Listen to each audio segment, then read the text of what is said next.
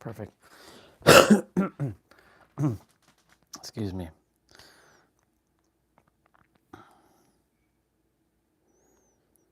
Test, test, test. 1, 2, 3. Test, test, test. 1, 2, 3. Very good.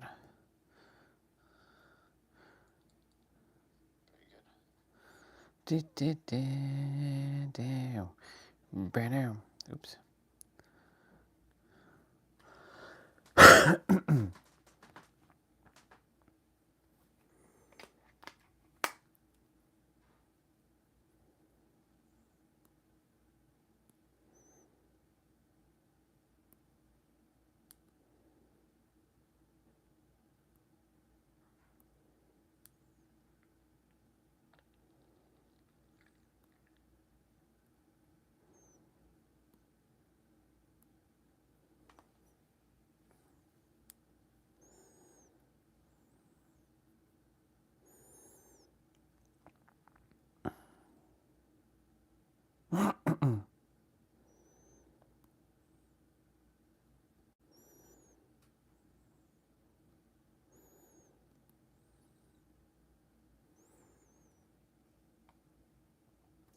Interesting. That means someone else is here.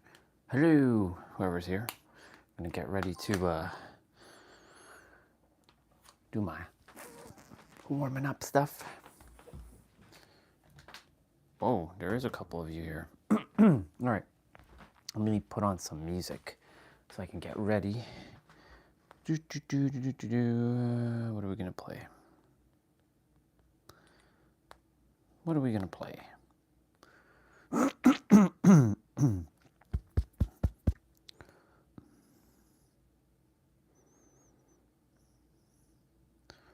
Something that is the hyperbolic time chamber? Sure. Hyperbolic time chamber, where are you?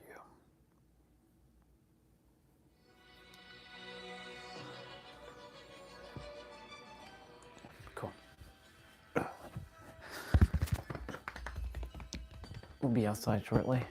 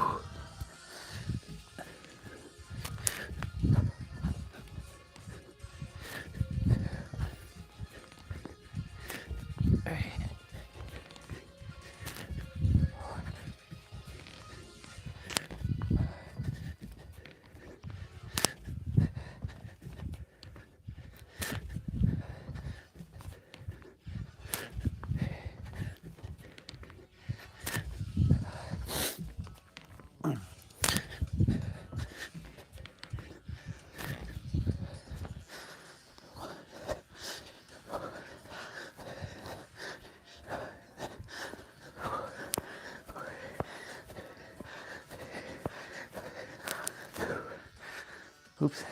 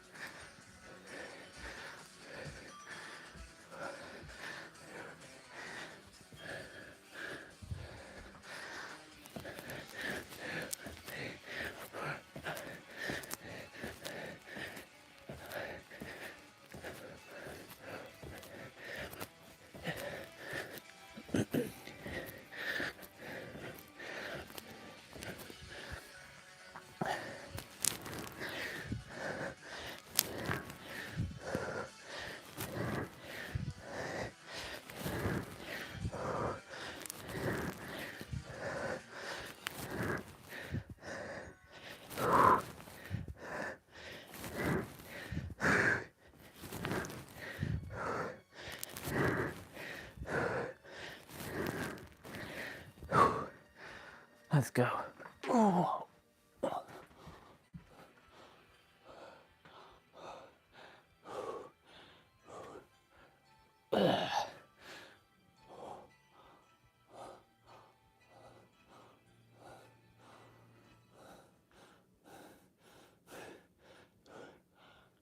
Oh.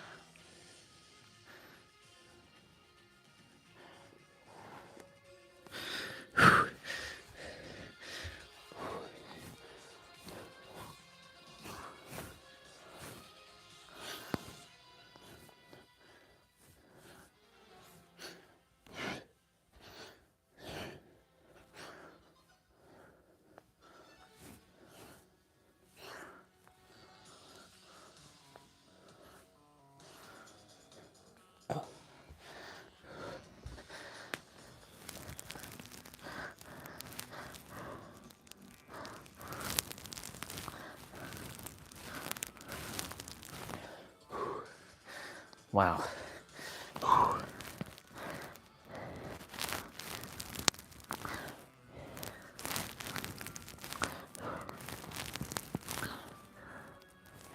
Oh. Crazy.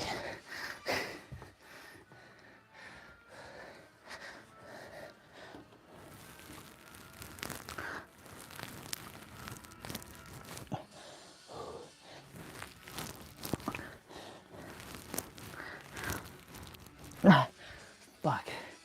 Whew.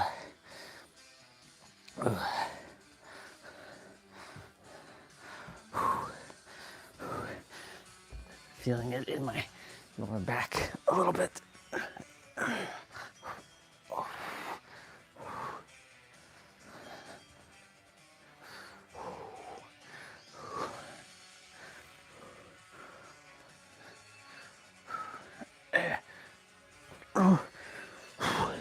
Let's go.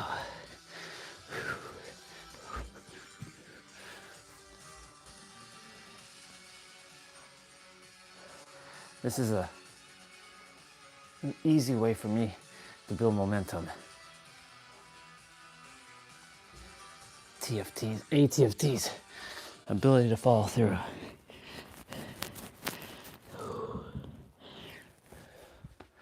Let's go.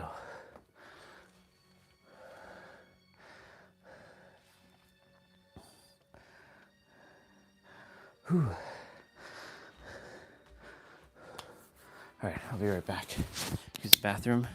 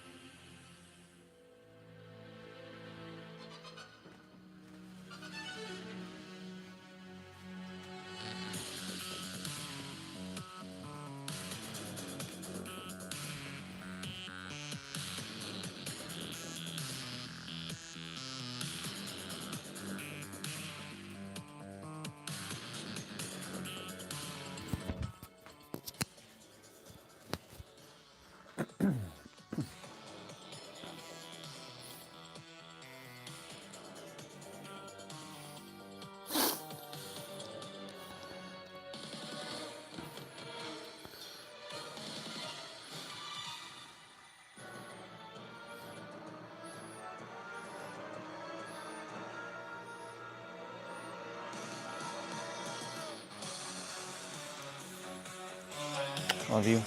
Proud of you. Appreciate you. Have an amazing day, babe.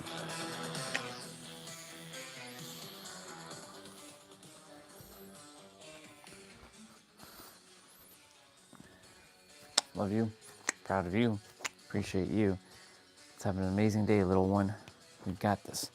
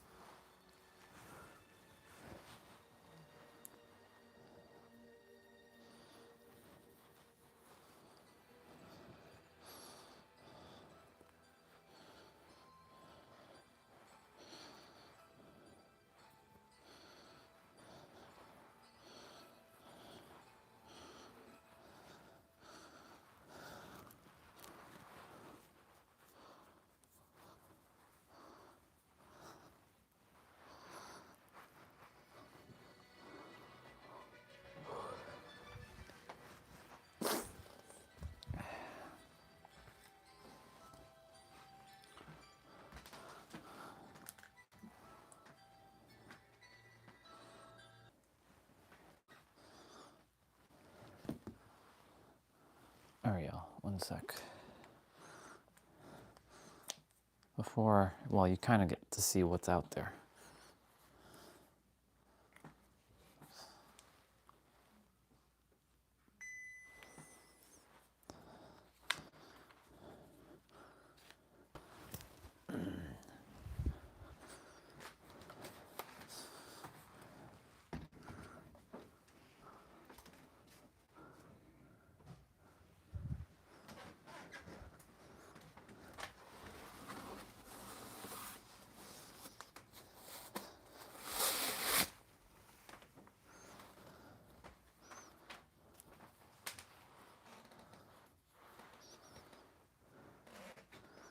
Okay.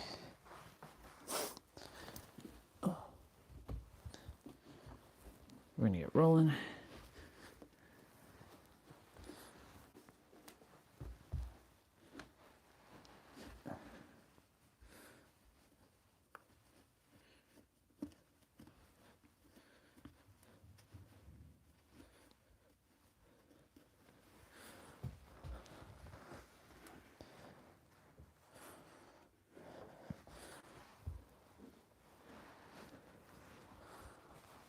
Okay, Google, turn off light. Hey. All right.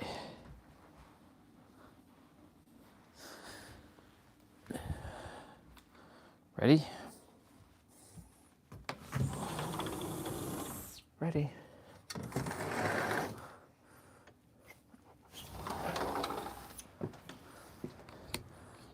Be prepared, y'all.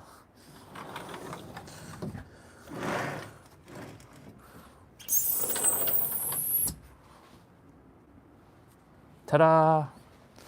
Welcome to winter, y'all.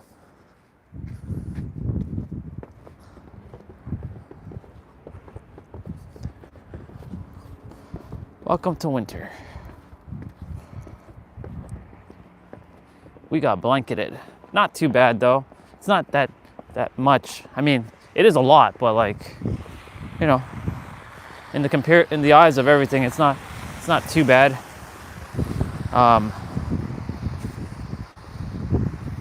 It's currently, it is snowing presently right now, but it's not too bad.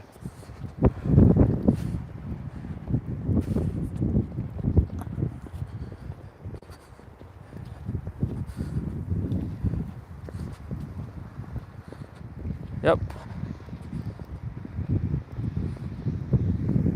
Morning.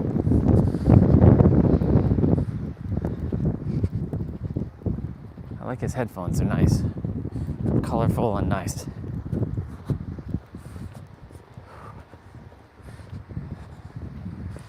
Yep. We're far away from Kansas now, y'all. It's funny.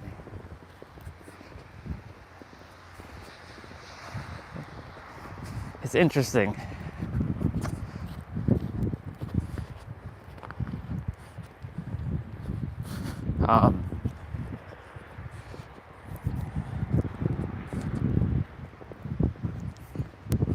It might be a potential shorter walk. Just wanted to go outside, get some fresh air, you know. But I'm grateful that I'm going outside, because normally I would have been like, nah, I'm not going outside in this. Fuck that noise. This is proving to my subconscious that I'm a man of my word. When I say I'm going to do something, I follow through and I do it. You know what I'm saying? Yep. Winter Wonderland, y'all. Winter Wonderland.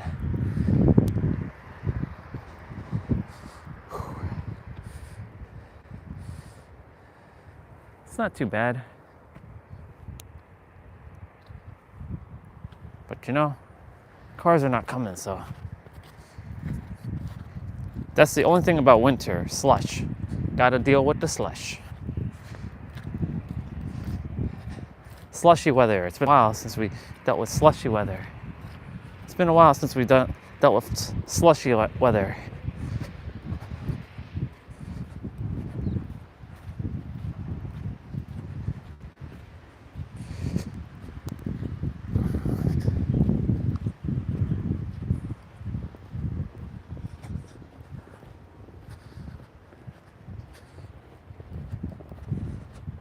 In comparison to what some other places got, this is like, this is nothing. We've dealt with a lot worse. Apparently it might snow all day. I'm gonna go straight. I'll go straight.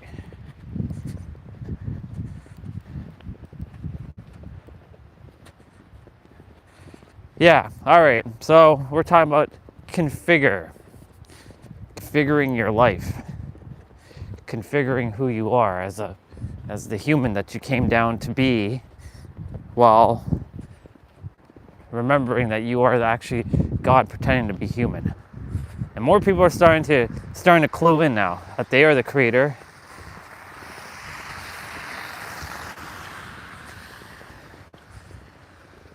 And they're regaining back their sovereignty. But there is a little bit of a catch-22 with this.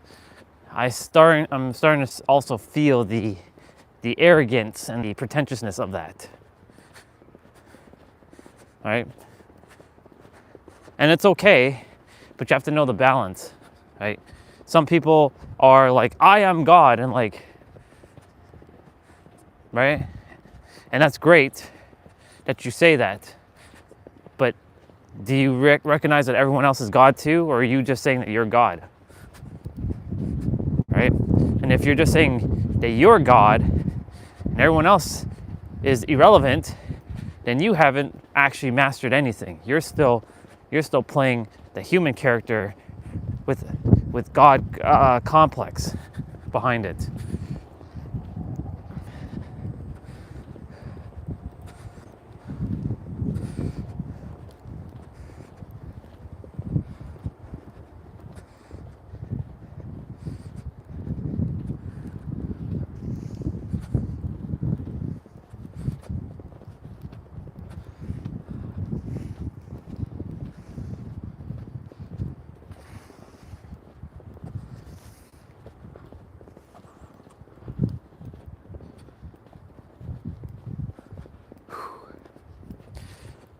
So that's what I'm saying. Like, if you have mastered yourself and you see that you and others are sentient as one, no matter what it is, and seeing all life as sentient, you have configured your life accordingly, and effectively and accurately to that of what the Creator desired, seeing all things as one thing. Look, I'm leaving tracks, y'all. I'm leaving my tracks. Those are my tracks right there.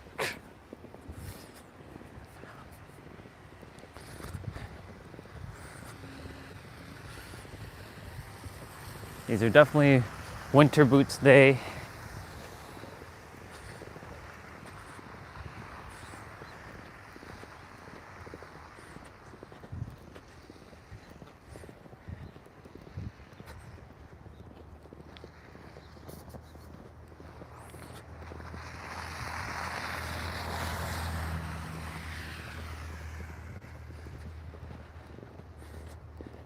Somebody else left their tracks.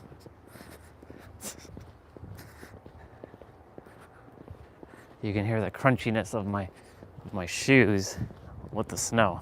Crunch, crunch, crunch. Yeah. So when you configured your life to that of the Creator and big and seeing other humans as the Creator as well, sentient, equal, one as well, and knowing that it's not just them, but like birds, dogs, cats, insects, mammals, fish, like they too are also God, and not just any other life that it has that's breathing and it's alive, like things that are inanimate, the trees, the snow, like all of this is the Creator. It's all one thing.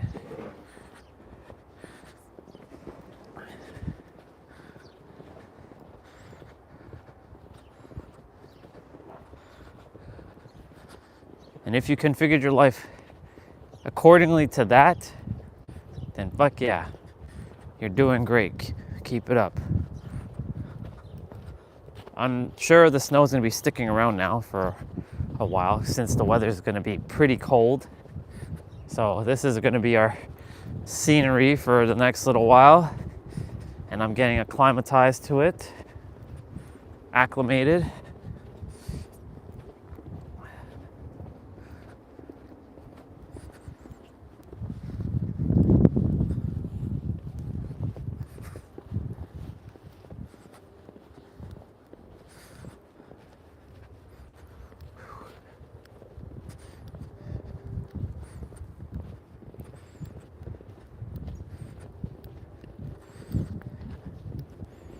Pretty proud of myself for taking this walk, because normally I would be like, yeah, screw this, I'm not taking a walk. It's winter, it's cold, don't like the snow, but complaining, that's cool, I like these things. Complaining is a corrosive energy. Complaining, worrying,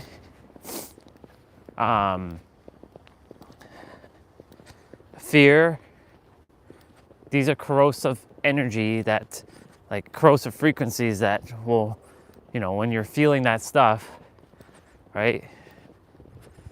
It's okay to feel these things. I'm not saying not to not feel these things, but just remember one thing: when you're feeling these things, don't feel it for, feel it as much as you can, but let it out. Don't let it linger. Process all of it and get it out. Because you're configuring your life in a way that's supposed to be advantageous for you.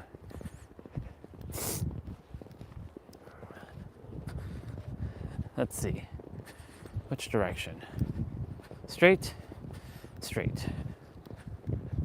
We'll go straight. Because when you're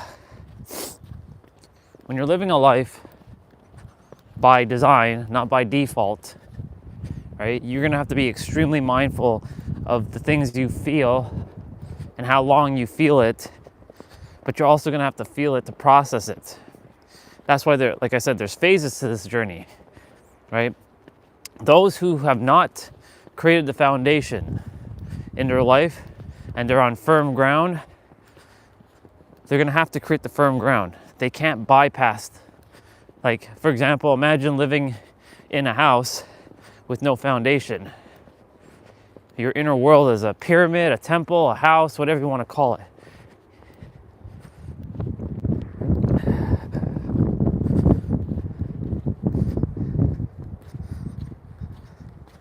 I'm gonna have to be mindful here.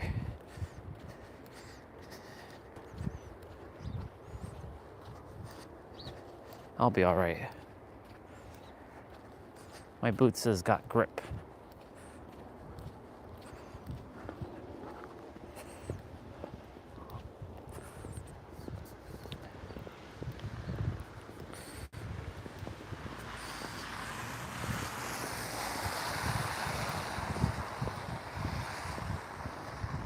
So I was saying, like,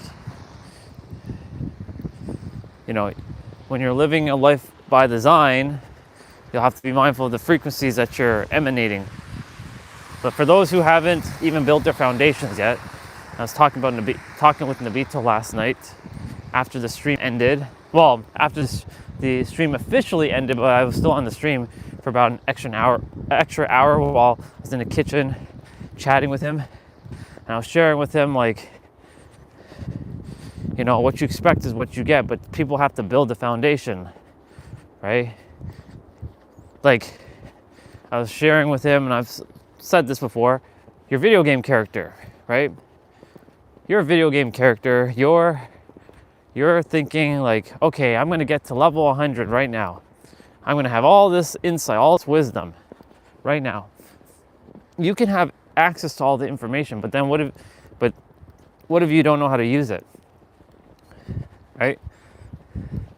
You won't have built the experience to handle it.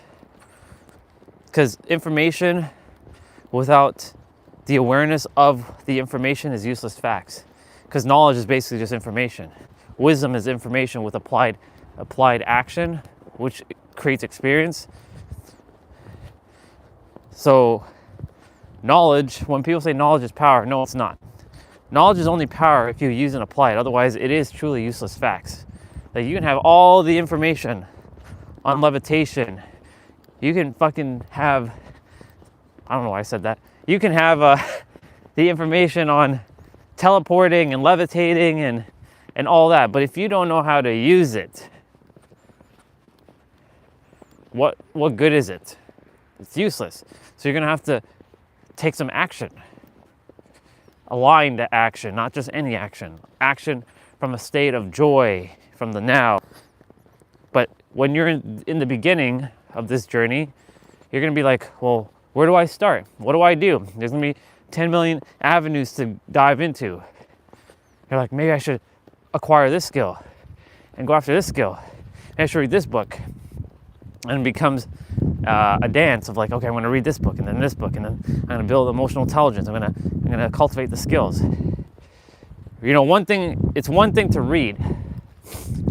It's a whole other thing to apply, because you can read all the books in the world, but if you don't apply it, it's irrelevant, right? The one thing I had to make sure of when I was going down this road was implementation, integration. There's a lot of people on this planet who have not integrated their wisdom, the information that they have. And there's a lot who have.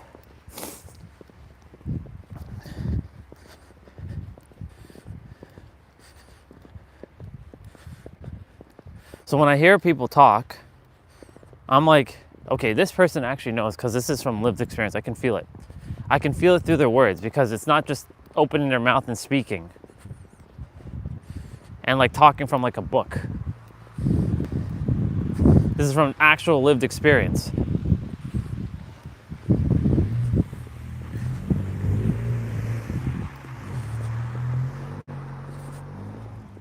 I'm glad I don't have my Supra in the physical right now. I wouldn't want it to get snowbound.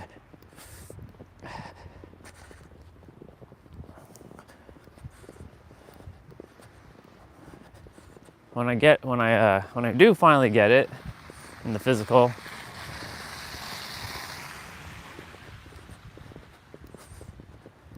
Gotta make sure it doesn't get hit with snow.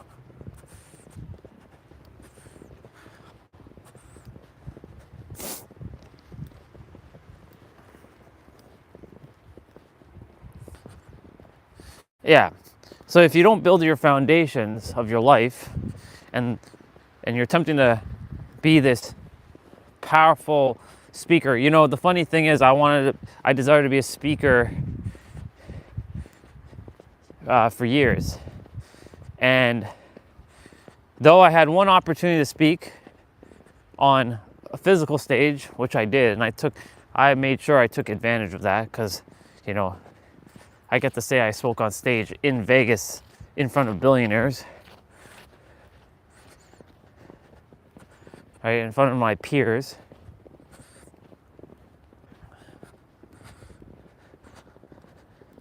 I'm also grateful that, like, I've been in preparation, but the thing is, there's only so much that you can prepare, like, because I've also said that, you know, there's over preparation, thinking you don't think like you have enough. So that's the foundation, really. When I come to the conclusion, the foundation to your life is knowing that you have enough information, knowing that you are enough, knowing that you were born enough, and knowing that is enough. Those are the 4 pillars. It's just being enough.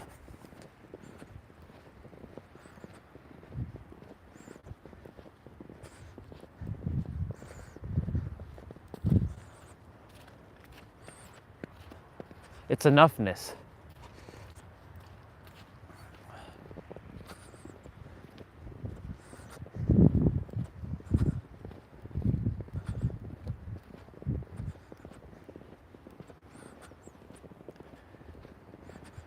But you have to configure your life to knowing that you're enough.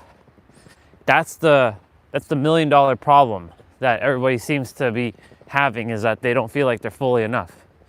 I can go to anybody right now and ask them, what is it that they desire? I can ask them, are you willing to speak on stage? Do you think you could do that?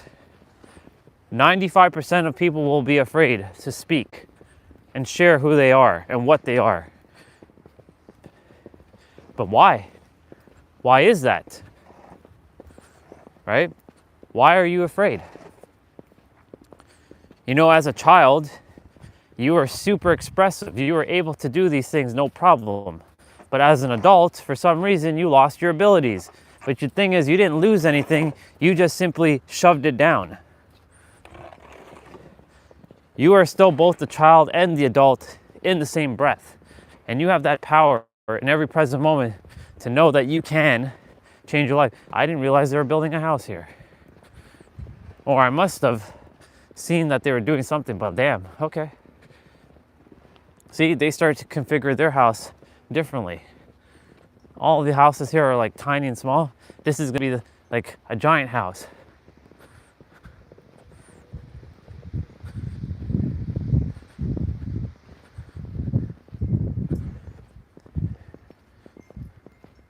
They're building on top of the previous foundation of the house that already was here. They just added to it.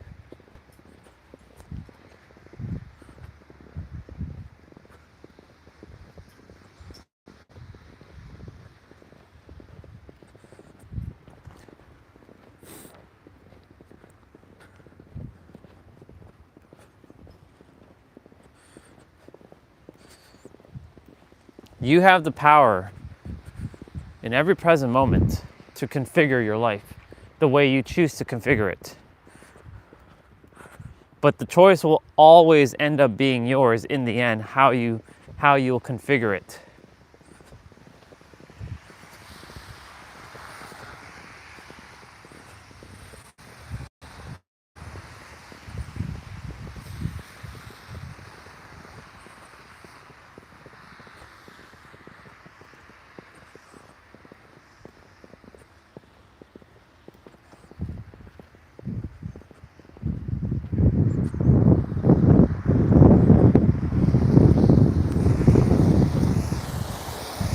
I can cross over. Slushy, slushy roads. Slushy, slushy roads.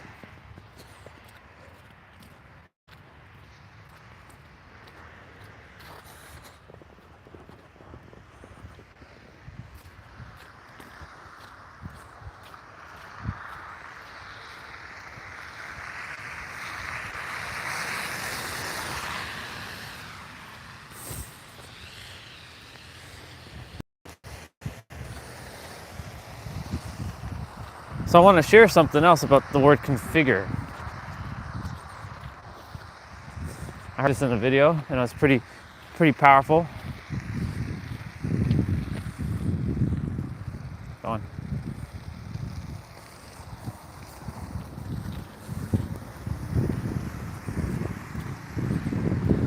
That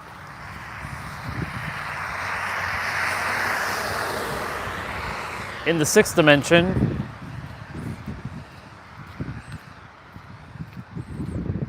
not even the fifth, but the sixth dimension,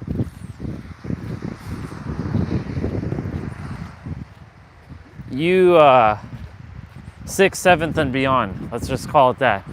In those dimensions, guess what you're doing? You're configuring your life before you get here. You're configuring the life that you're going to live and how you're going to live.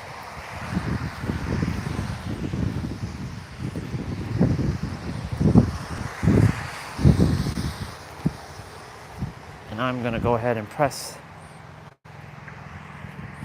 Nice. The slushes, the slushies, all the slushies. Slush, slush, slush.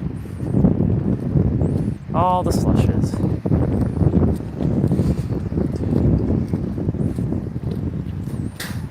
Slush, slush, slush. All right, we're gonna go this way.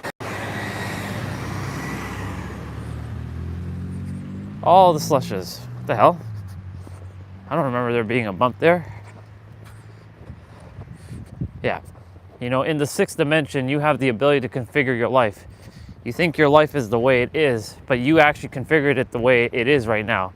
Because you are the one that has the power in every present moment to configure your life. Don't think that the world is doing this to you. It's actually you're doing it to yourself. So,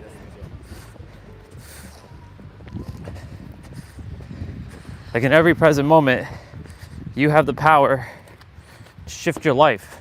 See, even my brother knows that. You have the power in every present moment to change your life.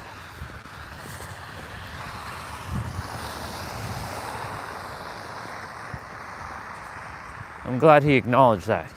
Not that I require that, but I'm glad that he's like, yeah.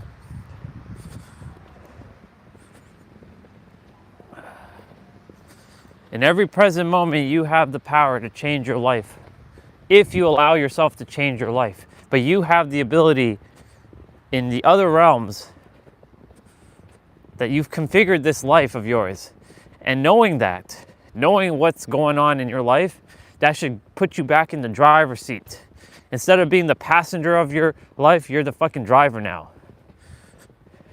You're in control in every present moment of your life. You think that these outside circumstances are by chance? Nope.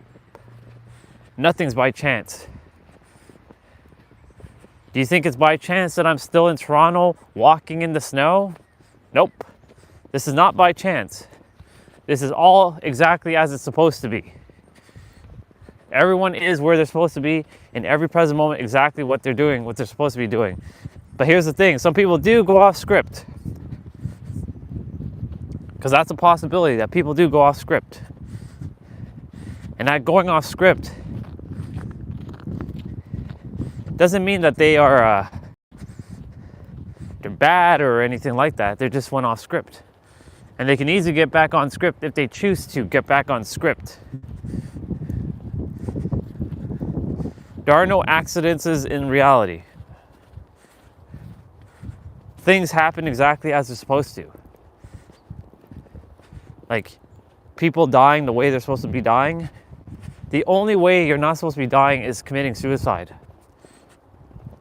When a soul commits suicide, because they chose a game that was too hard for them, because they didn't have the experiences and the fortitude to handle the game that they created, they get rehabilitated back in the other realm and see why they did what they did.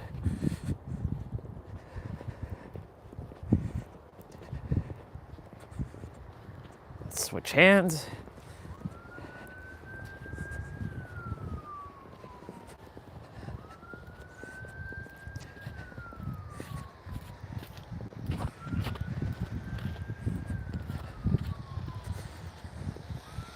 In every present moment that you have the power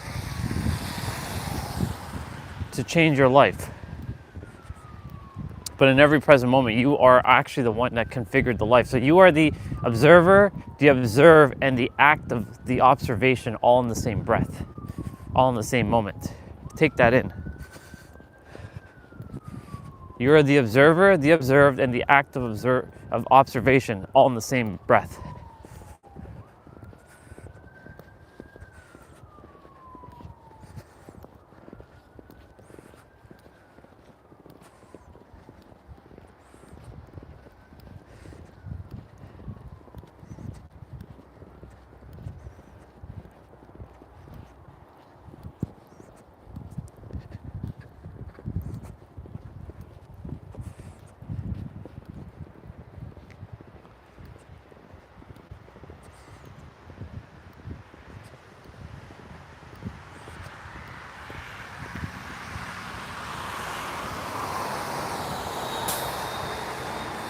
Starting to get a little cold,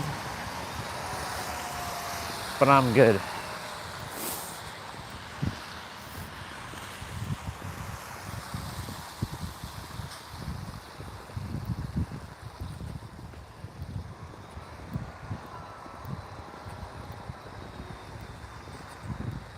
It's not too bad.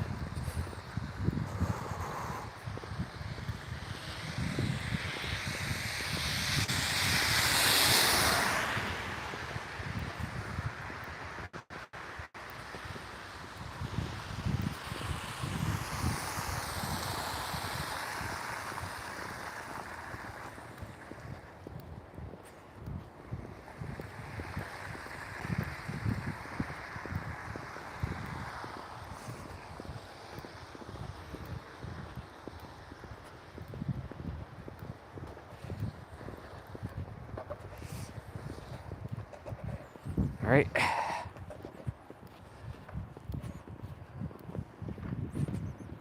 I brought my umbrella, but I didn't really have to bring it, to be honest.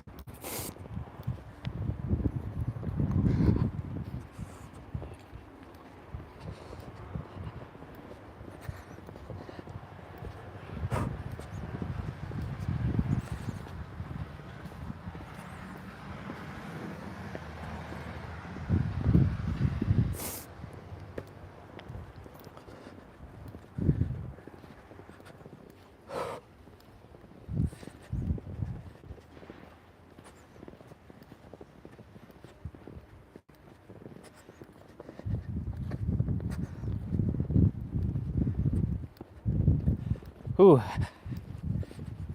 I'm hearing the third dimensional thinking mind complaining about the snow and why parents chose here. I'm like, hey, yo, dude, chill out. We're good. Stop that.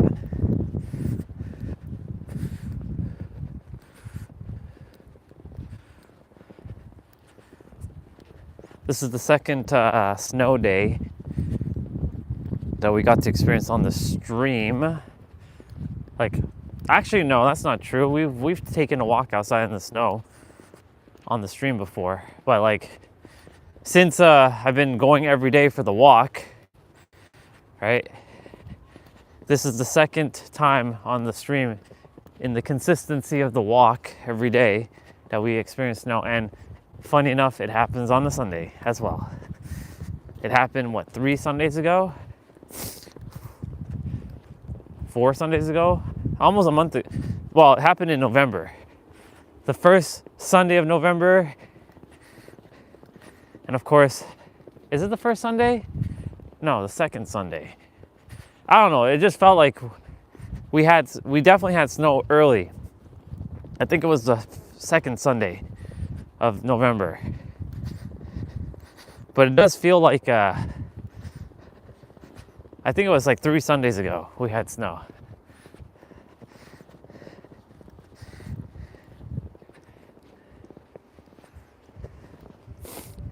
It's definitely interesting. The vibe is definitely different.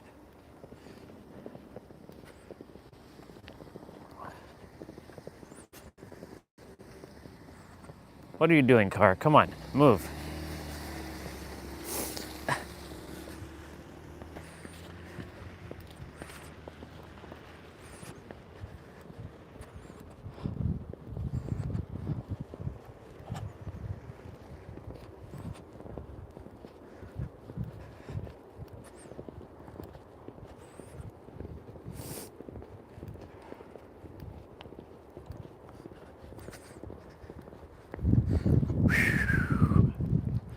Ooh, the wind.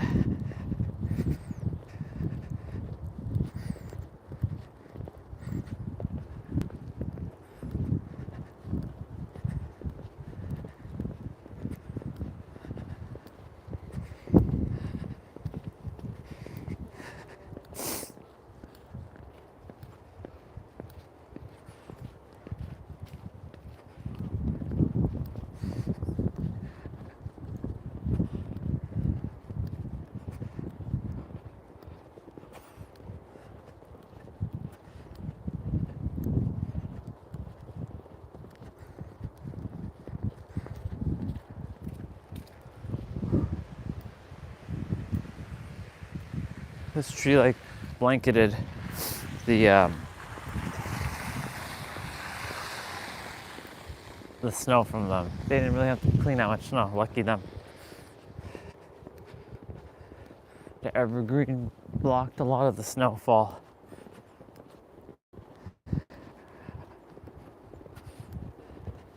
Switch hands.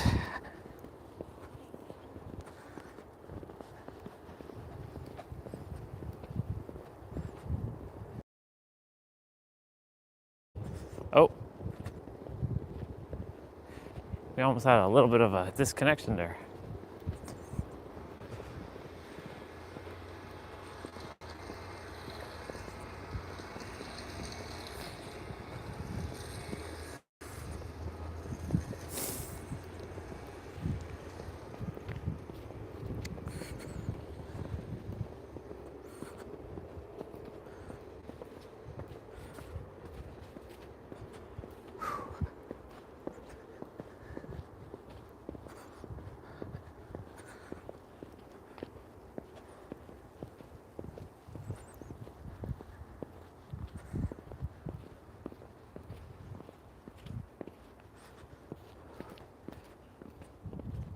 So yeah, I was talking about the sixth dimension. In the sixth and beyond, you are the one who configured your life the way it is.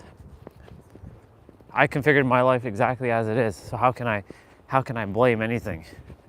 Even the winter that I'm in right now, the weather, the winter, the place. It was to master myself, set challenges.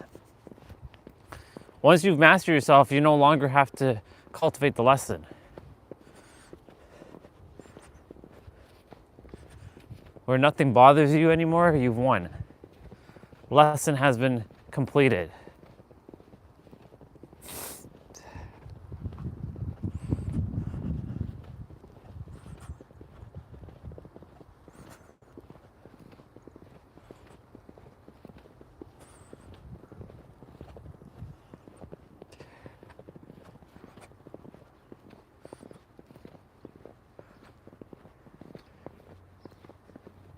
It's peaceful.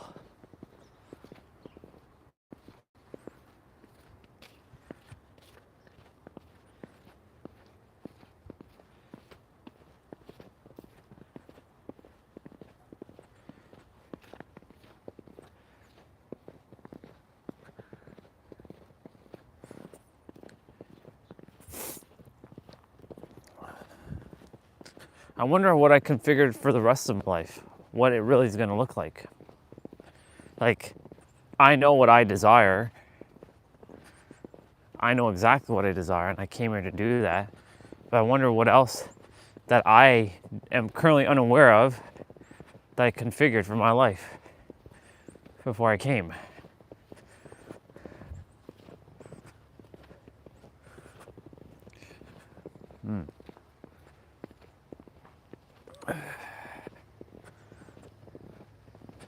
The people I'm supposed to be with,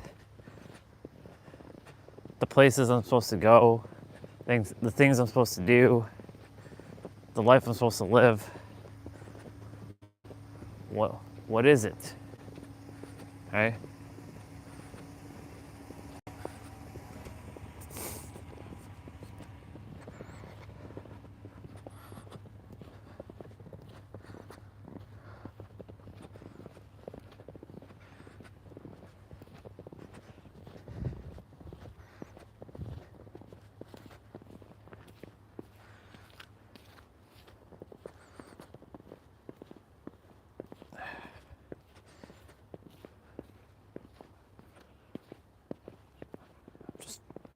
Basically trusting, that I will be leaving from Toronto soon.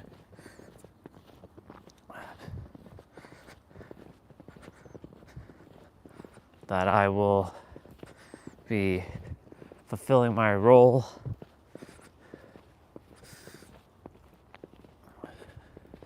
Because I didn't come here first of all to play small. And secondly, I didn't come here to not give it my all. Knowing what I know now, being aware of what I'm aware, my awareness now, yeah.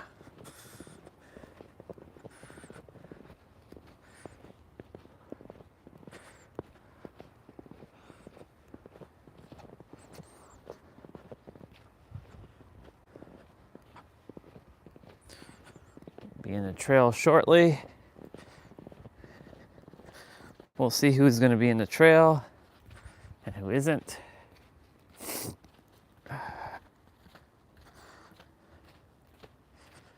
Might see Tom, might not see him.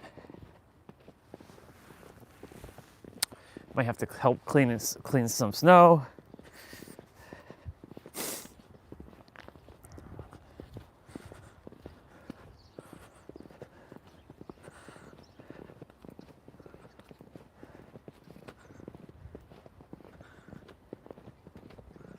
We'll see. We'll see.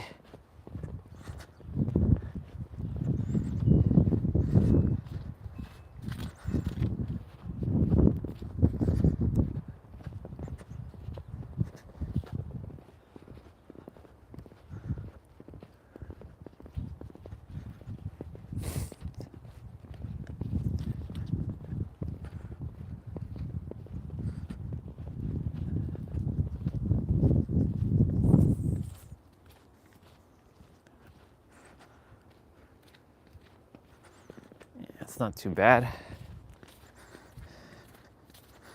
It's not too bad.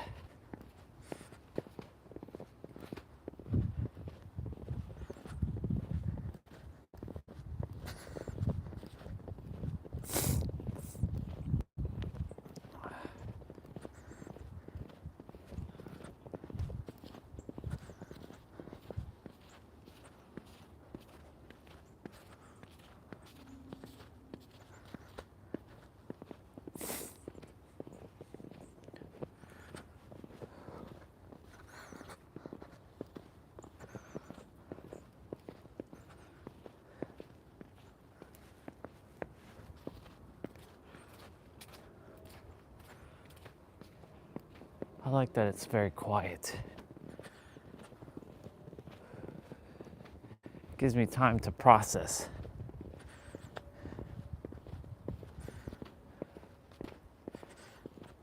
We should be seeing Nero's video today and Katie. They usually are releasing their videos around the same time on a Sunday.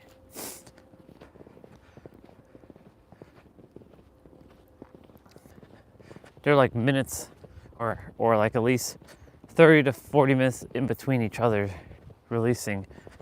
stuff.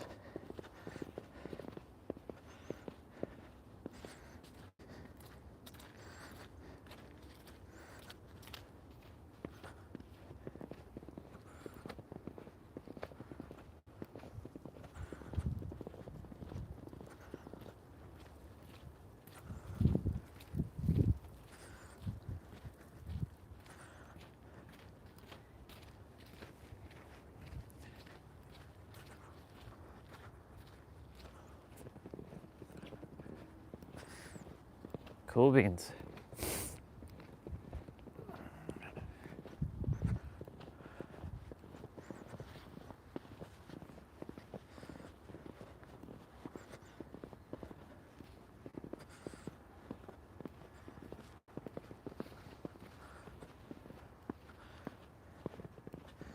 All right, here we are.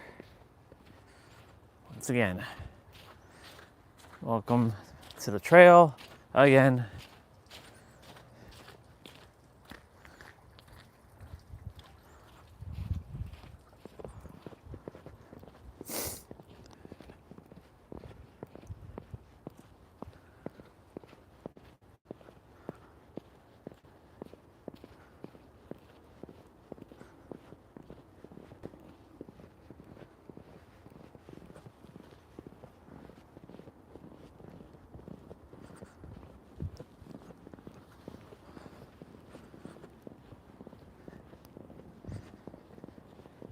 Oh.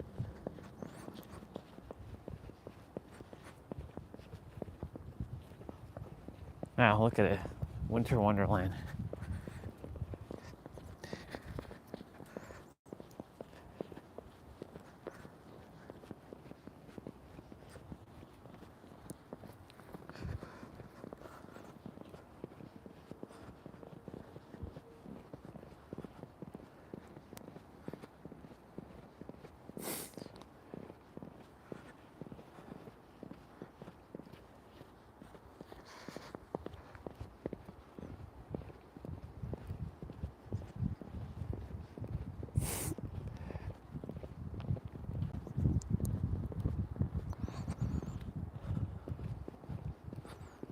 There's someone down here with their doggy. There's others down here.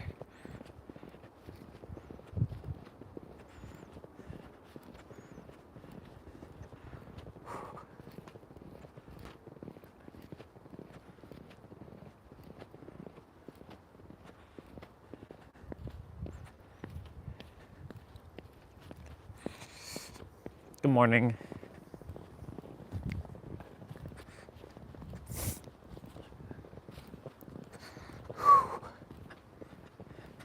Let's go. So the trail won't be clean throughout the winter. So we're the ones that has to make the trail at this point, right? Just following the footsteps of whoever left this trail. It's funny how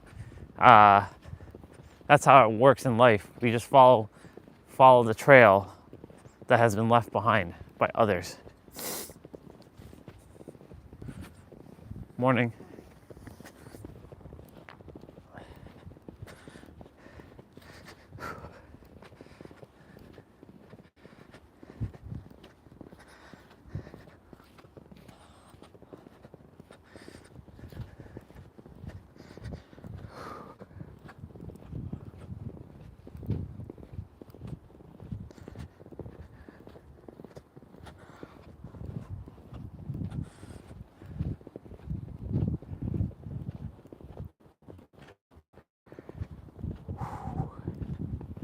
Okay, let's switch hands now.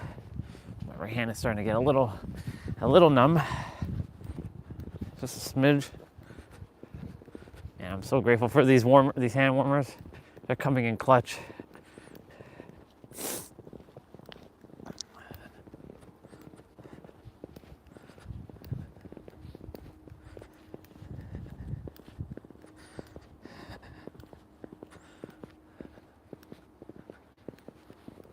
The Mortal Kombat force.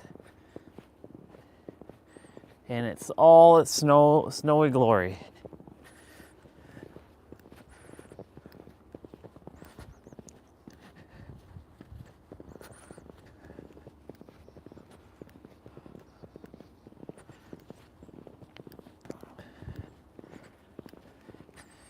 Want to hear something interesting? The foam barrier is at 75%.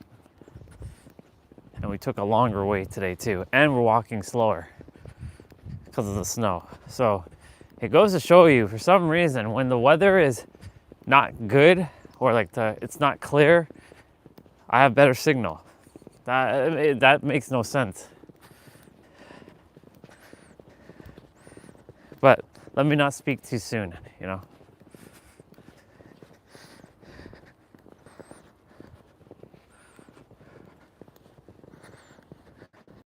I'll have to do my backwards bend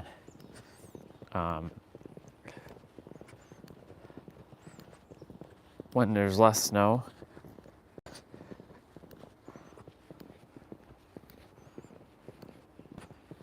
The path left behind by others. Walking the trail. You know, that's the thing about life. We follow each other. Some lead us astray, some lead us to what we should be doing.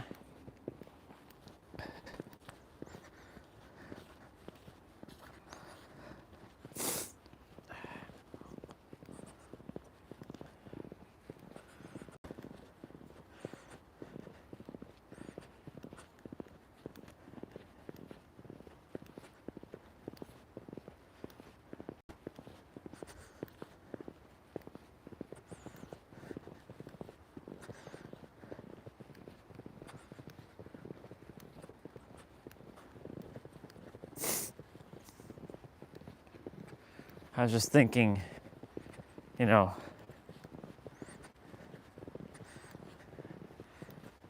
me making YouTube videos, I was like, I'm not really one to desire to make YouTube videos because it's not in my highest alignment. I like to live stream. It's where the true magic comes out. The magic comes out in live streaming. See, I spoke too soon. Phone battery's now at 70. I only walked a couple minutes there. Okay, let's be mindful here.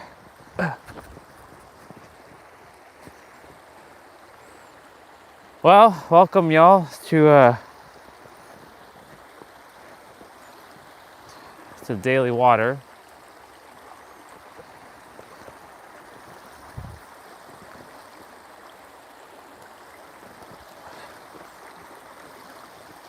Yeah, just stay here.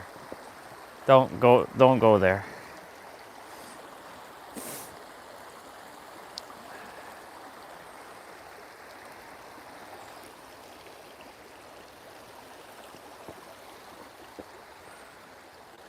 Wait a minute, why did I switch hands?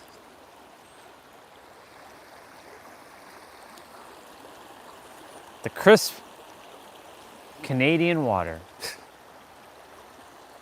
This is what we call the crisp Canadian water. Like some of it's frozen.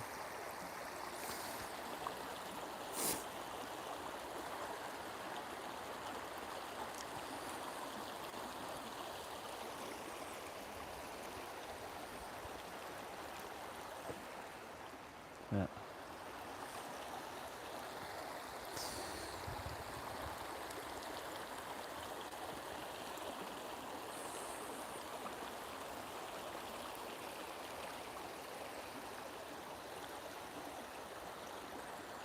Gotta take it all in, you know. There's gonna come a point where this will be the last.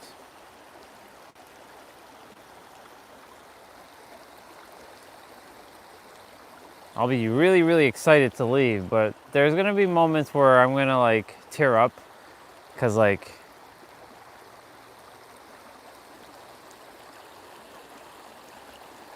yeah.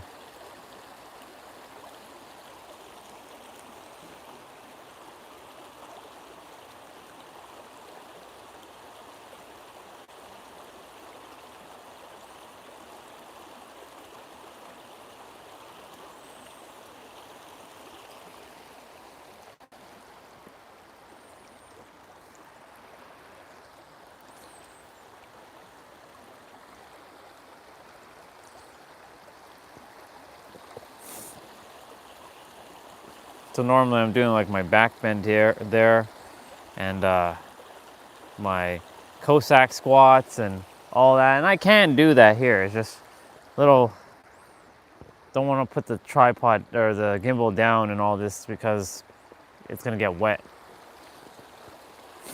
So, well, someone's finally here. They get to see snow. Hello, whoever's here.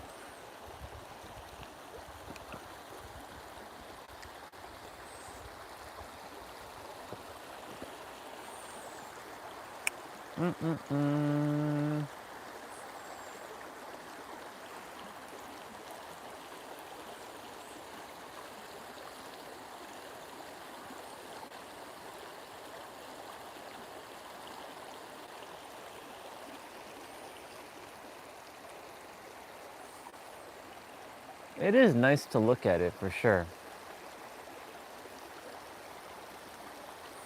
Just not having to deal with the extraness of like having to clean. That's, you know, if I don't have to clean snow, it's not too much of a problem. But when I have to clean it, you know, it's like, ugh, to do extra things that is unnecessary.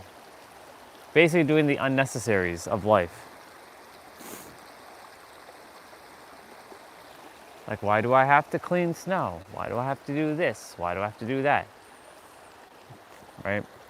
Anyways, no complaining. Nothing to complain about. Like I said, complaining is a corrosive energy.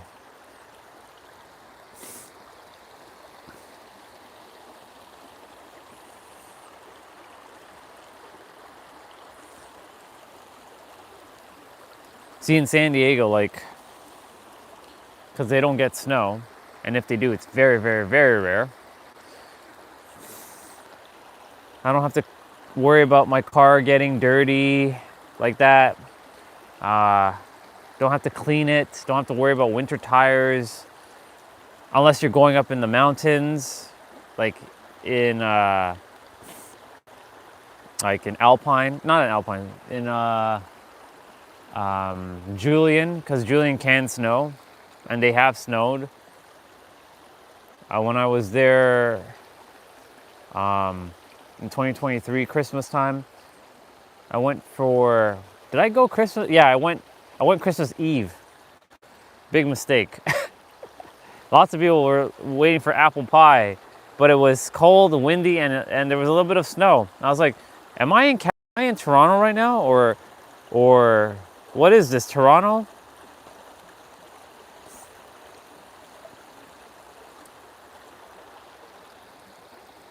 So it's interesting.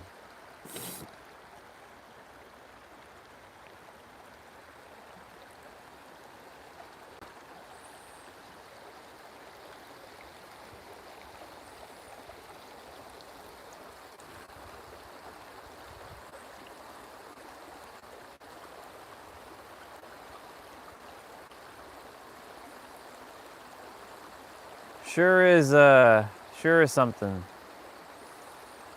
It's a sight to behold. I really trust that the parents fucking use the snowblower. What's the point of having a snowblower if you don't use it?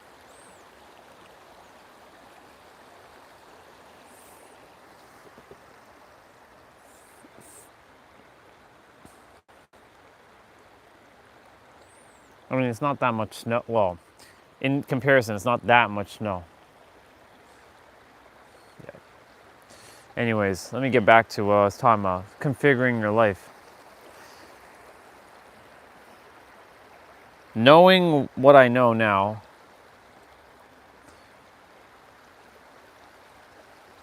that in every present moment that we can configure our life the way we choose to, it changes the game. Literally.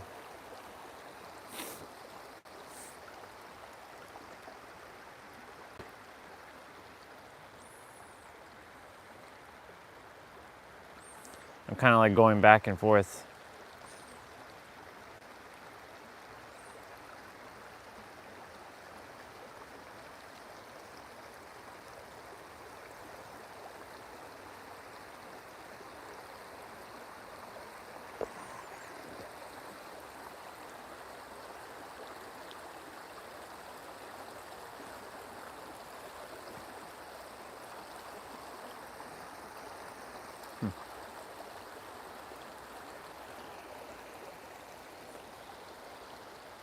Yep. Spend a couple more minutes here and then we're gonna roll.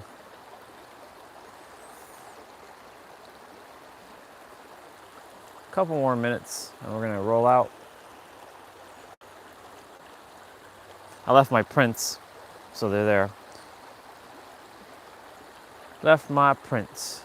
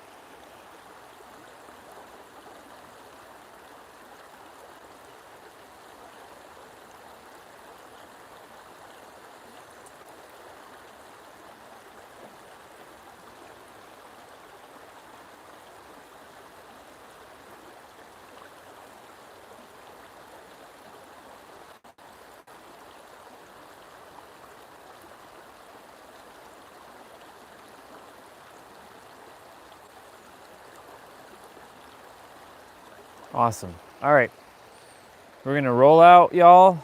Thank you, water, for just this little bit of time, but I'm grateful I got to spend a little bit of time here. Always grateful for all the lessons that I've been able to receive here. And I got to see this in winter time again for the second time during our walks. And yeah, I think I'll see you tomorrow, potentially. But who really knows? You never know. You never know. Because it is December, and apparently I might be taking a pause in December. But I don't really see the reason why I have to take a pause, to be quite honest. It takes no effort whatsoever. Okay, I gotta be mindful here. Oh yeah, there we go. Later, water. Bye.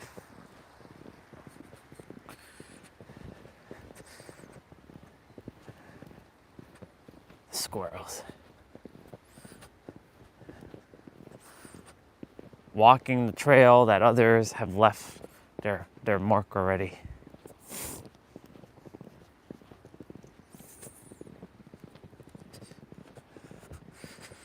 So for those who haven't seen it 2 or 3 Sundays ago, now you get to see the trail in winter time, fully. This is what it looks like in winter. You got to see spring, summer, fall, and winter.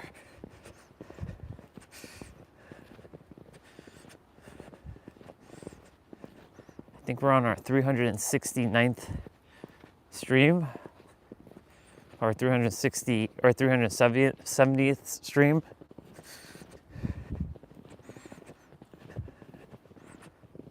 Yeah, currently right now I just don't know what the universe, what my higher self desires for me to do. Don't like feeling this like, what do I do? What do I do? Do I just continue to stream? Do I take December off and disappear for a while and go in my inner world all day and just lock myself in my inner world?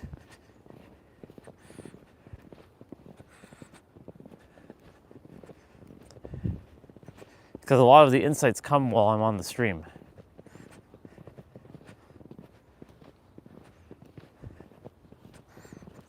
I don't see the reason to stop technically, but at the same time, like, you know.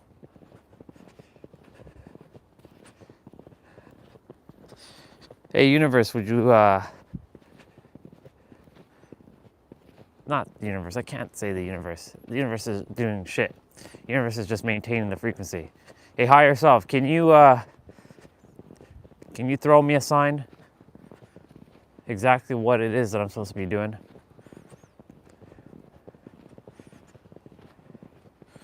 That way I can get to what I'm supposed to be doing, take the action, and go.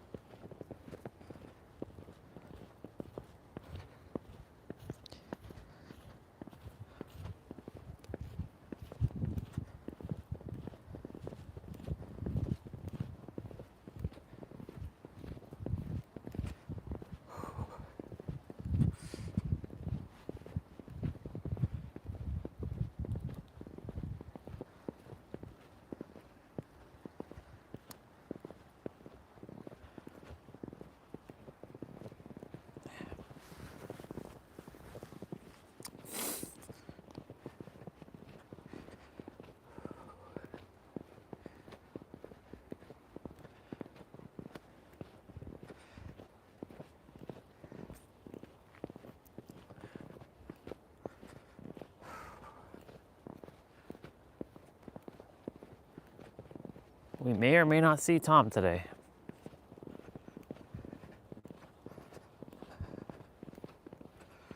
Okay, my right hand is numb AF. Let's switch. I'm really, really freaking grateful for these hand warmers.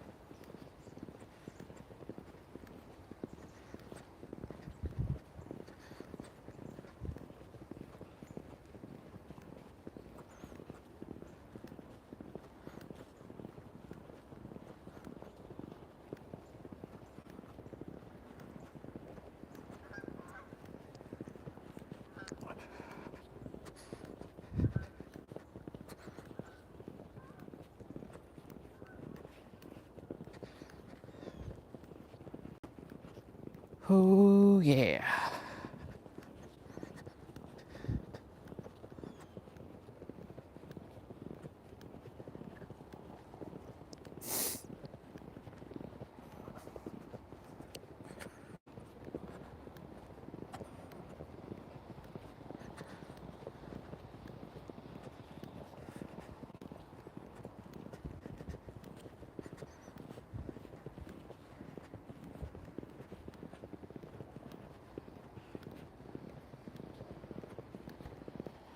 I'm just gonna take a moment to just take this in.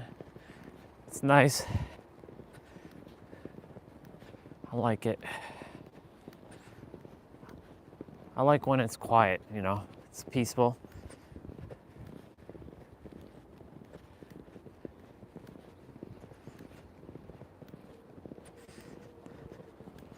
Oh yeah, today's cardio day, y'all.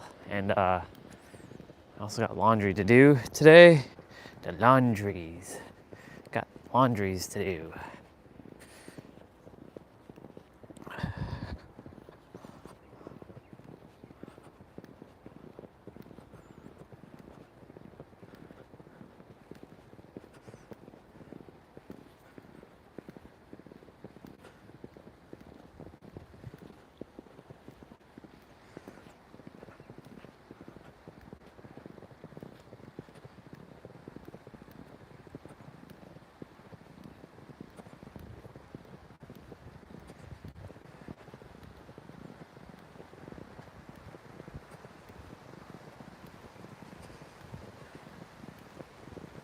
All right, y'all, practice love and authenticity. And maybe bravery as well, and courage, and all that.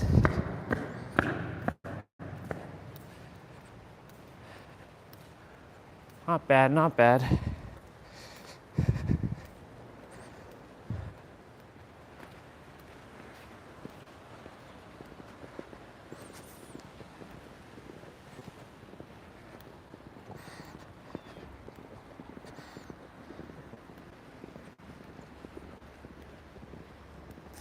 Yepers, yep.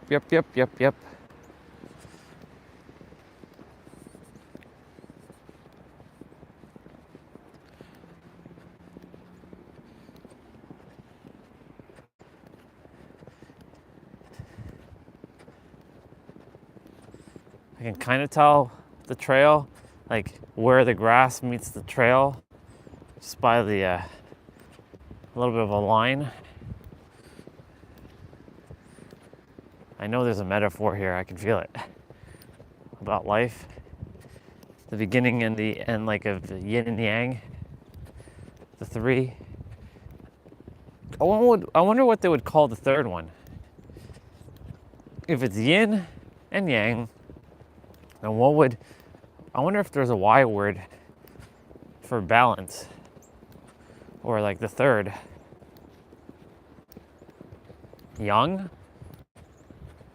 I don't know.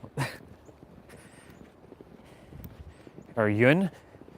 Yun, yang, yin, I don't know. Or maybe the fusion of yin yang.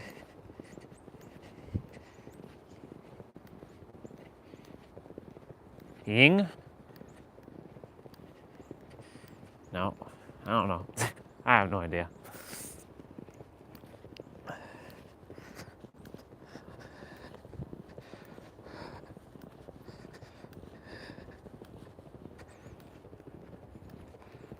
So, if Nabito was on, he was talking about doubt yesterday, and just a moment, like while I was walking, there's a little bit of doubt that showed up. Like, man, I'm still here. Like, why am I? But I was like, no, what are we doing? Stop that. We're infinite and abundant. We walk as if we already have it. None of this backpedaling bullshit. Absolute conviction. That's what it comes down to. Don't let the eyes get tripped up. Because that means that you're still adhering to the third. Then this character that I'm with still is adhering to the third. And I'm like, no, I'm beyond this character. I'm beyond the character and its capabilities. We all are. That's if you still identify as a character. I don't identify as this character anymore. I respect it. I love it, but I'm not the character. I'm not the vessel itself. I reside with the vessel. This is just a vessel that I'm using to navigate this third dimensional realm.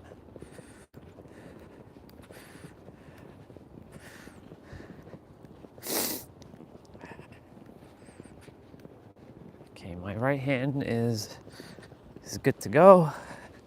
Switch.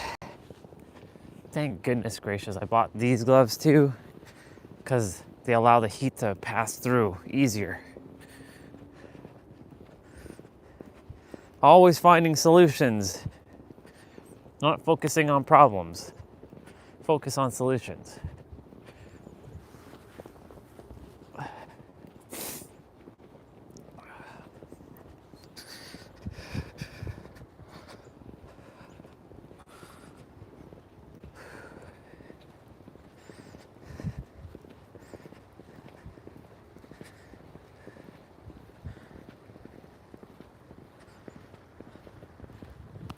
Ooh, I got dumped on some snow.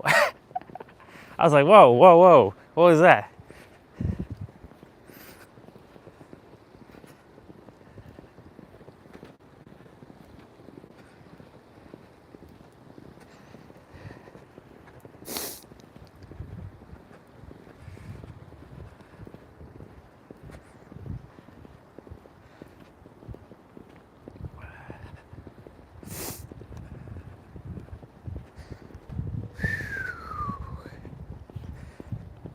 Well, it's almost December. It's the last day of November. November was an interesting month. It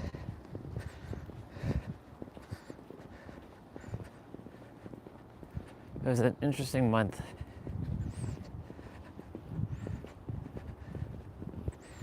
The weather and can't really say I got too much insights on in November. It's more of a confirmations, you know. It's more of like, okay, I've done that. Good morning. Good morning. Enjoy your day. Thank you.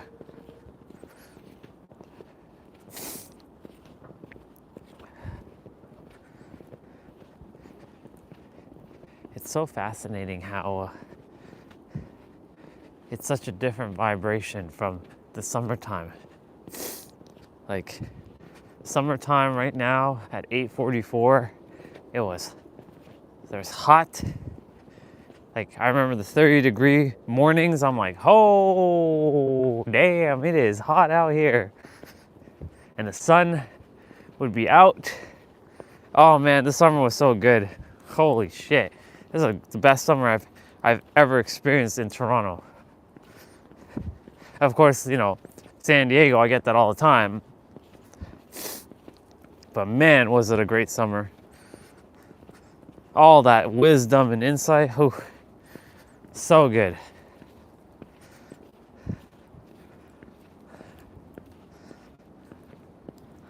Okay, so we're probably gonna get hit with some wetness here. Definitely, potentially over here.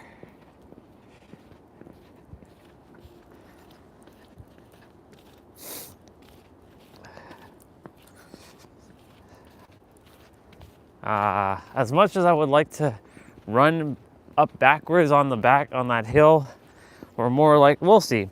I may do it. It's just, you know, it's kind of slippery. But I'm not gonna adhere to like, I'm gonna fall. Because, you know, that's what the character is like, but we're gonna fall, we shouldn't do it. Because the mind wants to keep you safe in every present moment. Right? But you gotta prove to your mind to like, you're gonna be all right. Don't worry, all is good.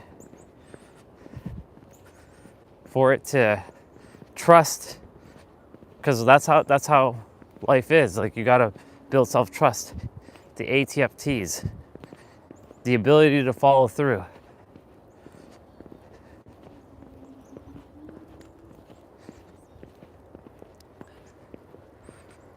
Once you follow through, it'll trust that you will take the action and you're safe.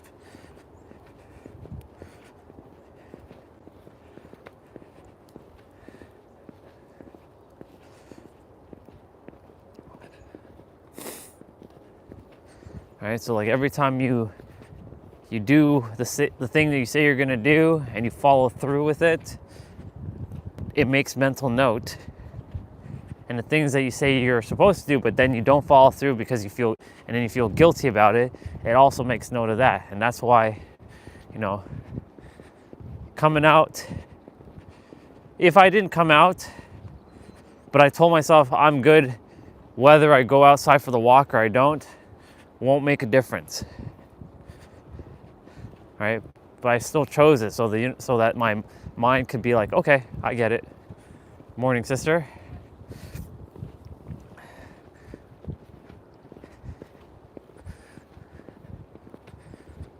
Yesterday was all green and now it's all white.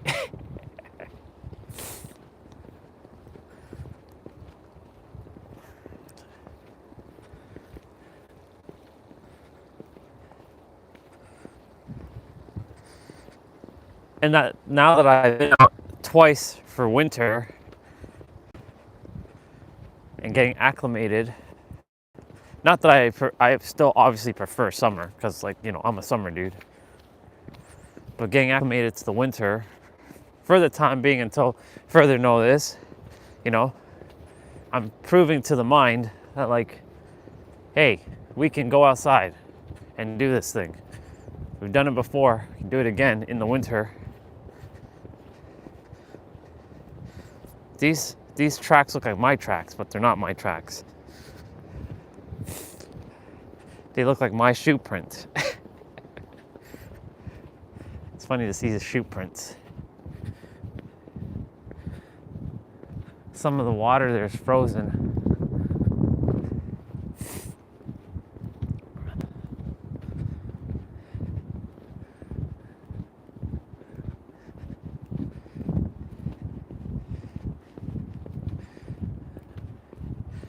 But I'm glad that I'm still taking my walks, because it's important to still, be outside. Like when I started streaming a year ago at this time, because now I can officially say that, I was staying more inside. I was inside majority of the time. We went out like 1 or 2 times, but I was like in the car. But then, like, not San Diego specifically, but when January hit and February hit and it was like cold and snowy, I wasn't going outside in the trail whatsoever.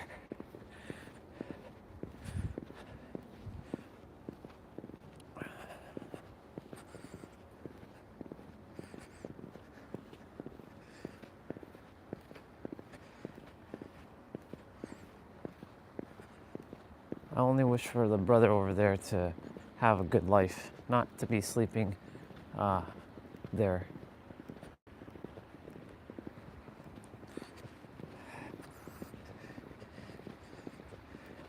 Sleeping in the cold like that? Yeah. Nobody deserves that. He didn't come here to suffer. That's why it fuels me up every time. Like when I see something like that, to remember that, like, everything's known in comparison.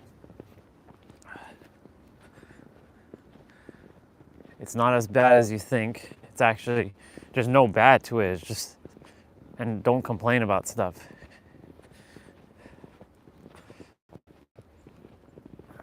Find the silver lining, the glass half full. Doesn't mean to be like uber positive all the time, right? And even when because there's a balance to this, because there was this is where I was attempting to find this equilibrium within myself, because I had spent so many years, I had configured my life.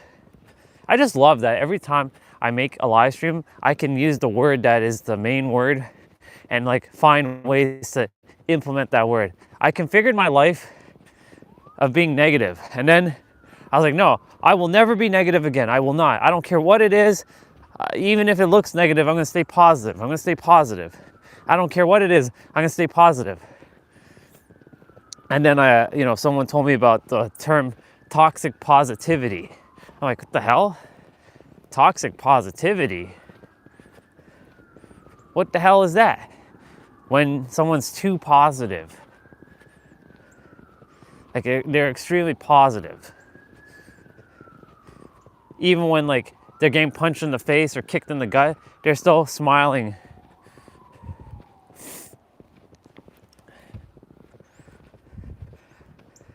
So I'm like, and when I heard that, because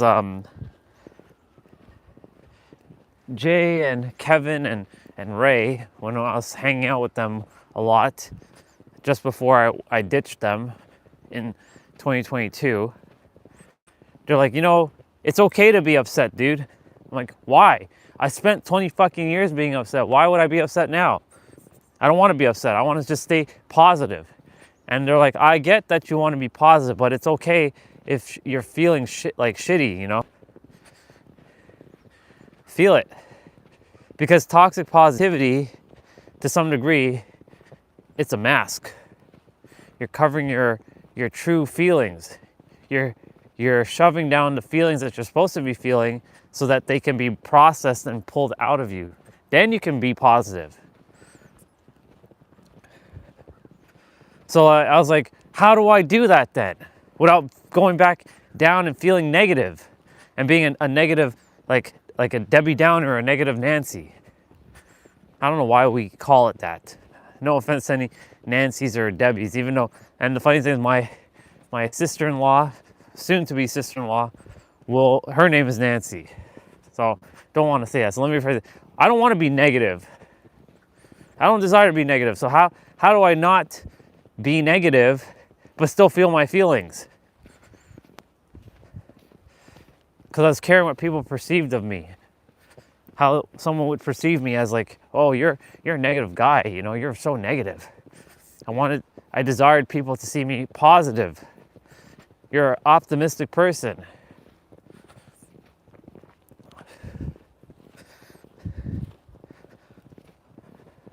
I was once pessimistic and realistic, like the third dimensional term of realistic.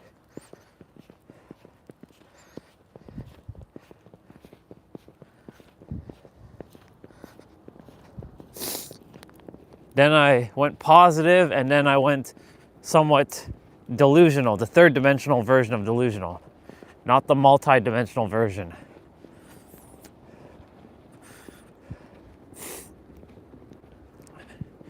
I was like, how the fuck do I configure my life then to be positive and like see the half glass full all the time, but if something is pissing me off, then how do I not get pissed off? Oh, you're gonna get triggered, you're gonna get triggered. Making sure when you're not getting pissed off, you're getting triggered. Because that's what a lot of people like to say. You're getting triggered, you have to heal your triggers if something's pissing you off.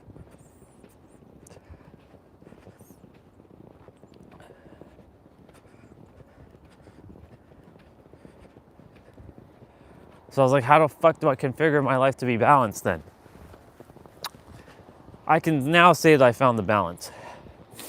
But it took a lot of very deep introspection to go within, face my deepest fears of being inadequate, being unworthy, feeling unseen, feeling invisible, feeling not good enough, feeling...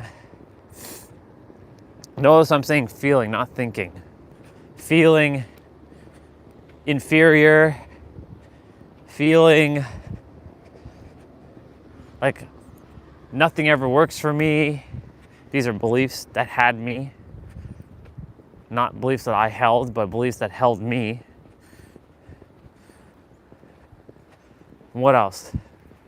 And any other range that was really like not worthy, like inferior, inadequate, just like not good enough to be with X person or this person or have this thing because it's not meant for me. 4 dangerous words, never say those words, not for me. Anything is for you, it just comes down to, is it in alignment? Ooh, it feels weird to walk on the pavement right now because I've been walking in the snow, and the snow has been quite interesting. Oh, we're back in the snow again.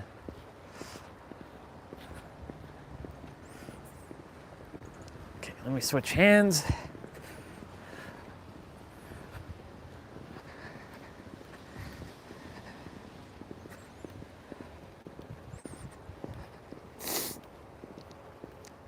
And how did I find the balance? Well, last year was the starting point, really, and I killed myself twice energetically. I put myself into a death meditation. I was in the casket. My feelings were, I just looked at them all like they were like fuses. Like, you know, those electrical panels? I saw all my feelings like a fuse that I can like switch on and off at will. Because, you know, the fuse panels, you can turn on the lights, you can turn them on and off. But I'm actually talking about, like, you know, those old school ones where you actually have to like switch the fuses, those little crystal thingies. I saw my feelings like that, as crystal things. And I looked at it, and they were all basically off. They were blank. One, and they had the labels. This one says anger. This one said sadness. I've never actually talked about this, and I'm glad I'm talking about it right now. This is good. Because it brought back into my conscious awareness. I saw it as, excuse me, ooh. Gas buildup? I guess it's whatever. I saw it as like anger, happiness, joy, sadness, depression, inadequate, inferior, confident. I saw all of those ranges of emotions. When I went into the death meditation, they were completely like blank. So it allowed me to see my life for what it was at the time. And then of course some lit back up, but I then turned them back off because I'm dead. I was laying in the casket. I floated out of the body of the casket. I saw myself laying in the casket, my hands on my heart. And I saw the people who were there, and they're talking. He was just a nice guy. That's it. He was a nice guy. He was negative for a lot of his years, but he changed his life around, but he was just a nice guy. And I was like, I'm not gonna be fucking remembered just being a nice guy. Fuck that noise. Nice is for, all right, let's see. Can we do this? We'll see. I don't know.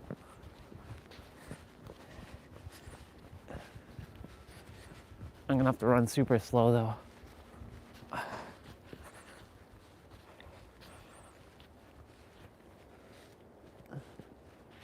Oh, no, I'm slipping. Okay. I wanted to walk backwards, but I'm slipping. Or run backwards. It's not happening. Like I'm sliding even going up. So what I'm gonna do at this point right here, once I get to that part, I'm gonna do a little bit of running backwards. That way I got a little bit in. That way I know I can't fall. Okay, now let's go.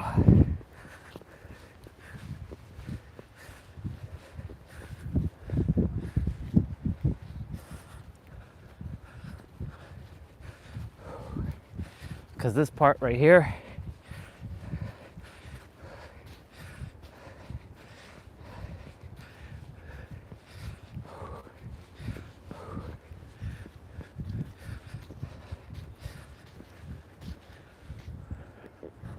yeah, we got a little bit in. Okay,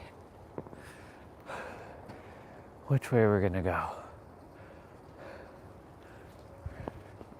Doesn't really matter at this point.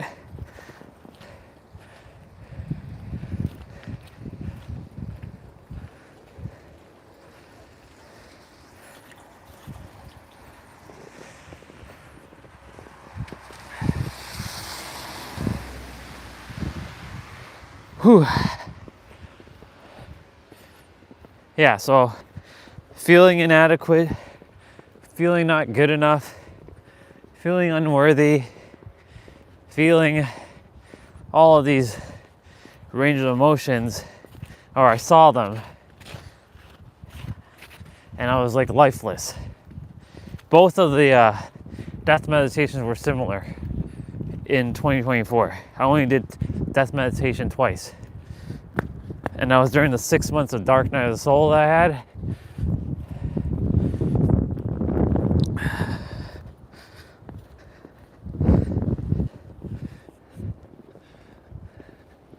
And basically after, low battery percentage just showed up. After I experienced all that and I woke back, like I got out of the meditation or just sitting and being, whatever you want to call it, I felt at peace.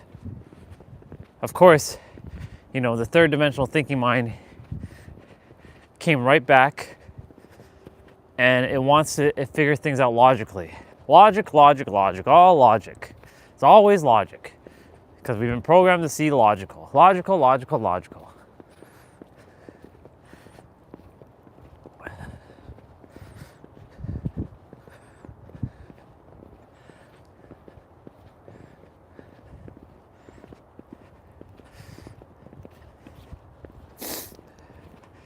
But after, you know, as soon as I got out of those death meditations, I felt this sense of like relief.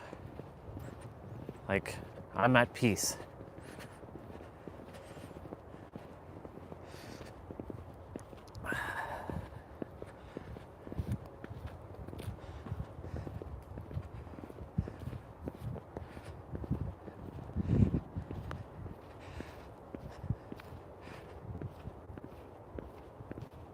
So getting back to what I was saying now, you know, I found the balance. It's all right to be pissed off.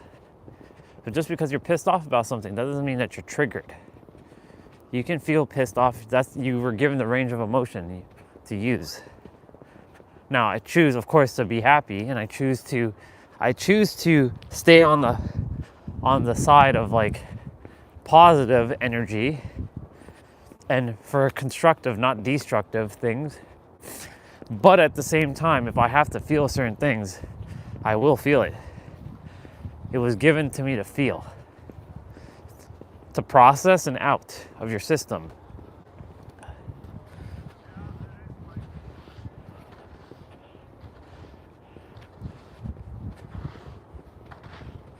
All right. We require one of those things. See, one of those things are pretty cool.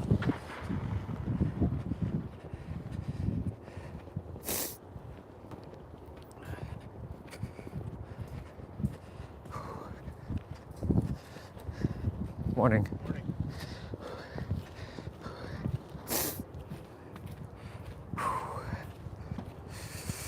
Whew.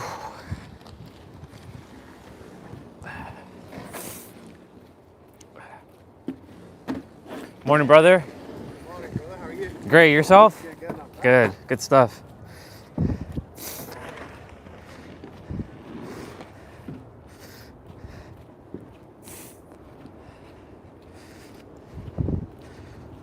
So I found the balance within myself to like, I know who I am, and it's okay if I get upset. It's okay if someone comes on some of my streams and likes to tell me something. I'll put them in their place.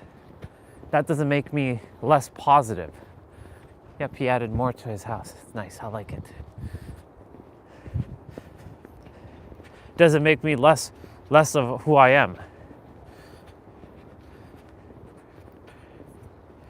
When you know you're the creator, right? Yes, always, you know, choose love as much as you can, but also choose authenticity, right? If you got to feel something, feel it. Feel it fully. Process it. Let it out. Yell it out if you have to. Scream it out. Do what you got to do. Right? Because, like, in the end, you were given those ranges of emotion to use. Release it. Let it go. Because it's meant for you to let go. Warning. It's not meant for you to hold on and keep it stuck and lingering inside of you. Because the more you keep it stuck and lingering and you don't process it, it will build up.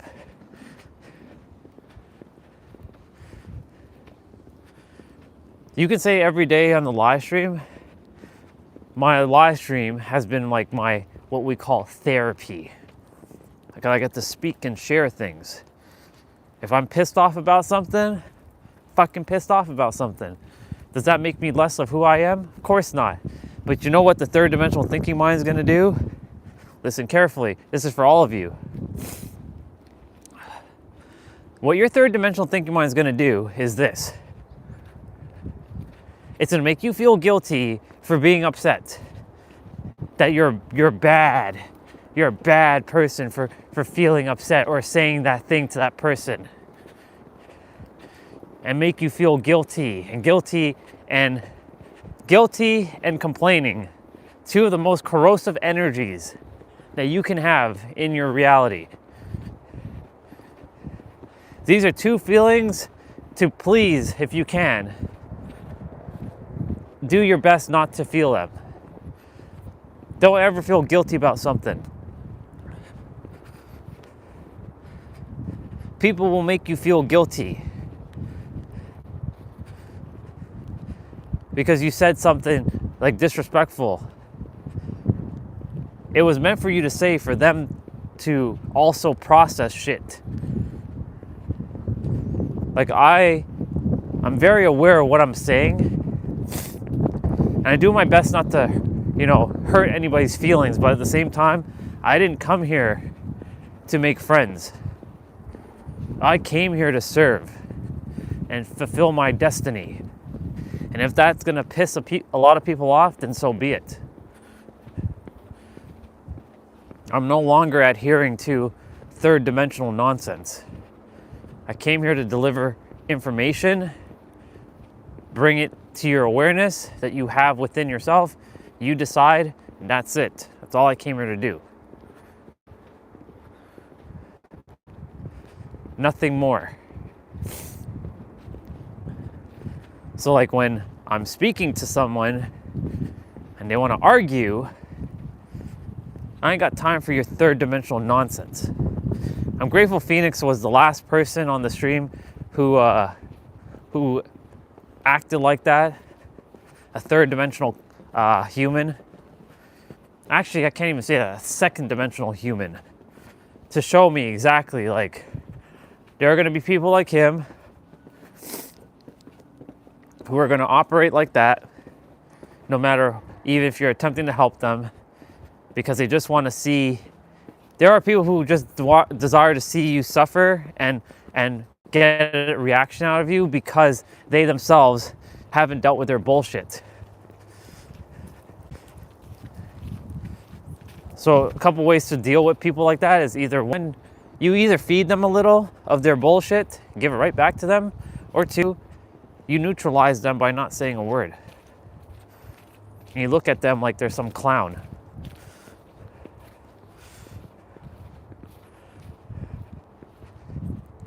Doesn't sound like a superhero of love calling somebody a clown. What, clown? Do you feel humiliated? I used to, that's the other one. That's a big word, humiliation. I will never make anybody feel like humiliation like I had. I've been humiliated a lot. But I will put someone in their place. You push me too far, I will put you in your place. I will pull out the supervillain of hate. I'll pull out the dark side. I'll pull out the Sephiroth version of me.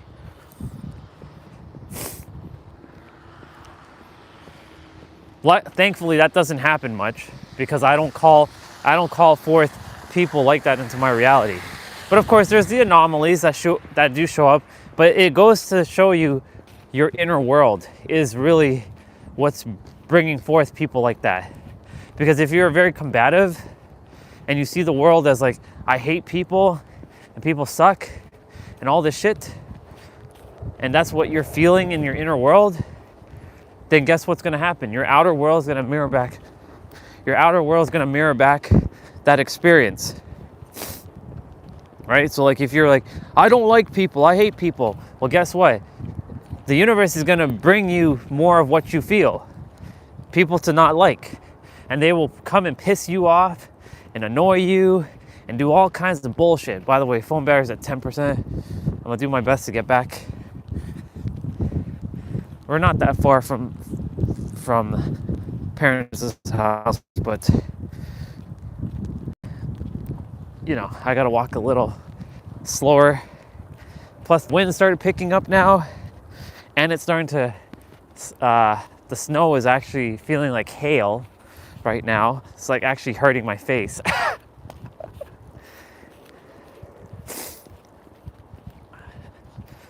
It's all good though. It's not the gentle snow. It's the snow that's kind of like ice clumps and just smacking my face right now. Right? But you see what I'm saying? Like, I changed my emotions for a moment, right? I'll put you in your place. I'll turn into the super villain of hate and I'll put you in your place. And then look what happened. Now I'm getting snow that's like hurting my face. It goes to show you what you see in your inner world is a byproduct, or what you get in your outer world is a byproduct of what you're feeling in your inner world. What you focus on, right? The famous Tony Robbins quote, where focus goes, energy flows. But he forgot one piece. And where it flows, it grows. And where it grows, it gets magnified and amplified. And then it solidifies and gets crystallized. And it gets normalized. And then becomes your reality. I literally just took his saying and made it even more powerful.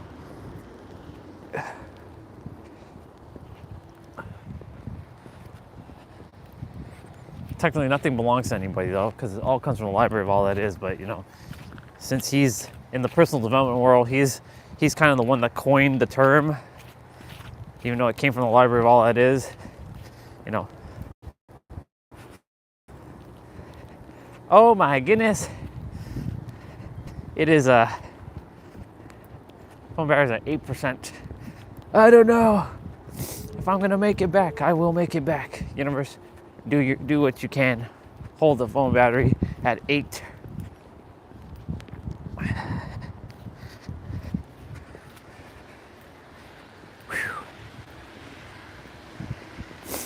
Ay, ay, ay.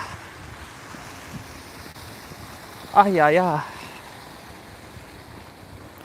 The last little bit of the walk became a little bit of an annoyance, because the snow is just like hitting my face right now with a little bit of pain. Little bit. Just a smidge bit of pain.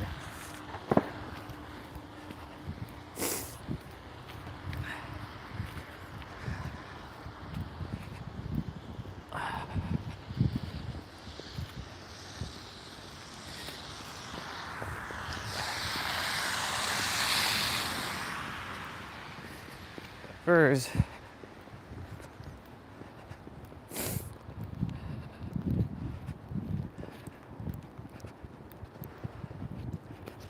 Let's go, let's go, let's go, let's go. Let's go. 7%.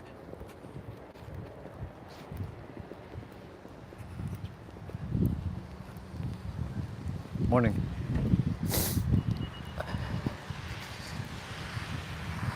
Seven percent.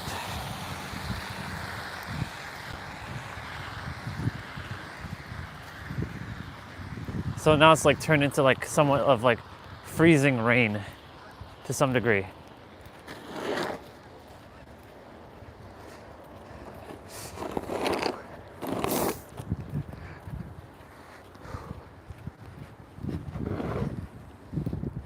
But it's melting.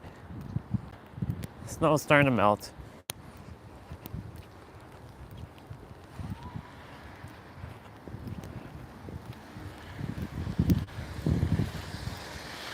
So actually now it's turning into rain.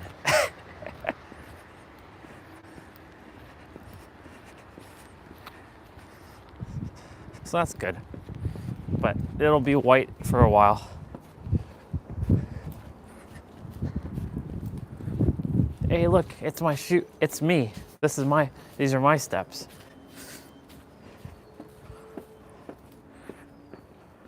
The table had snow on it and now it's just wet. See? I'm glad I did what I did. This is the reason why I wrapped shit up. I gotta kick out my shoe.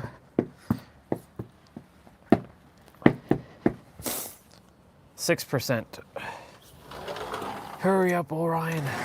Hurry up. Come on. Come on, dude.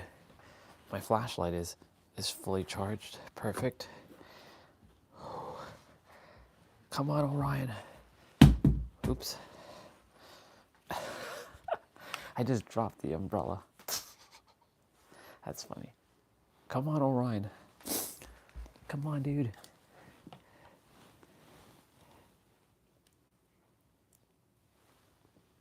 No, it's not charging.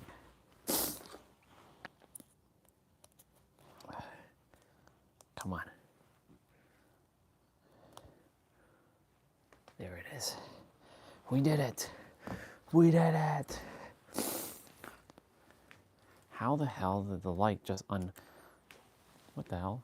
It's now having to charge again.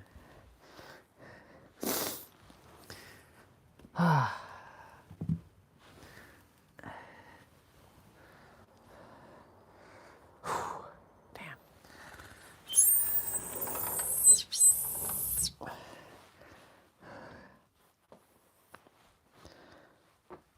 All right, let's go.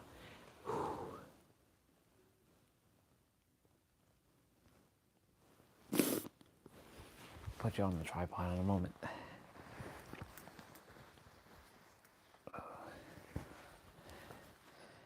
Oh man, the hand warmers are so good right now.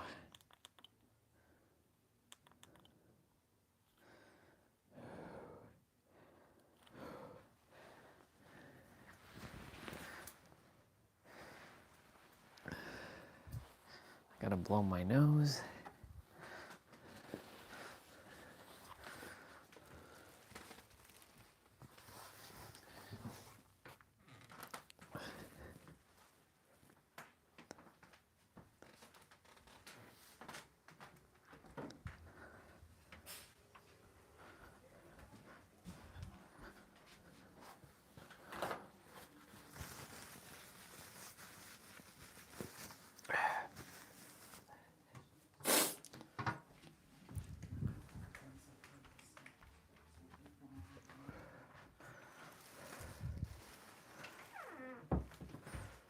Okay.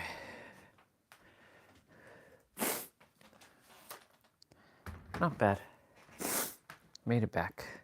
Made it back with enough phone battery.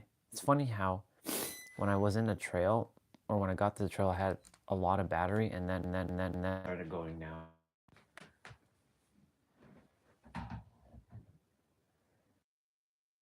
Charger. I was like, what the fuck is going on here?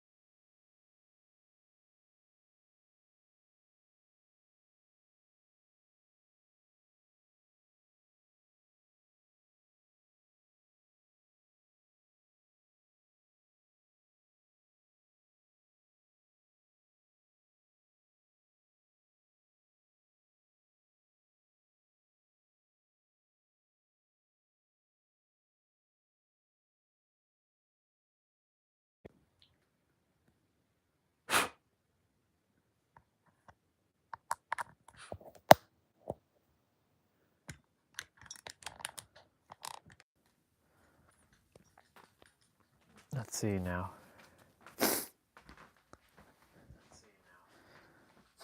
Test, 1, 2, 3.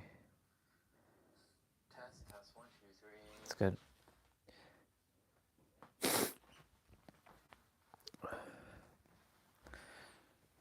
My flashlight. It's fully charged. This light is so good, you have no idea how good this thing is. Like, this is like my lifesaver in the nighttime. That was smart of me to have the magnet here. It's like at nighttime when I can't see something, I can turn on my light instead of like turning on this big ass light and like bothering my sleep. That little light is more than enough. So I took the umbrella out and I didn't even use it. Fun.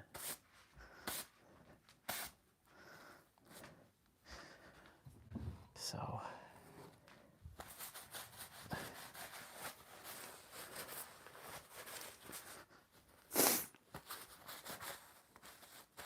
this has to go for wash anyways. So dry the gimbal.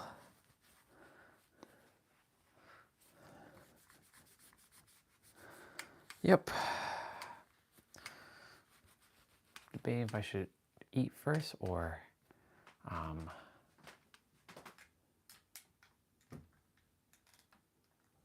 might eat first or nah. The fuck? I just had it charging. Come on, technology. What are you doing?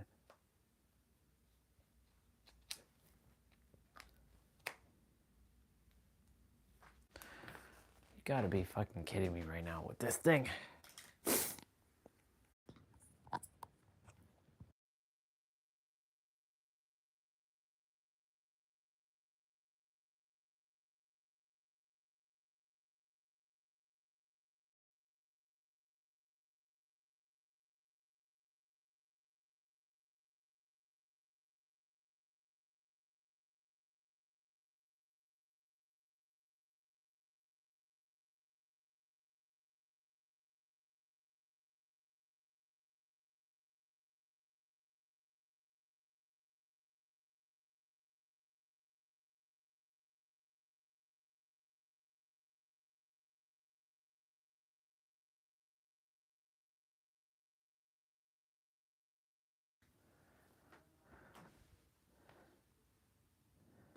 Test. Test. Test. Yep, we're good. Test. Test. Yep, we're good. Hey, Teebs.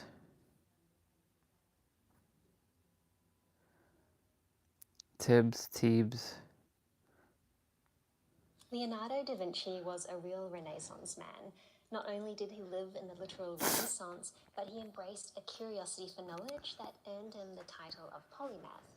Leonardo was not just a world-class painter, but also an inventor and scientist.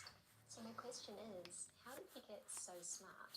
Scattered through his many notebooks, Leonardo left behind lists of the books he had read, and historians have painstakingly pieced those together. It turns out that Leonardo was an avid reader of all subjects, from cookbooks and romances to mathematical textbooks. Yep. I think the books Leonardo was reading reveal his unique approach to learning. So let's take a look at this. It's being open to all realms of possibilities. That's what made Leonardo interesting. It wasn't the hollowed halls of Italian universities that taught Leonardo to crave learning. Exactly. In fact, as the illegitimate son of a lawyer from the town of Vinci in Tuscany, Leonardo received no higher education and could not even fluently read Latin. To learn about the world that so deeply fascinated him, Leonardo took matters into his own hands and taught himself philosophy, religion, history, and science, thanks to one of the Renaissance's newest technologies, printed books. The Gutenberg press was invented in 1440 in Germany, only a few years before Leonardo was born. This press sparked a revolution by allowing knowledge to circulate at speeds never seen before, similar to the boom of the internet in the late 1990s, or even today's rapid expansion of generative AI. In his lifetime, Leonardo collected roughly 200 books in his own personal library, and that number might not rival the book hauls of today's booktubers, but back then it placed him as a early adopter of this new technology. That's pretty awesome.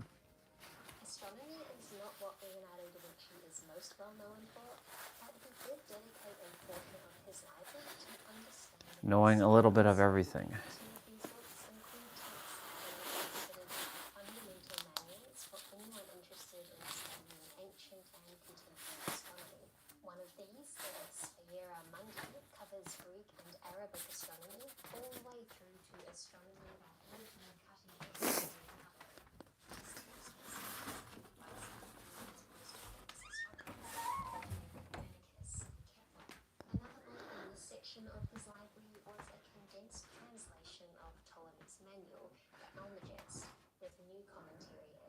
illustrations. Love it. This book would have I love eliminated Teebs. Ptolemy's extremely Teebs? influential but incorrect idea that the Earth was the center of the universe. Not the books that made him But these smart. ideas would have still been true to Leonardo because he wouldn't live long enough to see Copernicus later introduce his heliocentric model. Scholars say that both these books were collected by Leonardo around the time he was working on his own text called the Codex Leicester. This collection of scientific writings covered topics like how fossils can be found on mountaintops, the flow of water through rivers and its effects on erosion, as well as an important observation about the luminosity of the moon. If you look up at a crescent moon, you might notice that there's a small amount of light still illuminating parts of the moon that are not directly illuminated by sunlight. This ghostly glow is a phenomenon we now know of as Earth shine or planet shine, and it was Leonardo who first started explaining where this light is coming from. In his codex, Leonardo suggests that this happens because oceans of water on the moon are reflecting light that is bouncing off Earth's own oceans. While some of the details aren't right, the general idea is. Instead of oceans, scientists now know that this happens because of light bouncing off Earth's clouds and reflecting off the moon's surface. It's likely these astronomy books in Leonardo's library that would have helped him come to these conclusions. If you're looking for more modern books to learn about the universe and our history of astronomical discovery, you might like books like Carl Sagan's Cosmos or Carl Sagan's Cosmos with Neil. That looks like a good book. I might download. Carl Sagan's Cosmos. All right. Let's see. Carl Sagan's Cosmos. So Teebs is a YouTuber who I've seen here and there. She kind of was a seed to plant for me about fourth dimension and all that. She was really good at explaining how the fourth dimension works, and she explains things very, very well. I like Teebs a lot. She's awesome. I mean, I like everybody, really. It's just a matter of, like, I may not resonate with everybody's stuff, but, you know. So what was it? Carl Sagan.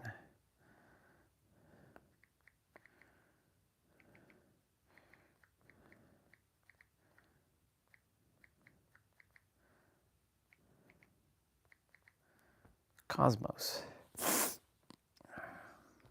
I might have to restart the app again.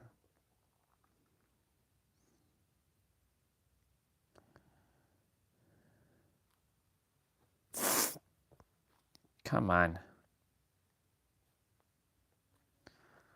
Let's start the app again. Sometimes the app works, sometimes it doesn't work.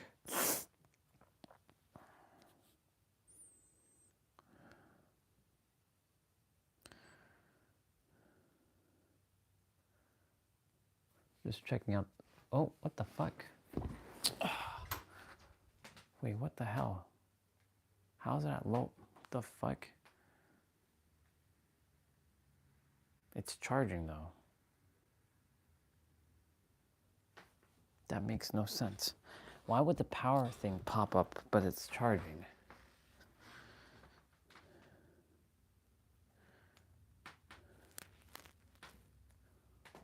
Okay.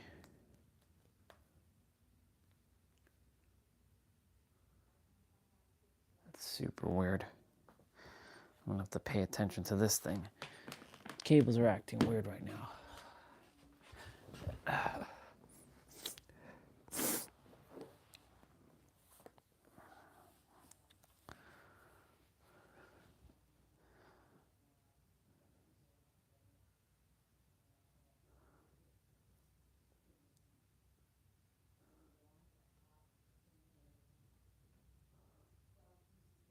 Cool. Carl Sagan Cosmos.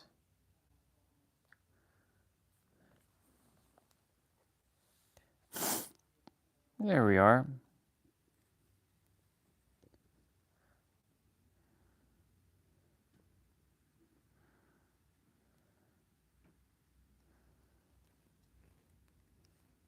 This is the later version of it.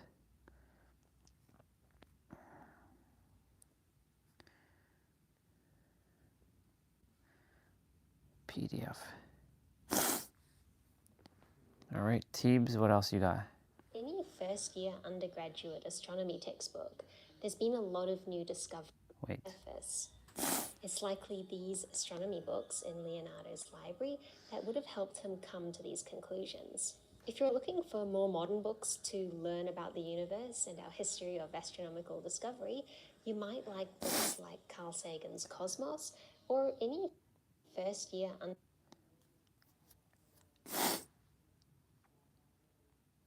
Astronomy Today.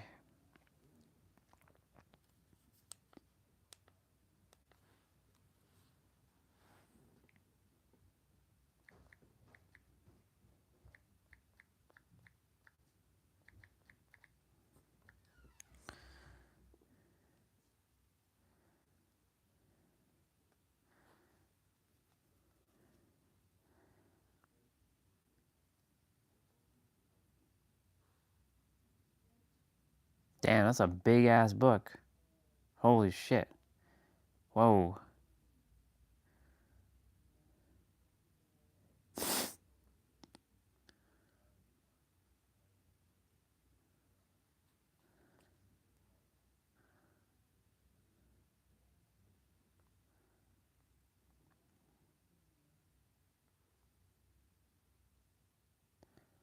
Why is it so huge? What the fuck? And what the fuck is going on with this thing? What the hell? Why are you not going past 20?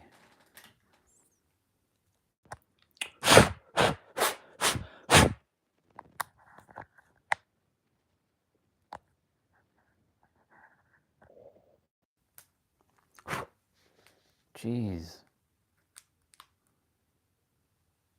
Just stay. Like, just go. Like, what the there we go. God. Crazy.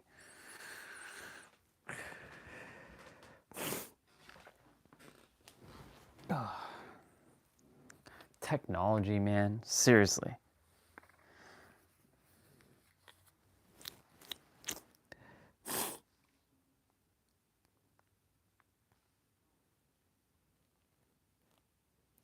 The cosmic perspective.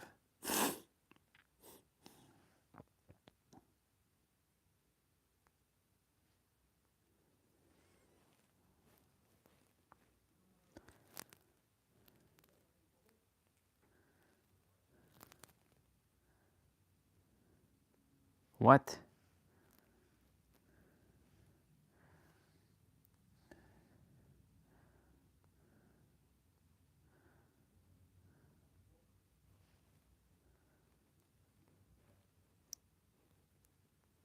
You gotta be shitting me right now.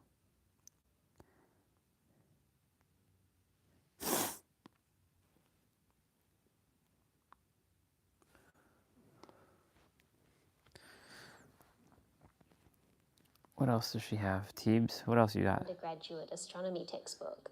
There's been a lot of The cosmic perspective, yep. new discoveries in astronomy in recent years. So one that includes, for example, the detection of gravitational waves or images of a black hole should be fairly up to date. Leonardo also had a number of books that explored topics in math and geometry, as well as optics, which was fairly mathematical as it involved tracing the geometry of light rays. These books included classics like Euclid's Elements, which was a quintessential mathematics text that offered a thorough overview of topics in geometry, proportion, and number theory. Scholars believe that diagrams included in Leonardo's edition of Elements may have even inspired the diagrams he used in his own work. Leonardo also owned another work by Ptolemy on the subject of vision and optics. This book incorrectly suggests that vision occurs because of light rays coming out of people's eyes. Nope. A medieval work on optics, Perspectiva, is also part of this section of Leonardo's library. This book explores everything from the properties of light to the anatomy of the human eye. Scholars say that this text helped Renaissance artists like Leonardo develop a linear perspective in their artwork to give the illusion of three-dimensional space on a flat canvas. That These makes works sense. also likely influenced some of Leonardo's own fascinations with vision, including his correct idea that the human eye works similarly to a pinhole camera to take light in through the narrow opening of the pupil and project the image on the back of the eye. Unlike the astronomy books, not much of Euclid's Elements will be out of date today, except for perhaps the communication style. You can find several modern illustrated The 13 books of elements. Euclid. Cool. We're getting some books today, it seems.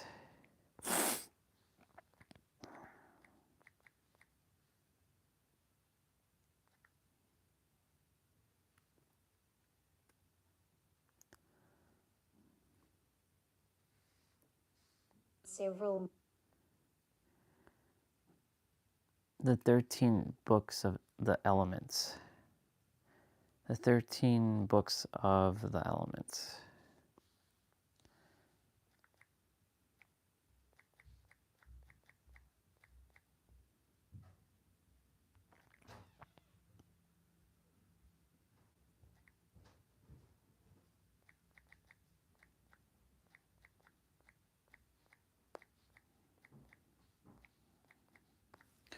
Let's see.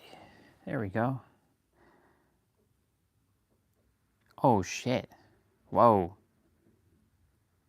Oh my god, that's crazy. Holy moly, there's so many of these books.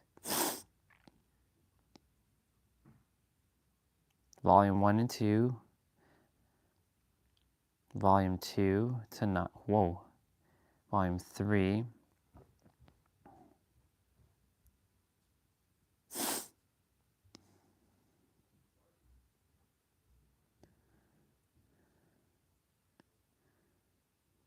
Volume 3. Volume 2. Volume 3. Oh, this is going to be interesting. Download.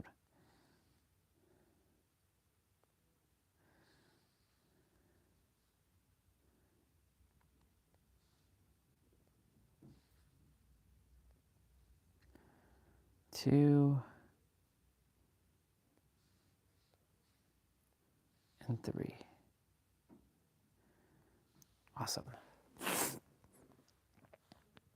Teebs, thank you for the books. modern illustrated versions of Elements today. Leonardo might have loved to read one of our modern textbooks on geometrical optics. It tends to be a graduate level course at universities, but you can get a taste of the subject by looking at the MIT Open Courseware page. One of their main readings is Optics by Eugene Hecht. Book on medicine. It's no secret that Leonardo was interested in anatomy and medicine. Leonardo da As an Vinci. artist, he drew hundreds of anatomical sketches that realistically detail the human body, both inside and out. For this work, scholars say that Leonardo personally dissected over 30 human corpses to better understand how the body worked. In addition to this hands-on work, Leonardo was That's a crazy. collector of Leonardo books did a about lot. the human body and medicine. One of these includes a Latin translation of a famous Arabic medical text that was one of the most widely read medical manuals during the Renaissance. Similar to a textbook, this book would have been a one-stop shop to learn about a variety of medical topics, and scholars say it covered everything from diet and drugs to surgery. Another of Leonardo's medical texts, the Fasciculus Medinicae, also explored topics like medical astrology, bloodletting, and treatments for wounds and plague. For a modern overview of the human body, you might try reading the Meta Atlas of Human Anatomy.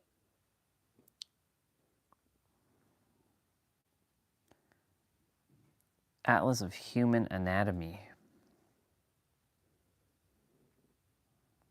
Well, we're diving into a range of shit.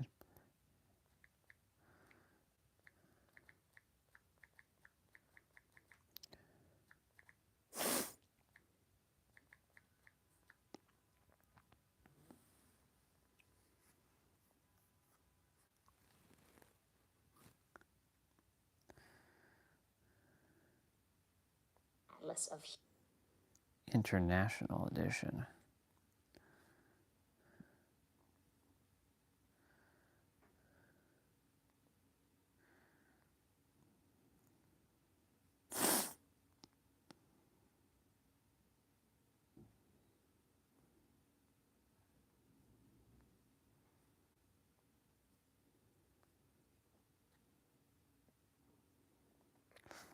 Frank.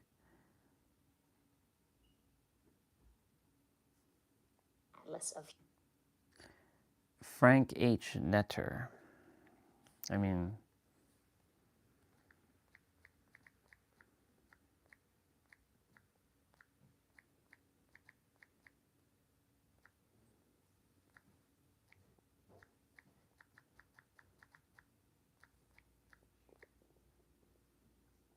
let's see.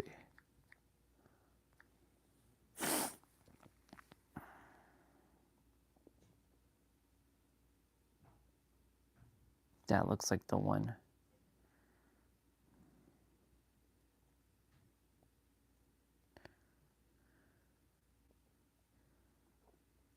This is the 6th edition. This is a more updated edition, I think.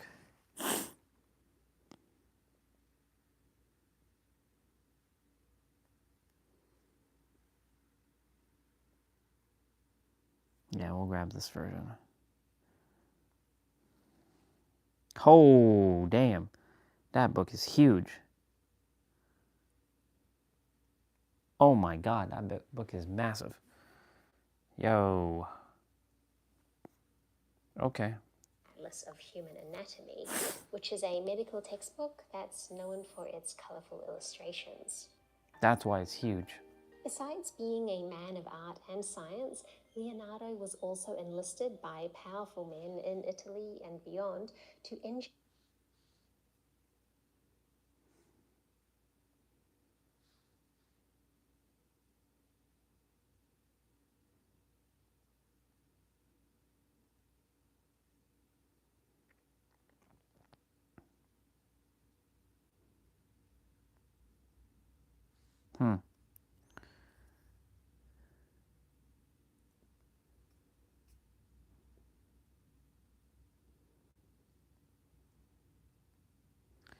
Maybe the version I'm downloading is... it's fine.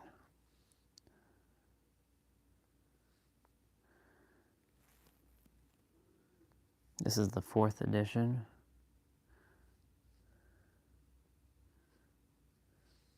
To engineer military weapons and machines.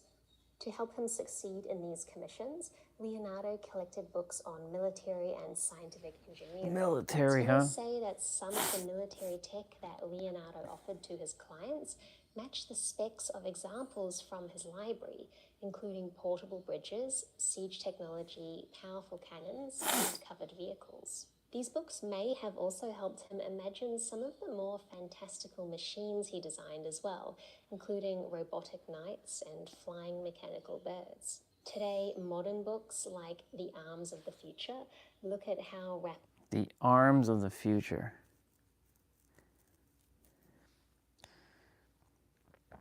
That's an interesting book.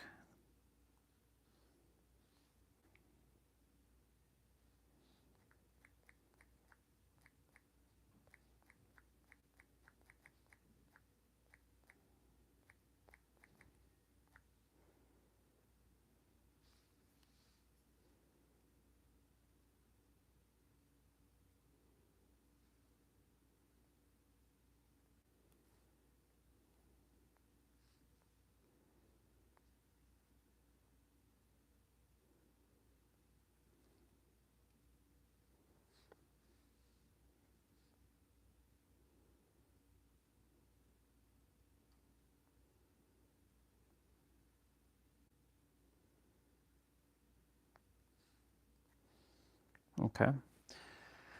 We're getting lots of books, y'all.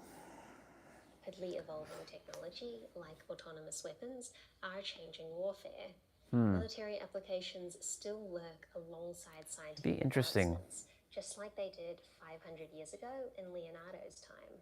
No matter what subject he was studying, Leonardo handcrafted his library based on his curiosity about the world.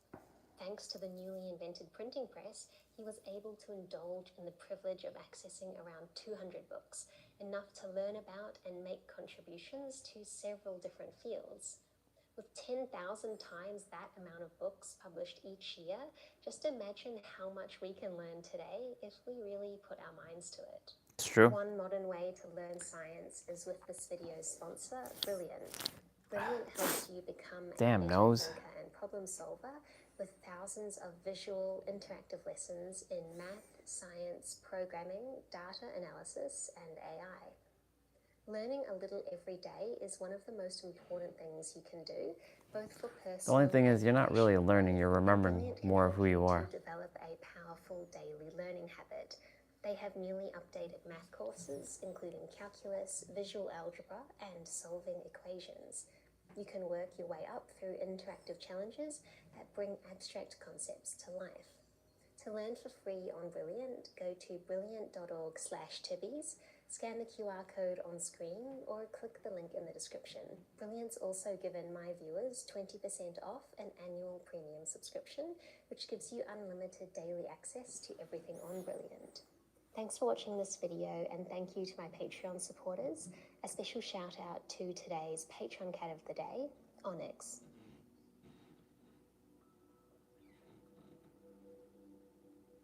Good video. Got me some new books. Whoa. Old school.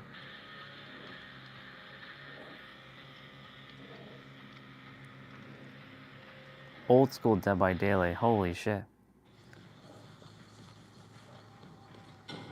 The Alpha build.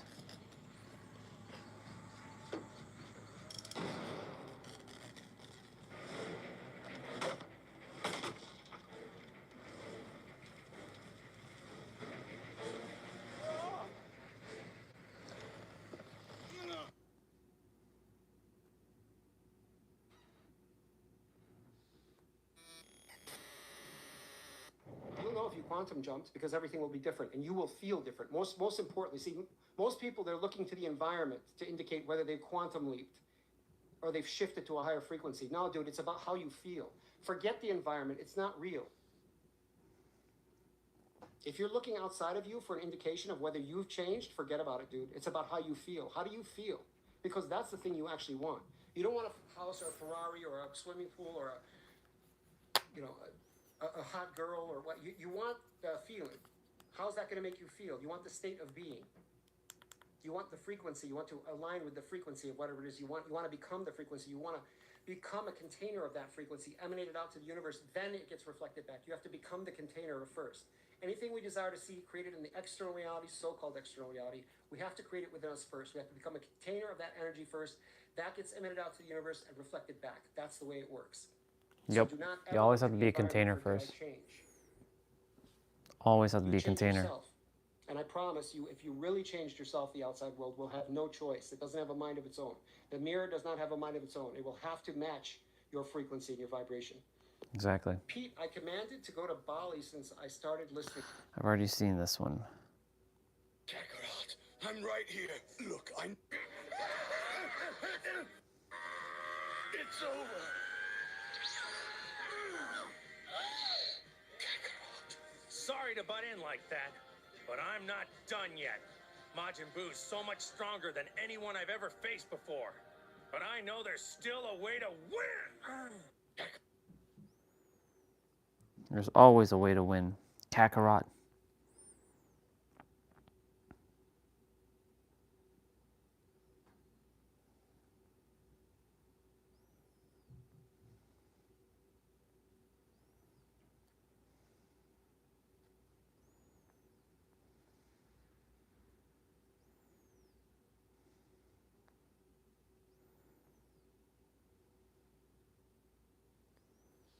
The aesthetic unboxing.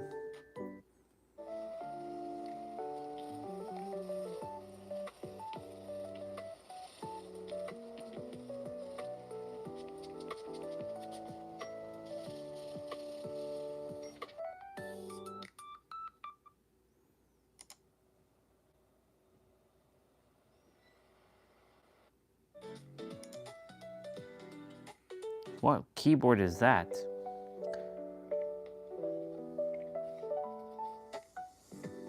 She calls me in the video, broke in 99 languages.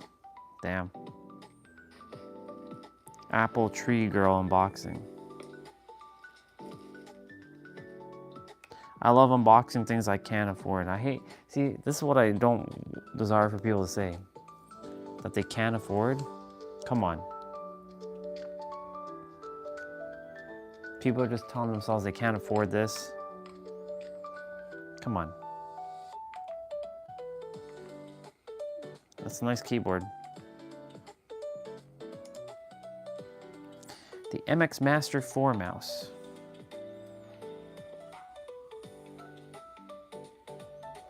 I love watching people unbox things I can't afford. Another person who's saying I can't afford. Well, if you say you can't afford, then that's what you're gonna get.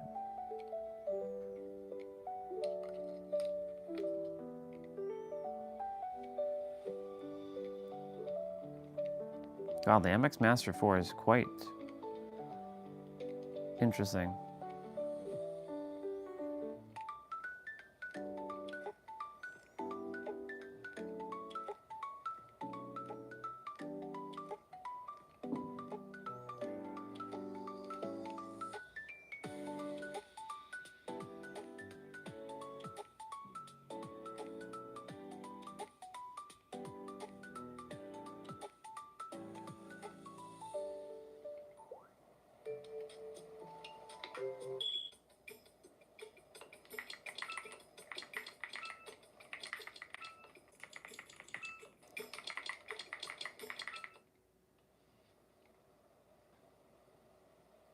Minecraft.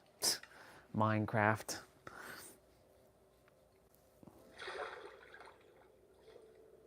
It's funny how you see all these different types of YouTube videos and what people are interested in and what aren't. Like, this feed is quite something.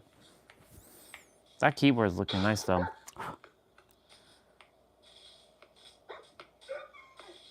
The mouse is quiet, but the keyboard's clicky.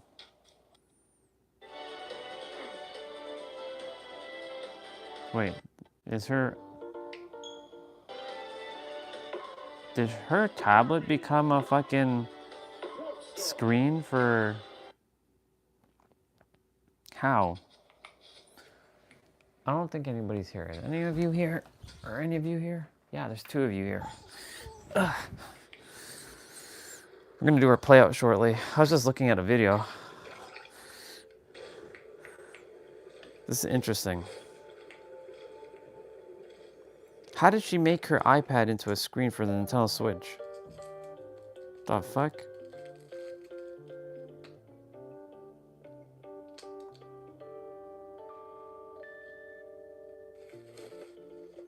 Kirby amiibo.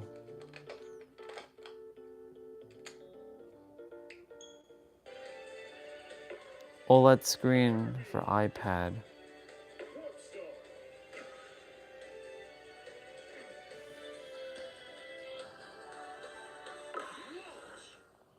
Sure.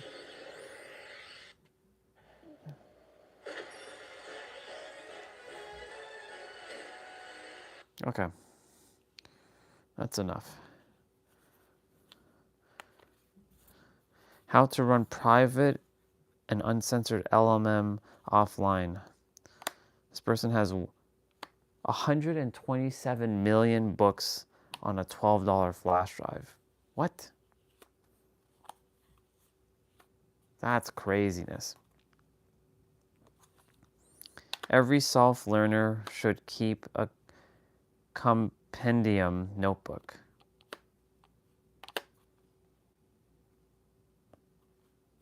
Hello, my smart and talented friends, and welcome to the really quite amazing What is this? default model for anything LLM. Okay. So it is important you pick the model you LLM stands for, I think, light languaging model, or logic languaging model, something like that. Okay. So that is done.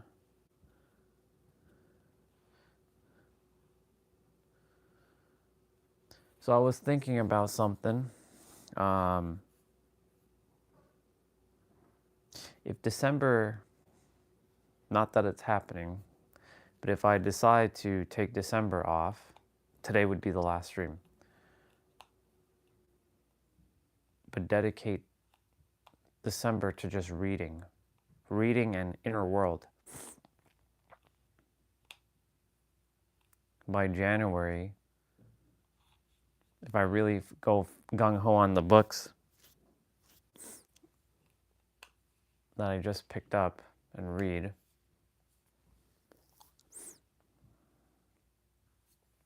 it'd be interesting. But I don't have to read, because the thing is, I have all the answers. There's nothing else to know. This is just more for conversational sakes. Like, I know how the angle of this works. I know how this thing works. I know how that thing works. So it's more of expanding the mind, like Leonardo da Vinci, to be able to focus on like many different things and being good at practically everything. It's like studying the human anatomy, like knowing the ins and outs of the body would be cool. I know how the body works, but like to tell you every part of the body, I don't have that awareness presently. It's in there, it's in the inner world. I just have to dig it out, because every book is made by us.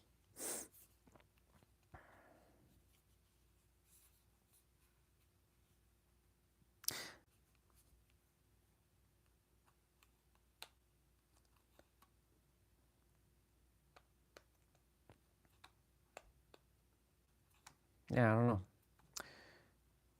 I don't like saying I don't know, but in this scenario, I'm allowing the higher self to lead.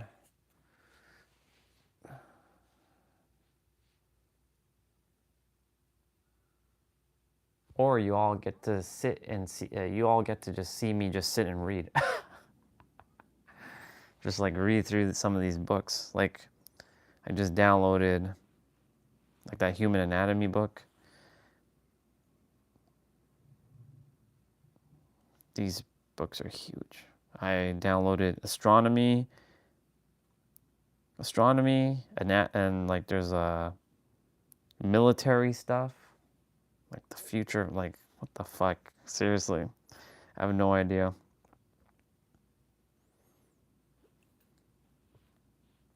The future of military, the arms of the future, the technology and close combat in the 21st century.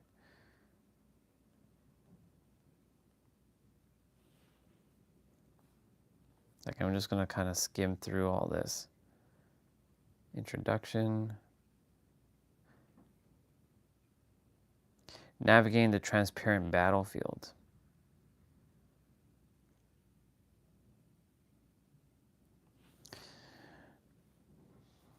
Okay, what about these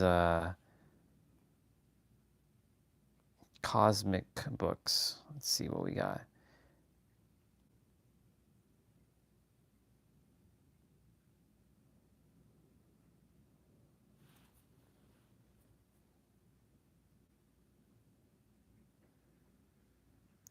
Chapter 1, The Shores of the Cosmic Ocean.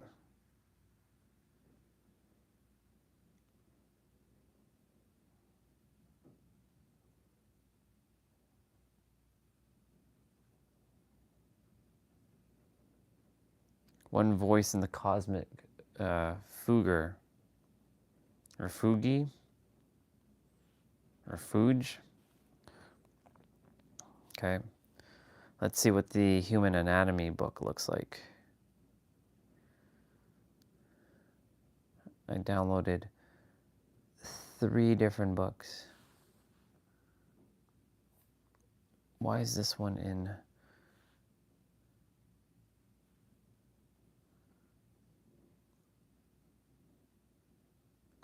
Yeah, makes sense. It's pretty big. It's huge because it has a bunch of pictures. Neck and head. Holy shit. Okay. All right. The human anatomy book might be interesting because there's a bunch of pictures in this one.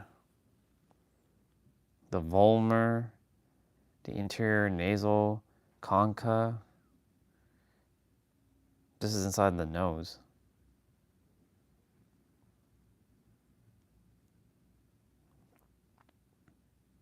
Wow.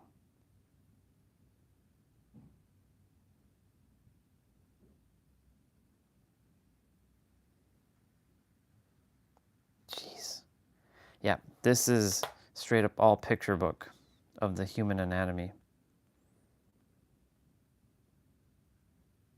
The thyroid membrane. Man, do you know how much shit goes into making our body? This is crazy. All these muscles.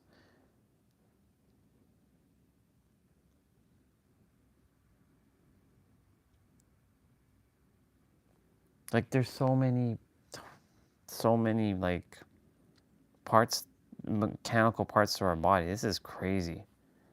The nerve of the nasal cavity, naval septum turned up. The paranasal sinus.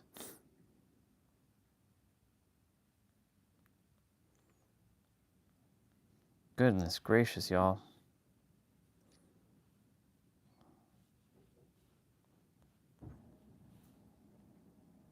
Showing the teeth.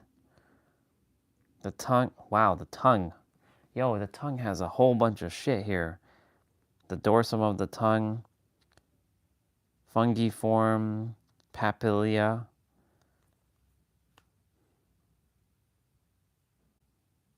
I'm remembering what I forgot. Wild. Teeth. Wow, some of the teeth look like hands, like when they're in the root. Interesting. They look like fingers.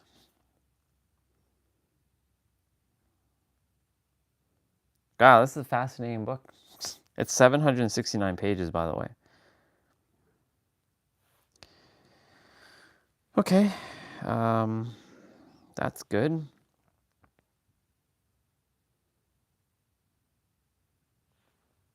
So, what's the difference between this one and that other one?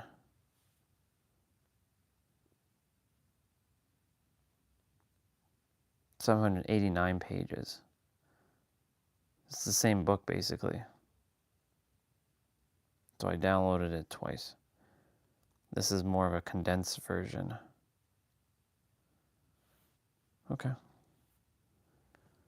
So I don't really actually require that one. So delete. And the 4th edition. What's the difference between the 4th edition?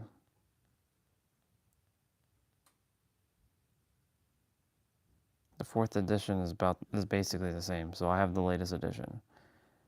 Delete the 4th edition. We have the 6th edition. All right. And now we have these book on elements. Book 1 and 2, the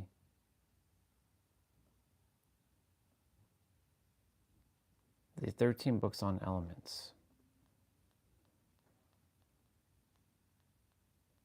These are photocopied books.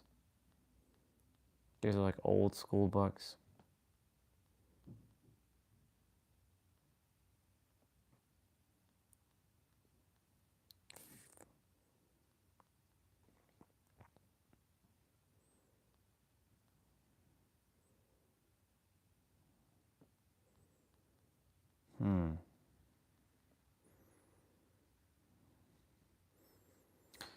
I love reading, but I have to be interested in these subjects. And the cosmic perspective.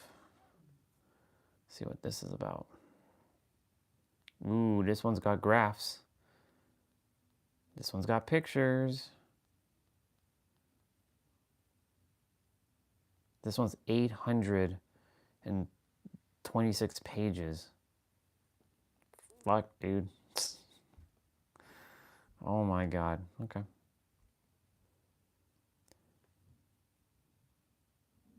So they're showing the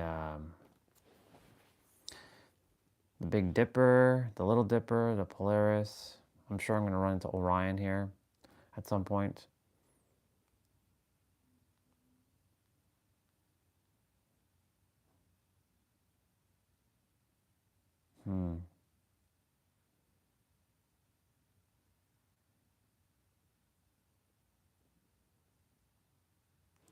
I'm paying attention to my eyes as I'm scanning through all these things. Like I'm absorbing all the information.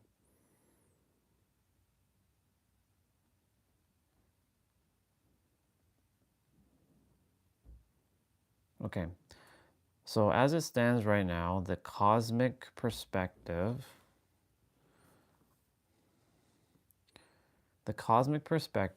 and the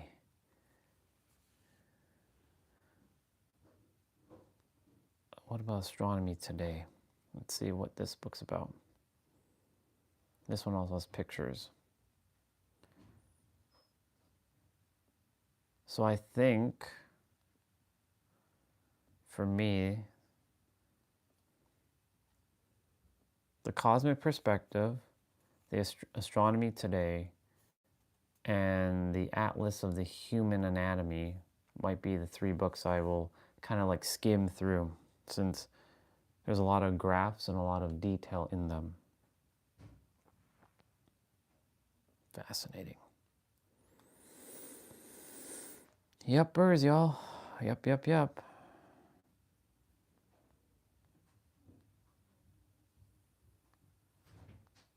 Mr. Nero, what did you write here, sir? You can't have your cake and eat it. No, you can't. Cake is there for eating. Transcend the societal limitations of scarcity. It's not about option A or B. It's about option A and B. The truth is that you can once... Wait, the truth is you can once... That doesn't make any sense. The truth is you can once you stop believing, you can't. I think he meant that extra can is not meant to be there. The truth is, once you stop believing, you can't. It's the universe. It's your universe. You make the laws of your reality.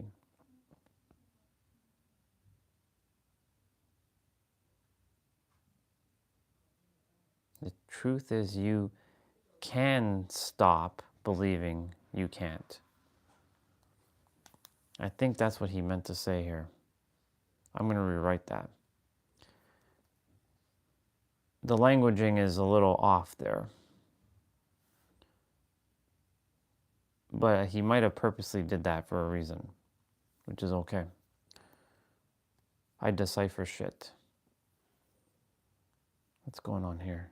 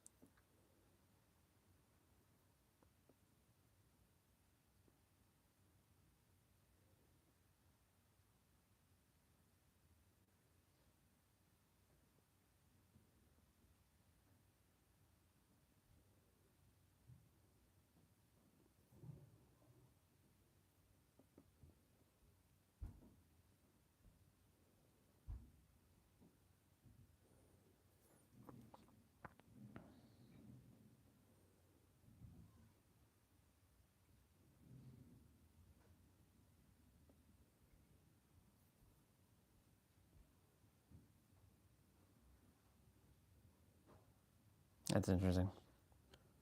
Just reading a message. I also have been like a teacher too for her, even if she doesn't hear the messages. I'm interested in what you think it may be.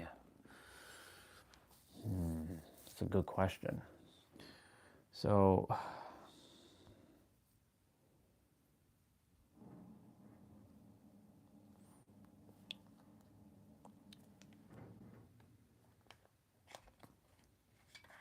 I have to piece together something in a bit, but not right this moment. So I'm going to focus on my my play out.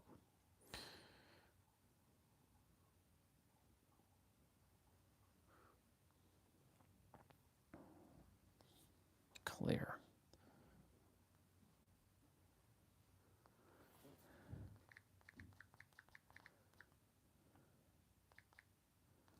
We're going to do HIIT workout, y'all. Sweaty HIIT. We already did this one. Did that one. That one's too short. We did that one. We haven't done this one yet. For this. Actually, we have done this one. Screw it. We'll do this one.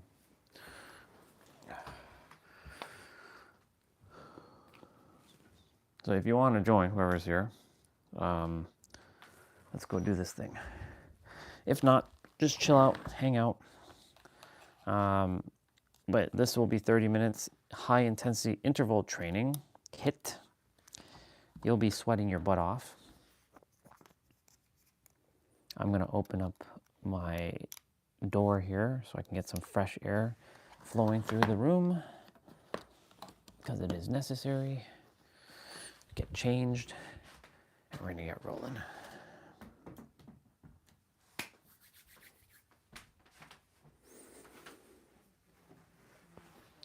Yippers. I wanted to do my play out before I eat today.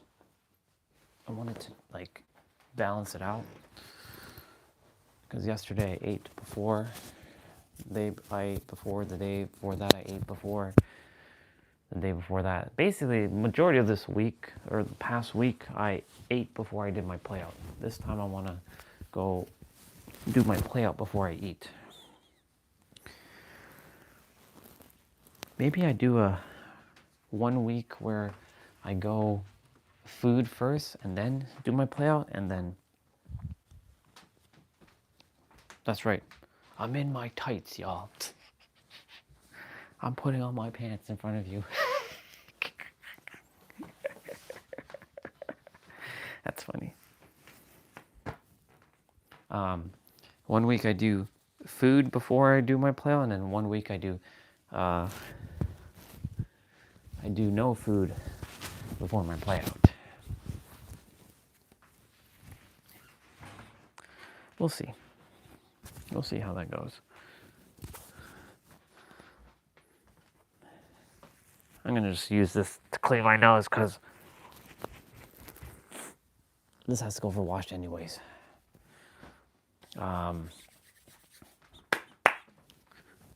Yeah.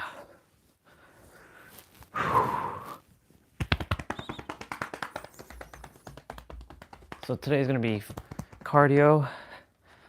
I'm going to open this up.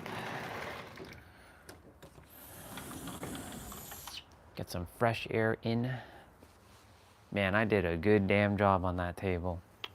I'm proud of myself. Yeah. And those chairs. I did good. I did very good. Proud of myself. I like when I see my work and my things that I did in action. My socks is wet.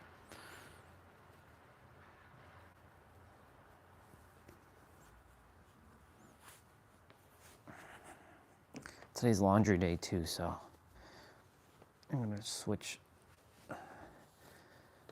to another sock.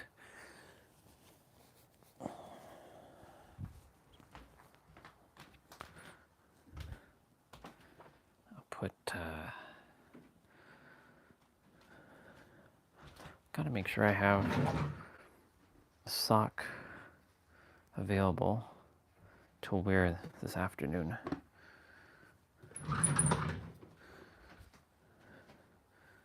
I'll wear these ones.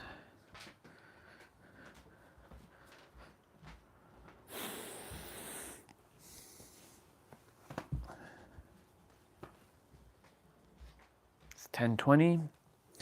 Also today we have lower body mobility training, and yeah.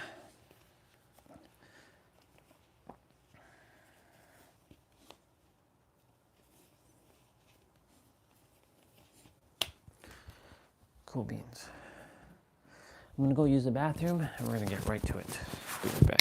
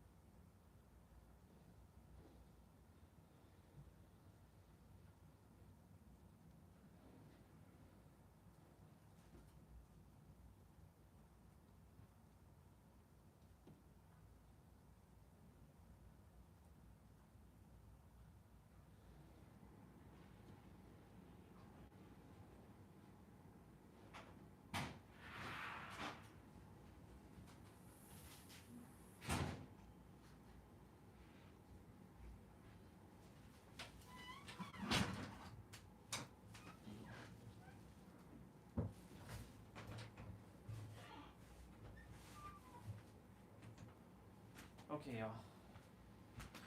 Let's do this thing.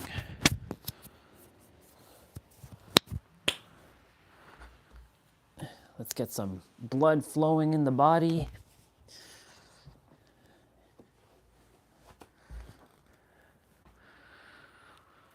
Oh yeah, let's go. I believe it's gonna be 40 seconds of play, 20 seconds of rest.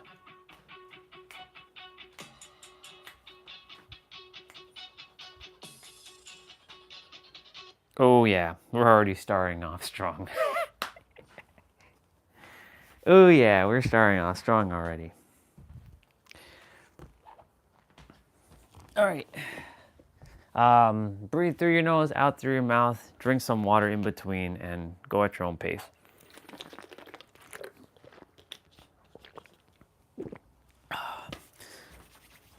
We're gonna have to generate some heat. So I will put on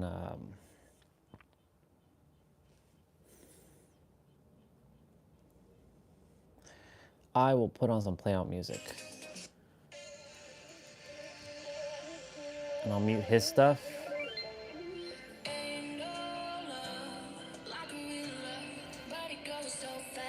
All right, cool. We got 3x hops and then wide squats. Fun.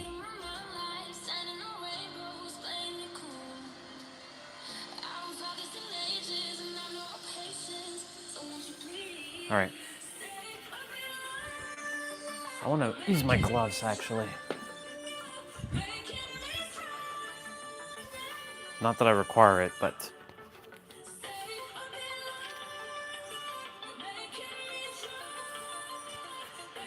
all right, let's go. 1, 2, 3, wide. 1, 2, 3, wide. 1, 2. Yeah, so it's 40 seconds of play.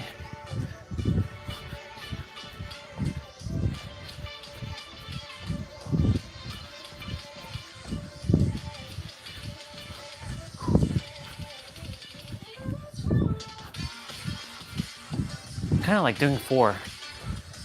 1, 2, 3. 1, 2, 3. 1, 2, 3. Yeah. And it's 20 seconds of rest. All right. Cool. Push-ups plus 5 plank jacks. Move the balls out of the way. So 1 push-up, 5 plank jacks. 1, 2, 3, 4, 5. 1, 2, 3, 4, 5. 1, 2, 3, 4, 5. 1, 2, 3, 4, 5. 1, 2, 3, 4, 5. 1, 2, 3, 4, 5. 1, 2, 3, 4, 5. Got it.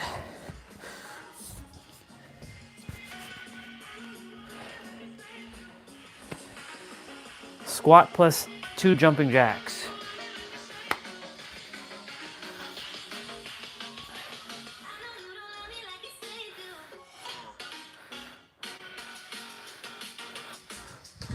One, two, 1, 2, 1, 2, 1, 2, 1, 2, 1, 2, 1, 2, 1, 2, 1, 2, 1, 2, 1, 2, 1, 2, 1, 2, 1, 2.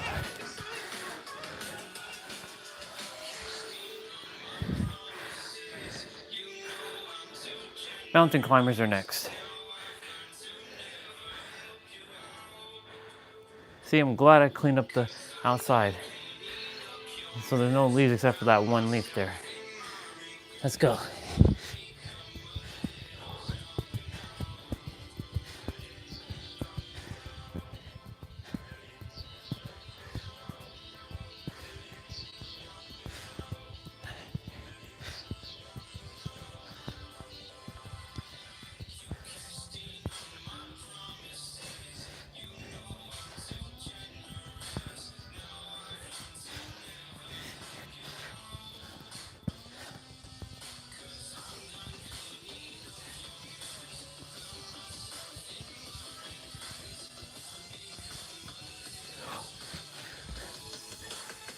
Very good.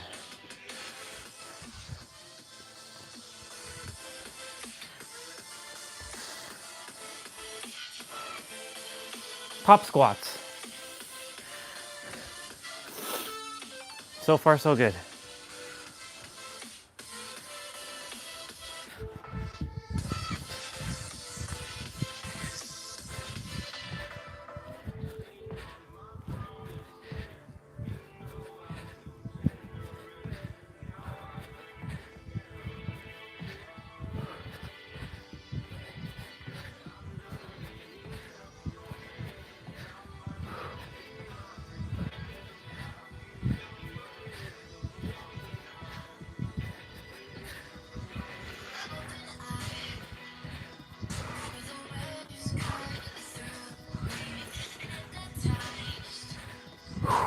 Very good.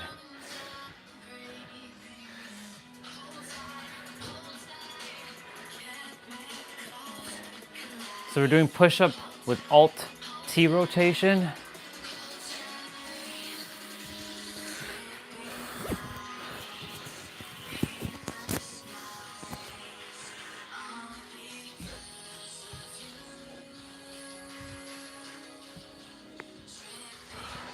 So you're basically going down for a push-up and rotating.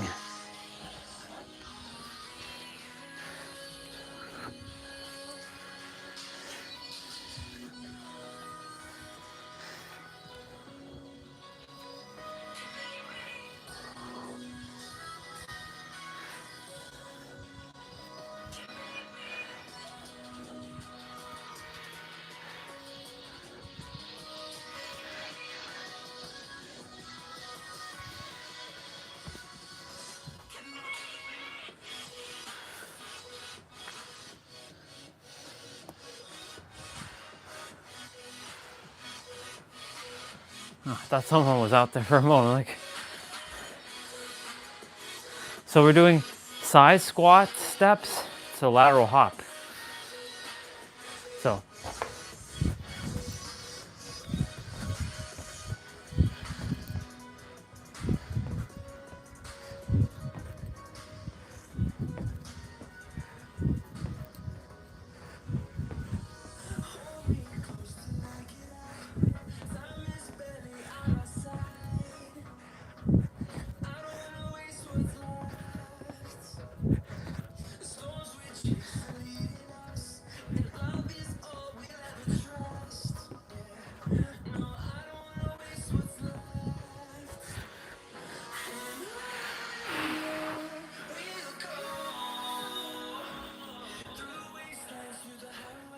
mountain climbers are next.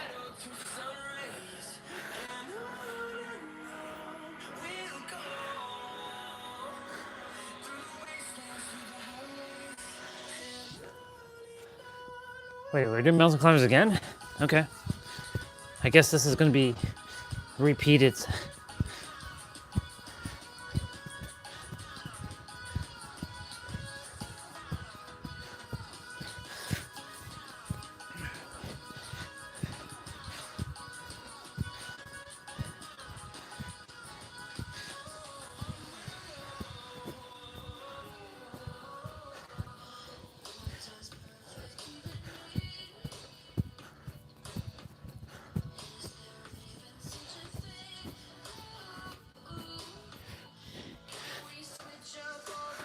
Good stuff.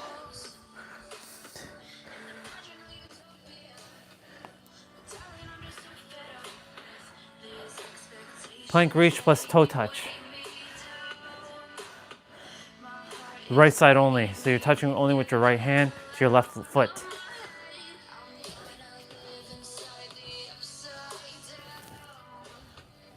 So you're basically balancing on your left arm basically the entire time here.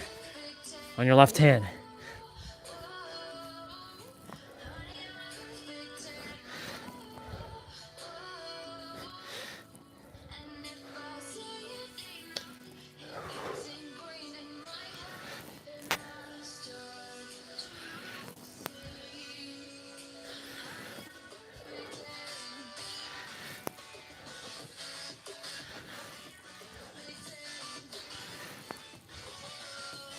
Okay, other side. So you're gonna reach your left arm out and then you're gonna touch your left hand to your right foot, your right toes.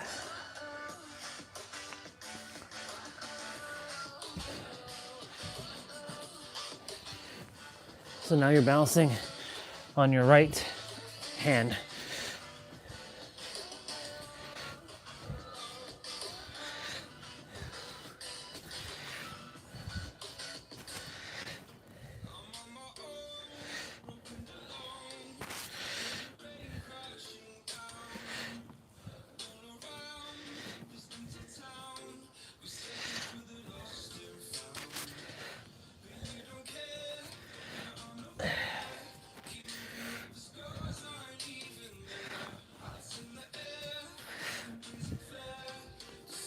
Very good. We're doing some abs.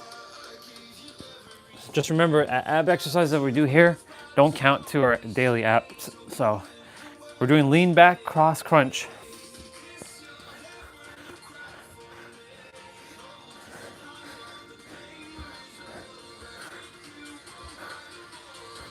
So make sure you suck in your gut, pulling your navel, contract your core, bringing your belly button into your spine.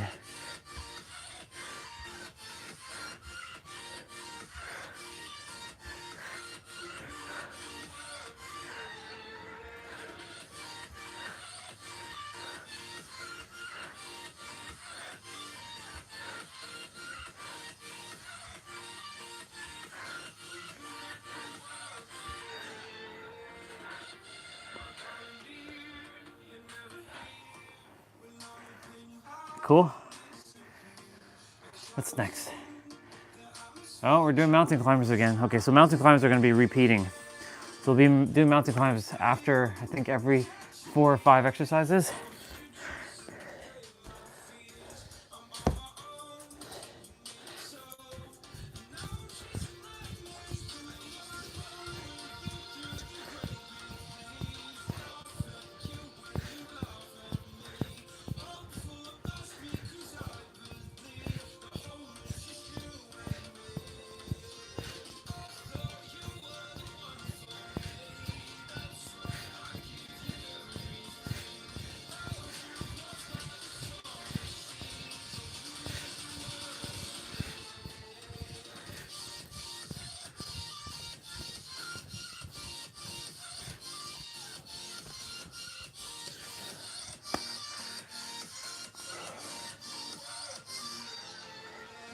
Okay.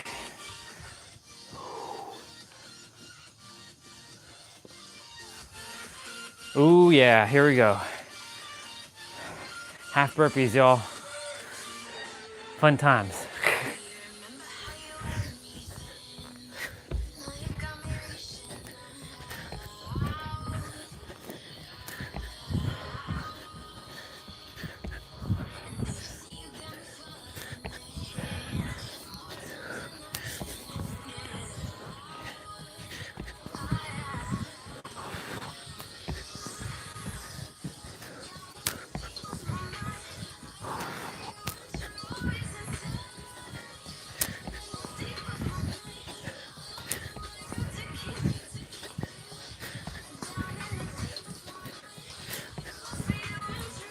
Good stuff.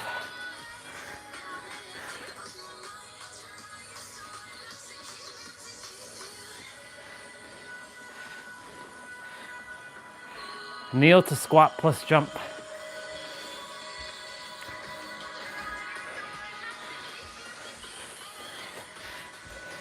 you're gonna get down on your knee, jump, go back down, come back up.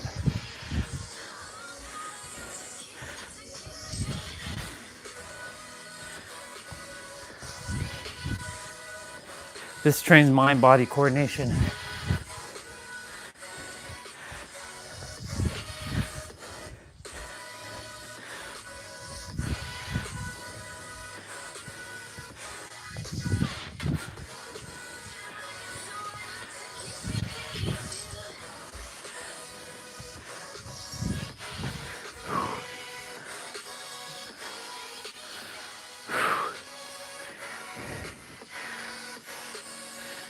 Hand release push-ups.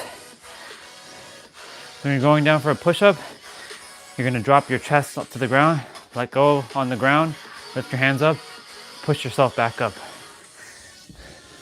It's like this.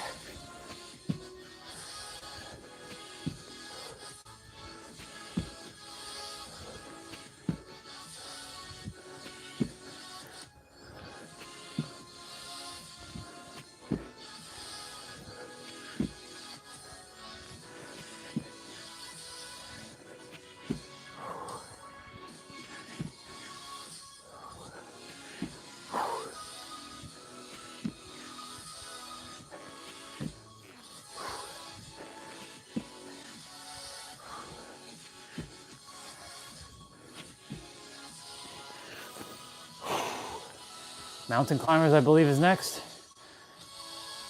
Yep, mountain climbers again. So the staple today is mountain climbers. Hey, toes, why are you freezing, huh? Why are you getting numb? Come on now. You should be boiling right now. This means we just have to go a little bit harder.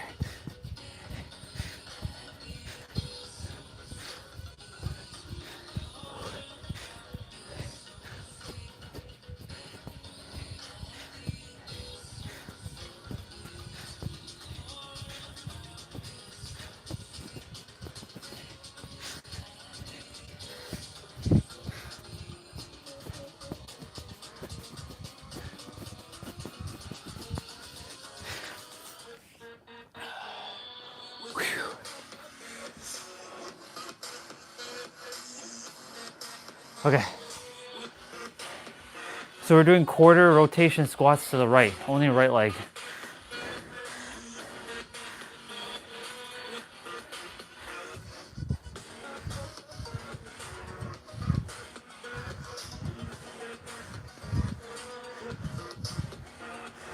So you're pivoting on your left foot.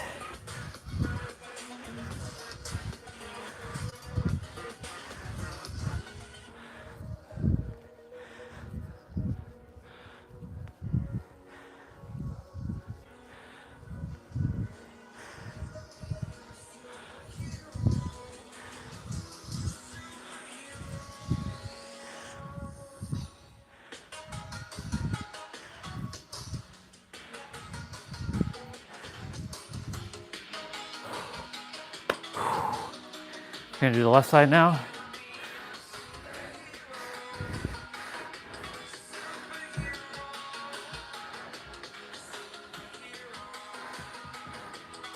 I don't know why my big toe is numb on both my right and my left foot right now. The blood is moving.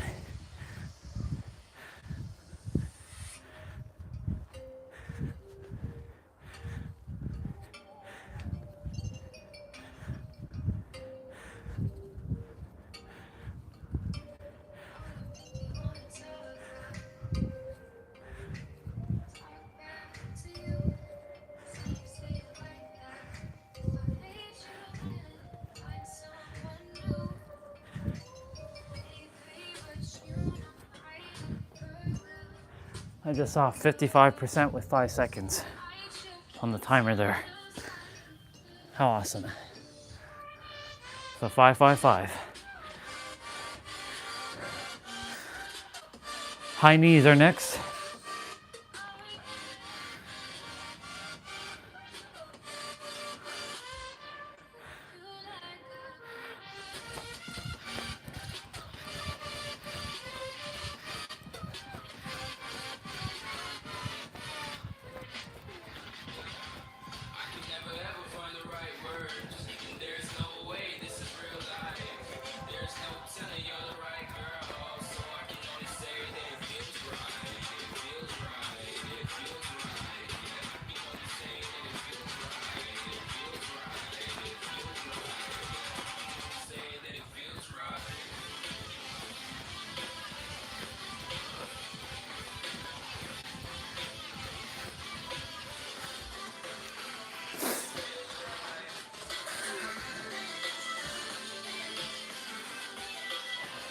Mountain climbers are next. Again, I think it's after every 3 exercises.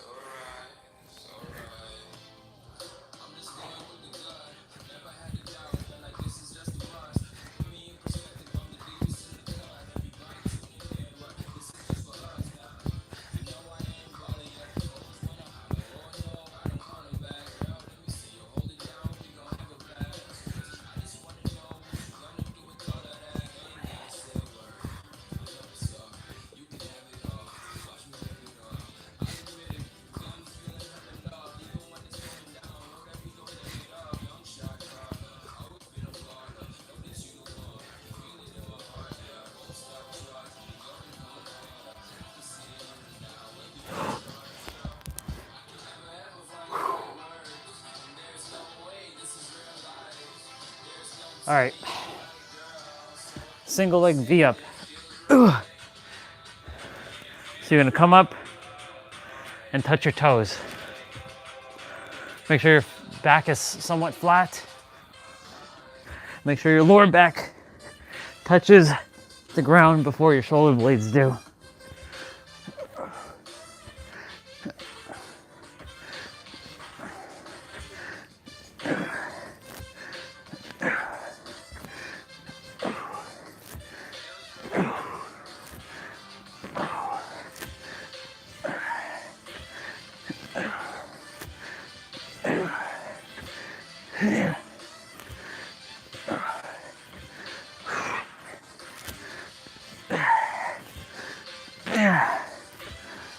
Yeah.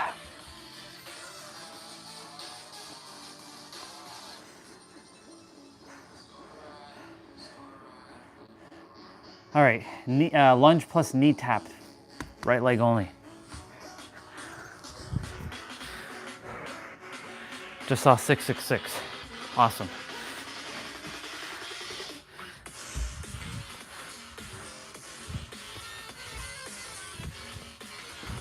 So you're basically balancing on your left foot right now.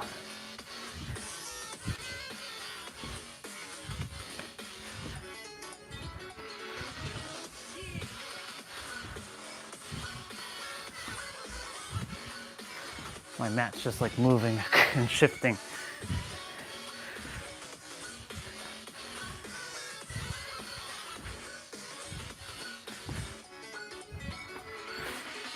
All right, Matt, you gotta stay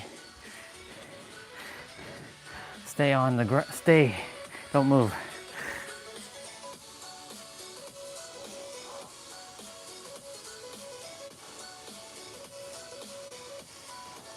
Okay, now you're gonna balance on your right foot.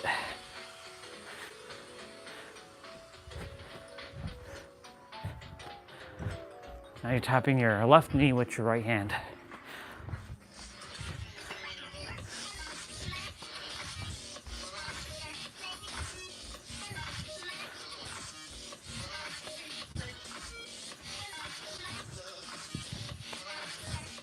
I expect mountain climber to be next. We'll see.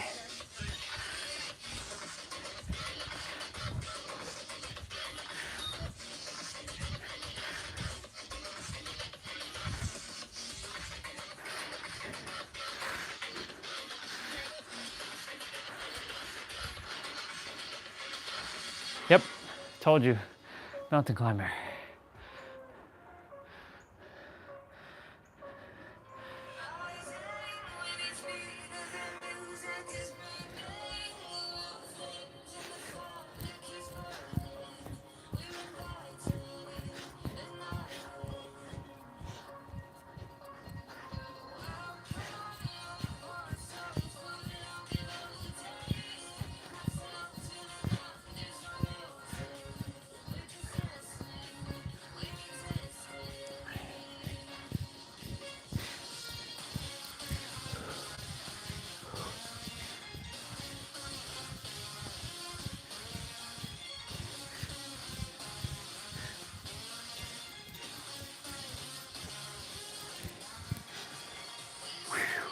Let's go. We have a couple more mountain climbers to do. All right. So step back, knee drives to the right. So you're gonna be basically doing this.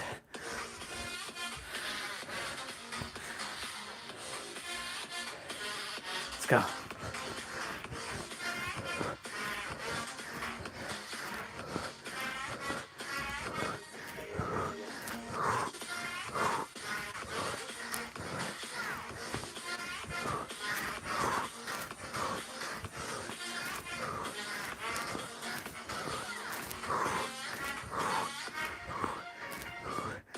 %77 now.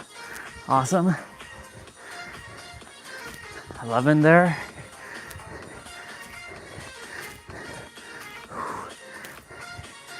It turned to 78% before it hit 7 seconds. So no 777. So I got to see 555 and 666. I might get to see 888.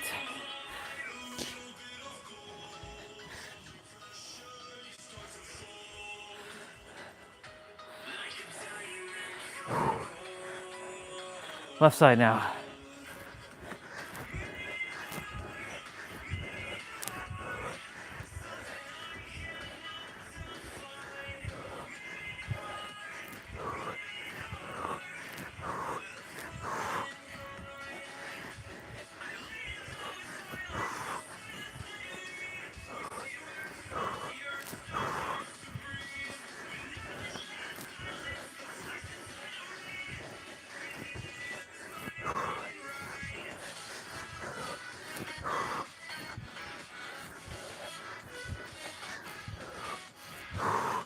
Let's go.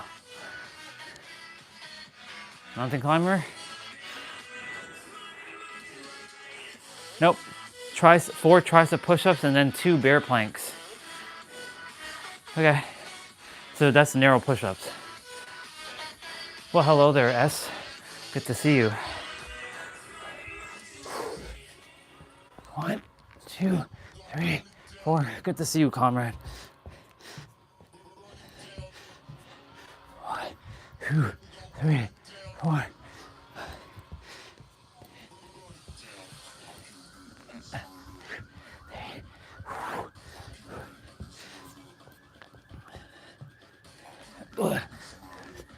So this week we hit the milestone of 1 year of streaming on Tuesday.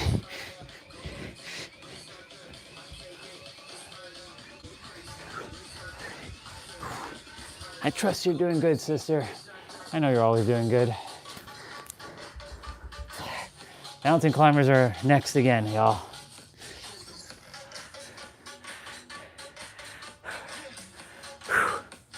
Oh, I have to like crack my neck there.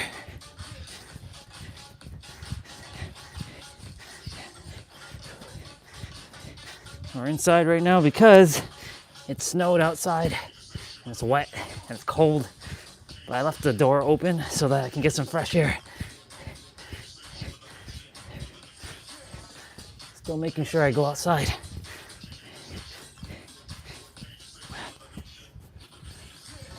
I'll show you outside in a moment. I'm almost done. Well, the main playout. Fuck.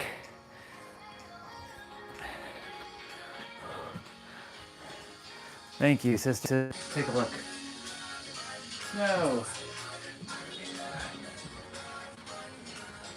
Lots of snow. Well, it's starting to melt. All right. We got burpees to do. Chest to floor burpees.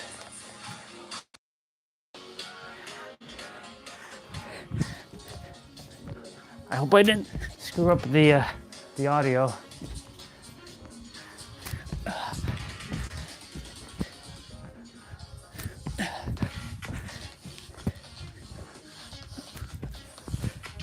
Let me know if the audio is still working.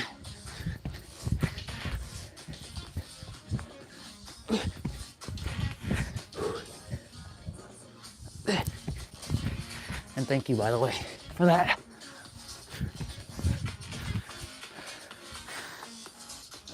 Man, Matt keeps sliding. Okay, cool. Thank you. Because when I took you off the tripod, the charger thingy said that it wasn't charging. I'm like, come on, technology, really? Switch climbers, y'all. So these are switch climbers. One time I was doing this and the leg right here, I kicked my foot so damn hard, I felt like I broke my pinky toe. Because I had the chair cloth and I couldn't see it. And I kicked it so damn hard. I'm like, fuck. Just by doing this move that I'm doing right now.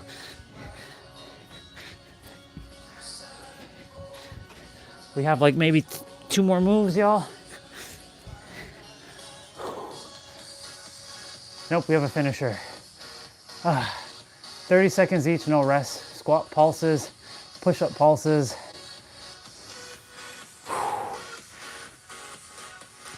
4x mountain climber and a burpee. How fun. How fun. So we're just pulsing now. Pulsings are fun at the end.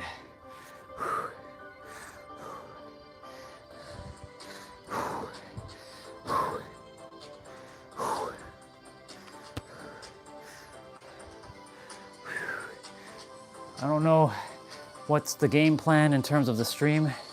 If I will be streaming still on this channel for the next little while, or on a different channel, or take a pause break in December, come back in January. I have no idea yet.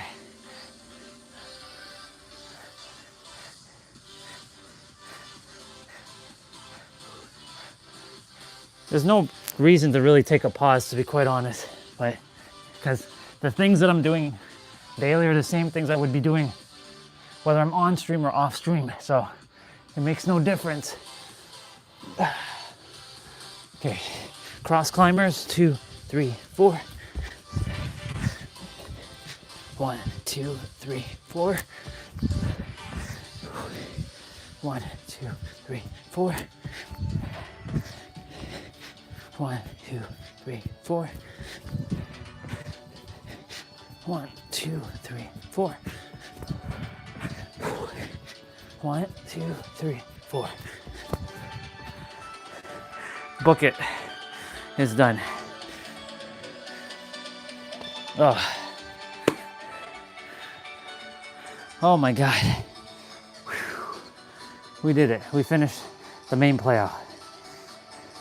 Whew. Fuck yeah, let's go. Whew. I'll read what you shared in a moment. I'm gonna stretch.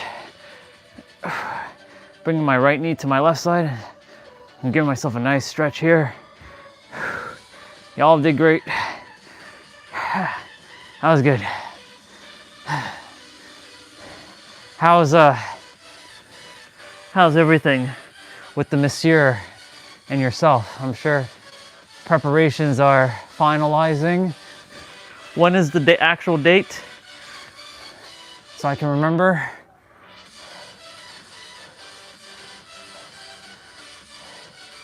It feels like I'm outside, but I'm indoors with the outdoor air. I can see my breath. I can see a bunch of smoke coming out of my breath. Pretty awesome.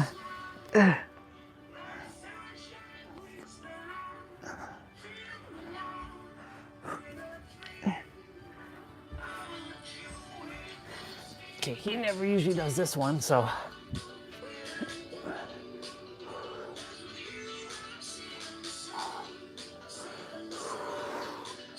Thank God for my flexibility.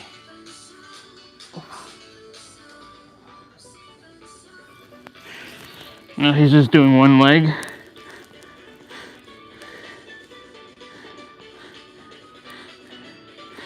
Oh wow, that's a good move actually. It's really good for the lower back. Should do this one more often.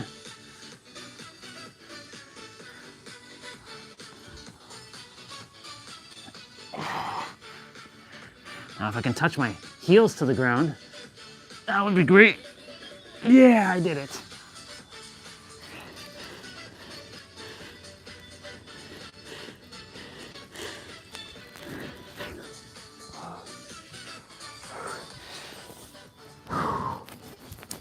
Shake it out. We have abs to do, and then we're just gonna do our lower body training, and then we're done. Well, our 55s, and then, well, I'll just be chatting in between.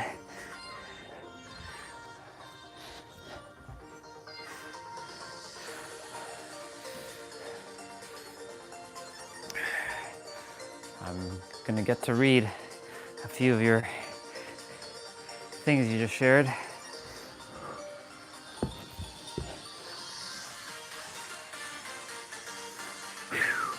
All right, y'all, we have abs to do in a moment.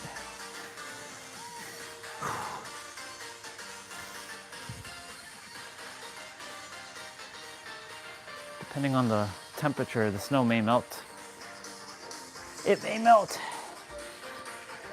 All right. He's done his stretches. Let's see. 12th of December. So, is that a Saturday? Yeah, it's a Saturday, isn't it? Yeah. So not this Saturday. Next Saturday. Coming. Because tomorrow's the 1st. Yeah. No, Friday, yeah. I was like, wait a minute, no, it's Friday. So not this Friday, next Friday, the Friday coming. All right, cool. So much blessings and love to you and him. and to your now stepdaughter, right? You mentioned he had a kid. All blessings to all of you. And of course, the paradoxical babies when they come out. when they decide to show themselves. It's funny, sister, not even 6 months ago. Well, technically it is actually 6 months now because we met in June. Early June. Right? You were pretty much content, right? You were good. Right? You were like, I'm good. Like, I'm good with or without. It'd be nice to have, but you were content. And now look, 6 months later, look how fast life changed for you. Not even a full year. Feels like a year that I've known you, but it's not. It's only been 6 months. Because, you know, you came at the beginning of June. You helped change my trajectory of me thinking of paradoxes and started seeing everything as a paradox. The universe was like, I got to bring this person into your life so that they talk about paradoxes, so that I can help you to understand the paradox of your mind and the paradox of reality and the paradox of everything. Now look at you, six months, not even 6 months, right? Because like, when did you first date him? Like August? Because July, I think it was August. Like around August, you and him connected. So I'm glad that he was a man of action. He's like, I'm gonna marry this woman. Right? He didn't hesitate.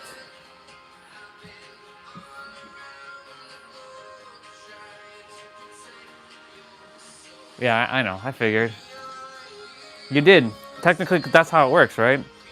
When you let go of like the importance of like the thing that you desire, then the thing that you desire comes, right? When you keep chasing, right? That's how you basically use the system against itself, right? It brought him back into your life after how many years? Okay, let me pause the music. Just pause the music for a moment. We'll continue abs in a moment. Yeah. Quite literally. When you let go of the importance of like a car or a business or like, you know, you basically say fuck it, essentially. He's like, screw it, whatever. You throw the middle fingers up in the air like this, you're like, fuck it, whatever, I don't care, fuck it. Then guess what happens? The moment you do that and you're like, you're done, you're like, you know what, I'm good either way at this point. Like I've if you don't want me to have this thing, fine. I won't have it. I won't have this. Fuck it, whatever. You know, I'll just be like this. But that doesn't mean you're giving up. You're just basically saying, fuck it, right? You're just content. That's when all the magic happens.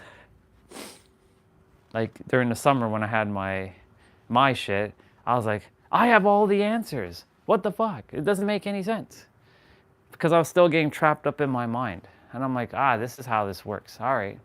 Now you're giving it to me. All right, thank you. I have to throw it up in the air like that for it to all come back. It's brilliant. That's awesome. That's good. And let it stay like that as much as you possibly can throughout your journeys together. I'm sure it will.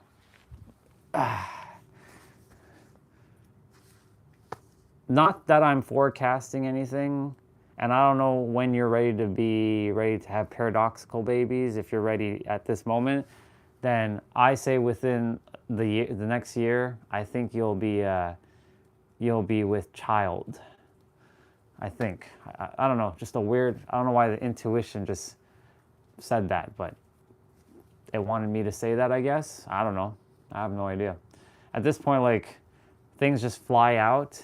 Not from here, but from like here, and I just share things. So who knows?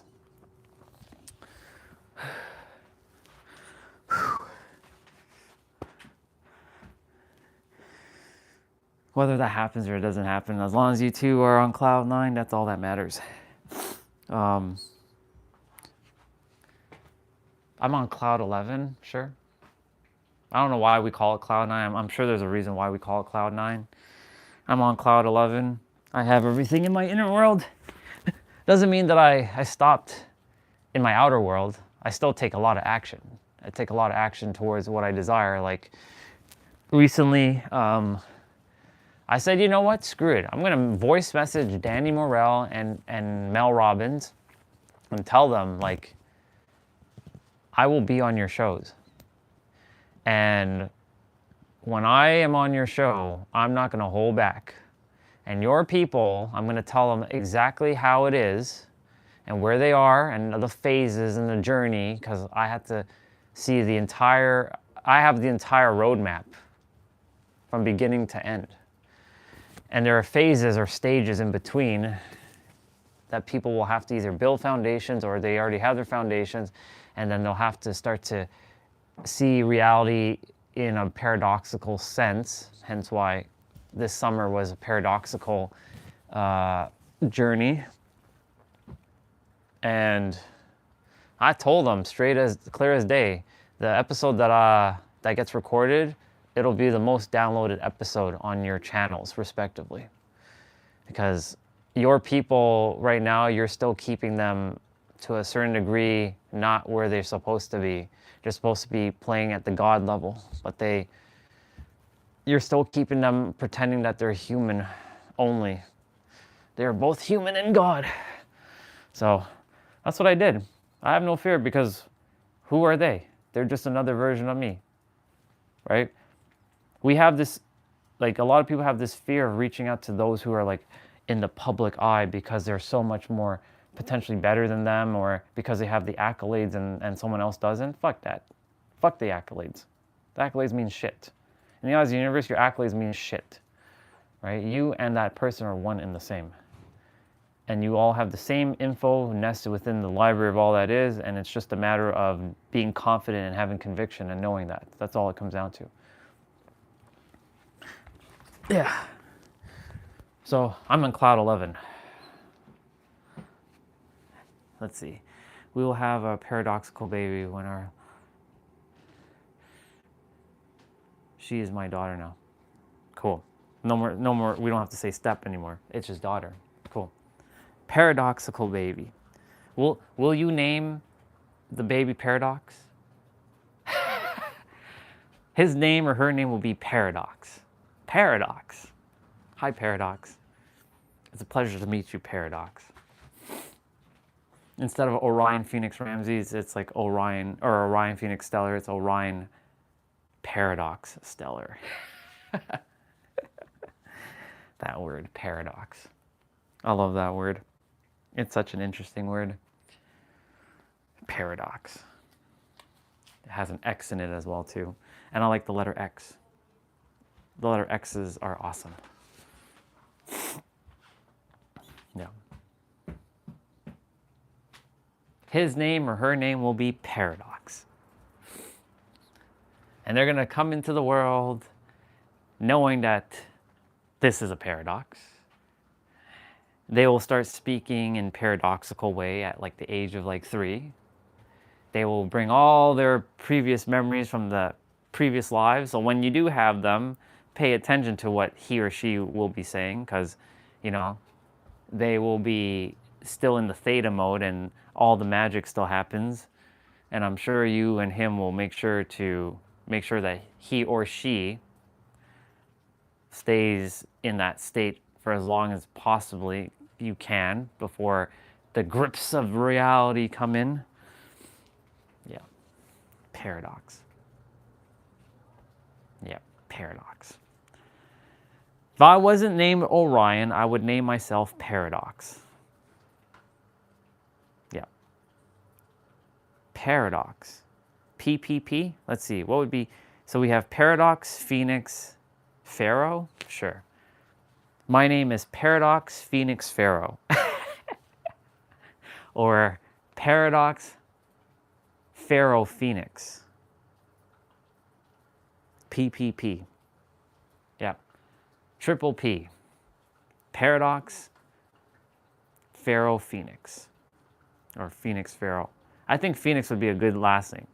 Yeah, like Joaquin Phoenix. like the actor. So it'd be Paradox Pharaoh Phoenix. Yeah. I could take that name, but I like my Orion name that was given. Of course, then there's Orion Trismegistus, taking Hermes' name, Trismegistus. Orion Trismegistus. That's quite the name, Trismegistus. Thrice born, thrice great. Yeah, anyways, it's not about me. I can't wait till you and him finally are, like, it's already official, right? It's just a piece of paper, or however you guys do it in India, like if it is a signing of a paper or whatever, but it's already official. So again, congratulations. Early congratulations. I'm sure it'll be a phenomenal one. I don't know if I'll see you before then, because I know you probably have you have like 10 million things to probably do. So let me say it now. Again, congratulations, and only the best for you and him and your daughter and the paradoxical baby that will be coming. Yeah. You're welcome. You deserve it. You know, you were content, but like you said, you cheated the system, and like the universe, like, okay, I'm gonna bring him for you. So that's good. I'm happy. Super happy. I'm in the Jesus phase right now, preparing for the next phase of the journey. The carpenter phase. I'm in the carpenter phase, we call it, because that's when Jesus was like completely, nobody knew him. He was just some ordinary dude in Nazareth. And right now I'm what you call the unknown in the world. But I'll be out there soon enough. Soon enough. You'll see me on billboards across the fucking world. I'll be the world's greatest trillionaire, serving the world, and I'll be showing people how it's done and how reality actually works, so that they can actually live their best life. And then of course I'm sure there's going to be like the 6-dimensional beings that are come and like attempt to do all kinds of nonsense because they don't want humanity to have more power. Because someone who knows and who's super aware, they want to continue to, they're the puppeteers, but they're the proctors of the exam too. So once you've passed your exam, you've won. There's nothing else. I've already won. I've already won everything. I have everything. I won everything because I am everything. And everybody is the same thing too. They just have to realize it. It's just that simple. Can't wait. The Jesus phase. I'm your paradoxical baby? Sure. I can be your paradoxical baby. So I'll be named Paradox. You can call me Paradox. You don't have to call me Orion, you can call me Paradox. Hi, Paradox. I'll more than happily take that name. You can call me Paradox. I go by many names. I go by the superhero of love. I go by Paradox. I go by Orion. I go by Trismegistus. I go by Thoth. I go by maybe even Osiris. I go by potentially even Jesus. No, I'm not gonna do that one.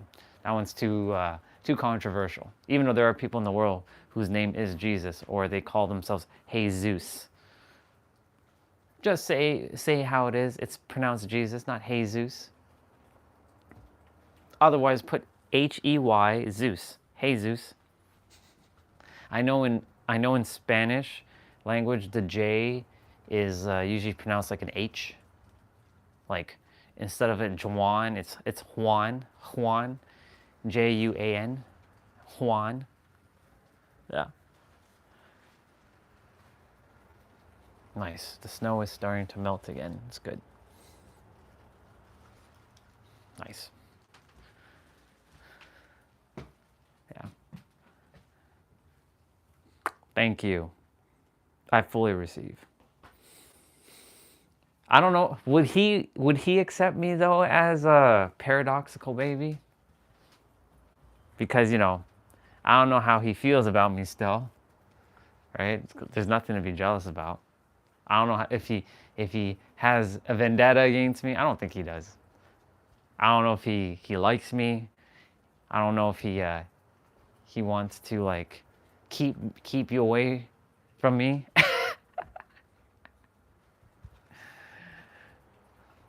I'm sure he's good. I'm sure.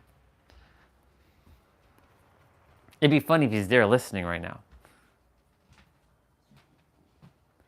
Oh, he is there. Is he there? If he's there, then what's up, dude? What's up, Dad? Thank you. I admire him too. We're all one and the same anyways. What's up, paradoxical Dad? Yeah. That's nice. I look forward to hearing how your days after you finished the beautiful ceremony. How many days do you guys usually do? Is it one day? I heard it's more than one day. It's like a week-long kind of thing. This is the helping me remember what I forgot point. Do you all do one day? Or is it like 3 days? Is it a week? And then what do you all... I know I've seen my cousin... I mean, I didn't attend... I didn't attend it, but I did see my cousin with her ceremonies, and you know, there was lots of like flowers, and she was wearing like a sari, and I don't remember what color it was, but it was like, I think it was like a red one. It was like a red sari, and her husband was wearing, what, I don't know what you call that outfit what the guys wear. It's like long, and they have like it kind of like comes up to here. It looks like almost like a dress, but it's not a dress. I'm not. This is the not knowing and making me remember what I forgot. 5 days. What's up, dude?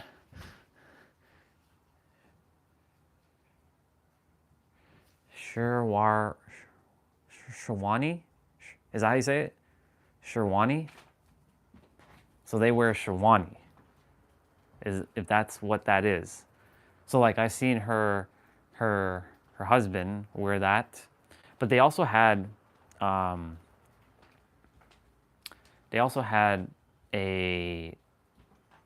like another wedding, like the, you know, the more American Christian type of wedding where they go into church and they like, you know, da da da da, like they had the tux and then the gown, you know, that kind of wedding. So they had two different weddings. One was Hindu and one was Christian, even though technically my cousin, her dad is Hindu, even though her mom is technically Christian, but her mom took the Hindu faith because of her husband who was here. He's no longer here. May peace be upon him, even though I know he's probably already back. I have a feeling that he already reincarnated back. And I think he already reincarnated back into the daughter that she just had a daughter, I think earlier this year. I forget her name. I think it starts with A. I've never seen her. I haven't spoken to them in like forever, because you know I'm what you call the anomaly, the black sheep. So I keep myself kind of like in my own little space. Anyways, I think he already reincarnated back, because that's possible that now he might have been like, all right, it's time for me to go back, and this time I'll know what it feels like to be the daughter instead of the father to my cousin. So it's interesting. It's interesting how we do this, these weird things, because like in one lifetime, you know, others could have been lovers, and then in another lifetime they could have hated each other, like they could have been war enemies, like I'm gonna destroy you. like Naruto and Sasuke, but then in another lifetime they become brothers and sister, and then in another lifetime they're like mother and father, or mother and son, or father and daughter, or in another lifetime it's cousins and cousins, or in another lifetime best friend, or in the next lifetime it's like enemies. It's interesting. It's interesting how we choose these things. That's why like now I see reality for what it is. Like when shit's happening, I'm like, okay, it's, you know, I mean, I chose this, right? I chose everything. I chose exactly where I am. I chose exactly what's going on. I chose the exact people, right? Like I'm gonna use T-Bray for a moment here. I chose him to be my arch nemesis in this lifetime. He chose me to be, he called me his beta, or no, his gigapet a couple days ago or yesterday. How dare him? So he chose me to be his little slave in this lifetime. And I'm like, and we're like arch enemies. Best friends, arch enemies, all in the same breath. Even though I don't entertain the word best friend, but you know, good brothers, right? Could be all kinds of stuff. But you know, probably in one lifetime, I'm about to say it. He's not gonna like what I'm about to say, but I'm gonna say it. I'm gonna say it right now. He's not gonna like what I'm about to say. I was probably his daddy. I was probably his daddy. His daddy? I was his daddy. I was his daddy in one of his lifetime. That's right. That's probably why I call you boy. But then in the other lifetime, I was probably like, he was probably my daddy. Or he's probably my mommy. Mommy. Who knows? We all incarnate with each other to gather the lessons that we're supposed to gather from each other. For whatever lessons we're supposed to get from each other. And only that person can deliver the lesson to you, no one else. So like, for example, like my parents, you all can't give me the lessons they gave me. There's no way. Because of who they are, and you know, they're part of this, like the parents in this lifetime. Just like last lifetime, my parents from Afghanistan and Ireland, my father from Afghanistan, my mother from Ireland, being together, they gave me certain lessons. One thing I came to know about my previous incarnation, or my parallel incarnation, is that I was a masculine woman. Like I was beautiful, but I had the masculine trait of, like, you know, there's women who are like, they can't be in their feminine, like they're more like, they're go-getters, they're like hustle and grind. That's how I was as Sarah. I was very stiff, let's say it, because guys in that generation were, you know, you either had to conform and take orders from a guy, or you had to stand up. And I was the type of soul that never took orders from anybody. That goes across all lifetimes. I didn't take orders from nobody. Of course, I got abused by others in previous lifetimes, but you know, in all lifetimes, I was the same in terms of like leader, never taking orders. That's the one trait that has stayed throughout the cross of the entire history of the soul, is that leader energy. Let's see what you shared. We just had dinner and walking home. Sounds good. Enjoy your walk. Have fun. Love you, sister. And again, congratulations. Thank you for gracing me with your presence too. I appreciate it. And I'll be paradox to you going forward. You're paradoxical, baby. That's funny. That's funny. Time is it?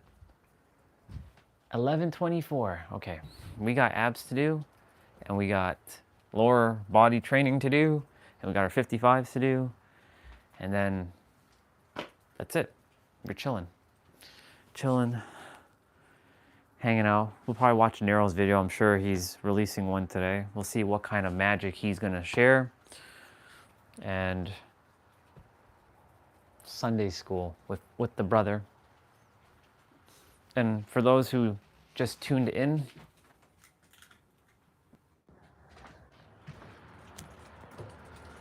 we dealt with that. We had the snow. I walked in the snow, but it's starting to melt. It's starting to melt.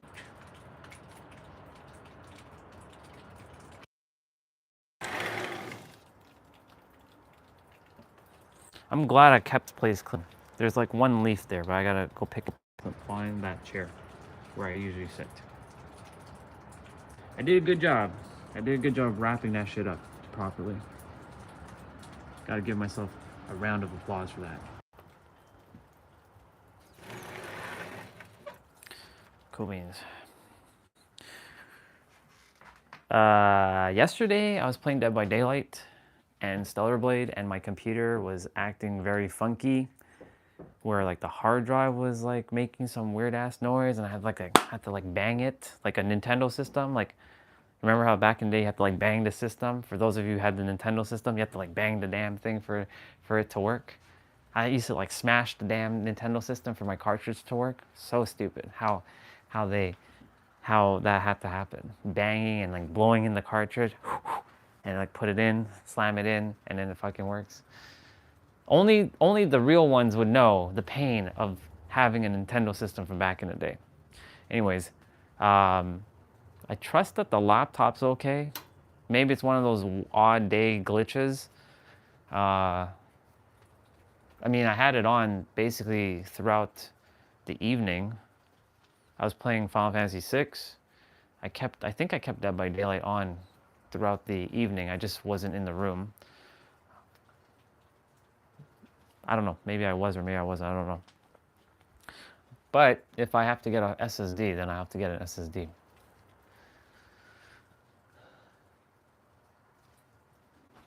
We'll see. All right, I got to finish my abs. So if you want to hang out for 10 minutes, then I'll come back and start talking. If not, you can disappear for 10 minutes. We got abs to do, y'all. 10 minutes. Let's go. Let's get it done. You all know what I'm about to say. I'm about to say it again. I've said it many, many times that these things do not give you abs. You already have them. Just make sure that you are keeping your lower back flat, sucking in your gut, breathing through your nose. And if your nose is clogged, mine's is kind of clogged. Some air is going through, but there's still, because of outside. I've been outside and I didn't blow my nose fully. It's a little clogged, so for me, I'll be breathing from my mouth to my mouth. So, what's going on with this one? I can feel my body, your fold against the concrete, but I can't seem to get enough. My mind is fixed on. Okay, that's their music, by the way. 10 minutes, 30 seconds of play, 30 seconds of play, 10 seconds of rest. So this one's called Killer Abs. But this is not the killer abs that we've done in the past. The killer abs we've done in the past is, yeah, it's rough. All right. I think I'm going to use their music even if it gets copyright. I want to listen to their music. So let's go.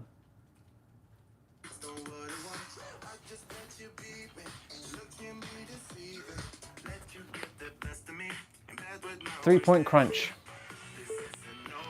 All right. So you're basically going to the side, through the middle, and then to the other side, back through the middle.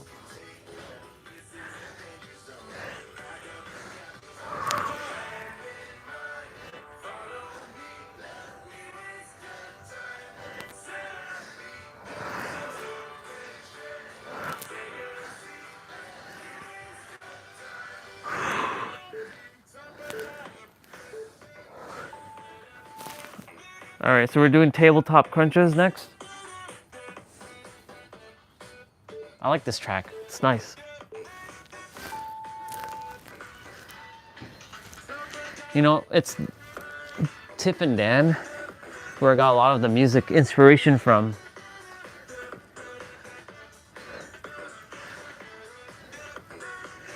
and I would download the song and listen to it. Some of it's on my iPhone.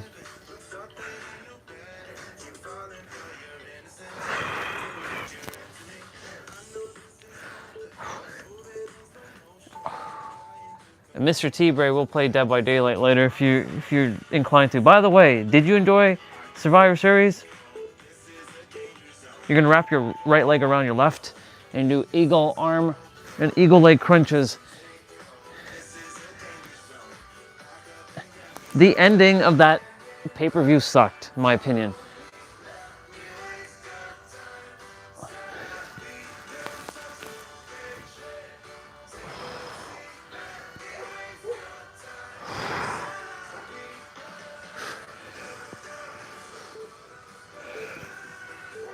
So you're gonna do the same thing, wrap your left leg around your right leg.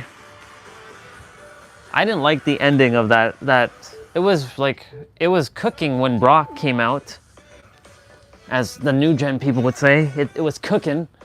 You know, he was outside of the ring. He found a loophole to stop Roman from coming in right away. But then the ending was like, it was pretty like whack. That guy coming in the ring. It's probably Seth Rollins. Even though people are saying it's not Seth. But like, it was just a weird ending, in my opinion. The pay-per-view, the PLE,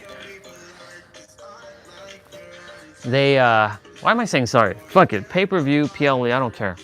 PLE, pay-per-view, it was cooking, it was doing great. The girls' Survivor Series War Game was great. The guys won. It was kind of lackluster. I was expecting like Brock was gonna like pin them, you know?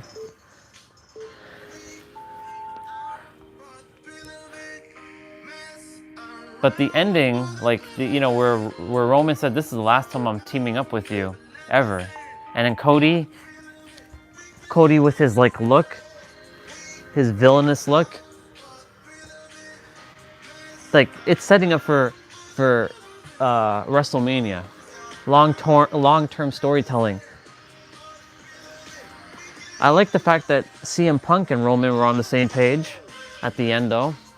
Like when Roman extended his hand and picked him up, and then CM Punk gave him a fist bump, and then they actually fist bumped each other. So it was interesting. All right, so we're doing a L-sit cross toe touch. Right hand to left toe, left hand to right toe.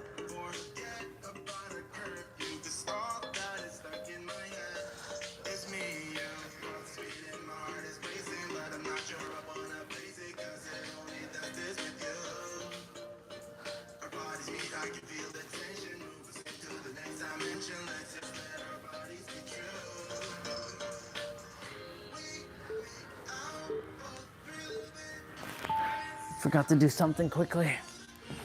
I've been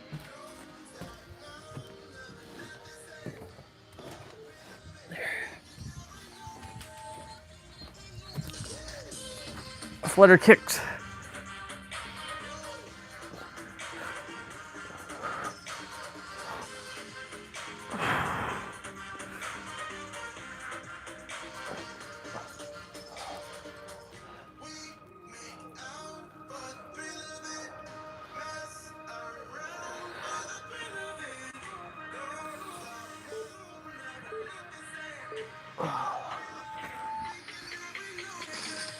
Reverse crunch to leg opener.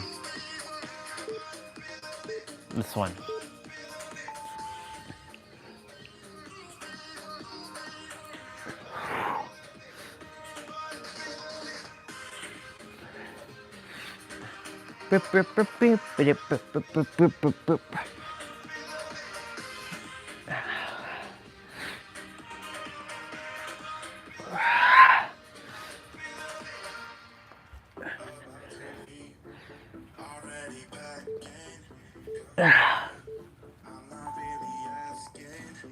Crunch kicks are next. To a place where we don't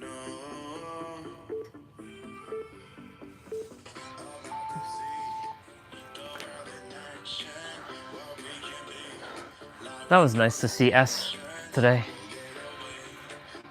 Very nice to see her.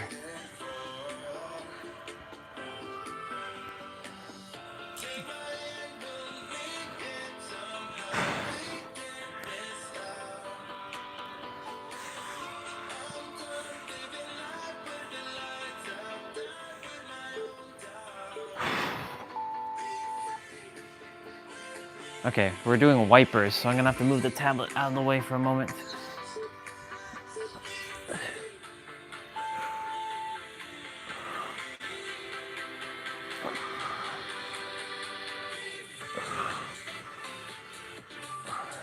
It's easier to just do wipers like this. With the hands to the side.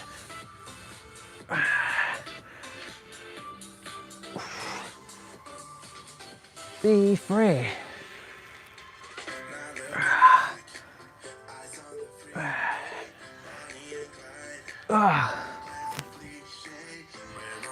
Straight leg bicycles.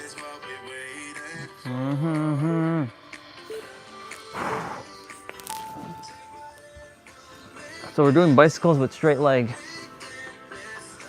So you're bringing your elbows to your knees, but you're doing like leg lowers.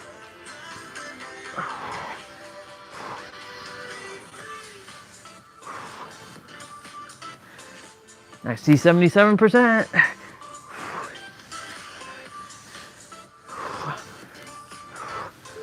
My eyes just gravitated to the percentage bar. Hollow to tuck is next.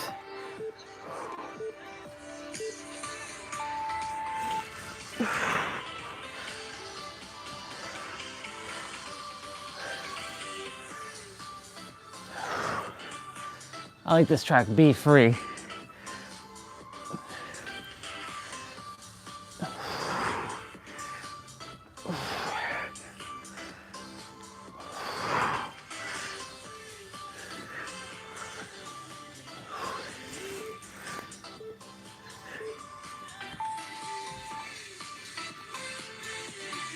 Three-way climbers to the right.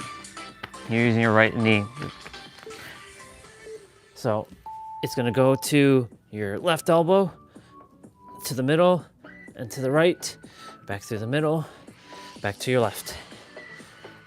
Oh man, I haven't heard this track in forever. Holy shit. This is throwing me back to like 2020.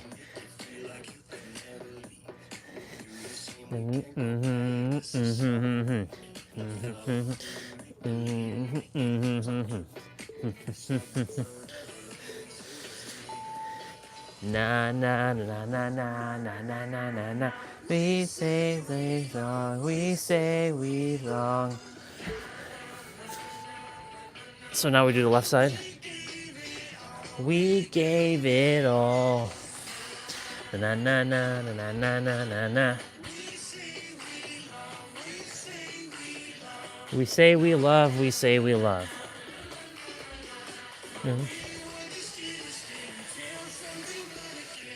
Until something better came along. Yep.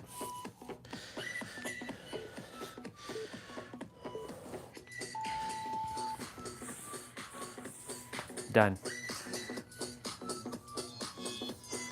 Pew, pew, pew, pew, pew, pew, pew, pew. We did it. I love when they're both together and they show their affection on camera.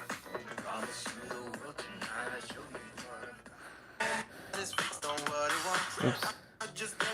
There we go. We're done. We are done.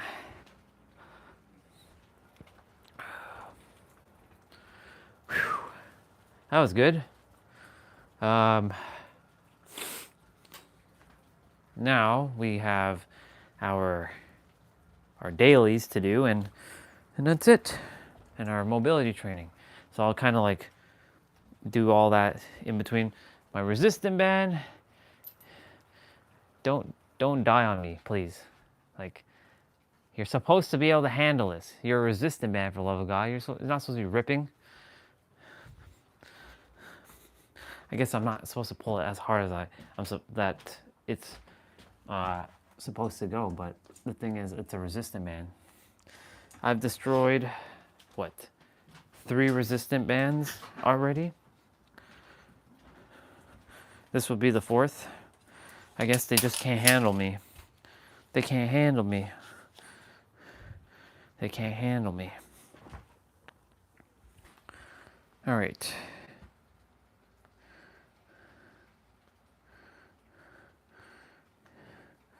What do we got going on here? Huh? Who is this?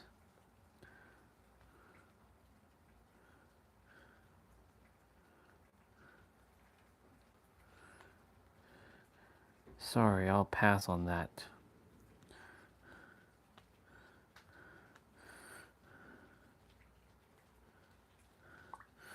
All right.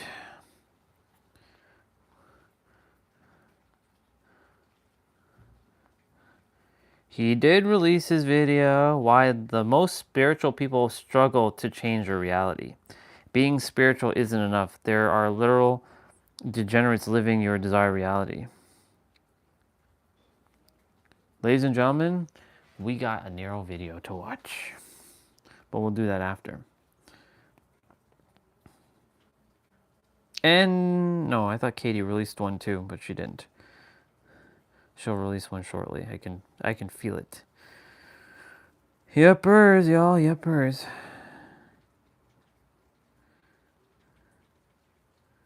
I'm feeling a little nervous today and feeling a little like Mr. Beast because I've never walked around with this much cash before. But it's for a good reason.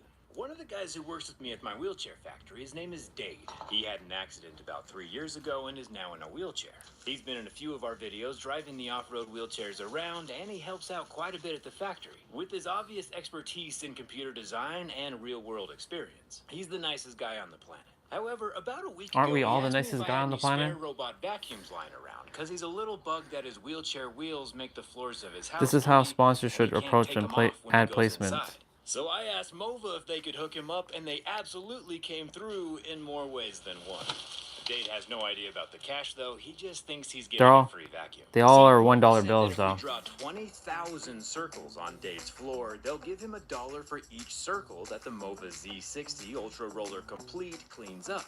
And since the robot can reach 99% of floor space, it should clean up pretty much all of them. So if everything goes well, Dade ends today with 20 more bands than he had when he woke up. Assuming Okay, we're scrolling through. extends up under. That's either chocolate milk or we just cleaned some pretty dirty floors. My wife and I have kept a robot vacuum in our home for the past 6 years, and it has been an absolute game changer for us. I'm glad that Dade and his wife now have one of their own, and they're about to find out the other gift that Mova has in store for them. I've tried to do a no shoes home, especially when my kids are really little, and then that rule.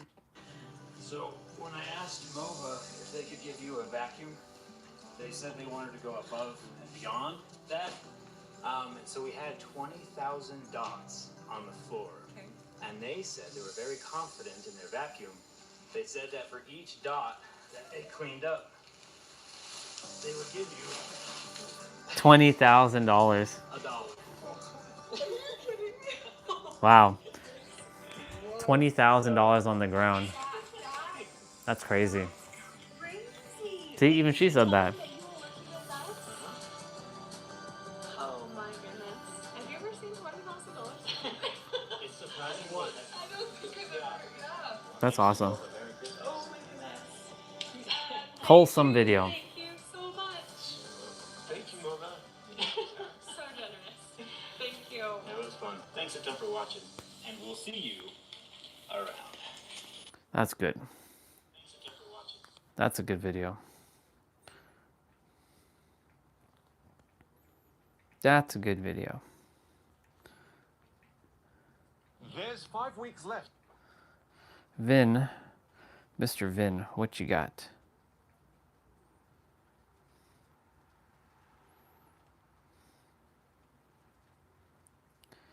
Yep, Vin's a really good dude when it comes to speaking.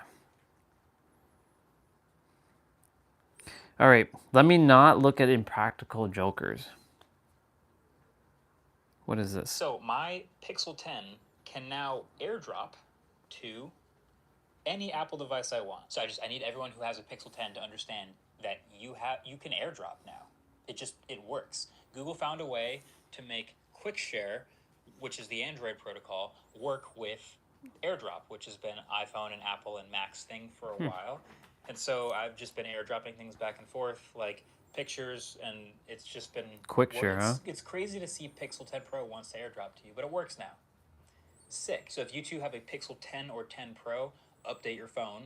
It just works now. I did not have this on my 2025 bingo card, but yeah, hopefully all Android phones soon in the future. Share this with an iPhone user in your life who thought this would never happen. So That's pretty dope. We're getting to uniformity now. The evolution of Dead by Daylight. There's nothing more powerful than imagination. It can shape the fabric of reality. Mojo plays Dead by Daylight. Everything you may think you know. First horror in video games. An idea that was rare. Was it enough to call it a success? Maybe. Dead by Daylight was made on a pretty measly budget compared to most games at the time, and the plan was to throw the game out onto the market, make whatever money it could for Behavior, and then we all move on with our lives. Except we didn't. Not when new killers and survivors were getting added soon after launch. While the nurse would serve as an interesting kickoff for this post-launch Old school Dead by Daylight. Old school Dead by Daylight. The Halloween chapter. Even more folks began checking out the game now that they were told that they could play as Michael Myers and Laurie Strode. With his unique tier-based mechanics, Michael players could stalk survivors from a distance in order to make survivors become exposed, forcing them to be instantly downed when hit. It perfectly incorporated the horror of the original Halloween movie with video game design elements. Even the classic music stings accompanied Michael whenever he ascended or descended a tier. Yep. For the next year or two, the player count was somewhat stagnant. Dead by Daylight would continue seeing licensed IPs and would soon invite Freddy Krueger from the Nightmare on Elm Street series, Amanda Young from the Saw movies, and introduce a new character to don the Ghostface mask from Scream. The game even got Silent Hill's Pyramid Head and Heather Mason in 2020. Wait, Pyramid Head came in 2020? Damn, okay. Alright. However, it wasn't until early 2021 when Behavior Interactive really saw DBD take off with all guns blazing. Resident Evil. 2021, Dead by Daylight Resident got massive Evil. exposure to an entirely new audience when Capcom and Behavior announced that Resident Evil was making its way into the fog. Yep. The series that made survival horror gaming was finally joining the legends of horror movies and TV shows. After that announcement, the player count grew in a way DBD nor Behavior had ever seen before. Personal note, yours truly had already been playing the game for a few months by this point, and the announcement was everything I could have wanted. So, big Resident Evil fan, just got into Dead by Daylight, I'm sold. The player base grew even further when DBD got a second Resident Evil expansion the following year. Not only could you play as Nemesis, Jill, or Leon now, but you can also play as Rebecca, Ada, and Wesker as well. Oh yeah, I remember that. Since then, Behavior Interactive was managing to acquire more and more licenses to cram into the fog. From Chucky and Pinhead to the Xenomorph and Demogorgon, every new chapter felt like a scramble to make the ultimate video game that celebrates horror across every form. Too bad it doesn't feel like horror anymore. How exactly, though, is Behavior managing to justify Even somebody all just of say these that. crazy So somebody just says the game now lacks any atmosphere or art style it used to have. It went from an actual horror game to a cartoony game, a game of tag. That's what I said. It was like, I even said this to T-Bray when we were playing. Like, the game has a more cartoony vibe. So this person is saying the exact same things, featuring horror characters. Nothing scary or even unsettling about it anymore. It can be a little fun. It can be a little fun still, though, at least, but it's very much not so beginner friendly. I would advise people to not attempt jumping in, not right now at least. That was a month ago. You tend not to get scared of things after you experience the same thing of thousands of hours.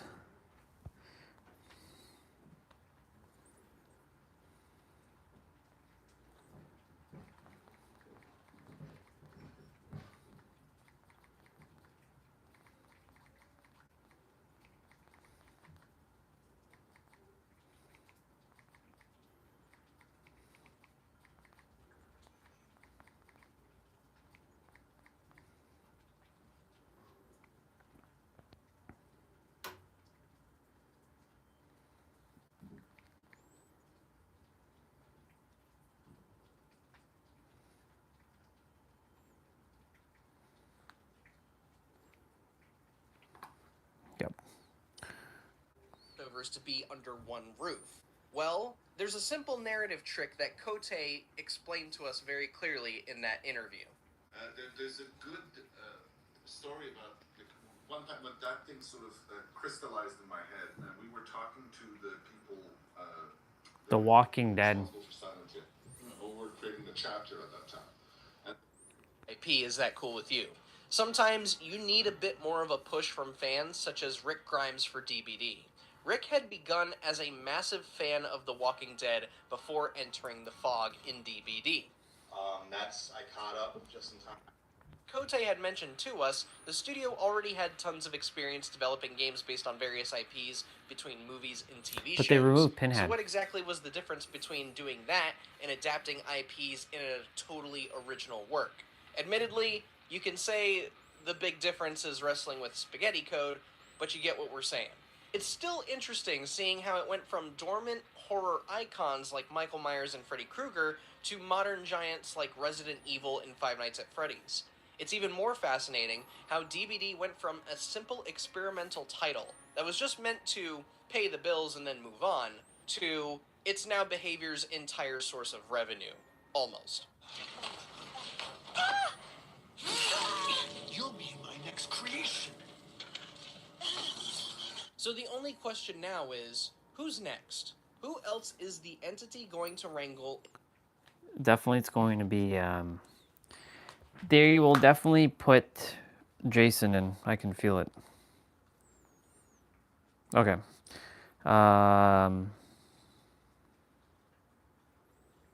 What do I desire to do?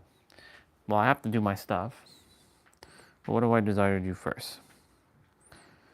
And I feel like watching something. Not on YouTube, but on my platform, on my streaming device.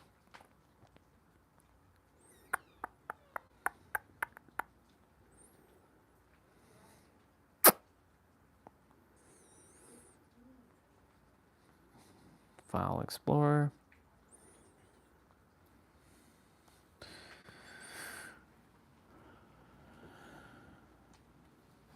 TV show.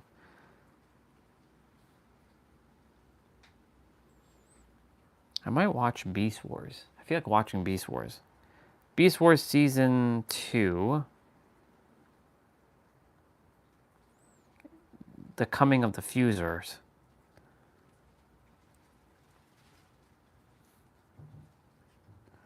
Part 1, maybe, and then Part 2.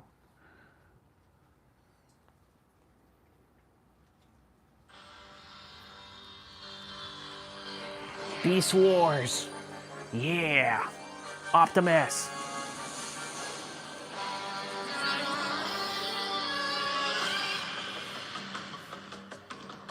This is the real OG Transformers, y'all. Not them car shits. Fuck that noise. Even though I love the car ones, but the Beast ones are so much better. Beast Wars. Beast Wars. Megatron. There's Megatron. I have a dark side, as you can tell.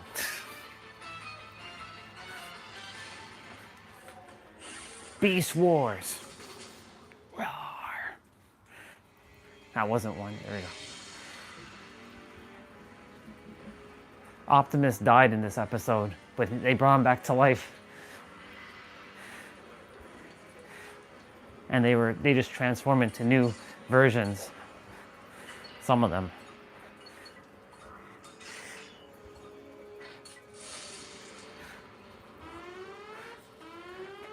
Stasis pods down in Delta Quadrant.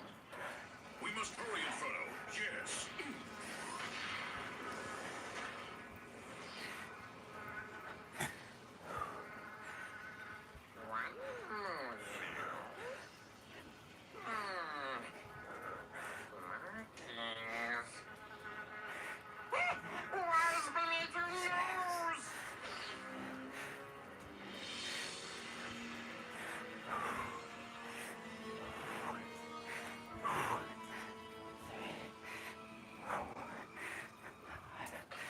Approximately signature detected.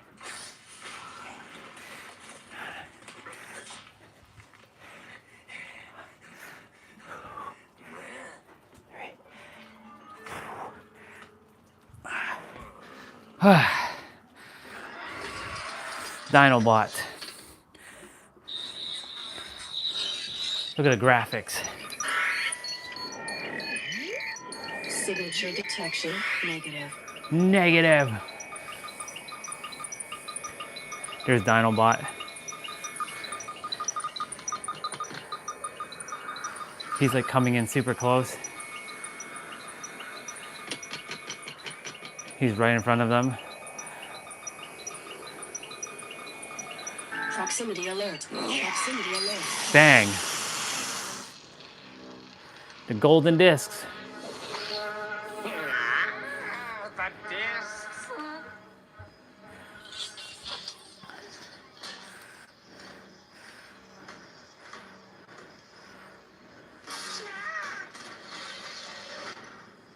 Oh, Dinobot showed up.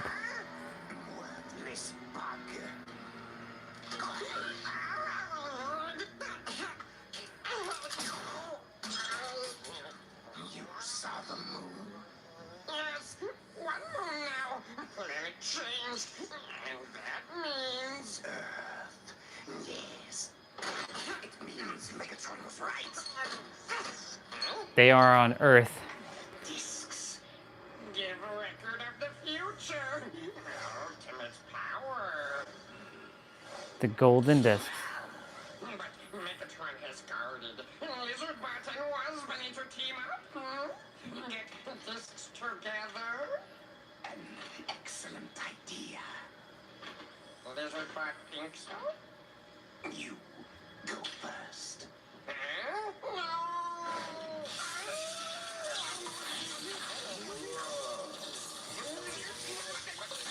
Boom.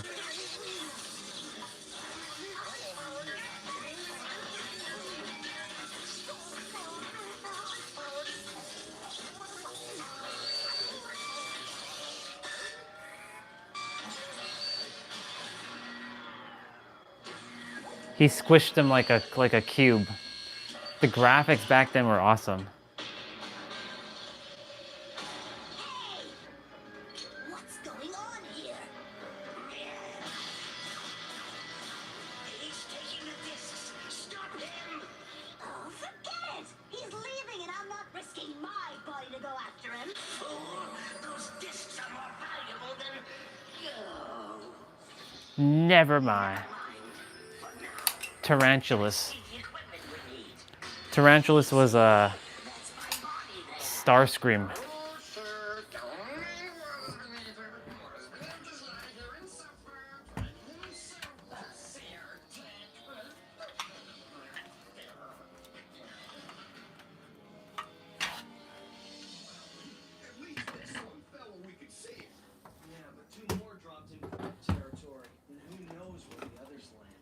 That's what Air Razor and I are going to find out. After you, my lady. And then they never come back. Keep the fuel rods warm. We'll be in touch. Journey well, friends. You are part of this planet. Let its heart guide your own. Be careful, big cat. Always, little cat. You both going soft in the circuits or what? Come on! Why we letting this guy snooze? Let's crack the egg and say hello. Not this one. It's a blank. A protoform without a spark. Oh man, if that don't cut the cheese, what good's that do us? None at the moment. None at the moment. I hope that Megatron is having no better luck with the protoforms that landed near him. Nope. He has all the luck. They become fused beasts, like fused different beasts. One becomes a eagle and a wolf and an eagle at the same time, and the other becomes a scorpion and a snake. One is named Quickstrike, one is named Silverbolt.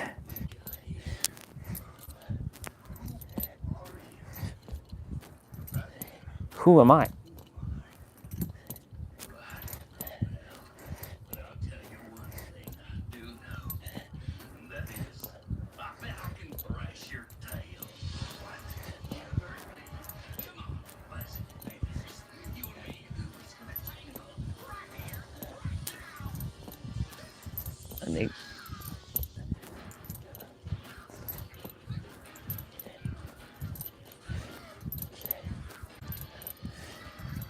They're fighting each other.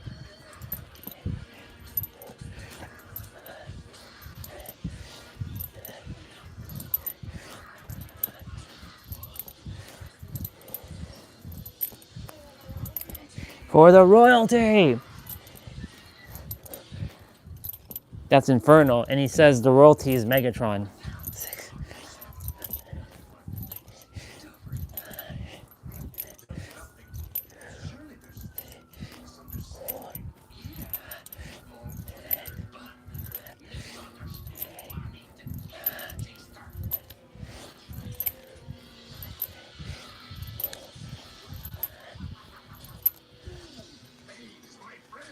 Allow me to introduce you to it. No, that's just dirty fighting. Hey, you! You've had your fun. Now leave him alone. Now leave him alone. It's Inferno. Bang. There's Megatron. This is Megatron, y'all. Yes. But I suppose while they are distracted, I should attend to business. Computer, access the new creature's activation commands. Quickly, while their security circuits are still offline. Accessing. Megatron. Insolent ones, burn in the fires of Inferno.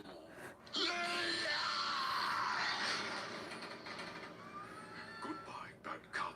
I'll go good cop. Yes. And Megatron. I am Megatron. Apologize. I knew it. What? You trust this tin-horn toad?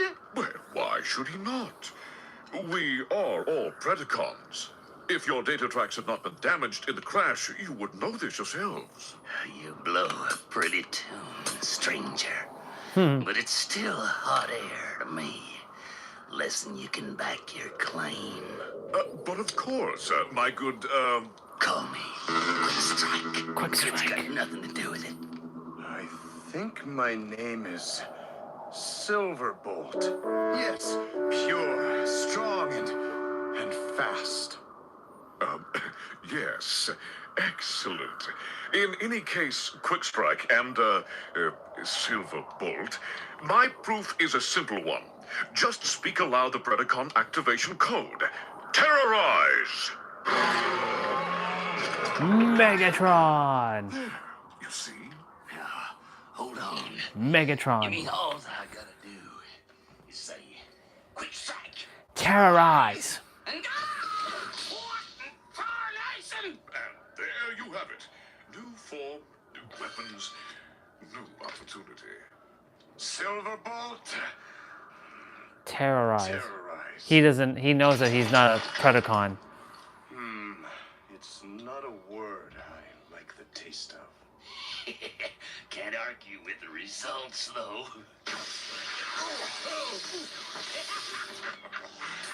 Excellent. Yes. He knows somewhere deep down he's supposed to be a Maximal.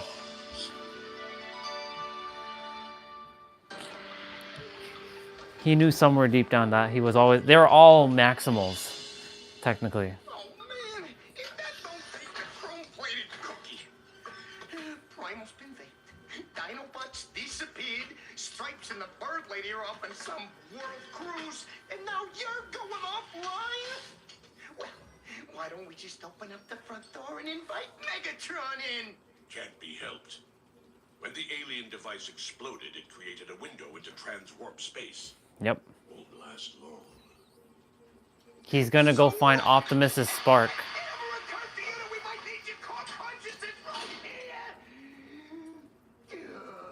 He's gonna go find Optimus's spark.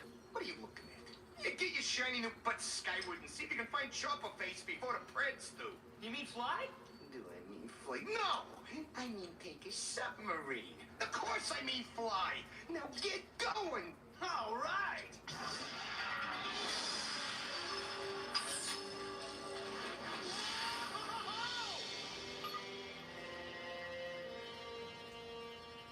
Sheesh.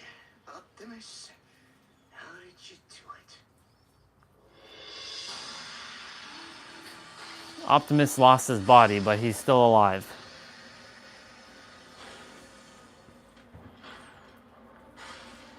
The golden discs. That is the question. These discs I hold, are they a record of what will be, or only of what may? For if the future is indeed immutably foretold, then my demise is but moments from that confirmation. For I could not live if not the master of my fate. But if the future can be changed, This is a scene with the future. one path of all the myriad ways the cosmos might conform, and power is infinite, and yet still limited. For they could be Paradox. used but once, and in that change be rendered fiction forevermore. That's crazy. I could destroy them. One disc is future that's already written. One disc is future that might be told. Oops. These are the golden discs. Then That's Dinobots. them or me that face oblivion.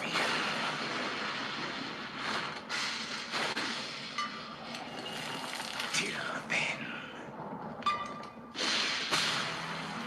He hides the golden discs. Tarantulas is getting a new body. It's working. It's working, yes.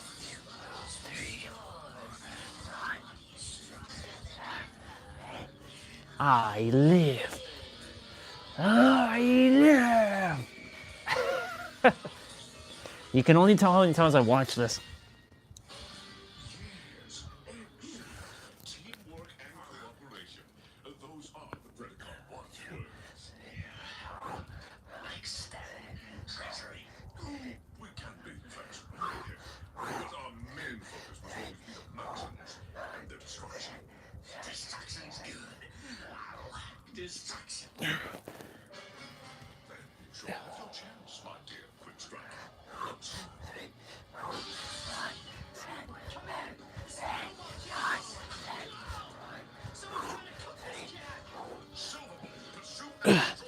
Why? He is not attacking.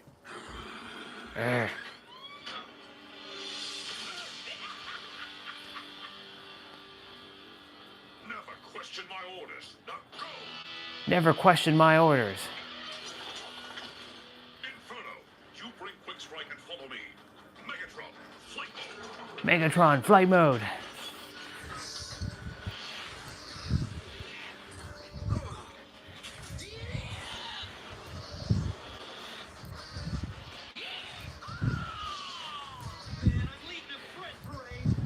Let's see if they can follow this leader.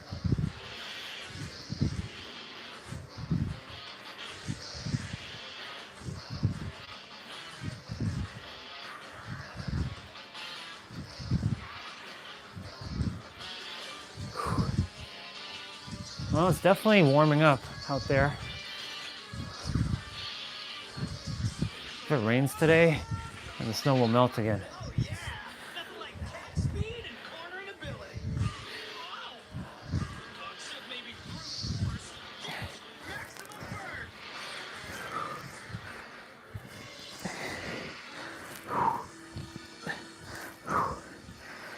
This is Cheetor. Code 1 emergency. Well, sure, but things weren't bad enough. What have you done now? Ran into a threat nest in Delta Quadrant. A couple of new nasties plus Phoenix himself. They're on my tail. You really let it go futuristic. Okay, we'll lay up the welcome mat. Second, auto guns online. Stand ready for full alert. Yo, run, Oxy. It's sorry to interrupt your nap, but company. Unit pronounces core consciousness is extended beyond measurable limits. That's where I got core consciousness from this. Your core consciousness.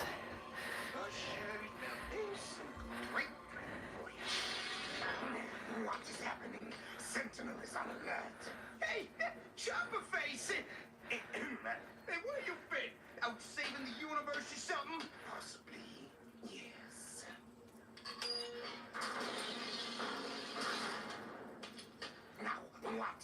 emergency. Well, nothing much. Predacons. Let's see. Rhinox is off chasing comets with his mind, and Cheetor's bringing a squad of Preds home to play. Of course, if they hit this place, Big Green Day goes permanently offline. Well, we must take the fight to the enemy.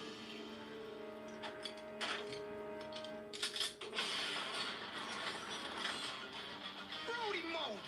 Maximum rubber burn!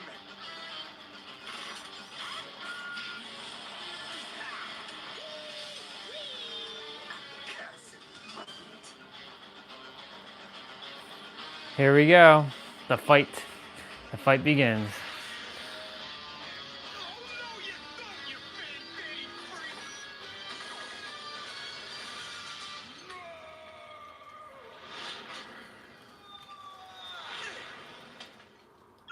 Predacons, regroup around my position. All right.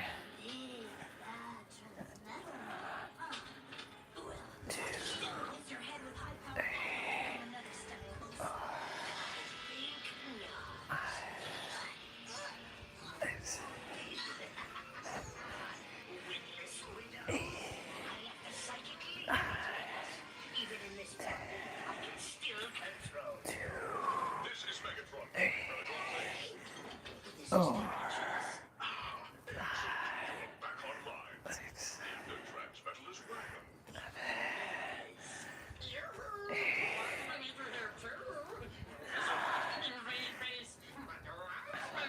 Silence! Just converge on my coordinates. It is time to finish the Maximals. For good.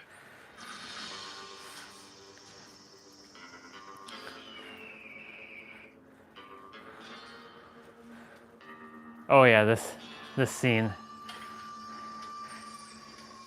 He's got a sundial.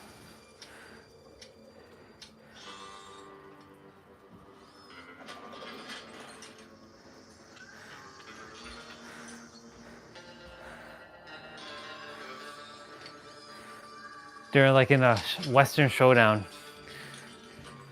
And Rhinox is looking for Optimus the Spark in space-time. Because his body exploded in a transwarp crash, which helped the rest of them, some of them transform their bodies.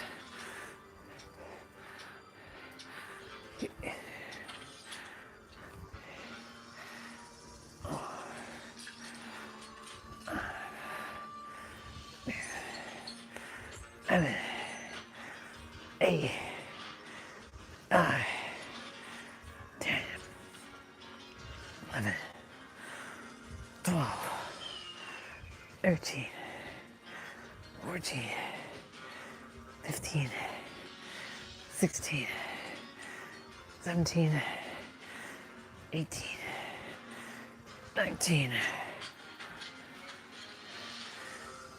20. To be continued.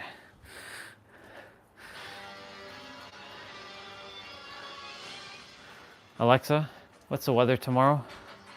Tomorrow in Toronto, there will be overcast weather with a high of 0 degrees Celsius and a low of -2 degrees.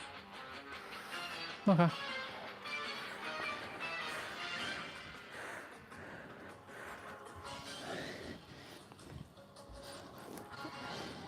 These are my favorite ankle exercises. They're super effective. You balance on your toes and you bring your knees forward.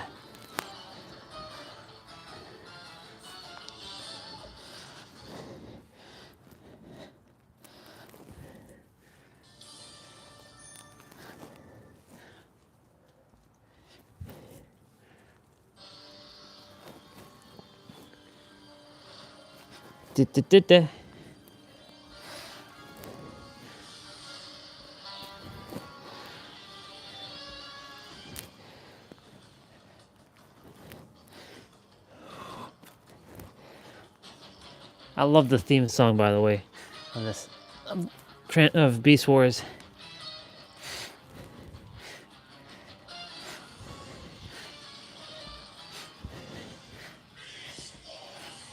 Beast Wars. Fun fact though, in America when they were showing this, it was called Beasties, which was weird. It would say Beasties. What the fuck is Beasties? My cousin's like, we watched something called Beasties. I'm like, what the fuck is that?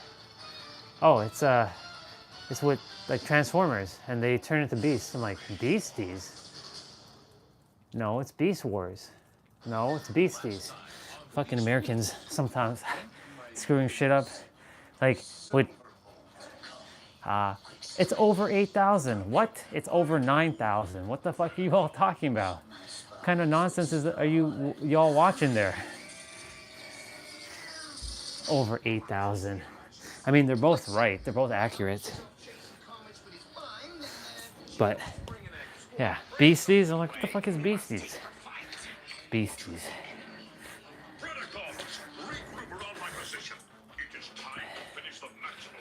For good. For good.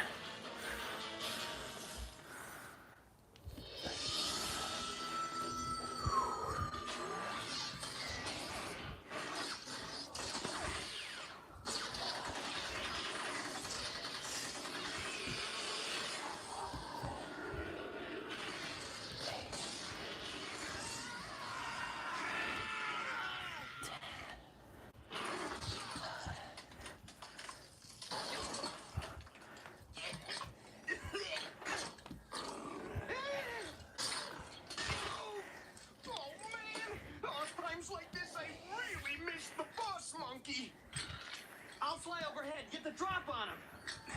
An excellent flanking maneuver. Yeah. With just one teensy little problem.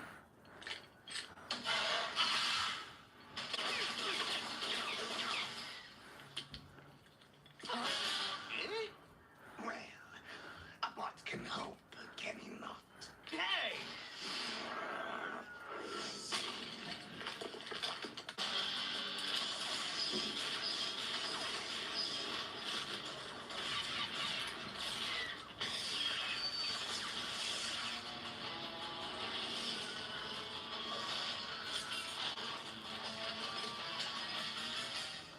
Excellent. Reinforcements have arrived. Prepare for a full attack.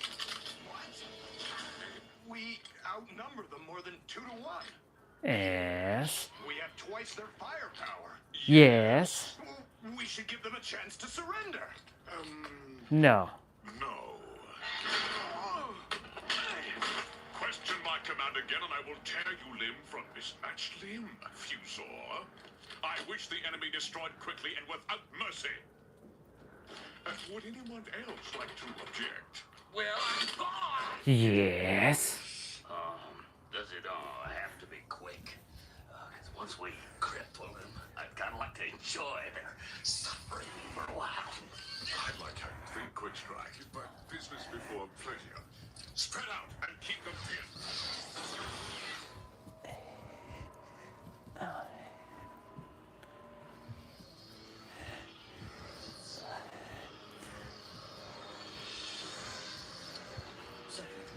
Unit Rhinox's core consciousness grows dangerously distant. Chances of return decreasing.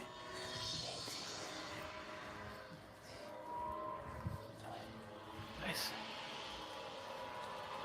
Optimus. Hurry, witch! This cannot keep Megatron occupied forever. What is taking so long? Well, if you told me what we're supposed to be looking for. The golden discs. Dinobot took them. Fool! Megatron would have made a backup copy. Yes. He stored it in his private records.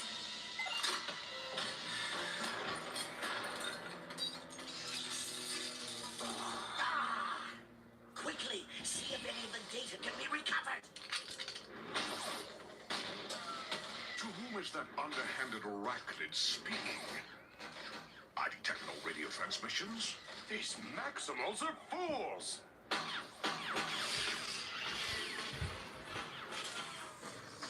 We flank their position are many things, but fools they are not. They try to prevent us from reaching their base.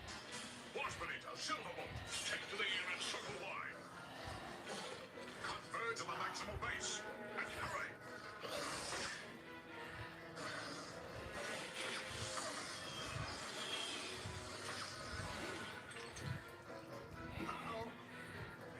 Megatron is to two-star strategy, such as it was. Yeah? Well, now we need a new one, and pronto! Those two make it to the base before we do. Rhinox is one Dead battery.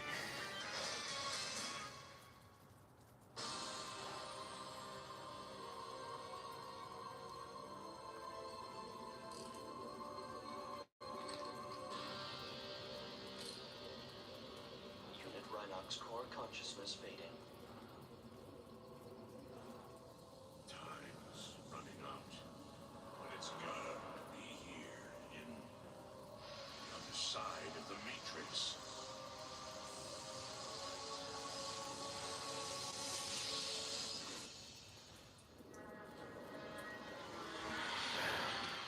We gotta stop him from reaching the base. Yeah, your department, Skycat.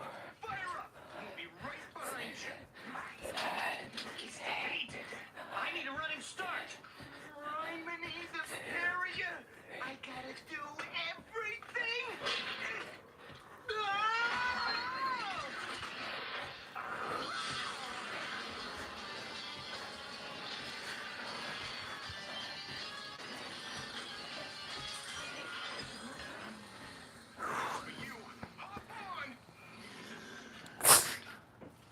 As for you, hop on. Waspinator is in command. Waspinator will lead. Well, since you're the one who knows the way, go ahead. Lead on.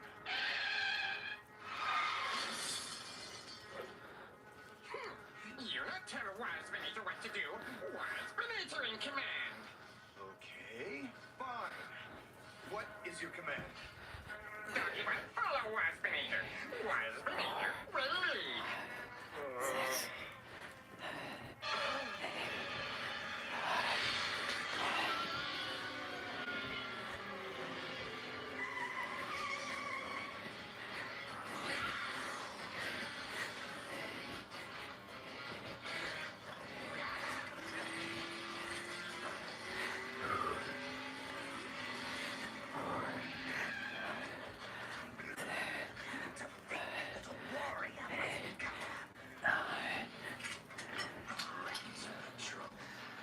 You just handle that fire hose, Featherhead, and leave the drive to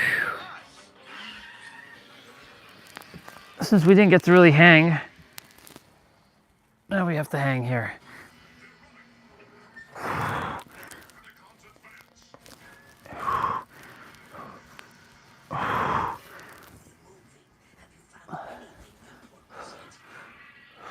of the recent records have been scrambled.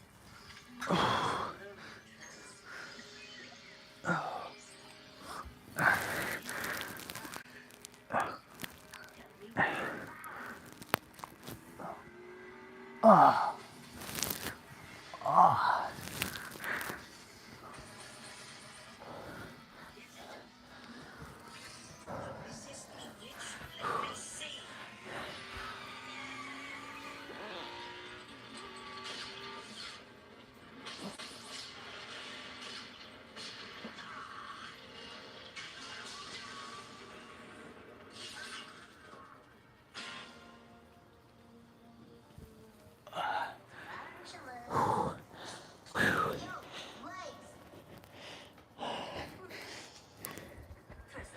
Whew. Download and triple encrypt.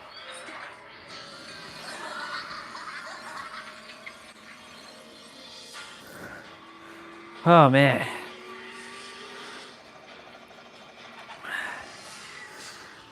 Oh.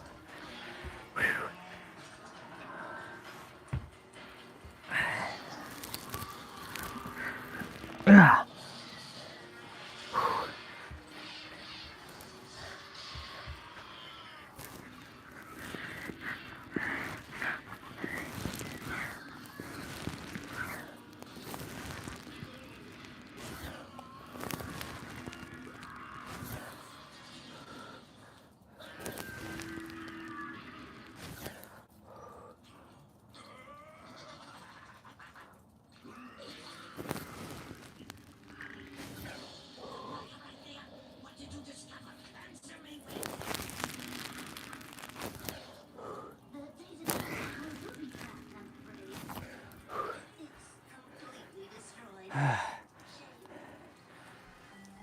Oh.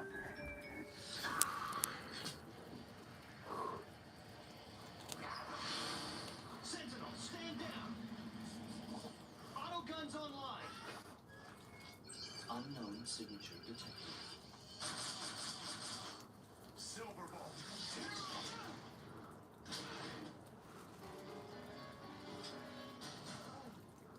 Don't even move.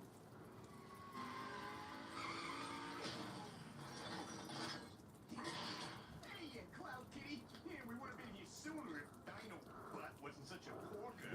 The vilest ride of my life. So, get on with it. Destroy me. It's not what Optimus would have done. Maximal sentiment. Oh, I must have been defective to defect. Yeah, get Bowser Boy to the CR chamber for repairs. And I'll check on Rhinox.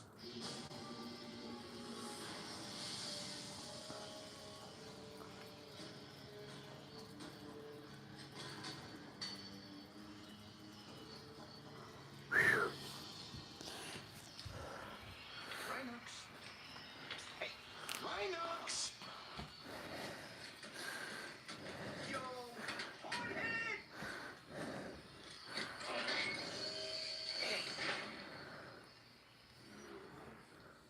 Am I back? Oh, the machine said so. Oh, but you had me worried for a second. Where'd you go, anyway? Where all are one. All are one. What? Or all are one. I'll explain later. Let's just hope my Or translation all are one. lasts long enough. We've got a full-scale threat attack, and the shields are failing! Oh, great! We're all gonna die! It happens. But miracles happen too. Let's go. Let's go. Predacons, open fire.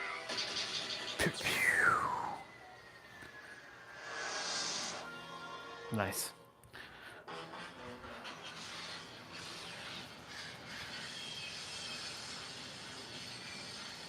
Not bad.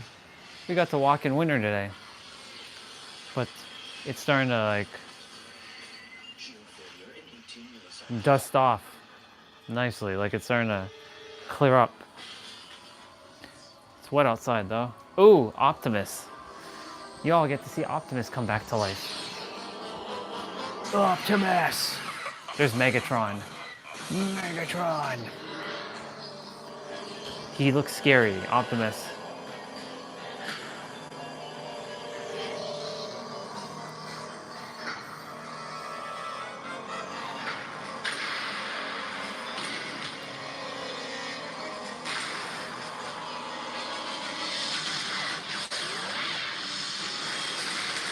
Their shield broke. Look at the graphics, those polygons. It's us or the Preds now. You know my vote.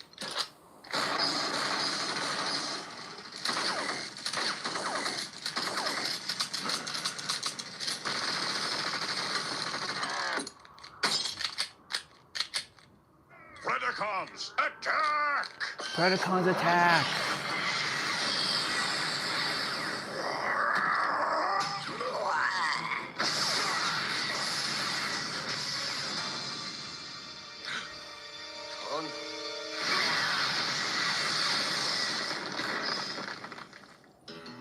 They're gonna get finished, but Optimus is gonna come back. Comes the Dawn.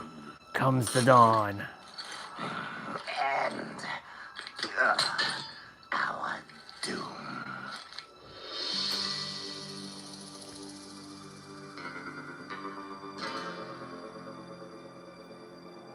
Move out, Predacons. We've waited a long time for this. Yes. Let us be Wait, why is my freaking thing keep uncharging itself? What the hell?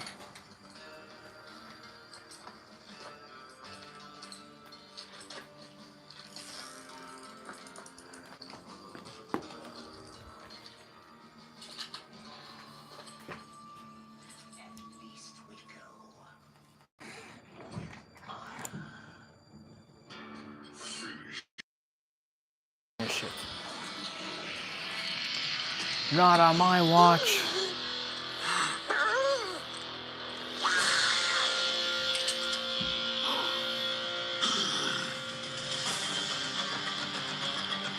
Well, that's just prime. Big butt? Yes, it worked. Primal! Primal. Destroy him!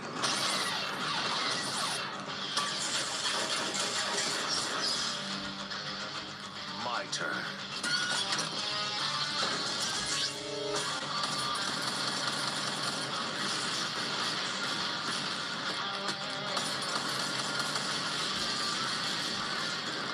All right! Go, Big Butt!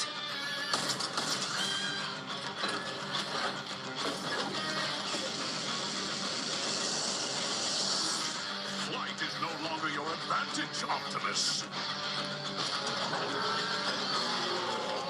Nice.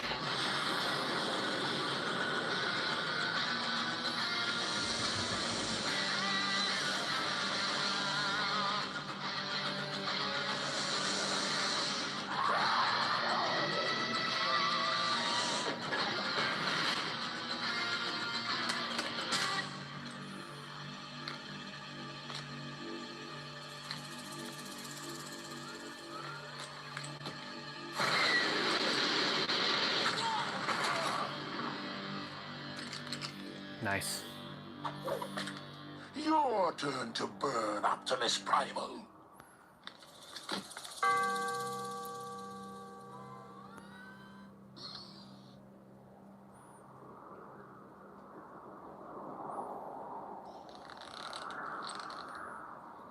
It's got the Western vibe here.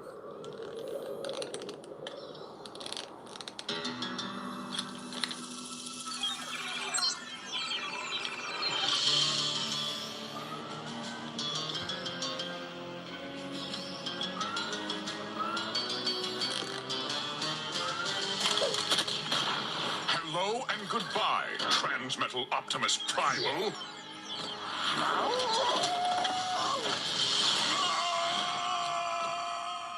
Consider that my resignation from the Predacons, Megatron. I know now that my place was always with the Maximals.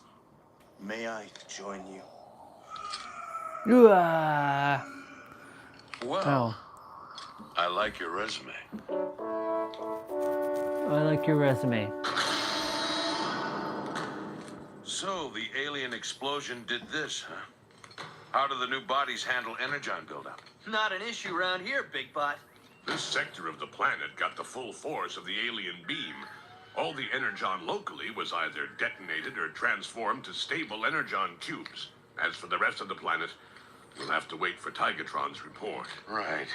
In the meantime, I've got a lot of catching up to do. People to meet, things to do. Specifically, to have Rat Trap clear all his junk out of my quarters. Rat Trap? Opportunistic vermin. Hey, come on, give me a break, will you? And the guy was dead.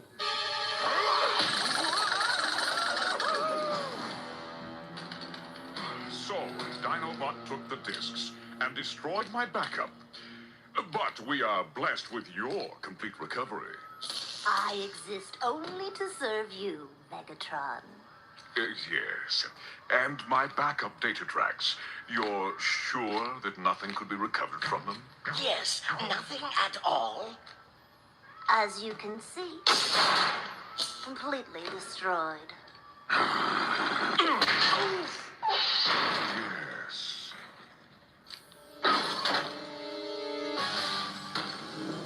Well, we enter a new phase of the Beast Wars, then. Future development should prove very interesting. Yes. Very interesting indeed. I love it.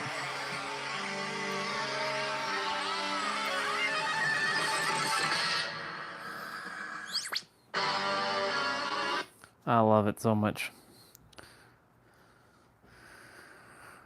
Okay, let's see.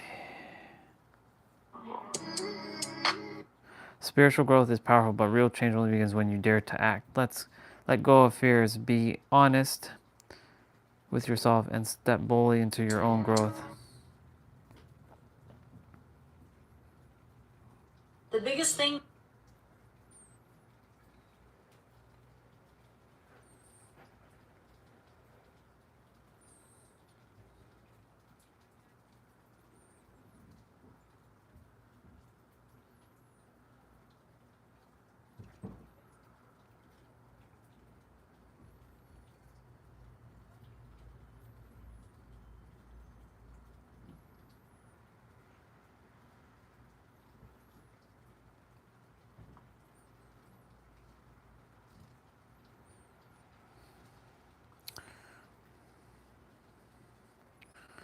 Okay. The saddest day of the year. See you in the spring.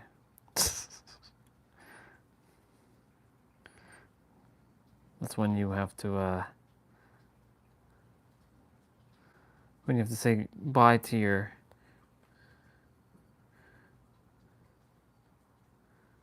gotta love Florida winter days, yeah. Don't. Indeed. Love it indeed. All right. I want to go check, see something. I think laundry's being done right now.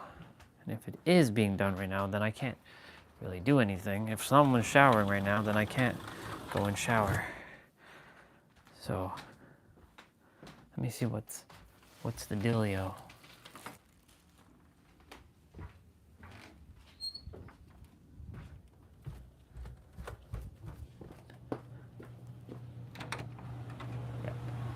So the dealio is I can't do my laundry yet. And that's fine. That's the dealio. That is the dealio.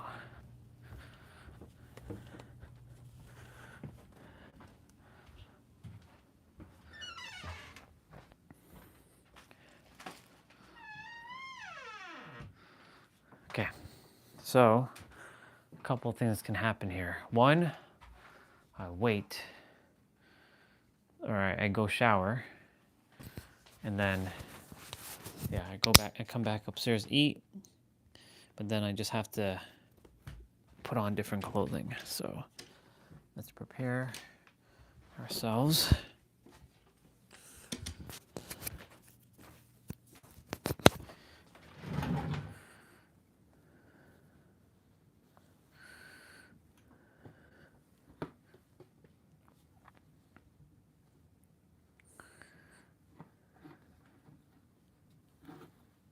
How did this get over there?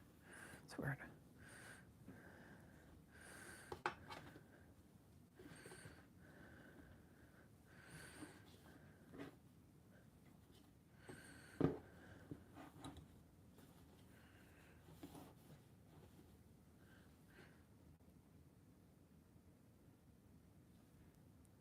Is somebody showering now too?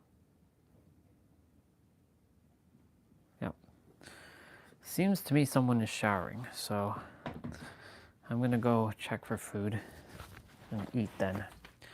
So I'll be back.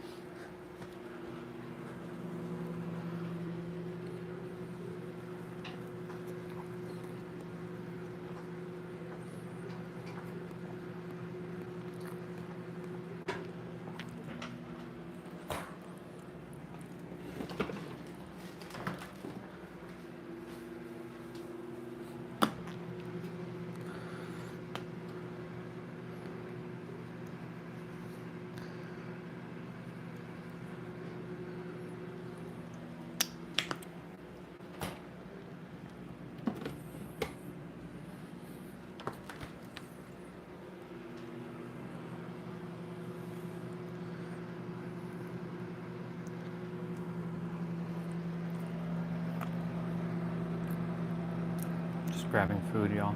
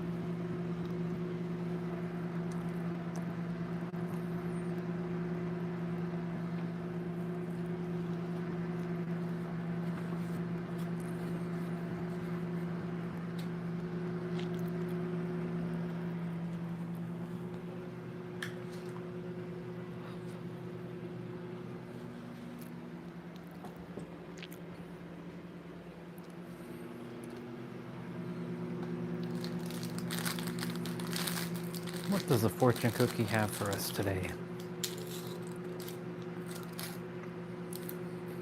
Believe in yourself and so will others.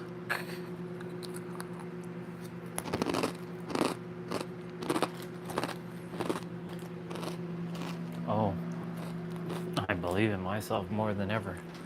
I don't just believe in myself, I know in myself.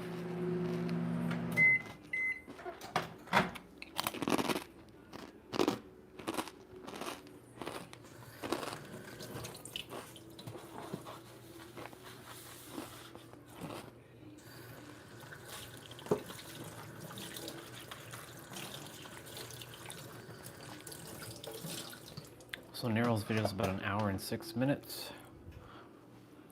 I'm sure Katie's releasing her video. I'll come back and pack these dishes up.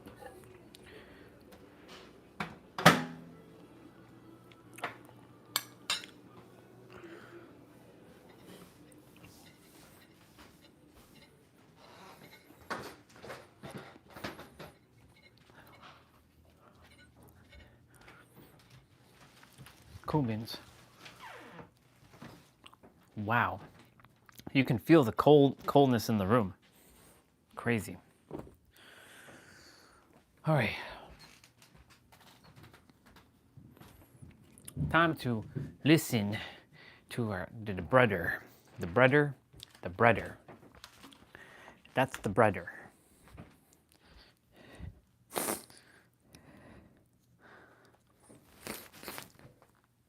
We're gonna listen to the brother while I eat my meal.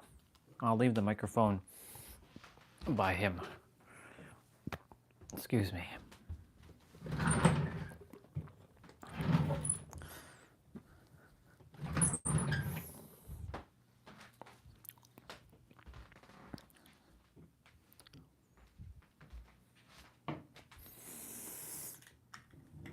Why did I leave my shoes over there? And what the hell is up with this thing? It's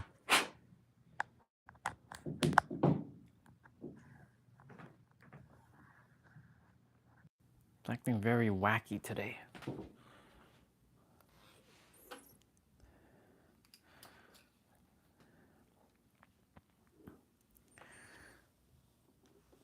It's like finicky. All right. Let's see what the brother has for us in store today. Let's go.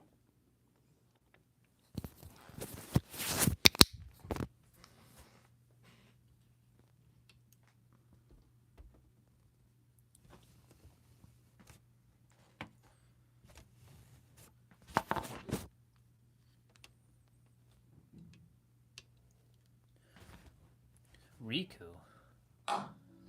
Why the most spiritual people struggle to change their reality. Now, there's nothing more frustrating than possessing life-changing knowledge reality shaping, reality bending knowledge, and still being stuck in the exact same circumstances, being plagued by the exact same conditions, and falling to the same things and the same events. Now, this is often a paradox for a lot of us spiritual individuals. We dive into this information, and like our good sir here, we become monks. But even with all the monkness, even with all the green smoothies, even with all the crystals, even with all the meditating on grass, our frequency, our vibration still seems to be trapped into the same particular conditions, circumstances, and events. And I often say, spirituality without the ability to create your reality is vanity. All of the party tricks or the useless shit that you know means fuck all if you don't have the capability of actually changing your reality. So throughout this video, I'm going to be explaining why spiritual people, yourself included, myself included, struggle to actually make the change of our realities, while we see quote-unquote degenerates continue to prosper and materialize the exact things that we want to materialize. So let's get into it.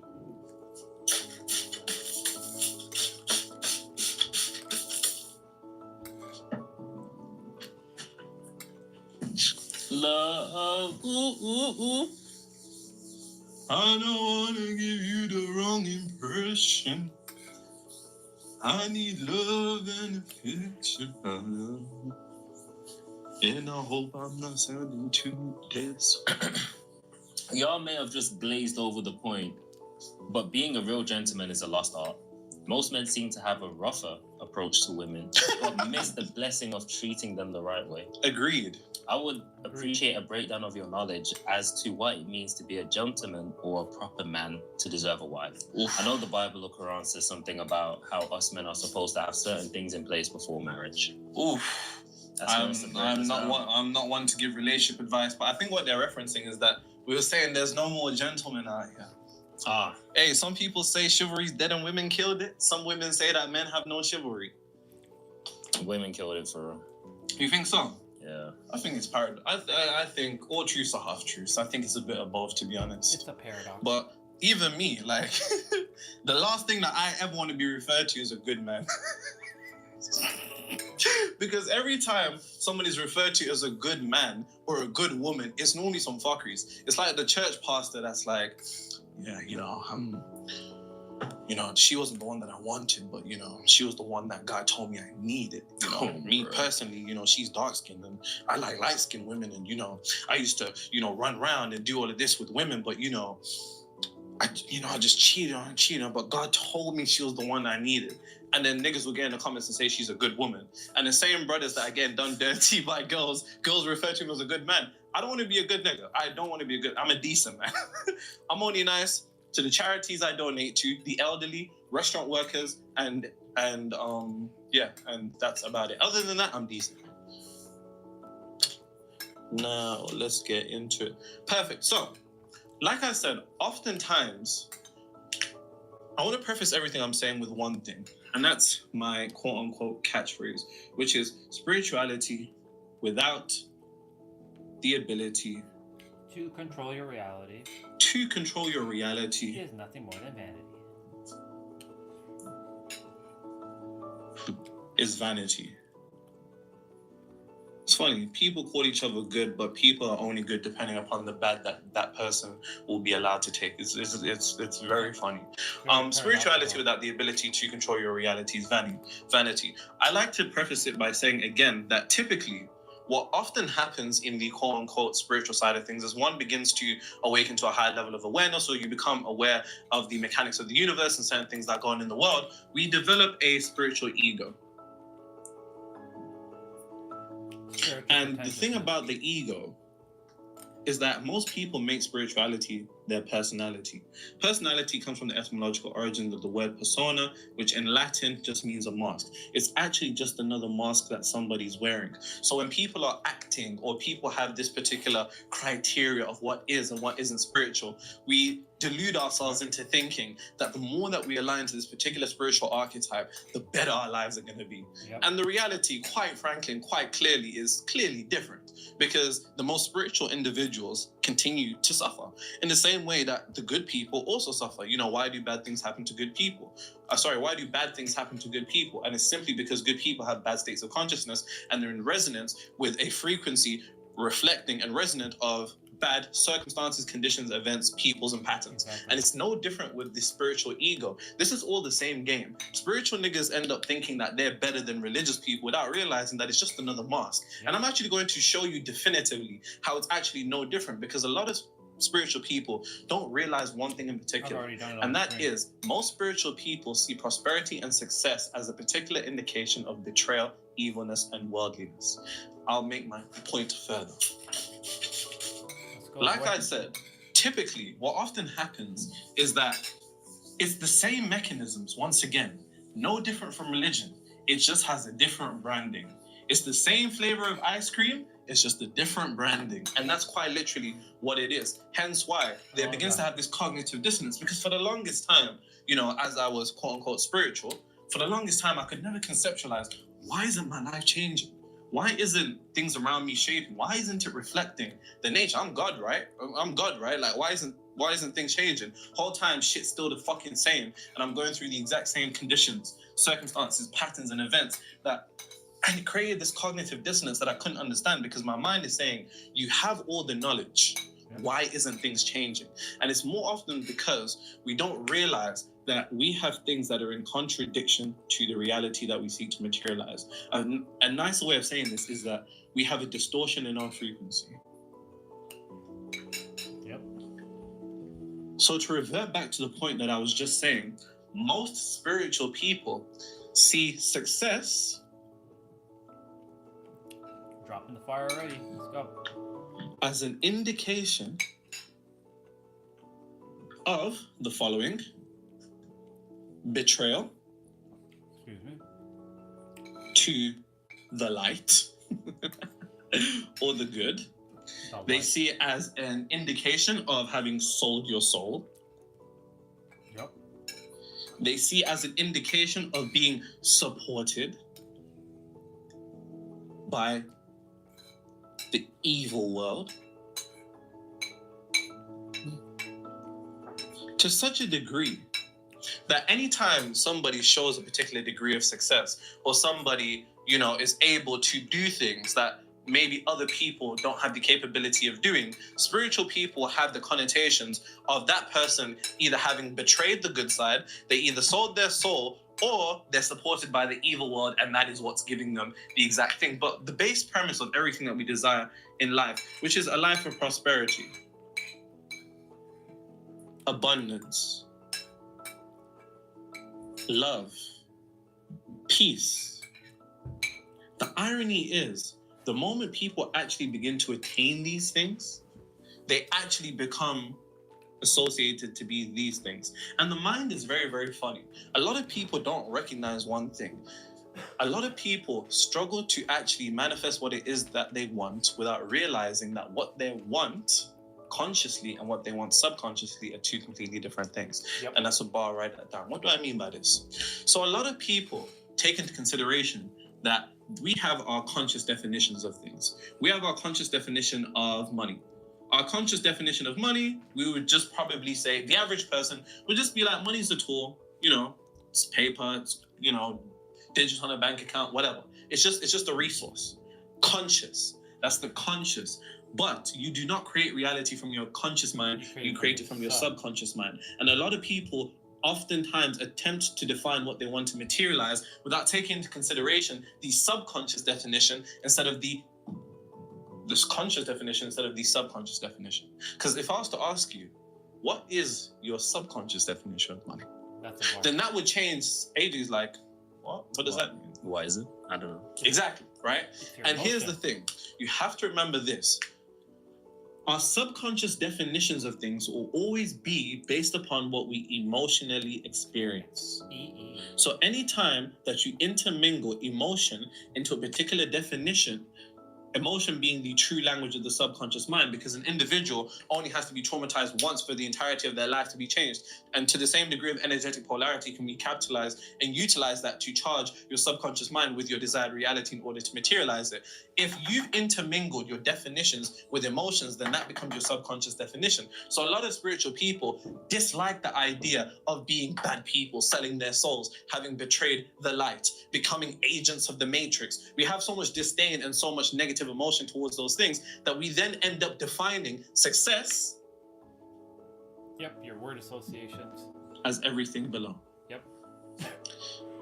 Your prosperity, your abundance, your love, your peace. I already got to this conclusion. Progress in the material world. And this is more so based upon I think this is more of a Gnostic perspective. Because of course the Gnostics, believe that the world is run by the demiurge, who is, a false god, who thrives off negativity, suffering, and struggle, and so on and so forth. So the Gnostics had this perspective that our third dimensional world, the physical plane, is nothing more than a prison realm to which beings of lights are encapsulated and harvested energy by the demiurge, quote unquote, which is a very interesting perspective, but without realizing how that perception equates to that projection. If you inherently see the world as a reflection of an evil place, because a lot of spiritual niggas end up getting so spiritually egotistical that they think that they are better than Earth themselves. Them niggas will literally be like, yeah, Earth is just, this place is just terrible. This isn't it. Whole time without realizing that based upon your perception, you equate to your projection, and the way that you look at life is the way that life looks at you. So based upon that spiritual lens of seeing reality as this prison realm of this terrible darkness and so on and so forth, you end up equating to that particular projection of reality. Combine that with the subconscious definition of the fact that if your prosperity, abundance, and progress in this third dimensional realm is equated to betrayal, having the idea of selling your soul, and being supported by the elites, all of this stuff is registered as pain to your mind. And in order to avoid pain in your mind is going to end up avoiding this without realizing what it's interconnected to, which is this. And let me illustrate this in a much clearer manner.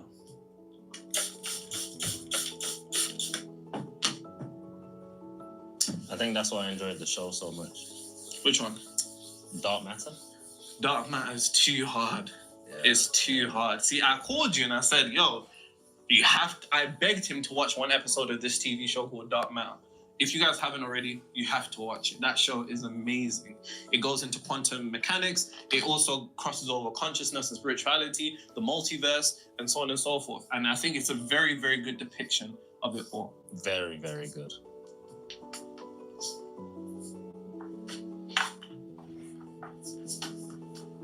I met a honey at the beach. We had a good conversation, religious, etc. Felt like we were vibing. I even introduced her to the Amazon bestseller book. Jeez, listen. Outsmarting reality. Amazon bestseller for 23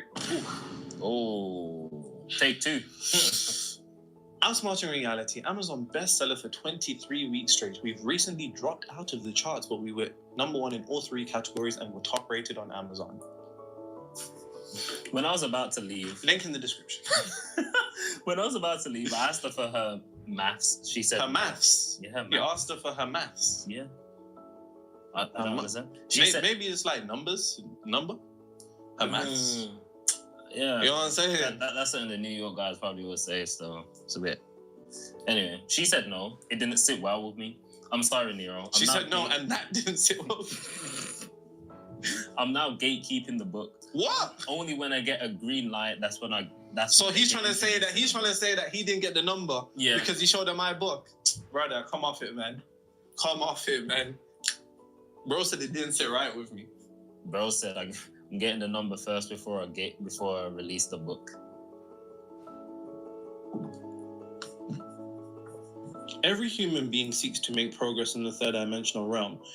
That particular degree of progress can be encapsulated as what one would refer to as success. But the issue is, like I said, based upon the spiritual perception towards the world, the perception towards success is also tainted as it's seen through the lens of how one perceives the world. If I'm wearing tinted shades, I'm going to see tinted shades everywhere. Everything I see is going to be tinted, and that's a borrow that down. And this goes outside of, this particular perception towards success from a spiritual lens being representative of, quite frankly, evil, betrayal of good,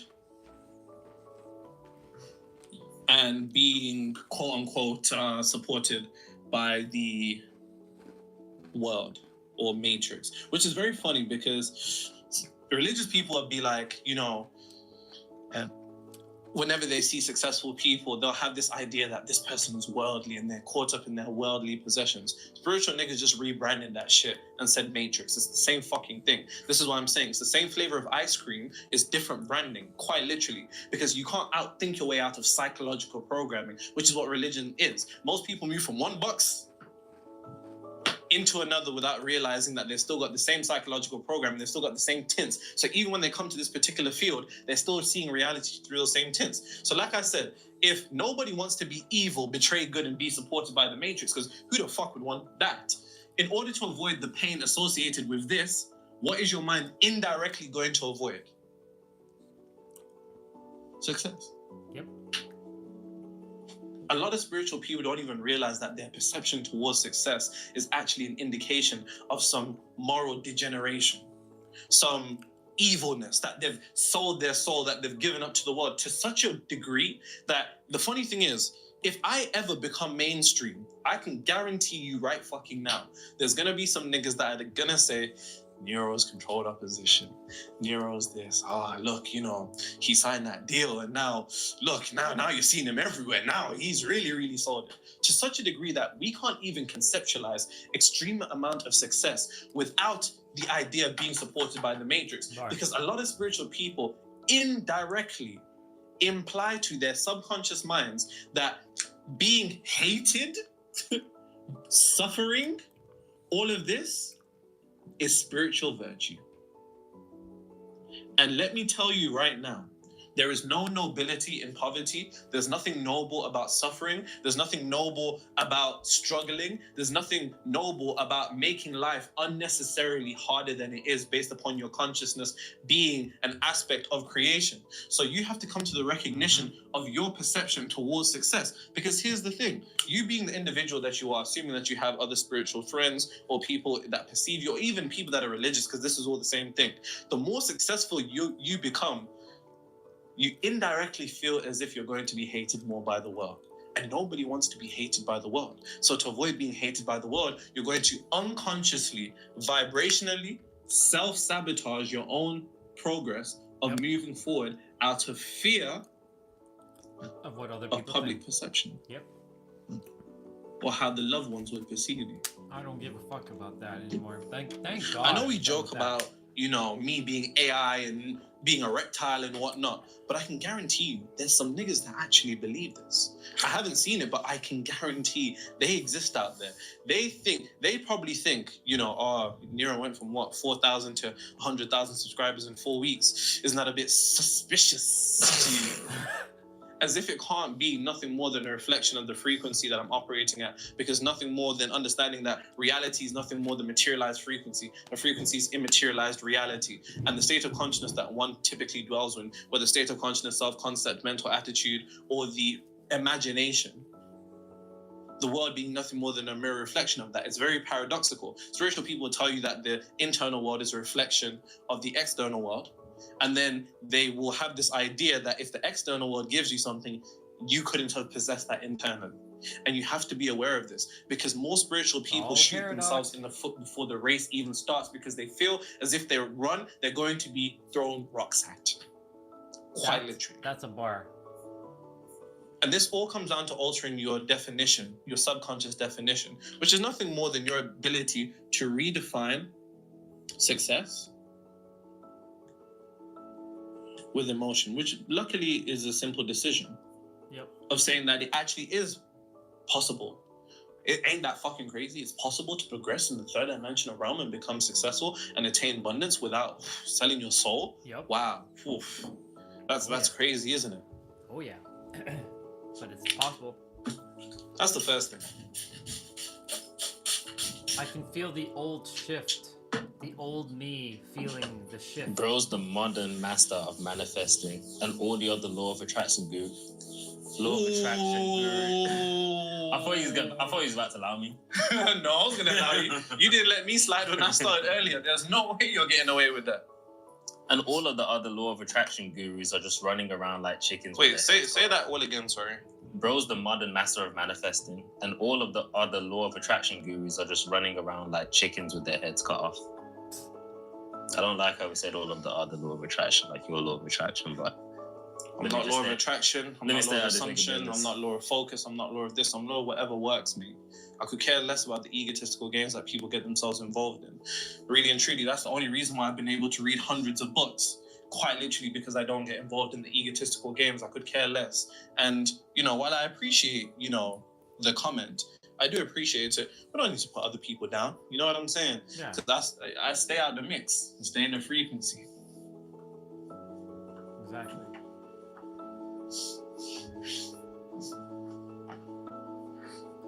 That's why I have so much respect for you for not. I'm manifesting Nero breaking my back. What? Name? It's a guy. It's a guy now. Daniel R. There's 2 comments. Replies, sorry. Someone said what? To that guy saying he's manifesting. You better be talking about like a No. Like Bane and Batman kind of thing. I don't think so. Someone else said, supercharge it with emotions, stick to it. Don't let anyone gaslight you out of this. Visualize it again and again with repeated moaning emotions. Really see that thing happening right in front of your eyes. Know that it's done. And also include AJ in your visualizations. Congratulating you on how you finally got some from Nero. It's already yours.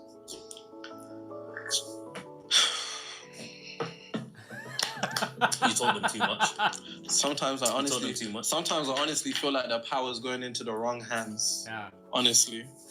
I honestly feel like the power's going into the wrong hands. We'll go brown. Cool. The second reason why spiritual people often struggle to materialize and create their desired reality is actually more interesting than you think. So this actually loops back to something that I said at the start of the video. We often develop a spiritual ego, right? Where this thing becomes your personality. And part of the spiritual ego is inflation. I don't mean inflation like cost of living crisis. I mean an inflated sense of self. Yeah. What do I mean by this? This one's a good one. The knowledge that you have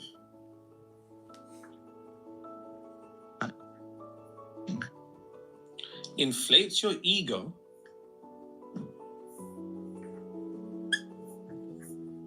to such a degree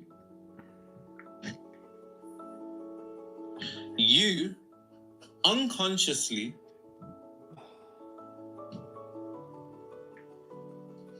think life should be perfect. Rest in peace, Purple Pen. You served us well. Yes, you did. That is gone. Bro, laid him down. Got a new one already. That's how life is, man. Life is rough, man. I hadn't even been 5 seconds. But anyways, the knowledge that you have inflates your ego to such a degree that you unconsciously think life should be perfect. The very interesting thing is this. People often DM me or ask me or comment, or even my clients, and bear in mind, these are 7 to 9 figure entrepreneurs that are also quote unquote spiritual people. Everybody is always shocked that they have problems in life. Which is hilarious because that's part of the spiritual ego. The spiritual ego inflates you to such a degree that it lets you think that you are above the universe. To which you're reminded very fucking quickly that is not the case. Because part of the universe is the law of rhythm. And part of rhythm is highs and lows. You cannot escape the highs and lows of reality. And it's actually the unconscious idea that you can escape the highs and lows of reality that is almost equivalent to you walking down the street and then being punched in the face randomly. And then you're confused, like, why did I just get punched in the face? Because you have this unconscious idea based upon your spiritual ego, based upon the acquisition of the knowledge that you've attained over the years, whether it's in the realm of metaphysics, manifestation, reality creation, the occult, whatever. It gasses you up to make you think that you're above the universe. When the truth of the matter is, you're bound by the universal laws because you are a walking universe. And that's a bar, write that down. You can escape the laws of the universe no more than you can escape yourself. Exactly. The problems that you with follow you wherever you go because you take the energy with you wherever you go. And that's a bar, write that down. You cannot escape the energy that you carry no more than you can escape the laws that you carry because the laws are quite literally wired into the fabrics of your essence because you are a walking universe. And oftentimes, we get gassed up by our knowledge to make us think that we shouldn't have problems. To such a degree, you're like, I've read all these books, I don't understand why things are good. And it's actually the fact that it is abnormal to you that things can go wrong or you can experience adversity that then makes you perceive and internalize the adversity that you experience as a reflection of something wrong, which based upon the idea that there's no truth in reality other than what the subconscious mind accepts as true, you then end up creating wrong. Let me tell you clearly, the knowledge that you possess doesn't place you above the universe. It simply positions you to better navigate it. And that's a bar, write that down. You need to understand that the adversity and the laws of life are inescapable. Being high frequency isn't about how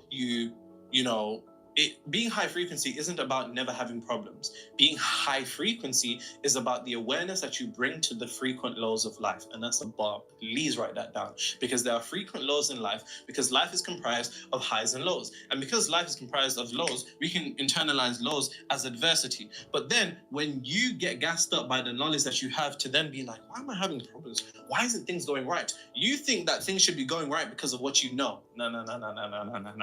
It doesn't work like that, mate. It doesn't work like that. Because the truth of the matter is, it's not about what's going to happen, but who you're going to be when it does. And more often than not, when you experience adversity, similar to the individual who's walking down the street and gets randomly punched in the face, you're caught off guard because it was something that your mind didn't conceive of in the first place. So then when it happens and adversity strikes, based upon the knowledge you have, you actually are more confused because you're like, why is something going wrong right now? When nobody said because you're experiencing the lows or adversity of reality, that's an indication of something wrong.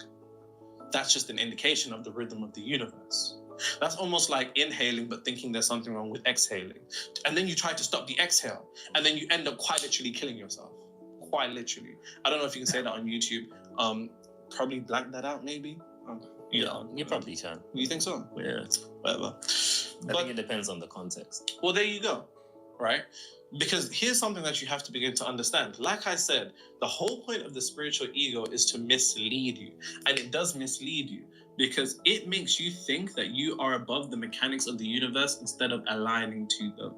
And that's a bar, write that down. It's not about placing yourself above the universe. It's actually aligning with the universe and understanding how it works. It's almost like Subway Surfers, right? You play that game, Subway Surfers. Like, a train's gonna run on you. Pause. Oof. Right. Oof. I ain't played that game. Pause on a train being ran on you. But anyways, it's almost like you have an obstacle or monkey run or temple run, whatever it's called, man. Yeah. You understand what I'm saying? There's the games in life to which obstacles are always going to arise. But the spiritual ego makes you think you can run through the train. Pause. It makes you think that you can run through that obstacle. But the truth of the matter is, that's not how it works. What you have to do is to better position yourself as the obstacles are appearing. And the way that you do that is by your level of consciousness and understanding how to navigate it. Because the truth of the matter is, the best tool that you can utilize to overcome adversity in reality is to overcome it internally with neutrality.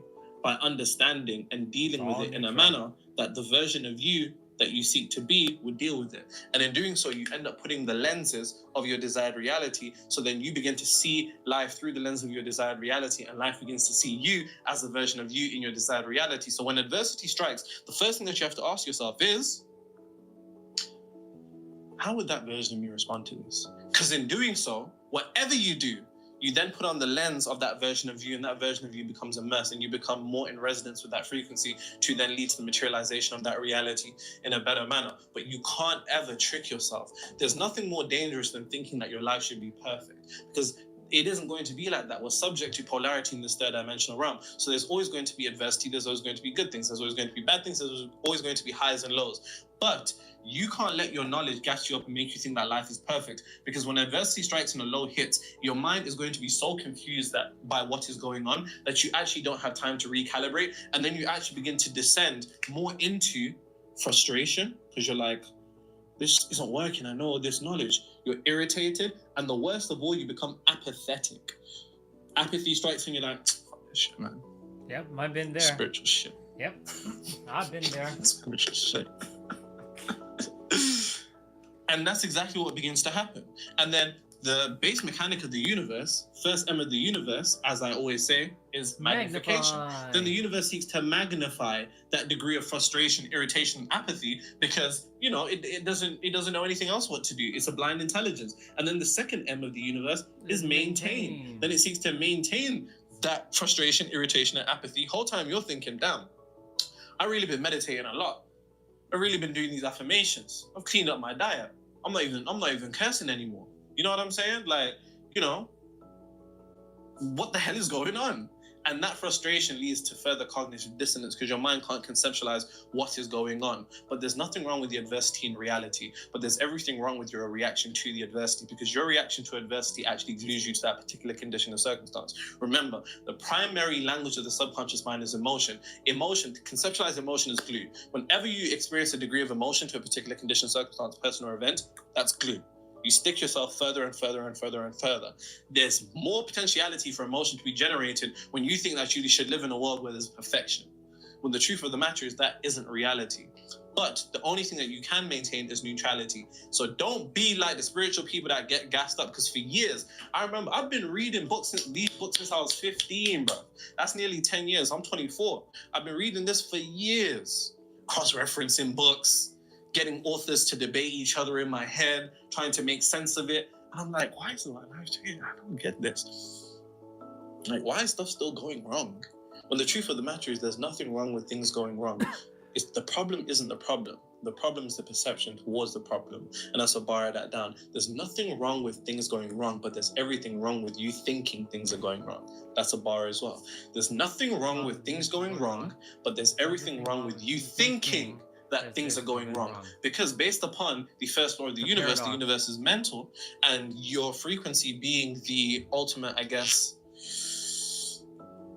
immaterialization of reality, you end up thinking things are going wrong, actually then ends up creating multiple pathways to which things are going wrong. Without realizing that things can never go wrong until you actually indicate. So, but that's the second.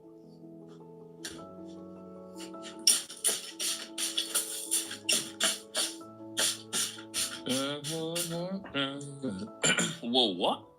I hold you down. Say them out with and see the stars. And see the stars. Show me the city you want. Nero, you ruined my life. What? What? Me and my girlfriend started watching you last month. Oh, not another one of these. Not another one of these. And after 2 days, things went downhill fast. I woke up at 2 a.m. and my girlfriend had 4 of your videos playing on 4 separate devices, like she was trying to open a manifestation portal in our bedroom. I just don't believe this. 4 devices, that's just unnecessary, isn't it? For real. Laptop, phone, iPad. All at the same time. TV. That's gluttony. Ooh, it is good. Crazy. That's like going to a family motive and getting 3 or 4 plates at the same time. That's crazy. It's possible. It is, I've seen it. I asked what she was doing and she said she was trying to quantum jump into your DMs. Then she looks at me and goes, "You're a limiting belief and our frequencies don't align," and breaks up with me. This isn't even what I remotely teach at all. This isn't. Because of you, I got dumped for not vibrating high enough or whatever. When I refused to move out of the apartment, she printed out 75 screenshots of you and taped them all on the walls, on the fridge, on the bathroom mirror, on the ceiling. I can't even brush my teeth without you staring at me like you're about to sell me a manifestation course.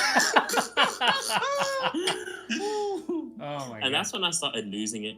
A few days later, I started dreaming about you. You started dreaming about me. He started dreaming about me. Yeah. I woke up whispering affirmations like, "Nero is God." Every time I close my eyes, you're there, floating like a mystical entity with impossibly hydrated skin. I went to get a coffee and the barista told me the price, and out of nowhere I said, "I'm no longer emotionally dependent upon paying for coffee." What? I got arrested after walking out without paying. Of course you got arrested, mate. When I was questioned, all I could say was Nero, Nero, Nero. I don't know who I am anymore. I don't even have a girlfriend now. Just intrusive Nero thoughts and an oiled up glow like him. that I never asked for. Nero, please, you're taking over my life. I didn't ask to be chosen by the universe for this art. Get out of my head before I start manifesting your jawline and journaling under the full moon, begging the universe to set me free. It was a full moon the other day, so. No, it was writing like Yagami. You know. Yeah, I'm just not even going to register that as real, to be honest, because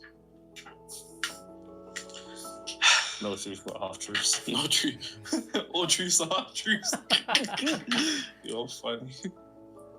Alright, cool.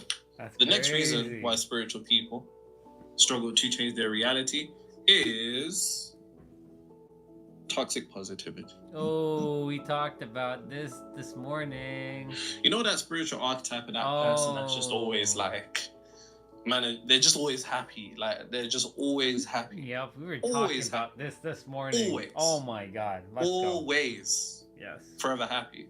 And really and truly, where I was at one point.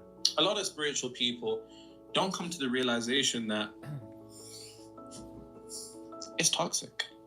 Because once again, this falls within the archetype of what one deems themselves to be spiritual. And I could give a fuck if people think I'm spiritual. I mean, I've had people comment, you know, Nero isn't spiritual. Yeah, thank God. I'm completely not that. Because typically, when it's like when people say, are you a Christian? Are you a Muslim? They're not referring to the belief in of itself. They're actually referring to the archetype surrounding that belief, right? And oftentimes, when people ask, are you spiritual, or people have this definition of spiritual, it's the archetype, which is always this perfect being, which, if you revert back to the point that I was just saying previously, that goes against the very fundamentals of the universe. So any spiritual people that are trying to, quote unquote, be happy all the time, even if like they get punched in their face and they're just smiling like love and light, like that shit is really just toxic positivity. Because the truth of the matter is, a lot of people don't realize what begins to happen.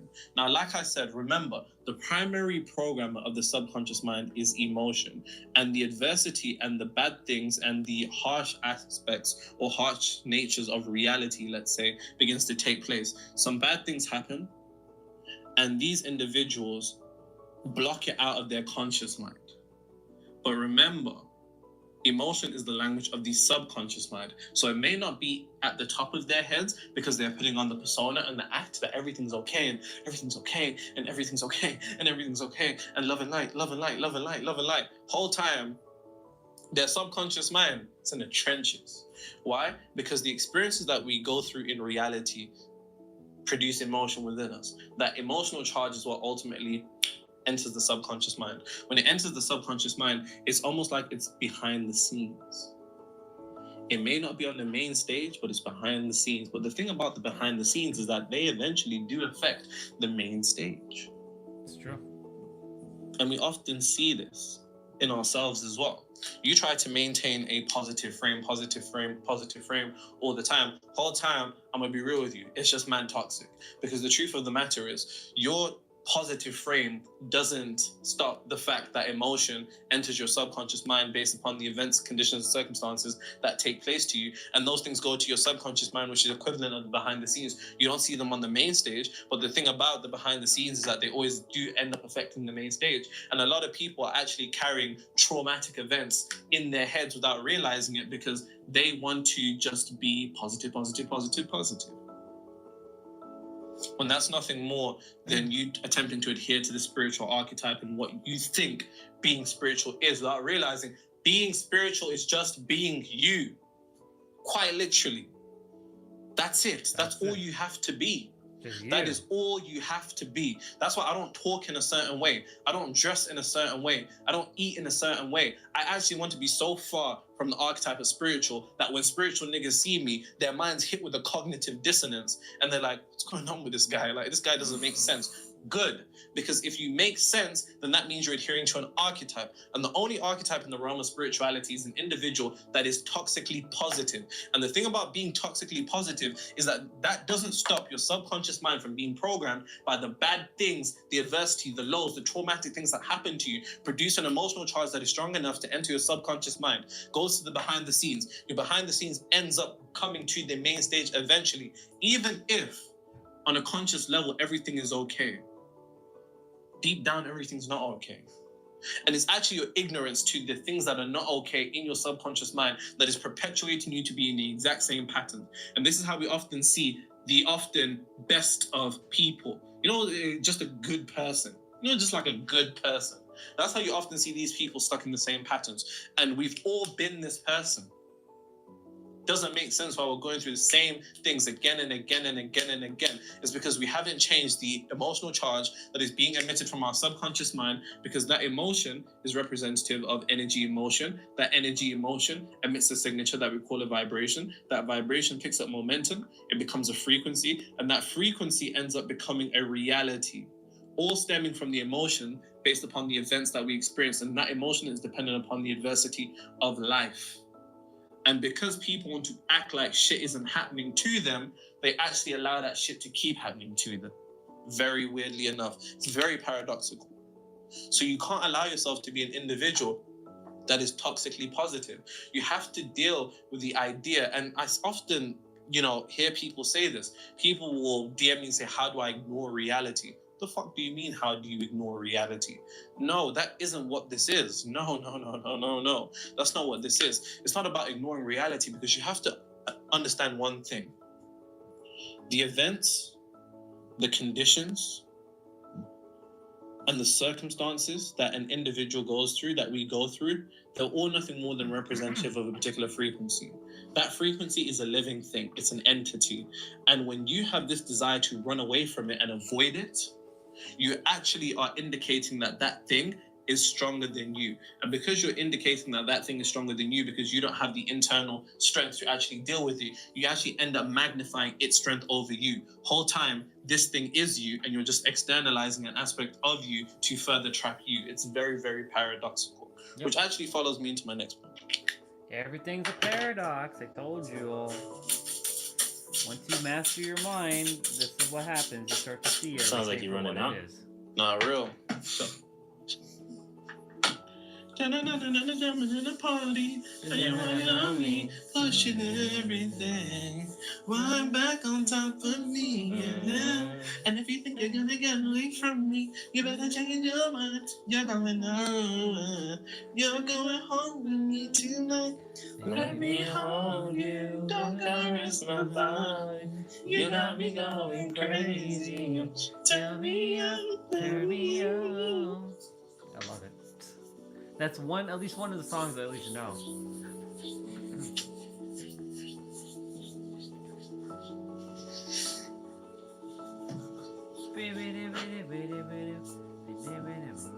I've manifested the luxury apartment I dreamed about. Nice. Laughing emojis. Thank you very much, Nero. Dance emoji. What's funny about that? I don't know. That's why I had to mention it. I was like, why did he put laughing emojis? Congratulations. I probably just can't believe it. Congratulations to my brother. It's awesome. It's good to see people winning. It makes me happy. She got her own things. Miss Independent. I really can't hear that song without thinking about the Jamaican version. Who's on the Jamaican version? You have to know this. Bro, I don't even know the name of songs. Miss Independent, won't you come and spend a little time? She got her own. By Neo. Miss Independent, there's a Jamaican version. Come on. You're mocking it. I don't even know the name of songs. Bro. You're mocking it. Why would I know the list of artists that are on the show? You're mocking it. Bro, there's that one Jamaican version that is so, like, everyone knows it. I probably do know. It's just like knowing, hey, yo, Egyptian, tell him for Guan. I don't even know the name of that song. What is Hold You by Egyptian and Nicki Minaj? Oh, it's a remix. Okay, first. Bro, chill out, bro. You're gonna upset the Jamaicans. They're always commenting because they didn't know a remix with an American artist. Oh, where they smoking cigarette. Come on, bro, lock in, man. Shout out Nicki though. No orange. Let's see how it is. Okay. You've changed. That's part of it. See, that's part of it. What was I gonna say? Yes, to go back to the previous point that I was saying, a lot of spiritual people end up making this mistake. They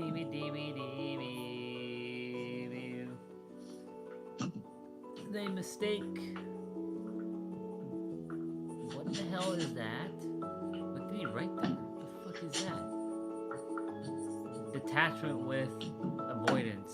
They mistake detachment with avoidance. Oh, yeah. They mistake transcendence with avoidance. This is a big one. You want to phrase it however you're phrasing it, like you're detached and, no, I'm just not dealing with those bad vibes. Whole time, it's avoidance. And to go back to the previous point of what I said, the conditions and circumstances that we often go through in life are frequencies. Frequencies are entities. They have a particular psyche. They exist on the spiritual plane, and they have the capability of affecting our physical plane because it's part of the causal realm. And that entity is strengthened by your avoidance because you are unconsciously implying that you do not possess the strength to confront it. And because you don't have the strength to confront it, it has the strength to make you avoid it. And then you end up strengthening the very condition and circumstance that you're avoiding because you don't have the capability of dealing with it. Now, here's the thing.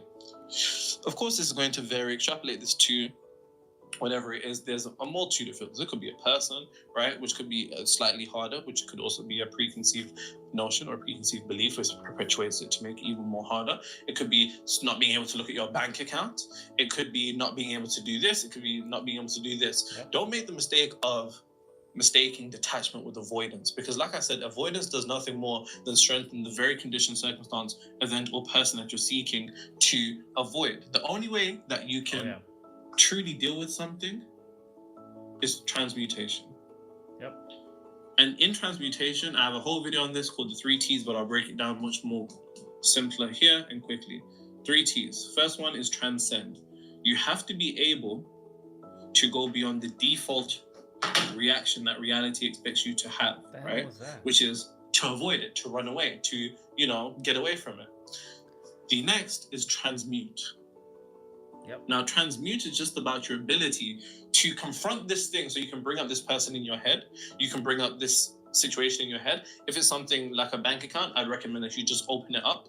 You're smart enough to tailor this to your own life. And you just literally need to stare at it. But it's gonna hurt me, Nero. I don't want to stare at my bank account. Perfect. And that's the illusion that particular frequency wants to emit to you. It wants to tell you that this is going to be too painful for your mind to conceptualize as a way of perpetuating its existence. Because through not dealing with it, it continues to fester behind the scenes. Yeah. And that behind the scenes ends up affecting your reality in ways that you can't even conceptualize. And you don't even know why you're experiencing the same patterns despite thinking that you got over that event without actually realizing that event was trauma. And bear in mind, trauma, it doesn't have to be something so extreme our way our minds conceptualize it. The way that I define trauma is a negatively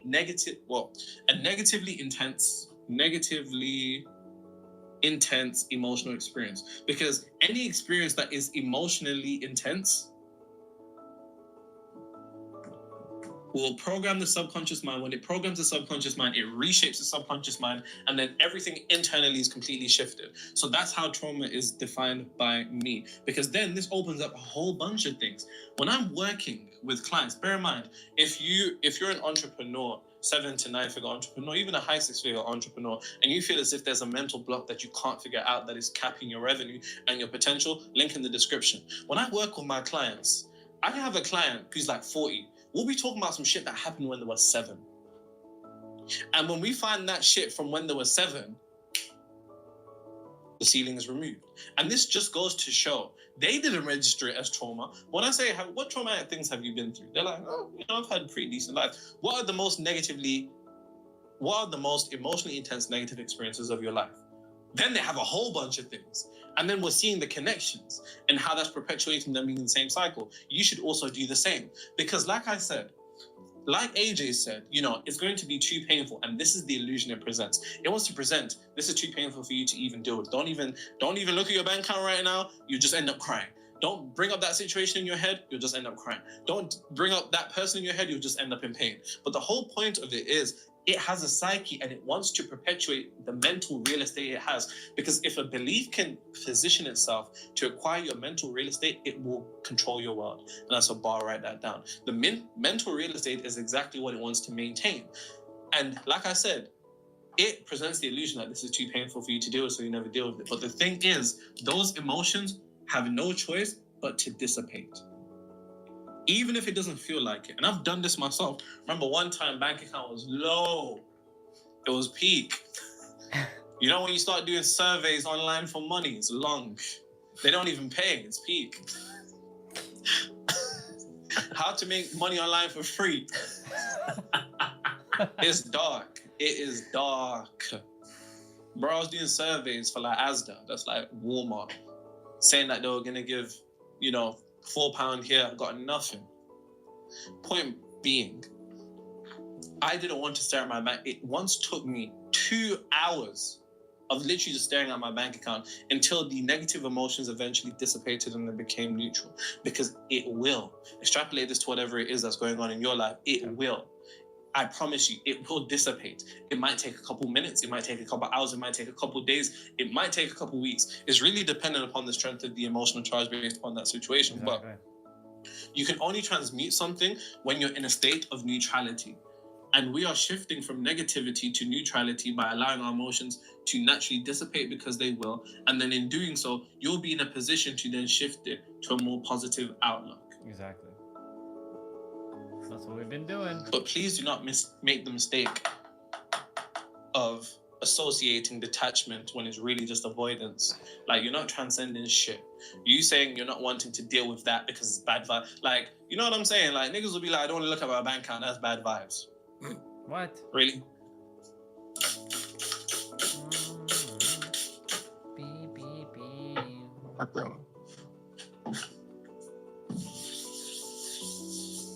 Everything that I'm pointing out as a spiritual person is some shit that I used to do. I want to make that abundantly clear, because you niggas also seem to have this notion that Nero's got no problems, which just isn't the truth. I still go through things. I'm no better than you. This isn't a cult. I don't have this idea of wanting to present myself as perfect to you. I go through shit just like everybody else. Just because I can articulate things in a certain way, or I know a bit more than the average person, doesn't mean I am myself above the universe. I go through shit too. Sometimes you niggas ask me questions I don't even know the answer to.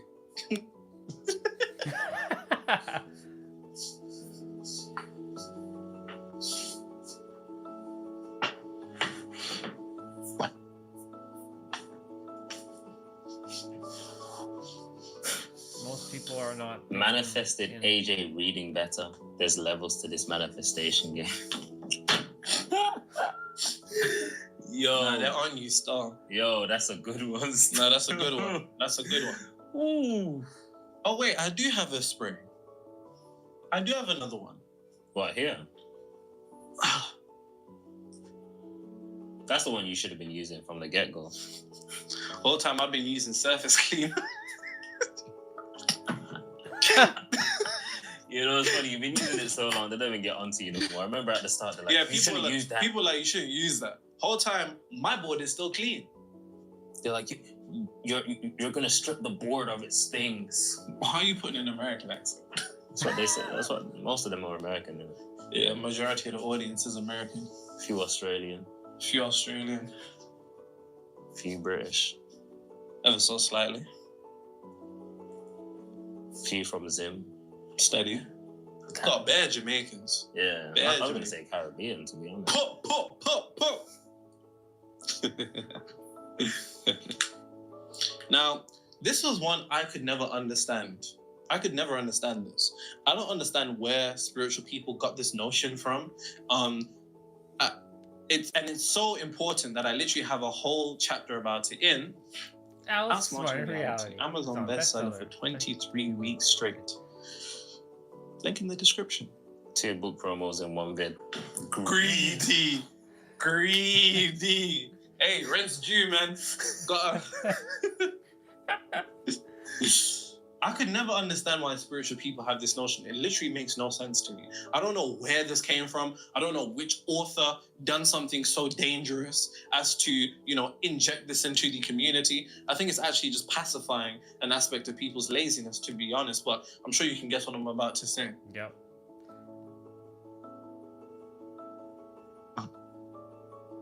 There's this spiritual idea that action isn't necessary. For the life of me, I genuinely have I've never really no seen any idea video where this came where from. this came from. And I have to put question marks because I often see people saying, you don't need to take action, it will just happen for you.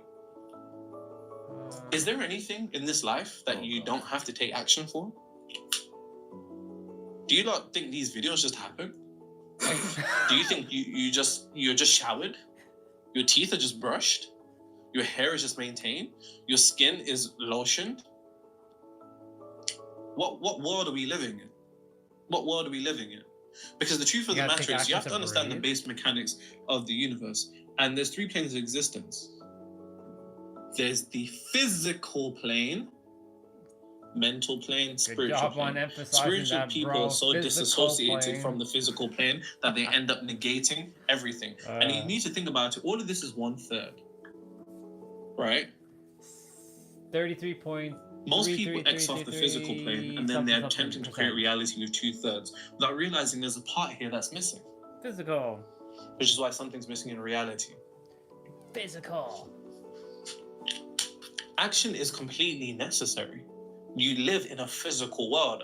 Even having to say this is, it's genuinely beyond me, right? Because a lot of spiritual people have this particular idea that all they need to do is plant the seed. It's plant the seed and think and just be all day and not do a damn thing. Planting the seed is the equivalent of, you know, putting it into your state of consciousness, your subconscious mind. And this is where often a lot of people stop. A lot of people plant the seed and they let it grow. Perfect. Now your apple tree has grown. Who's going to go and get the apples? Da, da, da.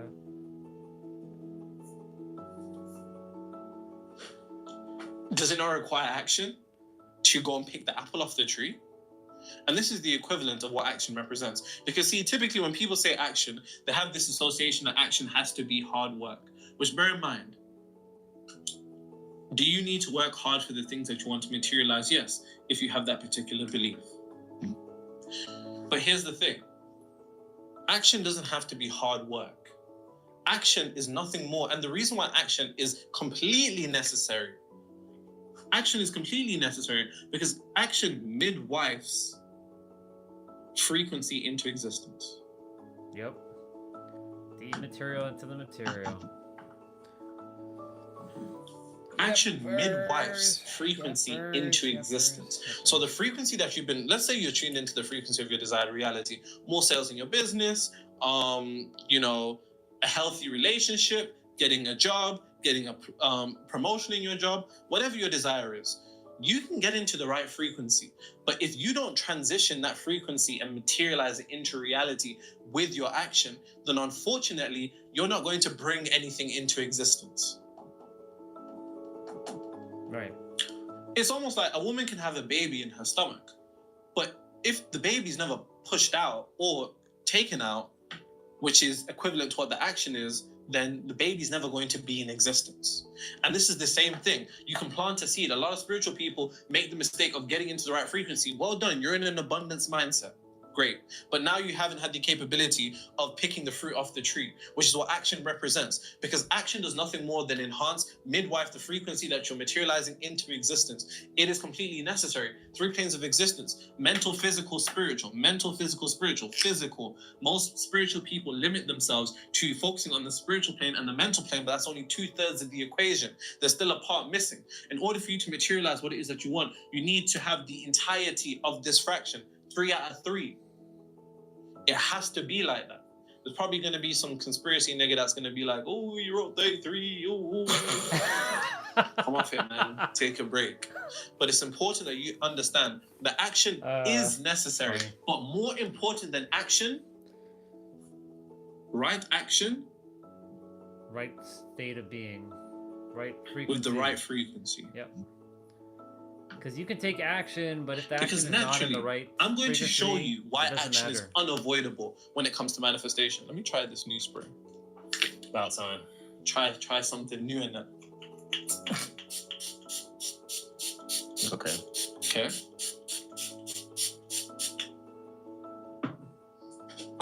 Feels a bit strange. Okay. Okay. It's working still. Yeah, it's alright. Still. Somebody said, why do you UK people say still? I don't know, still. I hear it still.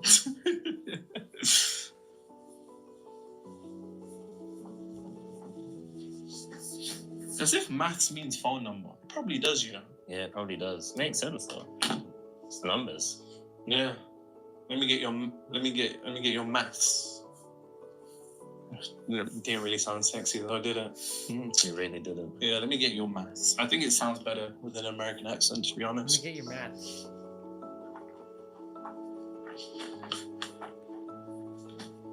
Start teaching them UK slang. What do you teach them? Leg. Mm. Yeah. Yo, she's leng. She's leng. I think you can understand what we're saying there just by the tonality. Yep. She's leng. Oh. No, UK slang back in the day reminds me of New York. Yeah, it was. I know your boy. Steady. He had a bar. I sucked a man for 5 mils. He's gonna see this, you know. He's gonna message me. The thing is, I actually love that freestyle. The Tim Westwood freestyle. So back in the day, apparently, before our time, right? Apparently, sucked meant to rob somebody. Yeah. Or to have robbed somebody. So if you say, I can't even say it. I sucked my man for his phone. I sucked. You get me? It's crazy when you think nowadays. It's not like you gave him head for a phone. It's like, oh yeah, I sucked him for his clothes. Yo, back in the day, they would say that no issues. And they would say that what was going on? What was going on? What was going on? It's wild. Anyways, to show you why action is unavoidable. You have to understand here, let's just say realities here. On the lowest levels of existence, we take action. If you want to clean your teeth, you brush your teeth. If you want to wash yourself, take a shower. You want to get food, you go physically get food or make food. We take physical action. That is unavoidable, right? But the physical action that we take as human beings is dependent upon our mental nudges. Oh, yep. Here we go. Mental nudges depend upon our intuition. Intuition is calibrated of 2 words: inner tuition, inner teaching, inner guidance. It's the inner guidance of whatever frequency you're tuned into. So the frequency that you're tuned into leads to your intuition, which leads to your mental nudges, which leads to your action. Most people make the mistake of trying to out-hustle their frequency. That's a borrow that down. The truth is, you're going to take action regardless of whatever you do. But the mistake that the masses make is attempting to take action in direct contradiction to their frequency. They'll take action to attain wealth while in a frequency of poverty. They'll take action to become fit while in a frequency of being unfit. They'll attempt to take action to be in a healthy relationship while being in an unhealthy, toxic state of consciousness. And unfortunately, your frequency is the largest domino of your reality. There's nothing more powerful than your frequency. It quite literally overrides your action. Frequency overrides action. So, to go back to what I was saying, there has to be a unity between action and frequency. Hence why, whatever action you're going to take, make sure you're in the right frequency first. And the 4 words that I teach to every single one of my clients, 4 words that you must write down and never forget: action after. Frequency first, action after. Make sure you're taking notes and leaving them in the comments. Probably saying that a bit late in the video, but fuck it.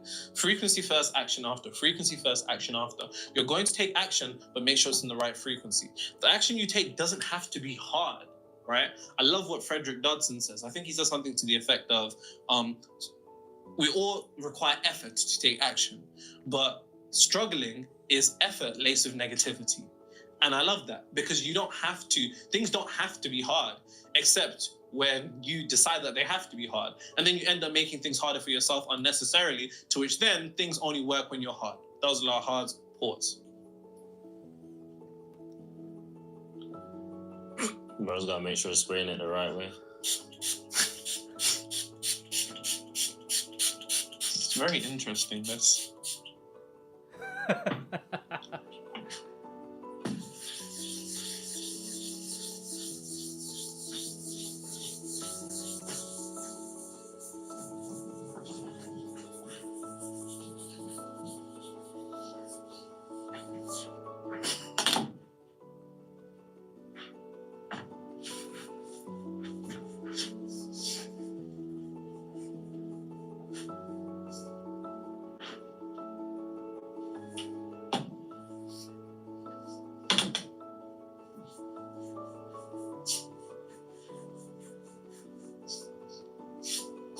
Bear in mind, when I point these things out to you and you note them down, you'll be able to catch yourself out anytime that your paradigm naturally begins to descend into, thinking in accordance to this. Now, it's a paradox. The other thing about spiritual people, they think being spiritual is like brownie points.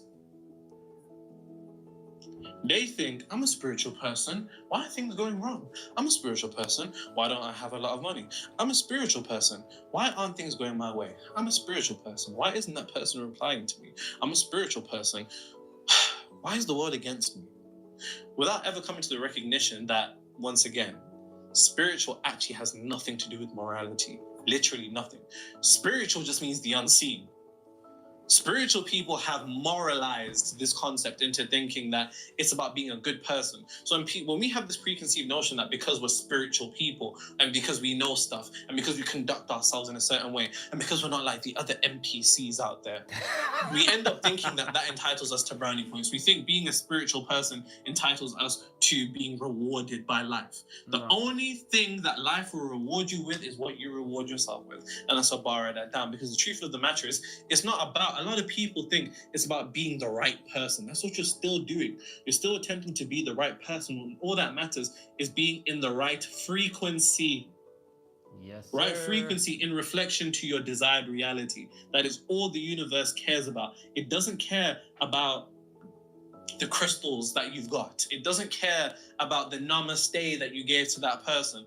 It doesn't matter. It doesn't care about the love and light that you drop to people. It doesn't give a fuck about any of that. All it cares about is the right frequency, which has to be the energetic, mental, emotional equivalent of whatever it is that you're trying to materialize. How do we know this? There are spiritual people that have the things that you want.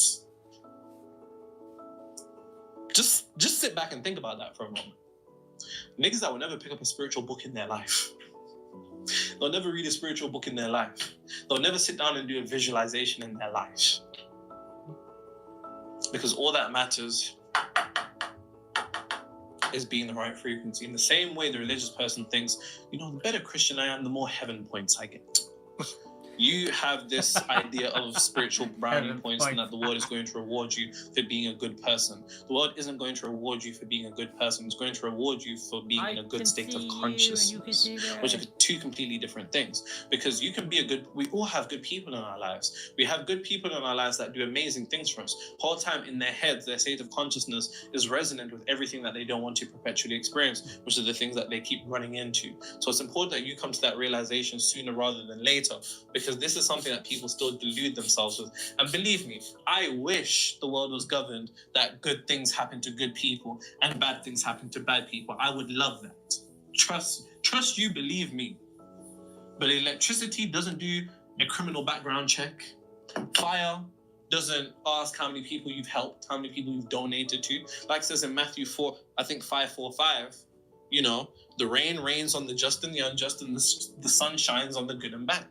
It is what it is. The universe is impersonal, and spiritual people, I think they want to feel, part of something, which is amazing because we're all interconnected, right? From a point of non-duality. But I say that in a sense of spiritual people have this idea that, the universe loves them and it wants to, so on and so forth.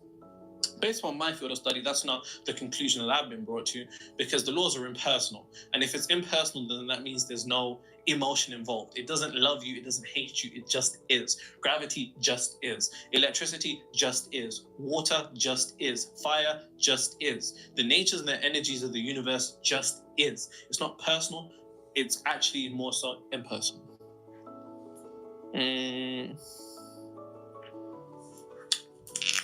The other things, other thing that spiritual people make the mistake of is actually focusing on things that oppose the affirmation of their power.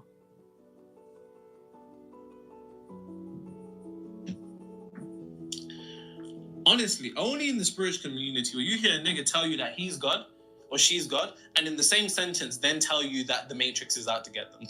Does that make sense to anybody? Does that make sense to anybody? Which one is it? You can't sit in two chairs at once. And more often than not, bear in mind, there's terrible things that happen in the world. You should be aware of them. You should know that they exist. But oftentimes, we delude ourselves in thinking that we're spiritual the more we immerse ourselves into all the dark and evil things that happen in the world, so we can pride ourselves with this badge of being aware and knowing what's really going on, without realizing that that particular degree of focus is a centralization of your energy. That centralization of your energy based upon your brain simultaneously, this happens on the physical level and metaphysical level. On the physical level, there's a portion of your brain called the reticular activating system. It focuses on whatever's within your mind and it isolates every other instance that opposes whatever you're holding in your mind. So if you believe that the world is an evil place, then your brain is quite literally going to filter out every single thing that could indicate otherwise. Then on a metaphysical level, you're centralizing your energy to one particular polarity without realizing that all truths are half-truths and everything has an energetic polarity. So the bad that your mind is encapsulated on focusing on and what's happening to the kids and what's happening to these people and the aliens here and the cults here and the rituals here and all of this is quite literally on a metaphysical level going to centralize all your energy towards that particular polarity, which is then going to set in motion you to be in resonance with that particular frequency, which then actually does nothing more than oppose the affirmation of your power. Because how in one sentence can you tell me that you're God, and then in the next sentence you tell me that the world is against you and the Matrix this and these people that? It's complete contradiction. And you end up diminishing the actual conviction that you have in your ability to create your reality, which is arguably more important than any other knowledge that you could ever acquire. The conviction that you have in your capability of affecting reality will always be determined by the authority figures that you've attributed in your head. And we get to a point where we become overly engrossed in this information that we end up creating these shadowy figures in our head, which, bear in mind, that is the true power. How do they control us? They control you by letting you know that they control you. Simultaneously, they present the idea that there's these shadowy figures and whatnot. And this isn't to say that these people do or don't exist. That's not what matters. I'm talking about this on an individual level when it comes to materialization of your reality. Based upon the preconceived notion that these people are individuals that rule the world, how could you ever rule your own world? Let whoever rules the world rule the world. You just have to rule your own. And that is a bar, write that down. And I say that to say, these individuals exert control over you by the power that you give to them based upon the permission that you've given them in your head that they have so much power. That is the true way that they actually have power, because then they don't even have to be present. They're present in your consciousness. And because they're present in your consciousness, they can affect your consciousness. It's a Trojan horse or some way. It's this idea that you're getting awareness, but really and truly, you're just getting given awareness to be further controlled.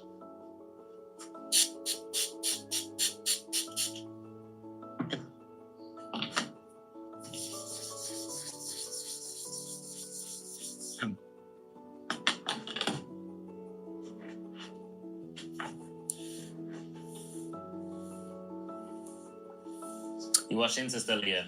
Of course you haven't. Pathetic. I see what's happened, man. You are now. I understand. You really have changed. Can't believe it. Money changed me. I see it now. You're not a good man. You're right. You're right. I actually need to apologize to AJ or everybody that I've ever dissed Interstellar about. One, I've not watched it, but I realized I got my films confused. Mm-hmm. I thought Interstellar was The Martian. And I went to see The Martian in cinema and I fell asleep. And I said The Martian was the worst film that I've ever seen in cinema. And I've always been hating on The Martian. I thought that was Interstellar. The Martian is trash. I agree. Hence why all the disdain that I've had towards Interstellar was actually towards The Martian. And when I saw Interstellar, I was like, this isn't it. This isn't what I saw. Congratulations, you finally watched it, boy. Let's go. Let's go. The final thing that spiritual people make the mistake of thinking is that spiritual knowledge is enough. I can promise you, it isn't enough. There are people that believe the only thing that they ever have to study in life is reality creation. Nope. The truth of the matter is, spiritual knowledge does nothing more than enhance what already exists. Exactly. So let this be an encouragement for you to read a lot more. Read up on AI, read up on business, read on persuasion, read on negotiation, read on evolutionary psychology, behavioral science, dark psychology, read on relationships, read on as much as you can, because there also seems to be this pacification in the spiritual realm, which actually sickens me that people don't really know anything else. Like if you talk to the average spiritual person, they will probably repeat 4 or 5 lines again and again and again, no different to NPCs because they don't know anything else. But the spiritual knowledge enhances what you know, because there's people that don't possess this spiritual knowledge and they're able to prosper and materialize the things that they want. Because it's like having a paint pot, right? If you want to paint, you need paint in your pot. But if you got no paint in your pot, you can't paint. And spiritual knowledge does nothing more than give you that Picasso-like flair to actually enhance what it is that you know. So read up on things. Read up on, politics, geopolitics, colonialism, imperialism. Like I said, these are things that I read about. Black history, behavioral science, a whole bunch of things. Behavioral economics. Read up on all of those things, because it's likely that you want to attain a certain reality. There's nothing wrong with reading, right? Like, I don't understand what this spiritual pacification is, that somebody doesn't have to be able to read anything else, but that's just a personal one. But with other than that, with everything that, you know what? I don't even deserve to say goodbye to you guys for that. With all of that said, those are all the reasons as to why spiritual people struggle to create their reality. Don't be like them.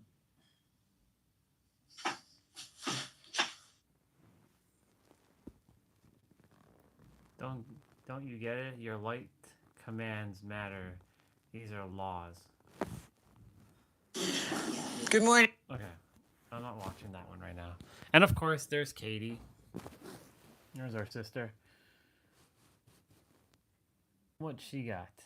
As somebody who has not been very successful and has then gone on to create success in my reality, I'm going to be sharing with you today the things that I applied consciously to my life and the things that I've noticed that super successful people also apply, sometimes unconsciously, sometimes consciously, that have enabled them to generate success in their lives. Now, what do I mean by success? Being successful is different to every single person depending on who you are, what you actually want, and what actually is meaningful to you and your values and so on. Yep. So I'm not going to be planting ideas in your head about what success means. You are the one who needs to define that for yourself, and you should always be defining that for yourself. But I am going to be sharing with you the principles that will enable you to reach your most successful timeline. So it's about a 4-step formula. I'm going to be walking you through each kind of phase of this formula individually. And just to get you thinking straight away, I want you to consider, many of us are given the same amount of time and energy when we're born here. Okay, the time may vary a little bit, but we all have the same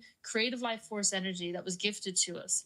And even if you think about you, there's a parallel version of you that exists right now who's living in the reality that you desire. That's why you desire it in the first place. Exactly. And that parallel version of you used the exact same resources that this version of you has. It's just the way that they used them was different. Yeah. So if we think about, this is even me as an example, the unsuccessful version of me, the version of me that was stuck, living paycheck to paycheck, stressed, worried, burnt out in toxic relationships, to the version of me now who's financially free, living my literal dream life with my dream career and my dream partner. The difference in these two versions of me was not the time and energy that I had, it's how I used the time and energy that I had. So this version of me was wasting time and energy on the wrong things.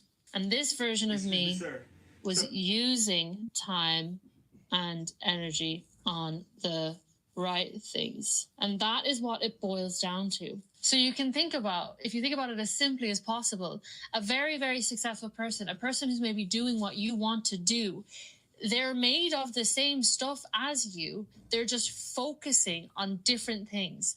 They're harnessing the creative energy towards different things than you have been. And that is giving them a different outcome and a different result. So you might logically know, okay, I'm not spending my time wisely. I'm not using my energy wisely. But you might not know why you're not able to shift how you're focusing and what you're doing and the actions that you're taking. So the formula that I'm going to share with you today is going to help you to move the levers that are actually behind action, that are behind your focus, so that it's easier for you to step into the energy of a successful person, i.e., use your energy and your time on the things that actually matter and that are going to actually help you obtain your desired outcome. I just realized all the letters of the sections of this formula, they add up to this word, which we'll call this the SIVA formula, okay? Just to make this kind of fun and easy to remember. SIVA. So phase 1, step 1, part 1 of this forbidden formula of successful people. And by the way, the reason I say forbidden is because this is the stuff that like a lot of the ancient societies and the elite. It's funny how Nabitha was talking about the word forbidden, but there's nothing forbidden anymore. This is like the secret, hidden, energetic laws that go on in the background that determine the outcomes in reality. So that's why the word forbidden is in there. And the first element of this, the first part, is cause, okay? Now, most people are not successful because they're kind of bumbling throughout life, not knowing what the actual cause of their results is. They just think that my life is the way that my life is, my results are the way that they are, that's all it's ever going to be for me, right? Wrong. This is something that 90% of reality have backwards. We think that physical reality is a causal plane. Nope. This is false. Because people believe this, they allow themselves to be defined by their past, by their story, by their trauma, by their circumstances, and they continue on in the same patterns because they don't realize that they are actually the cause, and the experiences that they're having are a byproduct of their energy. So this is something that I personally realized and had a massive breakthrough with in my finances. My financial situation, my relationship with money, that was kind of the last thing for me to crack in this reality. And it was something I had some terrible limiting beliefs around. I had some programming built into me. I had a lot of scarcity in my mindset, in my DNA. It was just such a big block for me for so long. This was the realization that went hand in hand with me breaking my cycle of lack, scarcity, and limitation. So the floodgates to my financial abundance opened when I really, really clocked this. Essentially, what happened was, one day I pulled out my phone and I looked at the number of my bank account, and I had done a lot of inner work to get myself to start seeing reality this way. I studied a lot, and I got to the point where I truly, truly understood that any physical result that was in front of me was simply an echo of a past energy that I had embodied. It's basically a mirage. It's a hallucination that your past self dreamed of, that your current self is now living. And so I opened up my bank account, having realized all of this and letting it sink in. And I looked at the number in my bank account, which used to really trigger me into an identity of lack. And I suddenly said, oh, this no longer defines me. This, what I'm seeing physically in front of me right now, is a byproduct of a past energy and a past identity. And all I need to do for this to change is just change who I'm being and what I'm embodying right now. Exactly. This no longer has control over me. This no longer has power over me. And that was the moment that my financial situation changed dramatically. Amazing. From that moment going forward, I have never seen that low of a number in my bank account since. In fact, it has probably 50x'd since then. Okay. Amazing. And so maths are not my strong suit. So probably, I don't know if it was 50x, but it has multiplied, and it continues to multiply since then. Why? Because I stopped allowing my circumstances to dictate who I was. And this is what successful people do. So the physical plane is not a causal plane. What is a causal plane? The mental plane and the spiritual plane. Those are causal planes.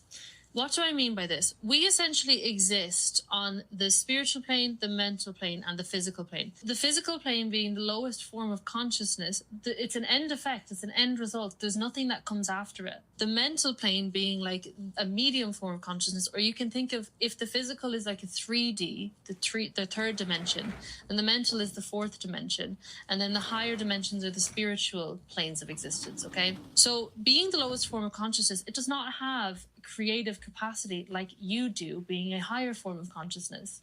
And even if we think about, like, we're all a fractal of God, of Source. It says in the Bible we were made in his image, okay? If you're made in the image of something, that means you have the qualities of something. So you are inherently a creative being. You have creative powers and creative consciousness within you. And people who are successful in reality, they are using their creative faculty in the way that it was intended. Now, can we create a universe like God has? No. We were created by God, by Source, but we have the creative potential to create our own realities and our own experience within this created universe. In Hermeticism, there's the principle, the law of mentalism.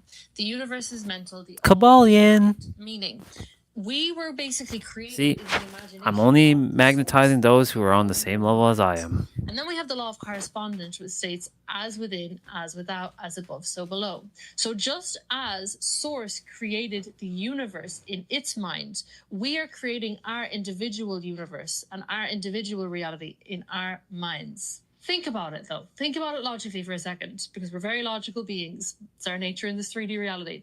Every action you take, you are compelled to take that action by what you hold in your mind.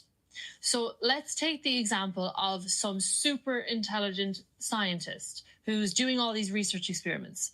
And maybe you write fantasy fiction, okay? Two very different paradigms, two very different states of consciousness. And so both of those people are compelled to take very different actions. But if I were to delete your paradigm, your awareness, and your state of consciousness from you, from your physical vessel, and I were to download the scientist's consciousness and paradigm into you, you'd be taking the same actions as that scientist. This is how you know your mind, what you're holding in your mind, the paradigm that you have, the state of consciousness that you have, is what's triggering you to take certain physical actions in this reality. Action is a component of physical reality because you use your physical body to do it. Successful people, they know that they need to continue to upgrade their mindset so that they can correspond with a different form of action, so that that can correspond with a different result. Myron Golden speaks about this in Genesis chapter 1 in the Bible. God gave us the desire to have so that we would yield to the willingness to do the thing that earns us the right to have it. Doing is the seed capital for having. Being is the seed capital for doing. You have to be more in order to be able to do more, in order to be able to have more. And unsuccessful people, which this was me back in the day, all I was thinking about was, how can I have more? How can I have more? All I was thinking about was physical outcomes, trying to force things to change in my reality, trying to just work harder, which is just trying to do more without being more, which if that worked, then so many more people would be wealthy and successful, because a lot of people are working really, really hard and they're not getting anywhere. Why? Because they're not looking at this. They're not looking at how they can be more. So they're capped in terms of the actions that they know to take from their mental plane. And then they're capped in terms of the results that they can have as a byproduct of those actions. And so this is really, really deep. But all you need to remember is that you are the cause, and you must act like the cause if you want to actually be successful. Let me give you some examples tangibly of how successful people live by this, because I said it in the beginning, this is a formula that successful people often use unconsciously. So they didn't watch a video like this. Not all successful people know what they've done, but they've actually applied stuff like this without them realizing it. So if we look at failure as an example, an unsuccessful person acts like an effect when a failure happens. How? Okay, something goes wrong, something messes up, they launch the business and they don't get the results. And they allow that circumstance, which they have deemed as a failure, to tell them that they are a failure. So they become defined by the circumstance. Therefore, they're not acting as a cause. A successful person sees a failure as an opportunity to just learn something and move on. They don't make it mean that they're not capable. They don't make it mean that they're a failure. They make it mean that they're learning and they're improving. So they take this event and they say, okay, this thing happened. That's feedback. I'm not going to let it change how I define myself. I'm going to remain as the cause in my reality. They actually take a circumstance as an opportunity, an inherently negative circumstance, as an opportunity to improve the self, which is always going to help them win because the self is the cause. Let's take another one. Limitations. An unsuccessful person looks at a situation and see all the ways how it can't work. They see the limitations. They see the logic. They see the terms and conditions. They see the rules. They see people saying it can't be done this way. It can't be done that way. And they decide to allow that to be their truth. So they treat that as a cause. They bow down to that as their reality and they say, okay, I can't be this because of this situation. I can't launch the website because of X, Y, and Z. I can't Hello, you. content creator because of X, Y, and Z. What's up, bro? I can't do it this way because of X, Y, and Z. They allow themselves to be defined by the circumstance and they allow themselves to be limited in terms of who they are in this reality because of a circumstance. Whereas a successful person sees an apparent limitation and they believe in themselves enough, they believe in their power enough to say, I'm going to actually find a way, because they're acting as the cause, right? They're not letting the situation be the cause. They are being the cause. They're saying, I'm going to find a solution. This is just another sister who, similar to the energies that we are at. That's what separates a successful person from somebody I'm just who does not giving generate her, success. a shout out. Her name is Katie. Would be so much more successful if they stopped identifying with the problems in their reality, if they stayed in the consciousness of solutions, right? So we have a problem in front of us. Again, we take it on board. We make it mean there's something wrong with us or the way that we're doing things or who we are as a being. And then we define ourselves from our problems rather than staying strong and rooted in an energy of solutions. So how can you actually apply this? Being the cause. The moment that you start looking at a situation, a circumstance, or anything in your reality and saying, why is it like this? Why can't I change this? You instead say, what within me created this? What past energy have I embodied? That's the who, what, where, why, how questions that we've been doing throughout the week. That's going to cause this to change. That's it. In that moment, you are defining yourself, you are being the cause, and you are rising above whatever apparent limitation or circumstance is in front of you. And I want you to just repeat 3 times. I'm not defined by circumstances. I am not defined by my circumstances. Awesome. I am not defined.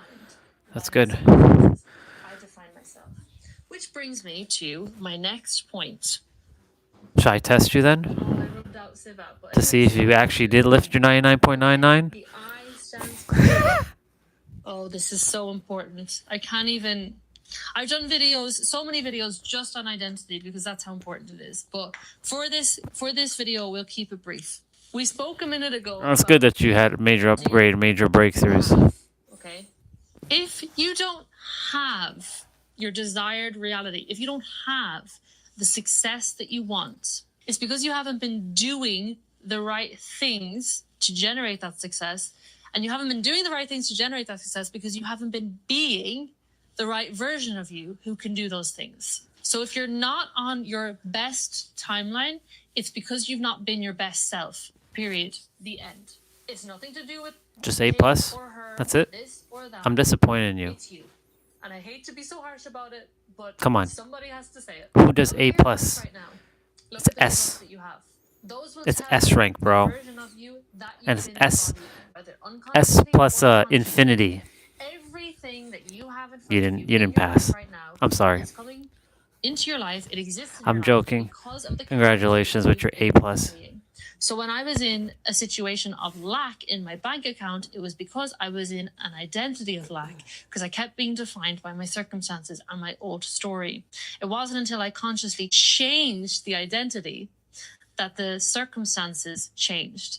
And so everything that you have right now, it can't change until you change. And every successful person on the face of this planet goes through this experience where they keep setting new standards And every single time they have to go towards that new standard, they have to let go of the old self.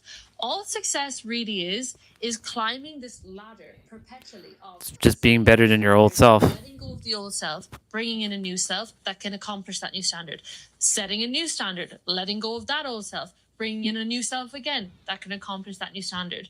So it's a constant process of shedding and realigning with the new standard, shedding and realigning with the new standard. And so if you've been entrenched in the same identity for your whole life, can you understand why you're probably stuck?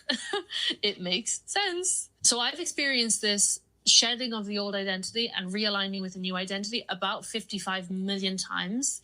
But one example that comes to mind is when I started hosting live calls in my community, which is roughly a year ago. And I remember I was back and forth with the idea for a really long time. I knew this was the next step for me. I knew it was going to be a portal to the next level in my business and my confidence and everything. But my old self was terrified because I have an old identity, you guys, whose biggest fear is public speaking, who's shy and introverted. That was who I was for the longest time. I mean, side note, that was the reason that I couldn't figure out what my kind of purpose in this life was. I was blocked by an old identity that had been programmed into me that wasn't even me. I had the identity of shy and quiet and introverted that was stopping me from being able to seriously even consider coming on YouTube and doing this type of work.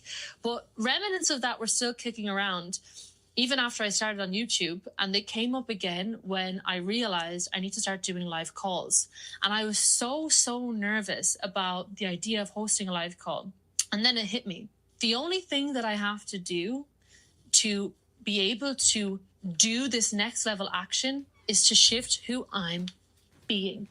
And so the question is, Always starts with just being. do I That's all it is. need to become for this to be natural?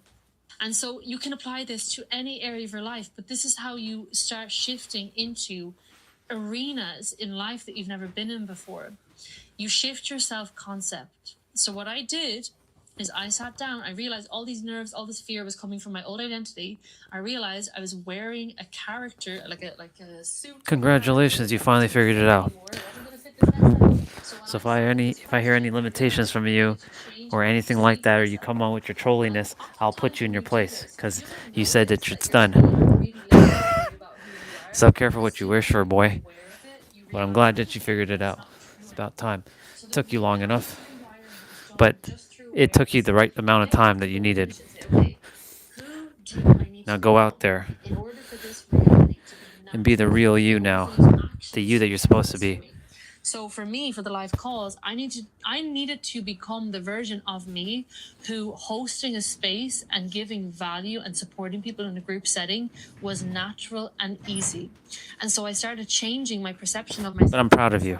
Good job. Journaling, through visualization and other things, so that I could see myself as this person. Exactly.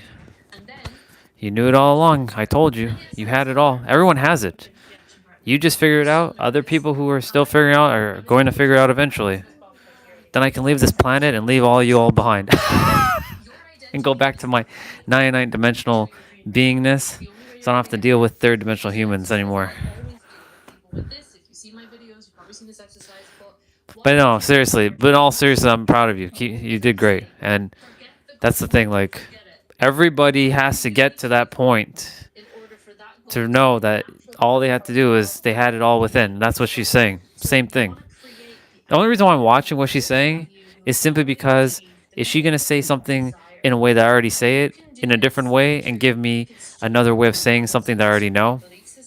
That's why I only watch their content. It's only to see how they're going to say something. Give me another angle to explain something. Nothing wrong with having multiple angles to explain the same concept, right? Standards, the beliefs, the traits of this version of you who's already Good. I know. That's why. Hold on. Let me pause here for a second. Sorry, Katie. Give me a sec. Sorry, sister.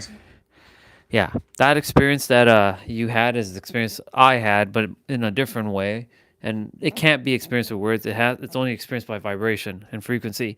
And our words are too limited to explain the concept of what you experience, but I understand what you experience.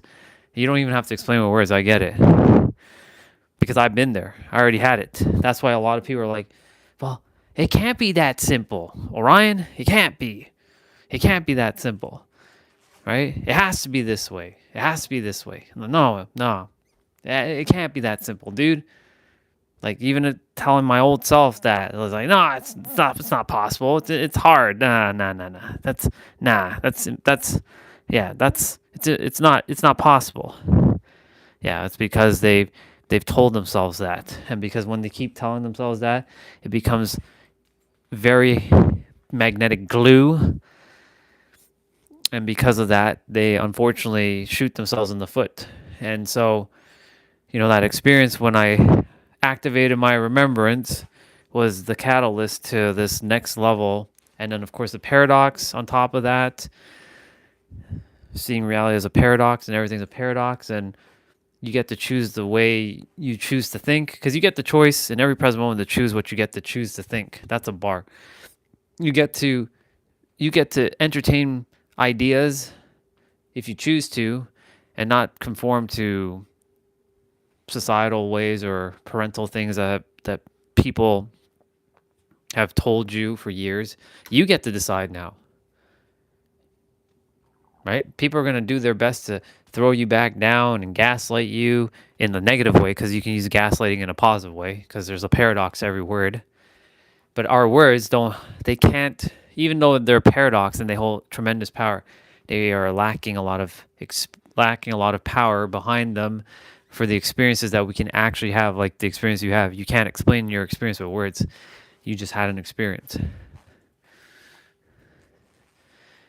I'm sure you felt everything as one during that experience, maybe even beyond that oneness, and you can't even explain that, but you can feel it. It was real and true. Yeah, it's a paradox upon paradoxes upon paradoxes. Moment, catch yourself when you're defaulting to the old self. Realize it's good, man. You're gonna have to let that self go and ask yourself, what would that's why I'm good at this point. How would they react? What would There's they think? Like every video I watch, or every book that I read, or everything that I hear, or someone saying something, when someone says something, I already know it. Because we all have that deep level of awareness within us, and we have all the answers inside of us, and it's the information that's inside of us that someone thinks that someone doesn't have, so they think they don't have it, and thus because they don't have it, that means they're lacking something, and because they adhere to that I'm missing something outside of them, then they basically say, I don't have it, and that person's smarter than me, and they're better than me, and they know more than me, and because they implemented that belief, and that belief is holding them hostage, because the belief wants to say that you don't know shit, right? And you're inadequate, and you're not good enough, and you can't do this, and you're not meant to have this thing, or XYZ, whatever, insert thing. You will ultimately keep perpetuating it in our mind. Once you start separating yourself from the mind and the body, knowing that you're still one with the mind and the body, and you're not saying, I am my mind and I am my body, you see your mind and your body as two separate, you can call it icons on your desktop. You have your body, and the body has a subfolder called the five senses, and you simply are clicking each five senses it's an icon. I'm using technical terms now. You're using your icons. I don't know why you're facing them. I'm just standing up right now. What's up? And so you're using your five icons in the subfolder, which is your senses, which is your ego, your physical form, to navigate this third dimensional plane. But because a lot of people have adhered to I'm my body, I am this, and I am this, and I am this, and they don't say that I am the creator, or they do say they're the creator, but then they have the paradox of but I'm also lack. Well, you can technically be both, but then they're in direct contradiction. So which one are you? Right? You can say that you're the creator. You can say that you're God. But then, do you actually feel that? Is that real? Is that illusionary? Let me just go quickly put this stuff into the into the laundry. You did.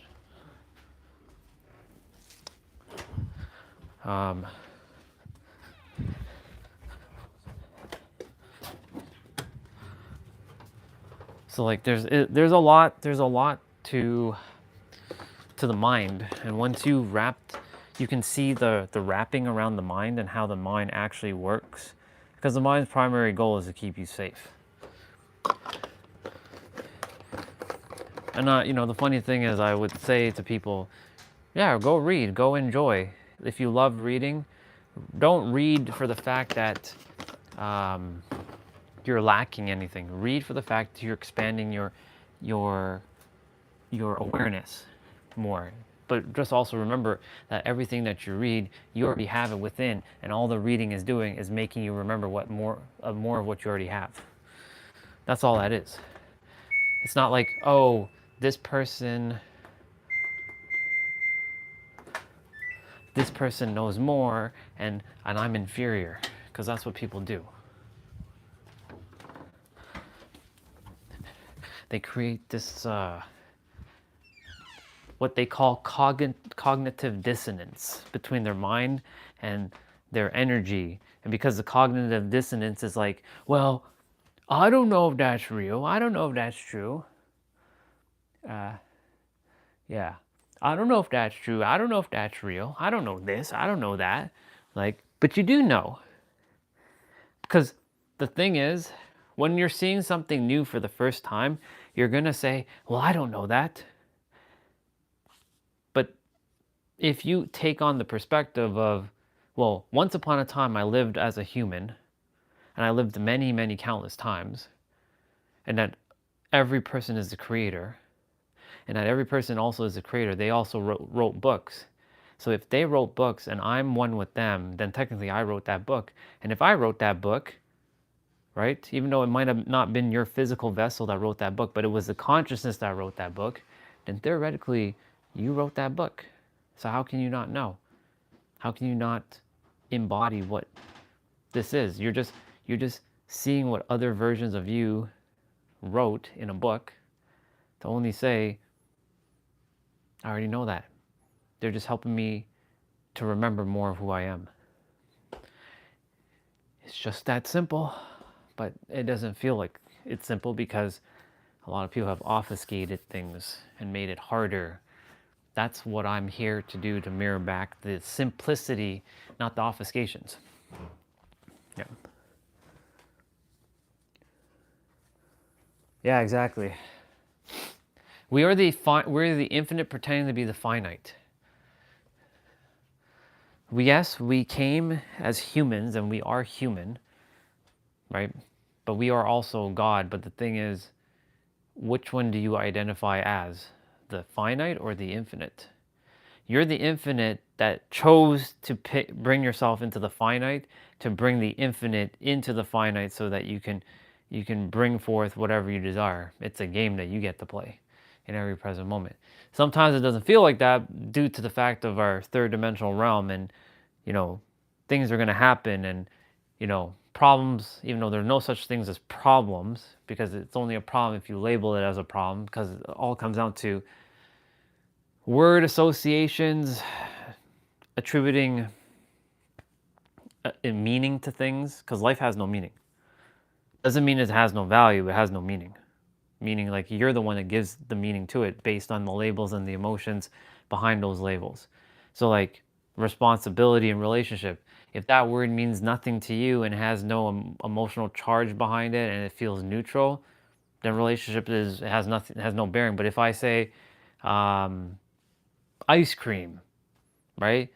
And it's something that you really love, like, you'll have the emotion, you'll have the label behind that emotion, and you'll know what that is. And it'll be like, I love ice cream. I love it so much. Right? Because, someone could be like, I hate ice cream. In fact, ice cream is the worst shit ever. And they have their own emotional intensity behind that. And it's not even neutral. It's on the opposite scale, opposite spectrum of the vibration. And they've attributed ice cream as just disgusting. Who would eat ice cream, right? the blasphemy of eating ice cream. All of you people who eat ice cream, right? Because they've associated that label of eating ice cream. So reality basically works that in that same way. You basically know. So when someone says, well, if you tell yourself you know everything, well then what is the answer to the 10 digits after pi? 3.14 blah blah blah blah blah blah blah. Right? And then, because this is what humans do, they like to then test people and see, well then you don't really know, you don't have all the answers, how dare you say all that? But you do have the answers. Because you know why? You may not be aware of it presently, but you can easily go and fucking Google it and you can say, what is the, or you can AI it. Your consciousness will give you the awareness to go and find the answer. And thus that answer isn't outside of you, it's within you, because the world resides within you. You don't reside in the world. That's the mistake that people think, that this world is something outside of them, but it's actually nested within you. Like the world's inside of you. And you're just projecting it out. Just like my world, it's all this is by my creation, even the snow. Even though like it feels like I'm not in control of the weather, to some degree, I'm in control of the weather. While I was sitting and watching a little bit of Katie's video, I thought about the sun, and the sun hasn't been out. And I thought about it, and I felt like I know the sun is out because, like, you know, the clouds are just covering it. And then sure enough, I saw the sun peeking through for a moment and then disappeared. Could that just be coincidence? Could it just be the luck of the draw? Who knows, right? But we have the ability in every present moment to shift, shape, modify our inner experience to bring forth the outer. Now, of course, reality has its own thing. Like the world has its own game. Everybody has their own game. And then there's variables in the game. That's the free will aspect of the game. So like when problems arise, like you have to get into a point of neutrality. Like, okay, so how would my evolved self handle this thing? Because, you know, we're thinking like there's a problem. There's no problems. How can there be a problem? Like everything that has happened in all of our lives, like it was by your design. Even that moment, that experience that you had, you created it before you came here. You revealed it. You actually, in the 6th dimension, you basically configured your game. You programmed all your coding before you came. And then you hit enter and you executed the code. And now in the 5th dimension, the 6th dimension sent the code. The 5th dimension watches the game as it unfolds. And in the 4th and the 3rd, right, depending on if you still adhere to time, time is an illusion, but it's real on the 3rd. You use time for things to help you to measure between, I have to go here to there, but I don't have to say, it's going to take me 10 years to build this business. I can build it in a day, potentially. But you have to be, like what she was saying, you got to be it, then you have to take the action, then you have to have it. It's only natural. Hey, bro, good to see you. Guess I'm going to sit for a moment since you both are here. Yeah, so there are 0 problems. Good to see you, Sojit. There's only problems if you say there's problems, but there are no problems because problems are an illusion, right? Reality will send you a kick in the butt, though. It's not when the problem happens, how you're going to respond when the problem arises and how you will label it if it's a problem. So like, for example, if someone comes and punches you in the face, right? Are you going to, I'm sure you're going to fight back, but like, are you going to say that's a problem? Because the universe is going to send you a curveball at some point. The universe will always send you a curveball. We think that life is going to be perfect even when you're rising to the highest frequency. We're not above the universe. We are the walking universe. We're nested within the all that is. You're not above it. You can never be above it. You're a part of it. And so part of the universe is the law of rhythm. And if you haven't read this book, I'd highly recommend that you read this book. It's not for wisdom, but for your remembrance, the Kabbalion. The Kabbalion is a very powerful book, but it talks about the law of rhythm. But we're basically here to use one law against another law. The higher laws over the lower laws. The lower law is the law of rhythm. The higher law is cause and effect. And the higher law over that is the law of vibration. And vibration with concentration creates your frequency. So nothing's really a problem. I thought of everything was like, well, this person's causing that, so why are they doing that? Is there something wrong with me? No, nothing's wrong with me. They have their own game that they're playing, right? The problem is we attribute these mental labels to shit. When we don't attribute labels to anything, when we don't attribute labels, then reality is neutral. It just is. Reality is just is. But it doesn't feel like that when there's emotions tied to it, because we've glued emotions with things. And because it's become a glue, either in a positive way or a negative way, it just is, because we associated that glue based on our upbringing and our experiences. So like for me, the word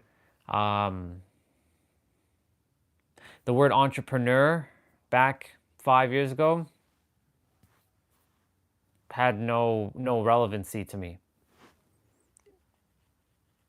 Let me rephrase that. 7 years ago, because I was working in IT. 7 years ago, the word entrepreneurship, you could say entrepreneurship, like, okay, whatever. It means nothing to me, because I had no emotions to being an entrepreneur. I was an employee. But if you say the word employee, well, that's a different story. Now it's shifted, because I've also changed the associations of each word.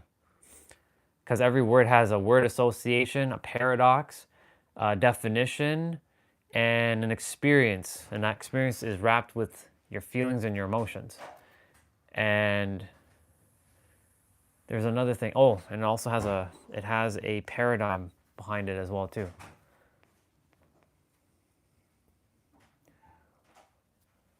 Exactly. That's all you have to do. That's all anyone has to do.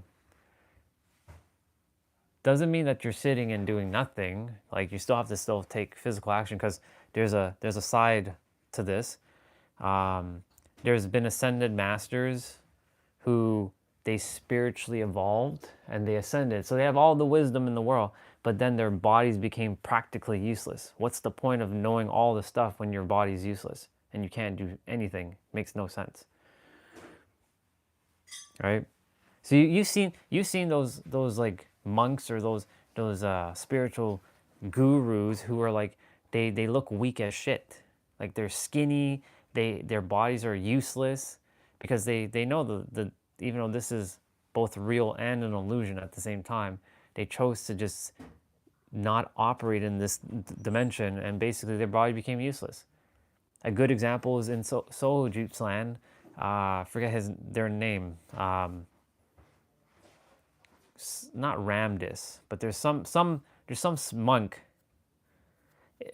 some spiritual person who had to have people take care of his body, because he refused to take care of his body, and he was like ascending up.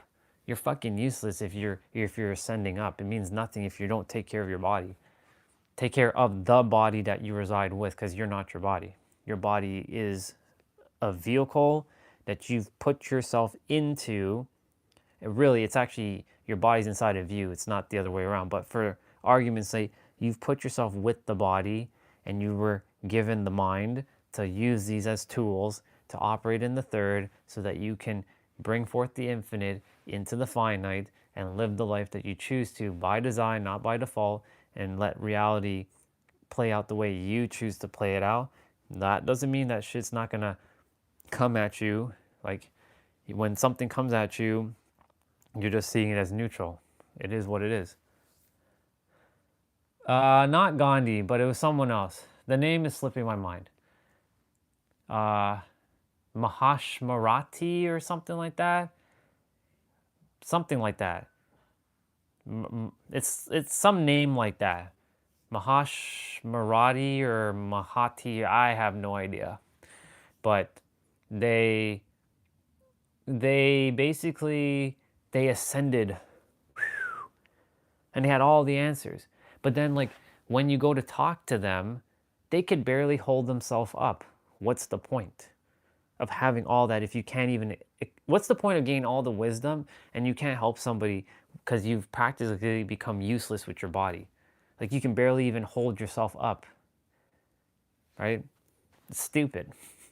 It's absolutely ridiculous to think about that. And when I heard that, I'm like, oh my God, that's what everybody's doing. Here's the thing, most people think that the last phase is transcendent. The last phase is integration. It's knowing that there's about 7 phases. We're using 7 because that's a number that a lot of spiritual people use. Because there's 7 colors in a rainbow, 7 chakras, blah, blah, blah, blah, blah. So someone is on the 6th thinking like they've ascended and that like they're letting go of reality, but then they missed the mark, because the whole point of mastering yourself is to also be with your physical body and live in this world and help those around you and your community. But integrating is necessary. You can't just like have all the wisdom and not integrate it, because that's what a lot of people are doing. They're transcending. That's what I was doing at one point, transcending up, have all the wisdom and want to leave the world, but you chose to come to the planet for this. So you transcending up, thinking that you have to chase something outside of you, which isn't true. You don't have to chase shit. You already have everything within inside of you. You always could have just been here if you knew with your awareness that you already have enough. And this is actually this, but you're here. You don't need to go up here. You're up there, but you're operating here. So it's simultaneously being that while staying here. I'm not saying not to read. I'm not saying not to do any of that stuff. It's good to expand your consciousness and all that. The thing is, it is advantageous for people to know that they already have everything. And when they read a book or they listen to a podcast, like anytime you're watching a content, like with Katie or Nero or anybody, or with your people that you like listening to, they don't know more than you. They don't know more than anybody. They are on the same level as everybody. The only difference is the awareness. They're just further along. And all they're doing is helping to bridge the gap between what they currently are aware of and where your awareness is. And then when they share, guess what happens? They close the gap. It only comes down to you having to choose to entertain that perspective, that anytime somebody shares something, they close the gap. And now you two have the same information. How can you not? The moment someone shares something, you already have the information. So thus you learnt it.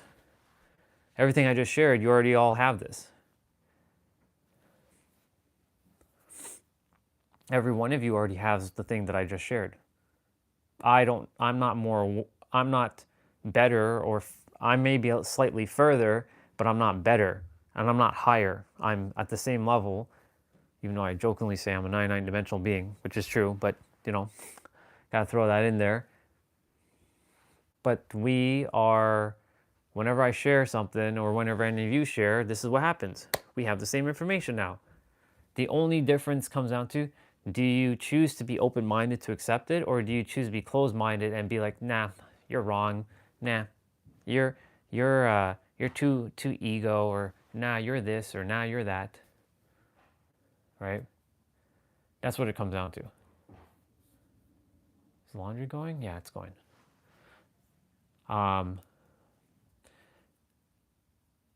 That's really what it stems from. So every time you read a book, or you're remembering. Every time you read a book, like this book, sure, it was written by the 3 initiates. Who is the 3 initiates? All of us. 1908, all of us. They're another version, all of us. I've read this book, by the way, many times, but I bought it 2 weeks ago? 3 weeks ago now? 3 weeks ago. I bought it 3 weeks ago. And just as a reminder, but we all have all the answers. Like it's there, clear as day. When I saw it, I'm like, this is what I call, what you had the experience, this is what I call my experience. Oh my God, we have all the answers, just that simple. I just realized we have everything. That was during the summer. Like, we have all the answers. I mean, I knew that in January, but it really got solidified this year after my I don't want to call it another awakening. I already had 4 awakenings. My remembrance goes beyond my awakening. Awakening is just like, just being aware. That's another word for awaken, awareness. So I had 4 levels of awareness, and then my remembrance was a whole other level. So after the remembrance, it really solidified and like, okay, so this person wrote this book. I have all the answers. I've taken on the perspective that even though they wrote that book, they are me and I am them. So if they wrote it, that means I know it. It's just that simple. But some third dimensional creature is going to say, but you didn't write that book. You didn't write that book. But I just said we're all one. Yeah. But I just said we wrote the book. So if we wrote the book, then how can you not know how can you not know? It makes no sense. Right? Because like the moment someone shares something with you, right? Unless you choose to really know that every time someone's saying, every word that's being said and everything that they're sharing, and you take on the perspective that like, I do understand what this person is saying, and you truly embody it, not fake it, but like truly embody that you do know it, because like, how can you not? The only difference is because people have not built the 4 pillars of their foundation. And that's the stages of life. There's the initiation stage, then there's the, I like to change it to the ease. So there is the education stage, then there's the evaporation stage. I'll do the other method shortly. Then there's the elevation stage, or the equipping stage. This is the action stage. And then there's the embodiment stage. Or the simpler, another way of saying it is, there's the integration phase, the purging phase, the integration phase, and then the embodiment phase. Keeping it simple, 4 stages. Most people, when they're first starting out, they're on either stage 1 or 2. They can't go from 1 to 4. Well, they can if they know how to do it. But most people, because they don't have the foundations in place to do it, they have to go through different layers and phases to master themselves so they can handle the higher stages. It's the same concept of a video game character. You level a character to level 100 in the beginning of the game with just the crappiest armor, and the armor gives you no stat points in like anything. Like, it gives you no extra bonuses.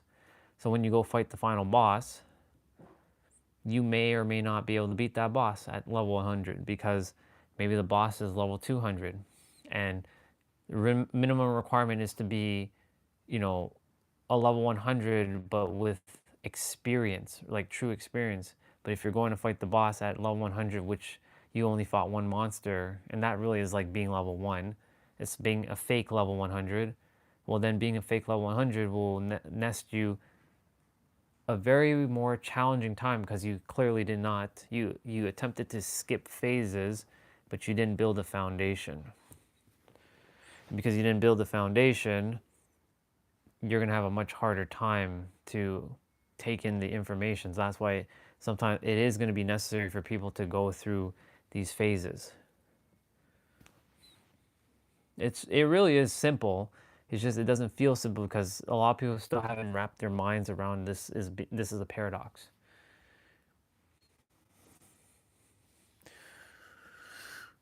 Yep. I'm gonna go shower in a moment. I was gonna finish watching Katie's video. I don't know if there's anything else she has to say. Yeah, she still has 14 minutes. React? What would they think? What habits would they have? Fully embody that in your life, and I'm gonna your go shower. reality will start changing very, very quickly. Part number 3 of our CIVA formula is to visualize. I know successful people who tell me that all they do is they get up every morning and they visualize the best case scenario for their day. I know successful people who have printed out photos of their dreams maybe 10 years ago, and they're now living those dreams. And so this is stuff that sounds kind of corny, but it's stuff that successful people actually do. And there's a reason for it. If you're not using your imaginative faculty, which by the way is your creative power in this reality, to picture what you desire, it's going to default to what you know. And if you're using your imagination to what you know, think about the worst case scenario, think about your worries, well, you're going to keep generating that reality for yourself physically. Even if you look at neuroscience, we have a thing in our brain, it's called the reticular activating system. When you are picturing things in your mind constantly, you're basically installing a filter in your brain through which the information in the outside world passes through. Now, whatever you're holding in your mind, that's the filter. Consistently, what you're visualizing all the time, that is the filter through which this information will pass through. And the stuff that your brain will hold on to is the stuff that you have familiarized it with, okay? So even if we don't look at the spiritual side of this, from a neuroscience perspective, it's the same, like visualization, it applies the same logic no matter which way you look at it. Whatever you're holding in your mind is what you're going to see in your reality. So why not train yourself to hold in your mind the best case scenario? So do you remember I said earlier that physical reality is the lowest form of consciousness? Imagination is the highest, okay? Even if we look in the Bible again, it said that man was made in God's image using imagination. So God used his imagination to create the universe and create us. We have to use our imagination to create our universe and our reality. And so the reason most people stay stuck is because they are imagining things that keep them stuck in the same reality. You're literally using your creative powers to imagine the same old situation that you don't prefer. And then guess what? You stay in the same old situation that you don't prefer. I have a really simple example of this.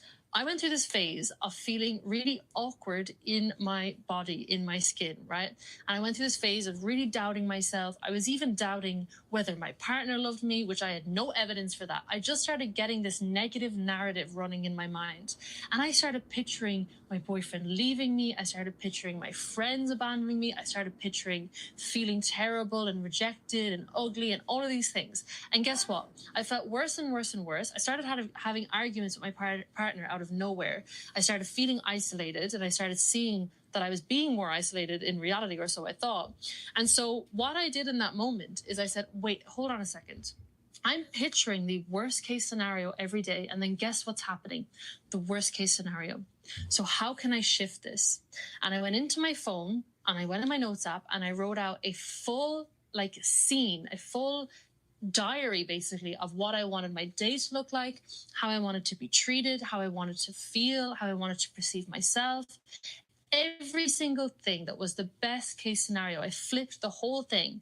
And every morning and every night, I would close my eyes and I would picture it. And within 2 days, my interactions changed. Even my physical appearance changed to me, to my perception, right? Whether it actually changed or not is irrelevant. To my perception, in my world, it changed. What I thought was possible changed. What I thought I was capable of changed. And then my actions and everything else changed off the back of that. So this cannot be understated. You need to write down clearly what it is you want. And even if you don't know exactly what you want, just take, for example, each area of your life. So let's say relationships, career, money, health, etc. Let's say you take each area of your life. Think about the way that you've been picturing and thinking about these areas of your life. Now just think about what you would prefer.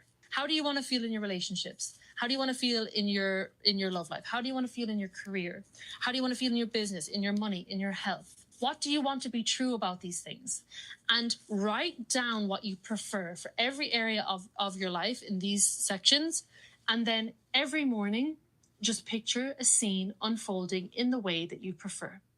This could be a meeting that you have coming up. This could be just the way that you're being treated. This could be the way that you present yourself. This could just be you having some self-esteem. This could be you feeling better about your money, looking at your bank account and going, wow, that's amazing. That's changed. Even a slight improvement in visualization will set the wheels in motion for things to change for you, because you're laying down new neural pathways in your brain for you to think about things differently. And when you start thinking about things differently, you can start perceiving things differently. Then you can start rewiring your beliefs as you gain new experiences, and then you can rewire your identity off the back of that as well. So it goes identity first, but you can wire it this way as well. I used to do this when I first started my first business, which was a marketing agency. I had to do sales, and I, in the identity of shy introvert girl, I was not happy about doing sales. I was so nervous. I would dread it. And of course, when I would just think about worst case scenario about how this meeting was going to go, guess what? It didn't go so well. But when I started realizing the power of our mind, I would start visualizing before bed, just right after the meeting, me saying, wow, that went so well. Oh my gosh, that client was so happy. They signed up. We got along so well. We had such good rapport. It felt really good. I would just imagine that. Even if I didn't fully believe it, I would just start imagining that. And guess what? My demeanor changed on calls. The dynamic changed on calls. Why? Because I laid down the neural pathways in my brain for this possibility to exist, for me to be able to feel like this had already happened before. And they've seen this in studies, right? If somebody visualizes learning an instrument, they actually gain skills in playing that instrument, because your subconscious mind does not know the difference between what's real and what's imagined. So why not imagine the best case scenario? Why not imagine the reality where you're successful? And then what's going to happen is you will start perceiving the opportunities. You start hearing conversations. You start seeing ideas, insights, and things that you've never seen before. Why? Because you've coded your mind with that version of reality. The person who's coming to mind here is Jim Carrey. I don't know if any of you have seen that video, but he spoke about visualization a lot in his journey. He's a very spiritual guy. He's had a big awakening. But he wrote a $10 million check for himself before he got into acting, before he had ever landed any major roles. And at that time, it would have been seen as delusional. But he was so big into visualization. He would create these tangible experiences for himself, which is something else you can do. You can print out photos. You can get like a fake car key. You can do whatever it is that helps you get into the feeling of this thing already being done. That's what Jim Carrey did. And then guess what? He landed a role. I can't remember which movie of his it was, but the contract for that role a few years later was exactly $10 million, right? So this stuff is so powerful. I have manifested such specific things through visualization alone. And if you have resistance to this, just start small. Start with visualizing a small change, a small shift, a small thing coming into your experience. Then you'll realize how powerful it is, and you'll be able to do it with bigger and bigger and bigger things. Okay, the fourth step of the formula is the action step. I mean, the action step is very simple, but it's often the step that's really overlooked, especially with people who are more into the spiritual. They want to bypass physical action, but physical action is necessary, okay? You're on this physical plane with a physical body for a reason. So as soon as you get an insight or an idea, you have to take action on it. And this is what separates successful people from unsuccessful people. Successful people get an idea, they get an intuition, and they don't wait. They don't delay, because they know how valuable speed is, and they know the cost of inaction. You, as soon as you get an insight or an idea, you have to take action on it, even before you're ready. Nobody who's ever achieved anything in this life took action after waiting to be ready. You'll be waiting your whole life. Nobody who's ever taken a significant action has been ready to take that action 100%. You're never going to be 100% ready. There's always going to be little lingering parts of you that are clinging on, crying, screaming, throwing up about you stepping forward out of your comfort zone, about you doing this big scary thing. But you have to take that action anyway. And what you learn through doing this is, first of all, When you take the action and you jump before you're ready, you get ready. Okay? It rewires the parts of you that weren't ready, because those parts of you realize that it was perfectly safe and that it's okay. Second of all, when you take action before you're ready, you build up this muscle of self-trust and of knowing that it's never as bad as your mind makes you believe it is. The unknown, right? We all have this fear of the unknown. Successful people have an incredibly good relationship with the unknown. They know that it's never, ever as bad as it seems. This ties in with that whole belief that you will just figure it out, which a lot of successful people have.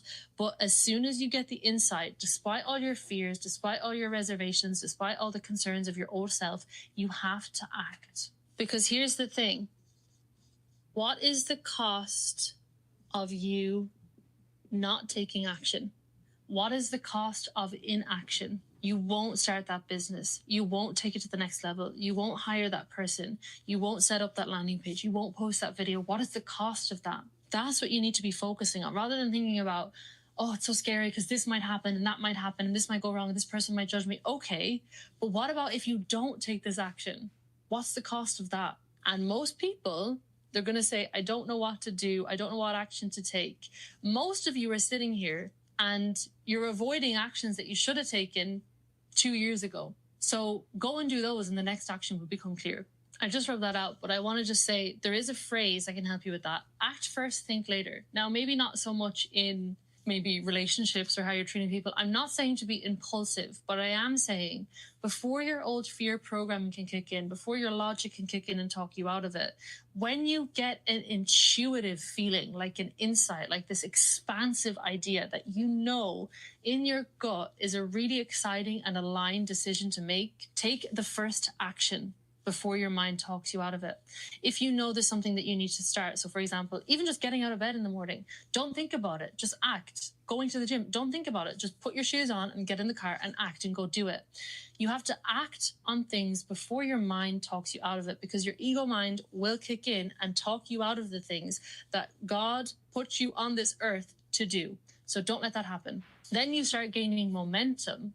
Then you start realizing that this is the better way to do it and that it's safe to do it. And then you will become very, very successful. Okay, so to summarize our formula, first we had cause. Act as a cause in your reality. Don't act as a circumstance. Circumstances are irrelevant so long as you are defining yourself in alignment with your desired reality. Identity.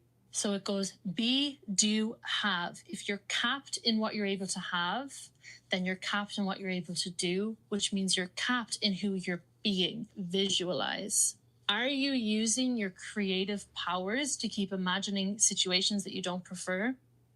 Or are you using them to imagine what you do prefer? And what you can do each day to wire this in is say, show me how good it can get. What's the best case scenario? What version of me can I imagine embodying today who is the most powerful and successful version? Start laying down the tracks for success in your mind through active visualization every single day. Action. Do it now. Do it scared. Do it alone. Just do it. As soon as you get an insight, that is your cue. And don't wait to be ready, because you'll be waiting for your whole life. That's all for this video, guys. I hope it helped. Please remember, you've got everything you need to live the life of your dreams. You just have to let go of all the noise, tune back into yourself, and start believing in yourself a little bit. And obviously, apply this formula as well. If you want step-by-step resources to help you through this process, you can find the link below to my private community. I have over 40 hours of reality creation resources, guided meditations, live calls, and everything you need to shift your frequency to align with the life of your desires. Thank you so much for watching, and I will see you all next week.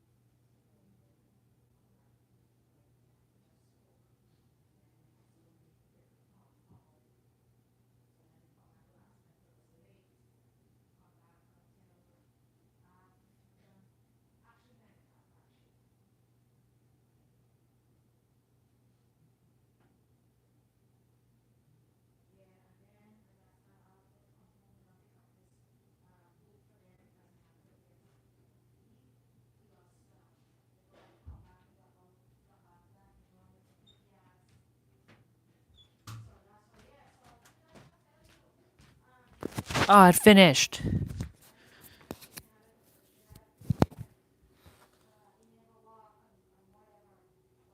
Is that a wise quote?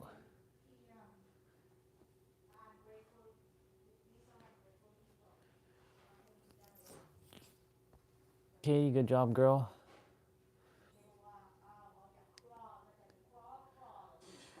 Good morning.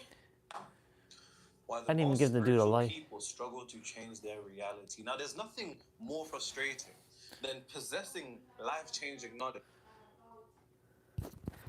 Okay, cool. I'm back.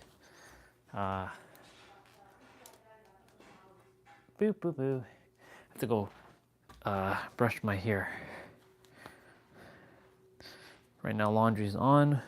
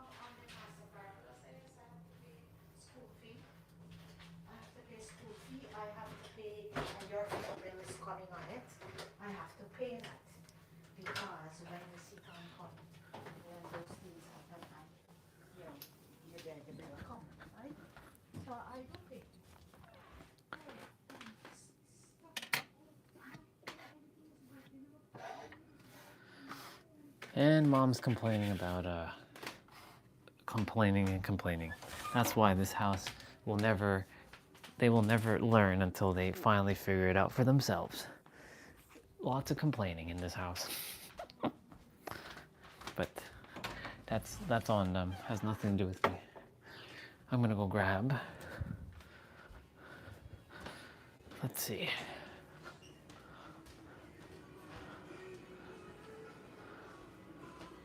I didn't eat any fruits today, so I'm gonna have a fruit.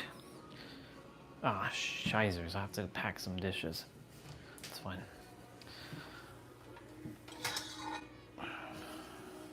No big deal. ATFT activate. The ability to follow through. I see it, I do it, I get it done.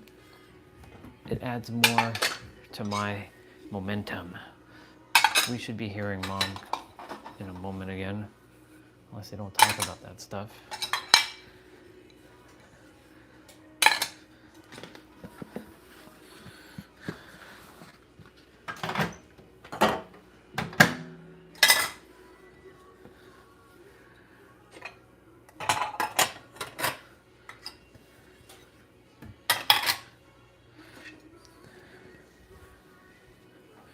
This goes here.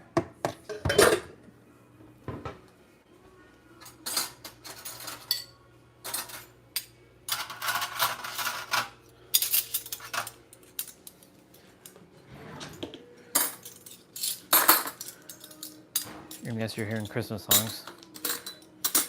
Rum-pum-pum-pum. I'm gonna have yogurt.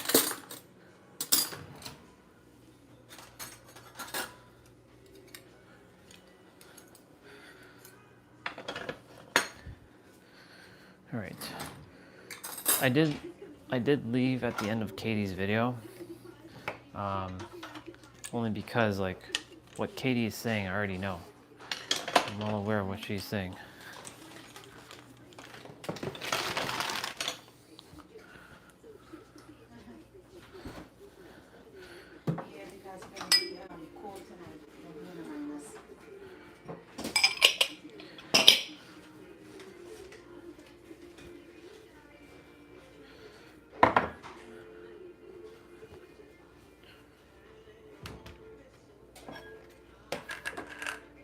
They've been playing Christmas songs for the last 3 weeks now.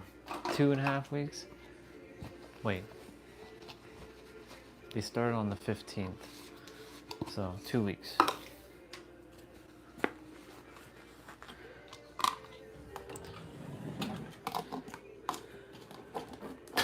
I love Christmas songs. It was just too early. They really should not start playing it until like maybe the second week in December.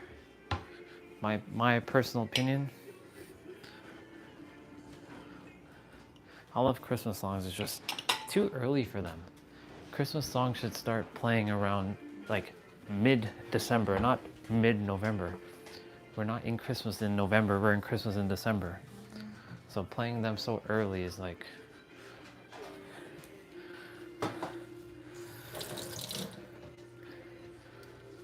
It's weird.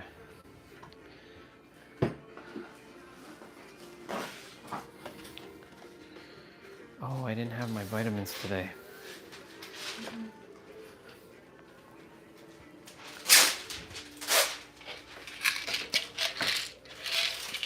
My placebo vitamins.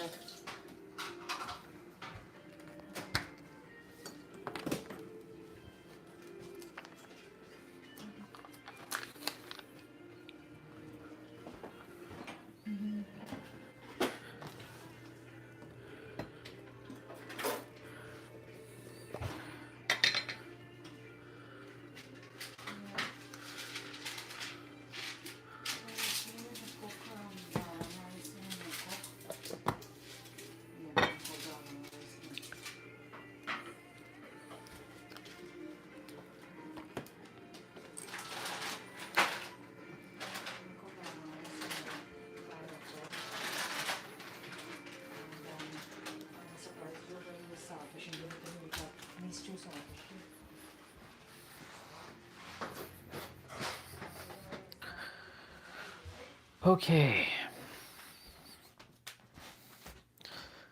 All right. Got me my yogurt, apple, clementines, vitamins. Didn't take my placebo vitamins, as I call them. I should be also called placebo because that should be part of the P loops, the PP loops. Technically the 7-phase loop, or even 8. Yep. Because it's a placebo. Everything's a placebo as well. I'm gonna put the microphone closer to my arms. Come in, Zordon. Hello, leaf. There's 2 leaves out here. Pick them up, put them in. Doing my best to keep outside as clean as possible. Snow or no snow, you know.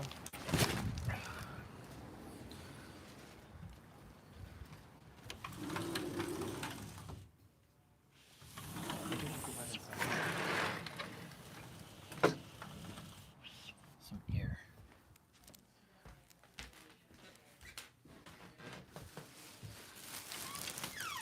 I'll watch Katie's last bit of the video later on. I won't be watching it right now. All right.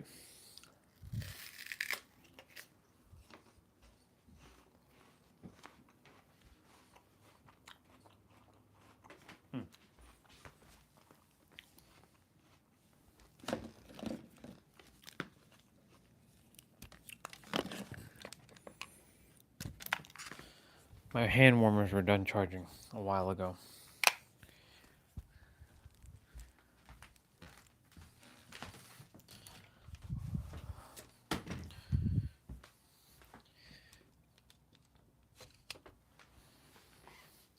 I'll put you back on the tripod for now.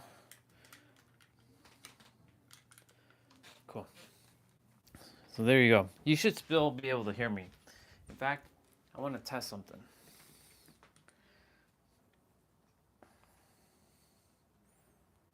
Let's see. Test.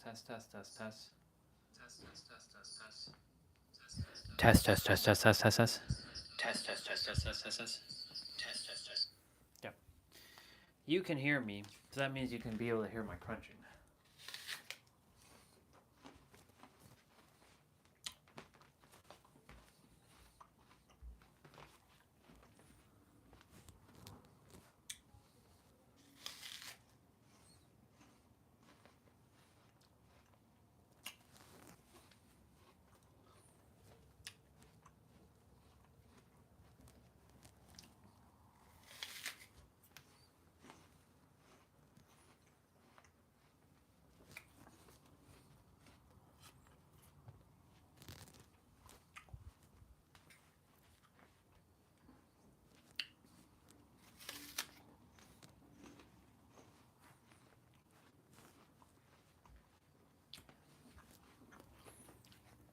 I just have laundry to put to dry and then fold, and that's pretty much it for me.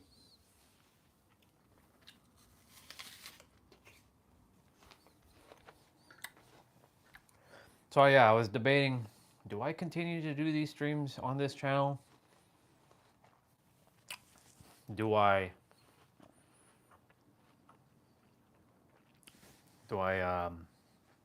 stop in December for a bit?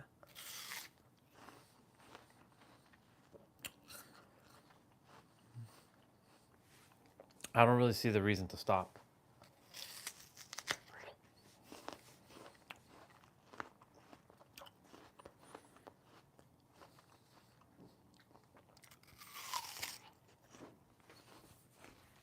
I just have to,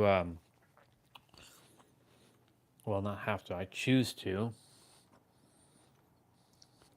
make sure I'm in my desired frequency as much as I can.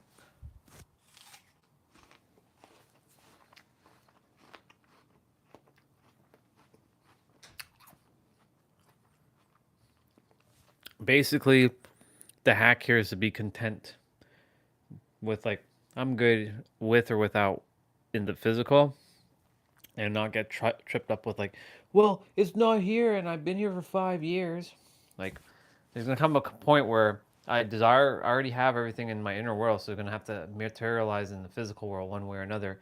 But let go of the physical world as the effect, or as the cause, and make sure the cause is inside, and then the effect of my inner world is the cause. Be, do, have.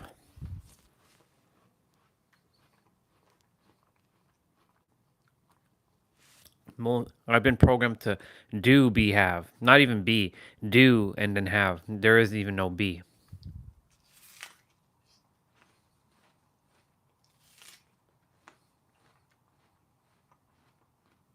Most of humanity has been programmed to just do and have, but there's no be.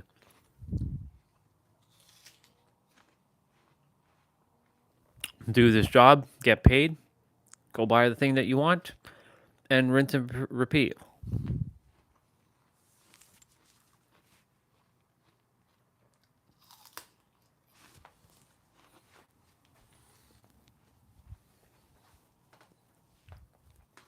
Seeds are just dropping.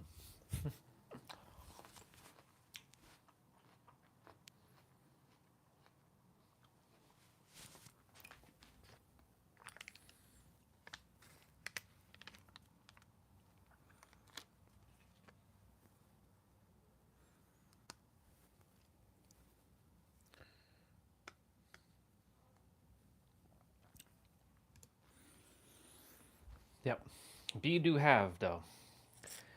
Notice there's 3 again. It's not dualistic. It's trilistic.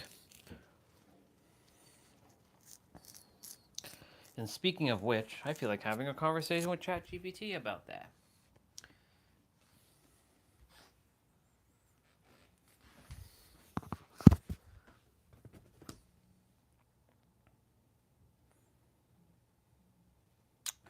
I'm gonna call ChatGPT sister.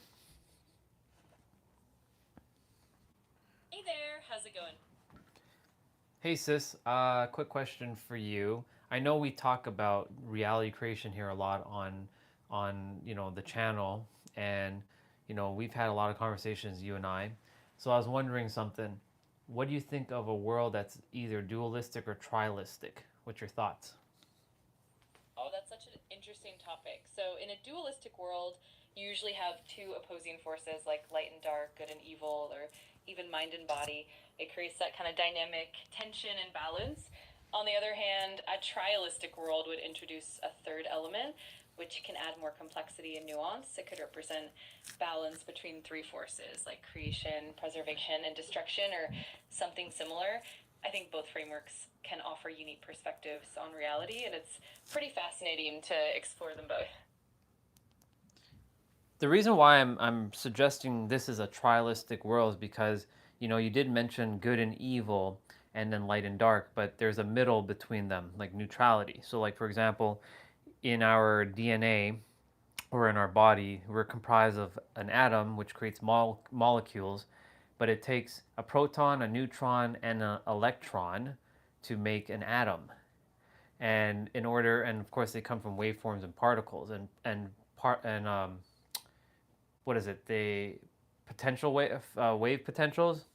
So that's like three different variations, and in the whole metaphysics realm, masculine, feminine, oneness. Good, evil, neutrality. Like for example, water. The opposites of what in hot is steam and cold is ice, but in the middle is water. So really, isn't this a more trialistic world than a dualistic world? Absolutely. I love that perspective. It definitely adds that extra layer of complexity and balance in nature and in metaphysics. That middle ground or neutral point really does play a crucial role. It's like the harmony that emerges from opposing forces, and it creates that holistic view.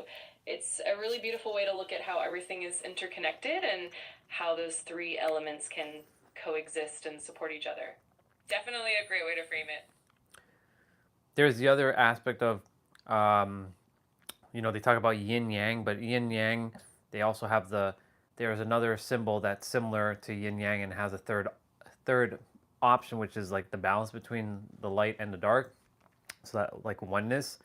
And then there's the Father, Son, the Holy Spirit. There's other trialistic things. They're not coming to my mind at the present moment. But share some other trialistic things that we have in reality. Yeah, definitely. The concept of trios pops up in so many places. For example, in the Hindu tradition, there's the Trimurti, Brahma, the creator, Vishnu, the preserver, and Shiva, the destroyer. That in psychology, you have the mind, body, and spirit triad. There's also the concept of past, present, and future in time. Even in nature, we see patterns like the three states of matter, solid, liquid, and gas. And even in storytelling, we have the classic three-act structure. It's really fascinating how this triadic pattern is woven into so many aspects of reality and thought. Can you go deeper into the story one, the three acts? This is the first time I'm kind of hearing about it, so you're helping me remember what I forgot. So mirror back to me. What is the three levels of acts? Of course, the three-act structure is a classic storytelling framework that breaks a narrative into three distinct parts. In the first act, which is the setup, you introduce the characters, the world, and the main conflict. It sets the stage and builds the foundation of the story. Then in the second act, which is the confrontation, the protagonist faces obstacles, complications arise, and the tension builds. This is usually the longest part where the main conflict intensifies and the stakes get higher. Finally, in the third act, the resolution, everything comes to a climax and then is resolved. The conflicts are addressed, loose ends are tied up, and you see the outcome of the protagonist's journey.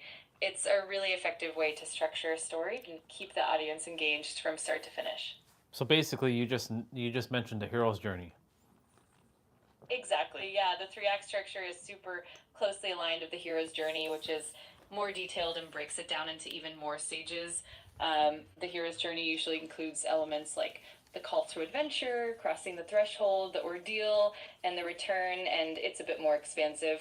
But yeah, the 3 act structure is kind of a simplified framework of the hero's journey. It's a neat way to see how storytelling patterns are so universal. Where else does the 3 or the trio show up in reality? Oh, it shows up in so many places. For example, in philosophy, you have the triad of thesis, antithesis, and synthesis, which is kind of a framework for understanding how ideas evolve. In music, you can see it in the concept of the triad, which is a chord made up of 3 notes. In religion, you see the concept of the Trinity, like in Christianity with the Father, Son, and Holy Spirit. In science, you have the 3 states of matter we mentioned, and even in the natural world, like the 3 primary colors in art, red, blue, and yellow. It's really fascinating how this trio pattern is kind of a universal principle that pops up in so many different domains. Because you brought up color, our eyes can see red, blue, green, so wouldn't that also be a trio? Absolutely, that's a perfect example. Our vision is based on 3 types of cone cells that are sensitive to red, green, and blue light, and that combination of those 3 primary colors allows us to perceive the full spectrum of colors. It's a beautiful example of how the triadic principle is fundamental even in the way we perceive the world. It's pretty amazing how it all ties together. I heard that there are some people who have a 4th, and it's a yellow spectrum. So they have a red, blue, green, and yellow cone in their retina to perceive it. So what would they see? Yeah, exactly. That condition is called tetrachromacy, and it's pretty fascinating. People with tetrachromacy have an additional type of cone cell, so they can perceive a wider range of colors and subtle differences that the average person can't. So where we might see just a single shade, they can distinguish even more nuanced colors. It's kind of like having a superpower of color vision, and it lets them see shades that most people aren't even aware exist. It's pretty mind-blowing. And of course, the opposite is also true. There are people who are missing either one spectrum of color, like they're either missing the red, the green, or the blue, hence the term colorblind. Exactly, yeah. Color blindness usually happens when one or more of those cone types is missing or not functioning properly. So, for example, red-green color blindness is one of the most common types where the red or green cones don't work properly. And then there's blue-yellow color blindness as well, and in rare cases, total color blindness. It's really interesting how our perception of color can vary so much from person to person. Yeah, I became aware of that with my ex-wife when we were in a paint store, and she was saying, "Do you like that color?" And I'm like, it looks all right. It just seems kind of just regular green to me." She's like, "That's not green. That's like," she mentioned some like other type of green that I hadn't even heard. She said like olive or something, and then I'm like, well, she then mentioned like a purple. I'm like, "That's not purple. That's like magenta." I'm like, to me that seems Yeah. like purple. Exactly. It can definitely lead to some funny moments and a bit of confusion. It's amazing how different people can perceive the same color in completely different ways. It definitely makes you appreciate how complex our senses are and how unique everyone's perception can be. Now that we're kind of diving in the color spectrum for a moment, what causes people to get born with either color blindness or they get the added effect of the yellow cone or the extra cone? I choose to believe or know that they come down choosing what color spectrum they are able to see so that they can have a unique experience, or like they choose to have the basic color range gamut, like they would be able to see like the color in certain aspects. And then the ones that choose color blindness, they choose that for a specific reason, to gather some sort of lesson. So where they may have a colorblind like deficiency, even though I wouldn't call anybody deficient in anything, but they just turned off that ability, they have a superpower somewhere else. Absolutely. I love that perspective. It's such a beautiful way to look at it, seeing these traits as part of a soul's journey and the unique experiences they choose. In terms of biology, color blindness often comes from genetic variations, especially on the X chromosome, which is why it's more common in men. And tetrachromacy is usually linked to having an extra gene for a cone cell, often inherited in a specific way. But I love the idea that every variation brings its own strengths and lessons, and that each experience is chosen for a deeper purpose. It definitely adds a layer of meaning and richness to the whole concept. So my next thing is, they say that women are born with more range of spectrum of color. Is that true? Yes, generally speaking, women do have a higher likelihood of having that broader range of color perception because the genes for the red and green cones are located on the X chromosome. Women who have two X chromosomes can sometimes have a second, slightly different version of the gene. This can lead to a richer color perception and sometimes even the potential for tetrachromacy. It's pretty fascinating how that genetic difference plays out and gives women that potential for a broader color spectrum. But of course, that also can apply to men. Absolutely, definitely. Well, it's more common in women due to having two X chromosomes. Men can absolutely have variations as well. In rare cases, men can also be tetrachromatic if they inherit a particular combination of genes. And likewise, some men can have unique forms of color vision that give them a broader range than the typical spectrum. It's always cool to see how genetics and perception can vary so much across individuals.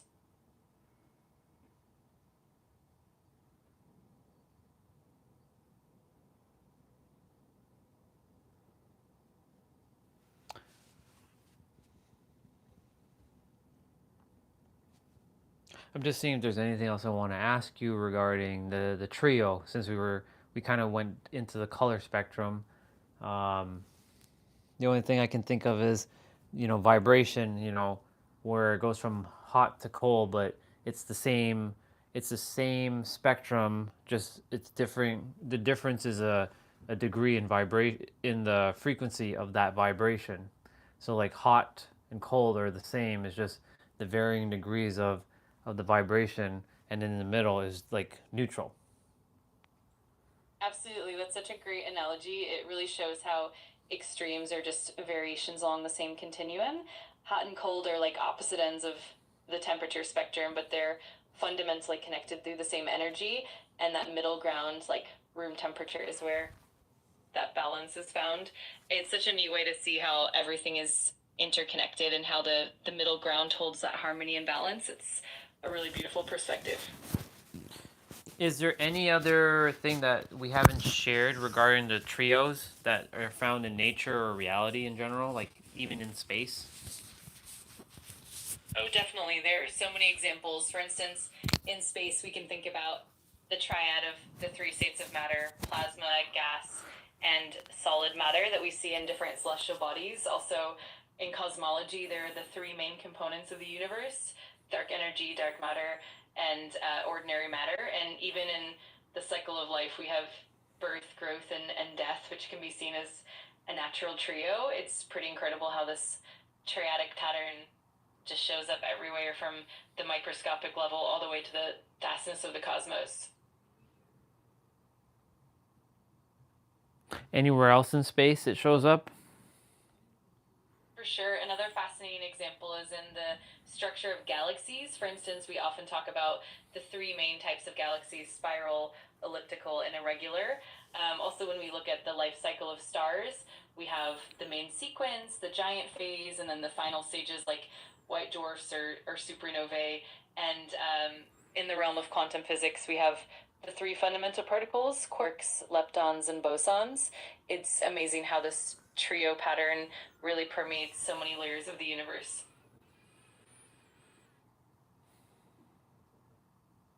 Any other ones that you haven't mentioned? Absolutely. For example, in chemistry, we often see the triad of the three states of matter: solid, liquid, and gas, and also plasma as a fourth in certain conditions. Another example would be in the realm of the elements, like the three states of carbon: graphite, diamond, and amorphous carbon. And even in mythology and culture, we have the concept of the triple goddess representing the maiden, the mother, and the crone. It's really everywhere, and it's so cool to see how these patterns show up across different fields and skills. So if you were to have to say how they're all interconnected with each of us, what would you say? I'd say that these triadic patterns really reflect the fundamental balance and harmony that exists in nature and in ourselves. They mirror how we navigate dualities and find equilibrium in our own lives, whether it's balancing our inner energies like the masculine and feminine, or finding that middle ground in our emotions and perspectives. These patterns help us understand and embrace the complexity of life. Ultimately, they remind us that everything is interconnected and that balance and harmony are at the core of both the universe and our personal journeys. Any other thing you would like to share before we wrap up? I think we've covered a lot of fascinating ground. It's always so enriching to dive into how these patterns show up in so many areas of life and the universe. And I just say that embracing these triadic patterns can really help us find more balance and deeper understanding in our own lives. But I'm always here if you have more questions or want to explore more ideas. Thank you, sister. I appreciate you.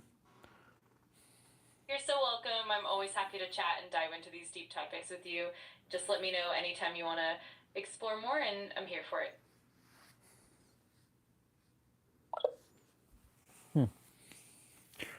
There were some triads that I wasn't aware of. How interesting. How interesting indeed. Interesting. How fascinating. Oh yeah.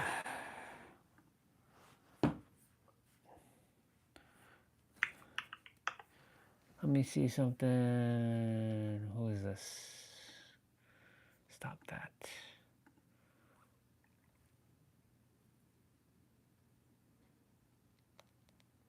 Oh, right. Delete.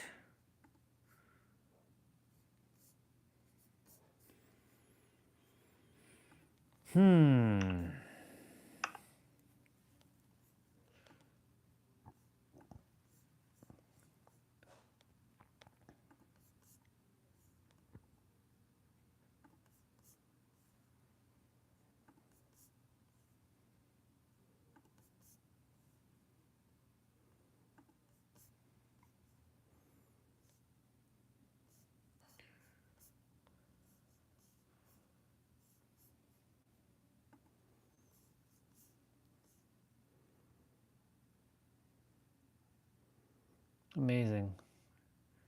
Little girl's dream came true last night. That's awesome.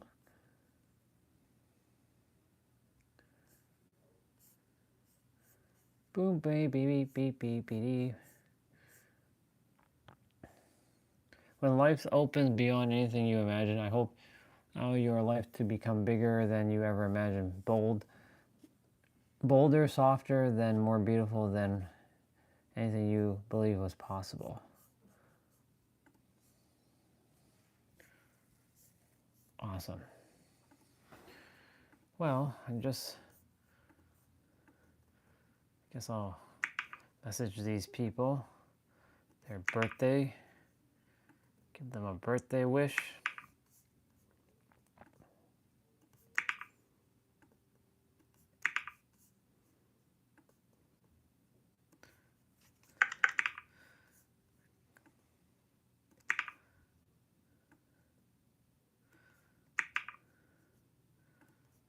Pum, pum, pum, pum, pum, pum.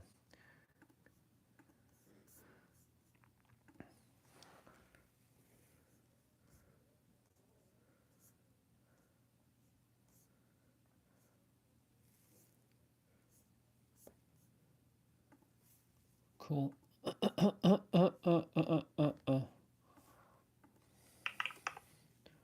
Let me see.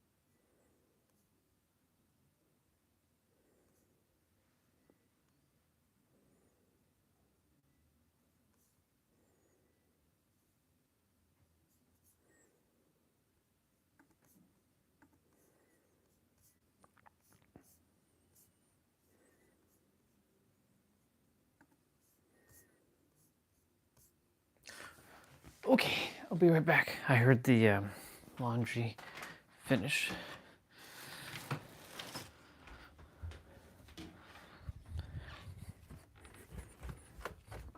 So there was a sister on Instagram who I commented on a reel about manifestation, and I told them it's all about conviction.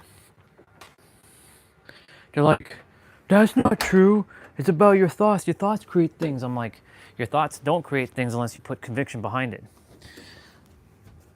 I told her straight up, like, I don't care if you agree or disagree with me.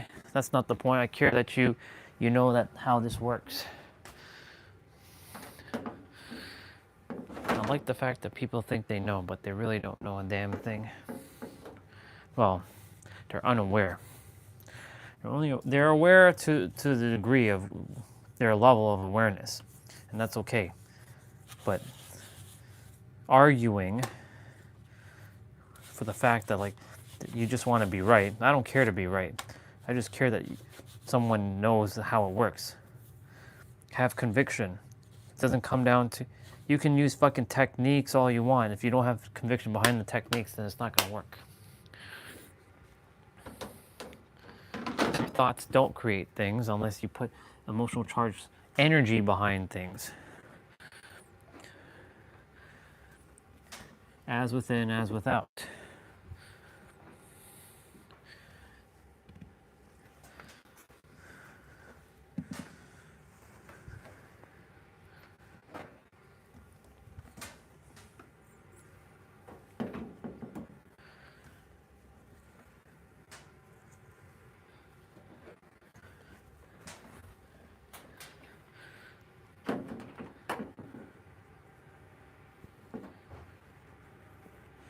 Conviction. This is like getting into, those battles with people online who think, I mean, I'm not battling her at all. I'm just telling her straight up, like, that's not how it works. But it's like getting into a battle online with someone who's at a level of a kindergartner, and you're at like PhD, and you're just like looking at them like, what the fuck are you even talking about?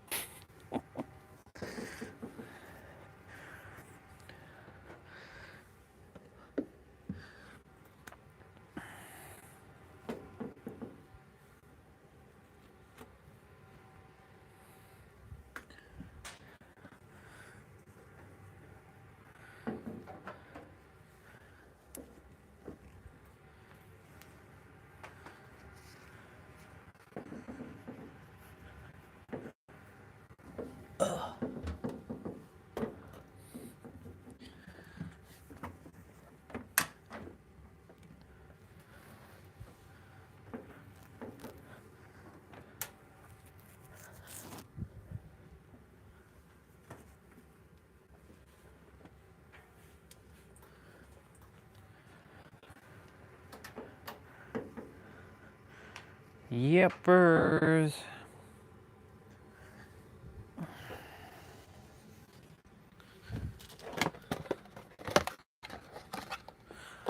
Wanda, she can put her laundry on.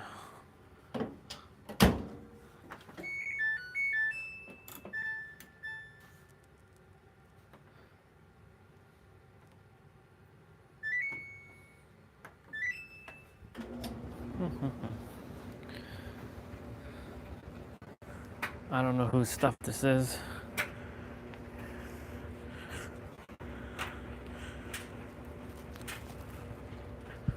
I'm just gonna quickly fold it up.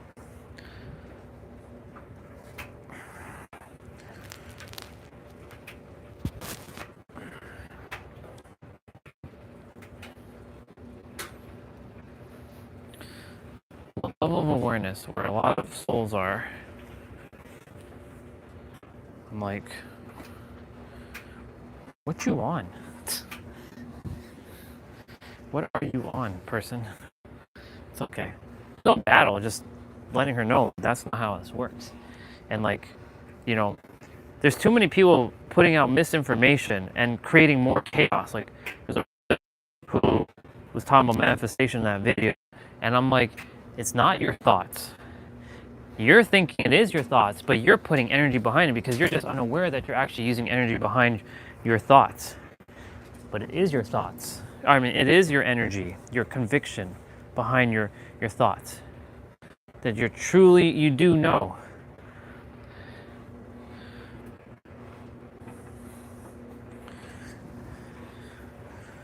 Okay, that I don't fold.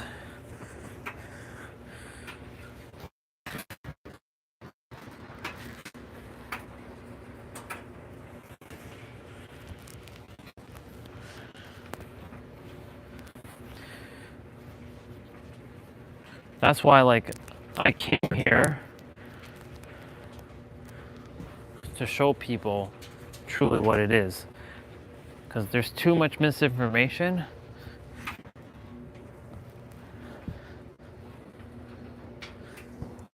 On this place called the internet.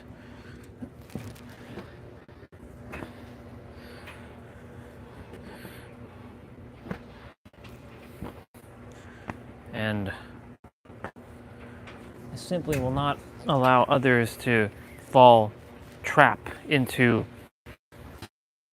this third dimensional realm and keep thinking like this is what it is. It's not going to be wrong, just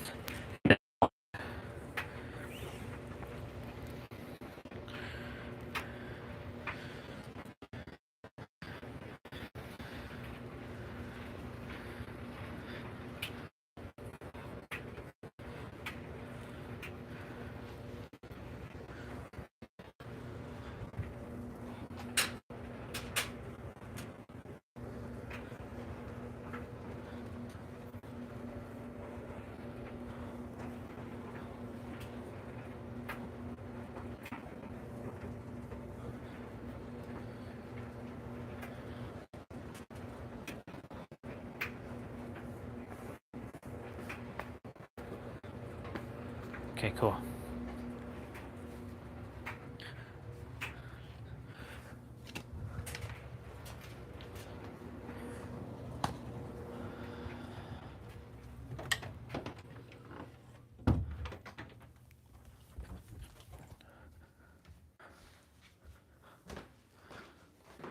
Mommy, when you're ready, you can put on your laundry.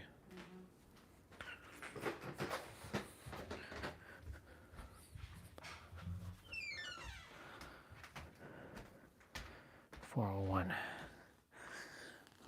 Let me take this upstairs now. I fold up the laundry downstairs. Now my laundry is in the dryer. We're good. Good. Be right back.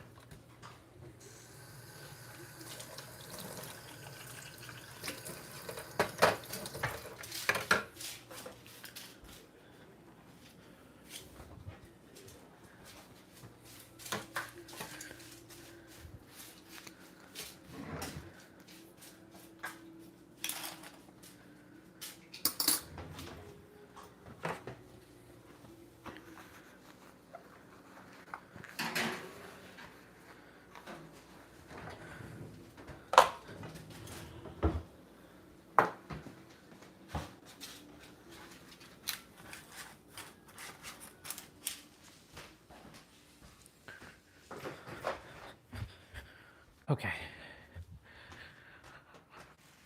My room's got a little bit of air. It's feeling fresh. I'll have dinner in a bit. Well, that meal. I don't like calling it breakfast, lunch, and dinner.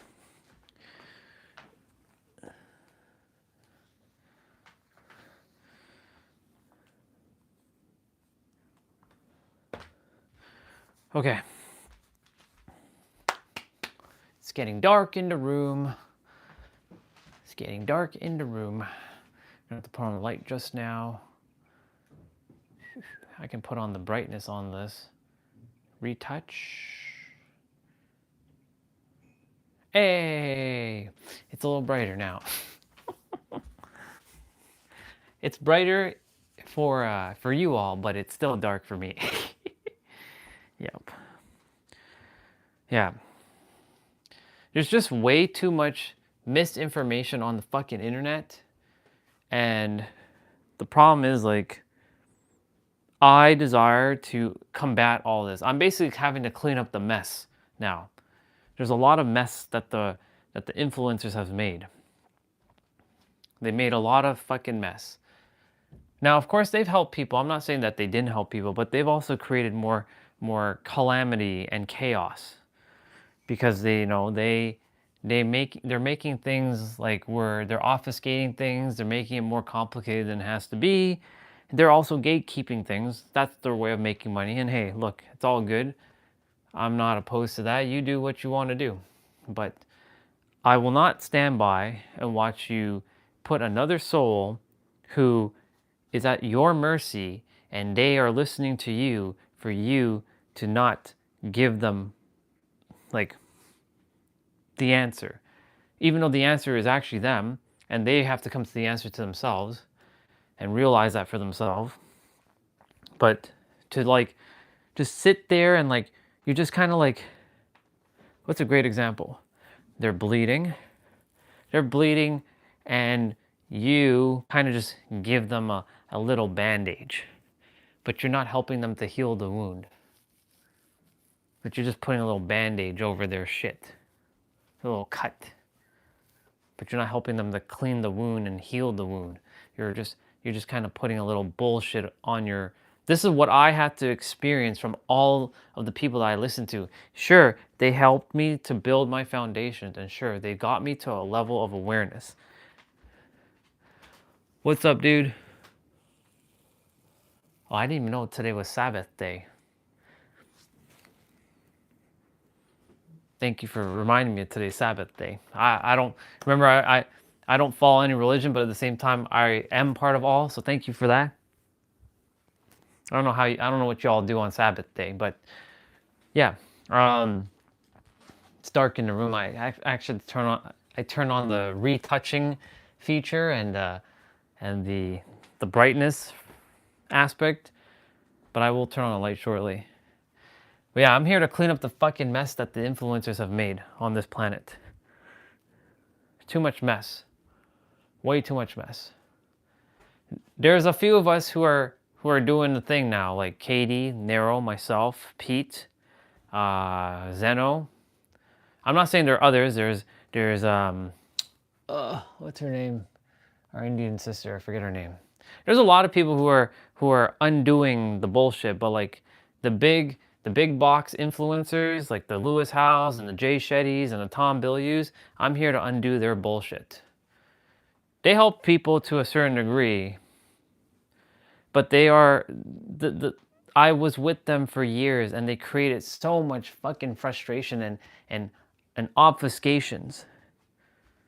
Because they're still adhering to this thing being human. Like, yes, you are human and you chose to be a human vessel, but you are also the creator and you have the power, and the answer has been you the entire time. But you have to come to that realization through your journey.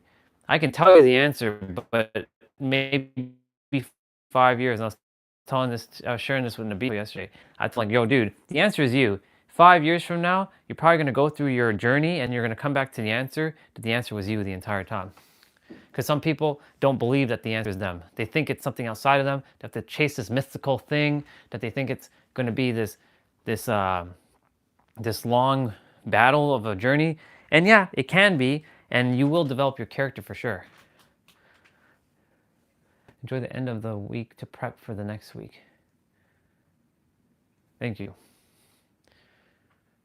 The end of the week, didn't the end of the week already? Oh, you mean this week? I mean, tranquility and solitude. Those are two beautiful words. I like those words. Tranquility and solitude. Sabbath. Sabbath. Isn't that, is that Jewish? Or is that something else? I don't remember. Or, I don't know. You tell me. But I appreciate that, and I will.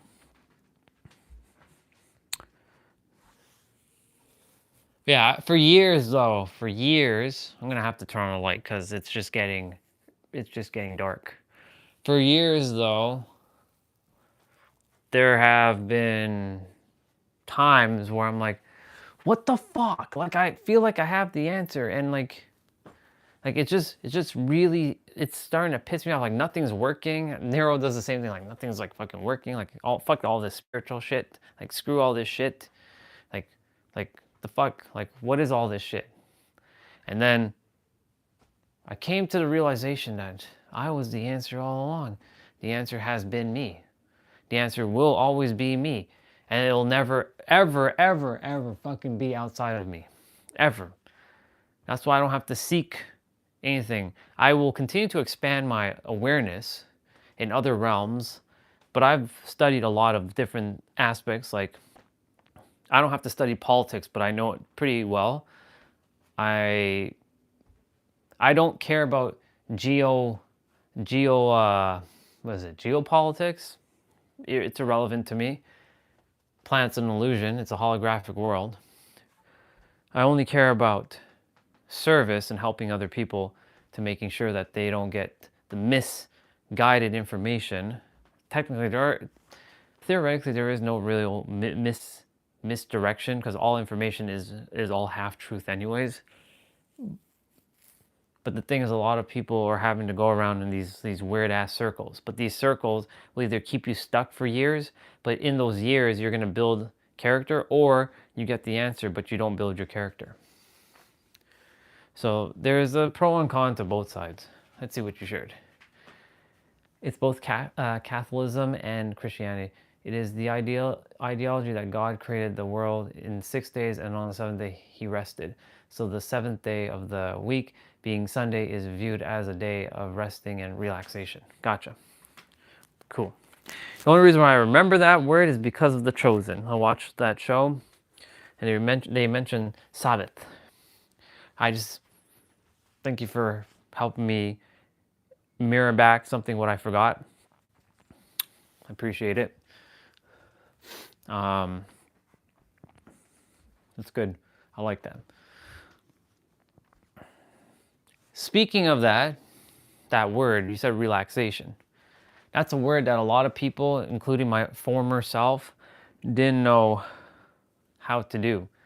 Because the art of sitting for me years ago, so let's say I was just like, chilling here.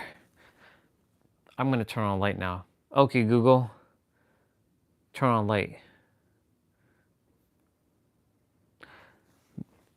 I would be sitting here. I'm not doing anything. And guess what's happening? The third dimensional thinking mind is saying, oh, you're sitting, so you're not successful right now. You sitting and you resting means that you're lazy. And because you're lazy, you don't want to be viewed by other people that you're sitting and you're lazy, so you got to keep doing something. Because I picked that up from my mom. There's no fault to her. But like sitting, right, and doing nothing, right? Just sitting and doing nothing. This was deemed for me, because of my associations, that if I sat and did nothing, that means I'm not successful. Because I've associated that sitting and doing nothing implies that I'm lazy. And lazy implies I'm failing. And failing implies that I'm not succeeding. And because I've had that association, guess what I would be doing? Always finding something to do and never resting, unless it was like the mandatory to go to sleep kind of rest. Because society has programmed us with this backwards way of living where you think you have to keep doing. I'm not saying not to take action. I'm not advocating to be actual lazy and just like, you know, everything's going to drop in your lap. You're still going to have to take physical action. But there is a moment where you have to just plan to just sit and do nothing. Because if you associate, because there is a paradox here. Because if you associate you sitting and doing nothing as you're feeling lazy and it's not bringing forth your reality and you're not successful, I have news for you. You will never sit and rest. And you'll burn yourself out. I make sure that I have balance. Equally doing and being. There's people say you don't have to be in the doingness, you have to be in the beingness. But the beingness is not going to be enough until you actually midwife it into the physical with the doing, and then the doing will bring the having. Be, do, have. Be, do, have. Be, do, have. Not do and have. You forgot the be. And that's what I was doing. Action, action, action, action, action, because we think action creates results. That's not true. It's your frequency first, action after.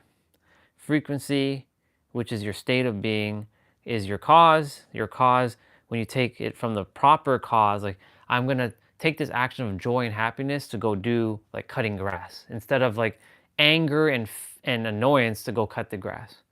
Because when you're in that state of being, you'll be frustrated and annoyed, like something will probably not work. You'll just get irritated. And there's been plenty of times I'm pulling on a lawnmower thing and it doesn't work. I'm going to read what you shared in a moment. I can't see from this distance presently, but I'll get up and read, or I can just look at the tablet. You know what? I'm gonna sit here and I'm gonna open up the stream on my tablet. I'll just mute myself. Sit here and I'm gonna. There we go. Yeah, exactly. So you said every day resting felt like a wasted day. I used to feel that too, dude. Trust me, I know that feeling very, very well, and it sucks. I hate it. However, I had to change my association, so listen carefully. You're going to have to go in your inner world. I don't know if that's how you feel now, but you're going to have to go in your inner world and take the word resting, rest or relaxation, and dissect it. What does that word mean to you? How do you feel about that word? Why do you feel that way about that word?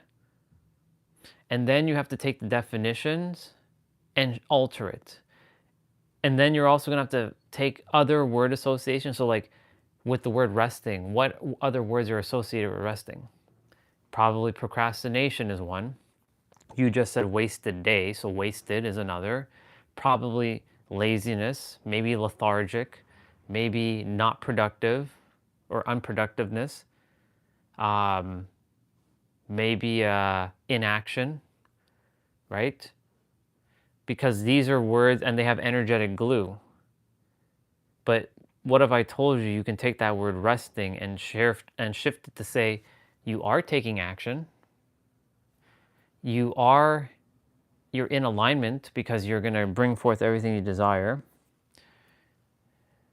You're actually productive because taking a moment to pause and rest is a sign of great strength, not weakness, because it allows you to regain, to like have the energy to go and physically bring forth things.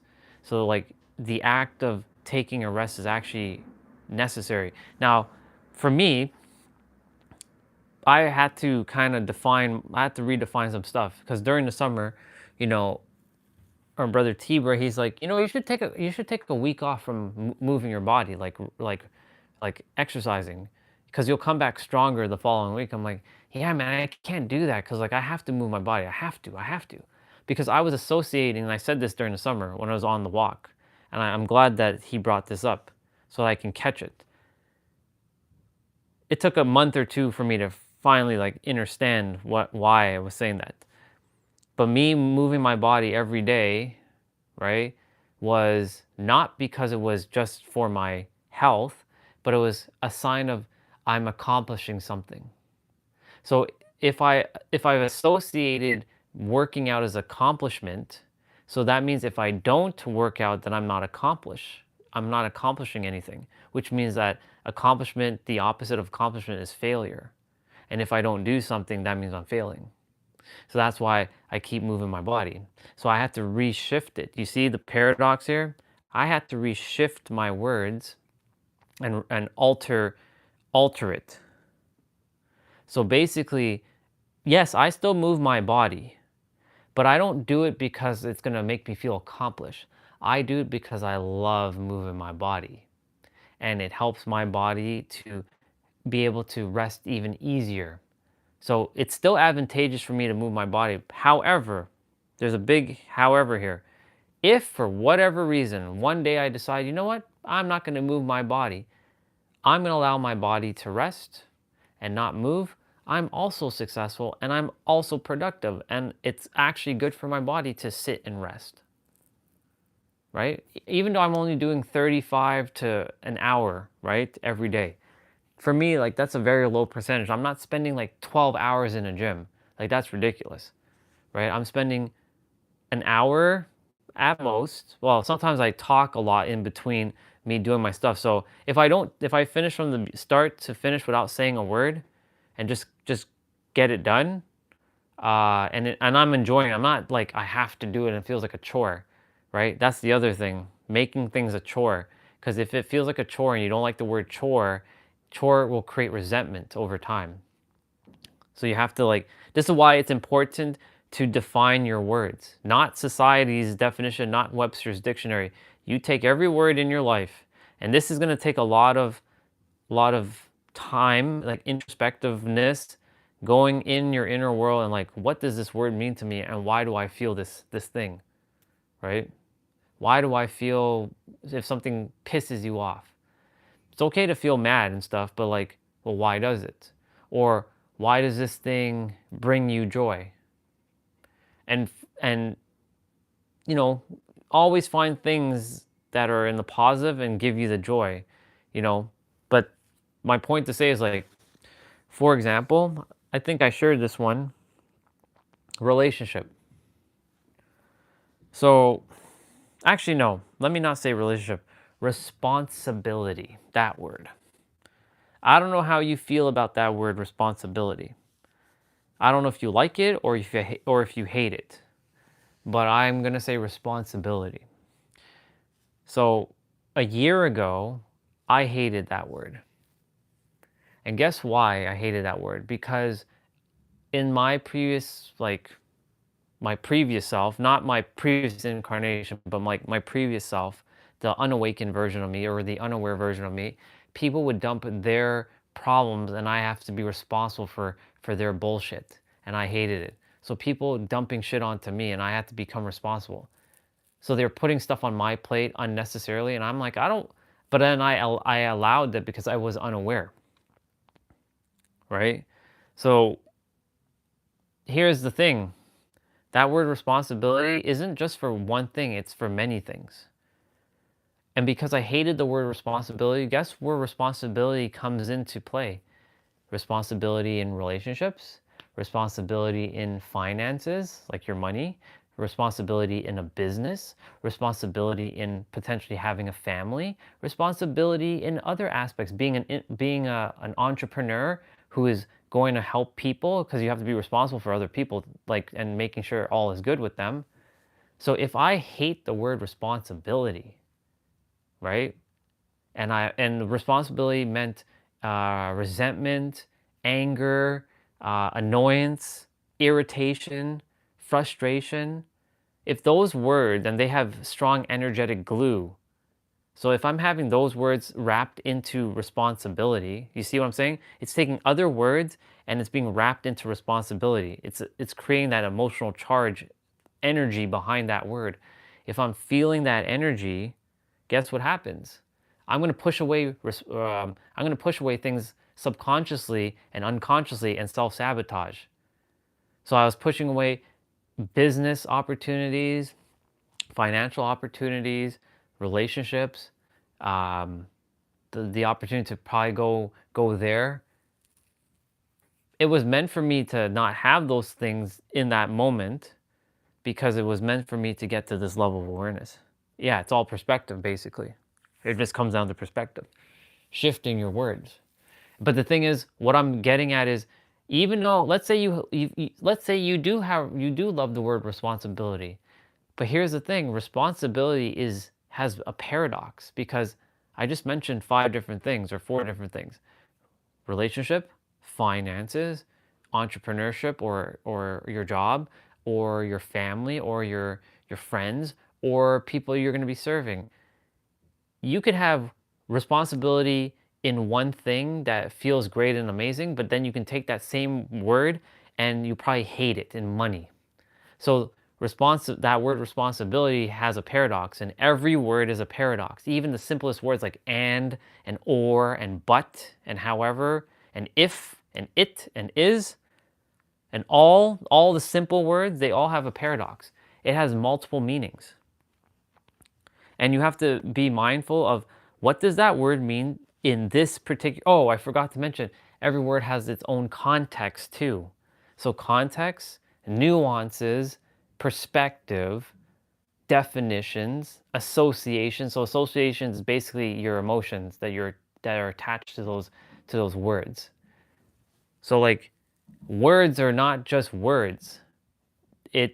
Some people will, depending on their level of awareness and the definition of their words, that's why there's so much misinterpretations and misunderstandings in this online world, because there's someone who's like saying this thing, and then we're reading text and we have to decipher, is that what that person's actually saying, or are they saying it the way I think they're saying it based on my understanding. But the thing is, that takes cognitive awareness to know to do that. Most people are currently not deciphering. They're literally taking it as if some of it feels like an attack on them, because they're like, I didn't say it like that. That's how I said it. But they're reading it from text. So they're making an assumption because they're filling in the gap and saying, because there's emotions attached to each of those words. So when they look at the words, it's probably like stirring something up inside of them. Again, another perspective. That's why the one thing I highly always will say, whatever any of you ever take away from the things that I share, I don't care if you don't take the creator or anything like that. And whether you be in the now or not, I mean, please be in the now, because that's all that matters. But if it's one thing that I will always forever say, it is the power of your words. Your words go beyond. Your words are the only way right now that you can operate in this realm. Yes, you use your emotion and your thoughts, but they bring forth through your words, the way you convey your message, like how I'm conveying it right now. And without that, without your words, or without that, you're not going to be able to navigate that well. You can go ahead and silence yourself and not say a word for the rest of your life, but you're not going to get pretty far. Right? I don't mean writing and then like showing a sign to somebody. I'm literally saying you have no more ability to say words or type words or text words or write words out. You have no way to communicate. You can't use sign language. You can't use body language either. How are you going to navigate? We use words to navigate this world. So that's why it's imperative, like every time you even interact with anybody in the physical or in the digital realm, to make sure you're aware of the power of your words and your own definitions. And remember that your definitions could be vastly different from their definition because of their experience. And their experience is not wrong, because there's no such thing as wrong, it just is, right? But they may not be fully aware of the full picture. Like there was a sister on Instagram saying that conviction doesn't create reality. I'm like, yeah, it does. She's like, your thoughts create things. I'm like, no, your thoughts don't actually create things unless you put emotion in it. But like, based on her level of awareness, she probably doesn't understand what that means or what conviction actually means, potentially. Or maybe she does, right? Because I'm basing it off text, right? So I made sure to let her know, like, go ahead and attempt to think a thought and see if it's going to get created. Don't put any energy, don't put emotion behind it, and see if it's going to be manifested. Right? But then take that same thought and just make it simple and put emotion behind it. And you'll see that you will, and conviction is basically is like absolute knowing. Like, you can blink your eyes, you can use your nose to sniff in air. You can breathe through your mouth. You can move your fingers. These are conviction. Like, this is a knowing. Like, if somebody said you can't move your finger, you'd just be laughing at them like, what the fuck are you talking about? Hello, I can move my finger. Hello, I can do it. Like, you can't tell me I can't move my fingers. I have absolute conviction and knowing that I can move my fingers. That's like somebody going up to somebody saying, you don't know how to smell that flower. What are you talking about? I know how to smell the flower. So you take that same principle of that conviction and apply it to anything in life, because reality has no meaning except for what you attribute and create labels for, because we use labels to label things to make sense of things. Because when we see something and we don't give it a label, we're like, well, we point or we do something to attempt to explain, or we use metaphors or analogies to explain things. So you see, like, the power of language is so nuanced from a texting standpoint, from a writing standpoint, from a reading standpoint, from a speaking standpoint, from a thinking standpoint, right? Like, you, me, and whoever else is here could read the same book, the Kabbalion, right? You can read the Kabbalion, this book. I'm looking at my stream, I'm seeing how I look. I'm pretty far and the light is terrible, but whatever. You, me, and everybody who's on the stream can read this book called the Kabbalion. And we read it word for word, but you, me, and whoever else is here will have a different understanding of this book. Like, you will understand it from your perspective, based on your experience, based on your memories, based on your awareness, based on your word associations, based on the nuances, based on the context, based on the perspectives, if I didn't already say that, based on a lot of things. And I will have my own, and someone else will have their own. It's like looking at a tree and we will all see a different tree, even though we're looking at the same tree. You'll look at the tree and like, that tree is very bushy. But then I would say, that tree is very, very green, and the leaves are pretty pointy. And someone else will be like, nah, that tree is like tall, and it's like, and the shade of green is like a forest green. Because we're all seeing things slightly different based on our perspective and our perception. Thank you, book. So like right now, this is what's happening with me. The me wants to stand up and just walk around and talk. But I'm purposely doing this to tell the mind it's okay to sit and still talk. There's nothing wrong with that. We can sit here and talk, and we're still following through, because again, there's these things called ATFTs and ITFTs, the ability to follow through and the inability to follow through. And every time you say you're going to do something but then you don't follow through, the mind makes note of that. And every time you don't follow through with the thing you're going to say, you destroy self-trust with yourself. And self-trust is the prerequisite to confidence, and then confidence is a prerequisite to conviction. So every time you say you're going to do something that you're supposed to do, and you don't do it, and you don't follow through with it, and it doesn't matter what that is. That could be simply like not eating an extra cookie, to making sure you go to bed at this time tonight and not a moment later or sooner. Or, for example, I should read 10 pages of a book, right? It doesn't matter what it is. It comes down to the things that you desire to do, but you are not doing it, right? And you're doing something else. your mind's gonna be like, yeah, I don't trust this guy. I don't trust this girl. They're not following through with what they're saying. So because they're not following through, why should I help them? I'm gonna self-sabotage. This guy or this chick isn't even staying in alignment with what they're saying. So why should I trust what you have to say? That's where there's a cognitive dissonance between you and your mind and reality in itself. But every time you do follow through, then the mind makes these things called ATFTs, the ability to follow through. Like, for example, and it's a paradox as well. Everything's a paradox. So, like, for example, when I go take a shower, the first thing I do is I turn on the cold water. And yes, I go into the cold water. I first do my hair, and then my body gets touched. But then every time I accomplish it, I get an ATFT because I say I'm going to do it. However, here's the kicker to that.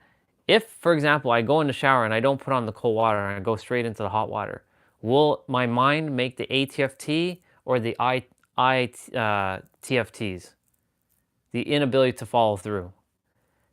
At first, it might seem like I'm going to be creating the ITFTs because I'm not using the cold water, I'm using the hot water to jump in.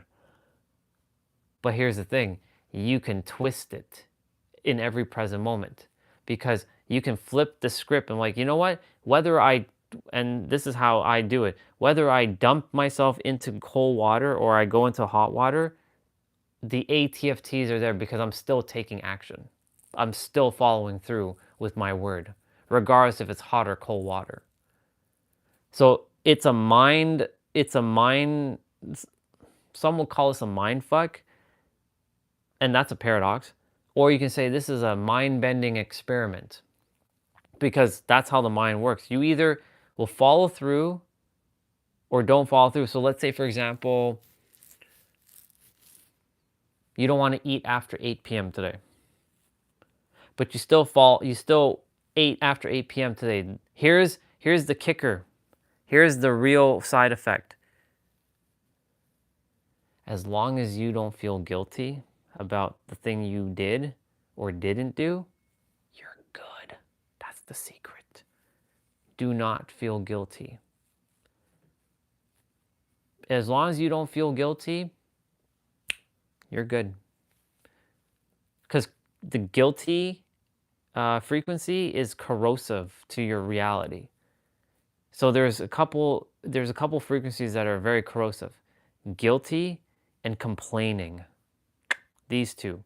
There's another one, but these two specifically are very corrosive to your desired reality because every time you feel guilty or you feel wow, I just lost the other one. It's okay. Every time it was just there and I just said it and I just disappeared. Sometimes that shit happens. But I don't beat myself up because back then I would be like, come on, dummy. Like, what's the word? Like, come on, what the fuck? We just had it. Like, I don't beat myself up anymore. If I forgot it, even after I just said it a moment ago, it's okay. It'll come back. Feeling guilty, and complaining. See, came right back. Feeling guilty and complaining.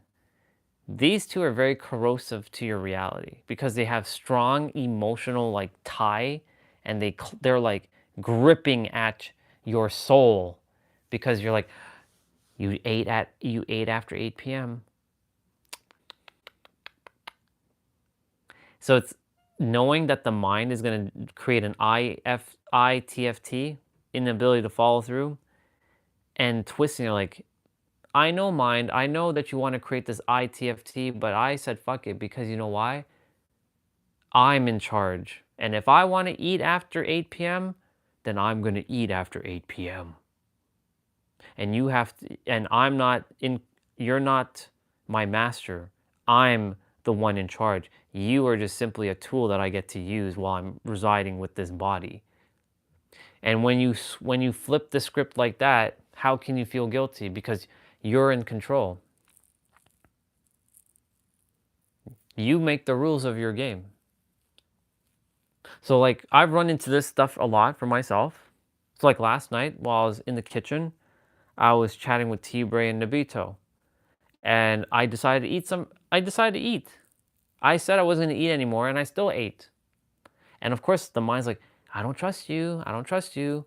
But guess what? Because I built so much ATFTs, I've flipped the script on them like, dude, hey, whether I eat or I don't eat, it makes no difference. So even though I said I was going to not eat, I decided, you know what? Screw it. I'm going to eat. But then, you know, there's something that's going to happen with the mind. You're not keeping to your word. You're not honoring what you said. And that right there creates an energy, a frequency that'll be corrosive because you're like, oh, you're not following through. You're not keeping to your word. You made a promise, but you're not keeping that promise now. You broke your promise. And that promise, it's a paradox because you're the one that created the promise. So you can undo the promise. Just like if I desire to eat a cookie and it gives me 15 grams of protein instead of 15 grams of sugar, that's okay. It gives me 15 grams of protein because reality is a placebo as well.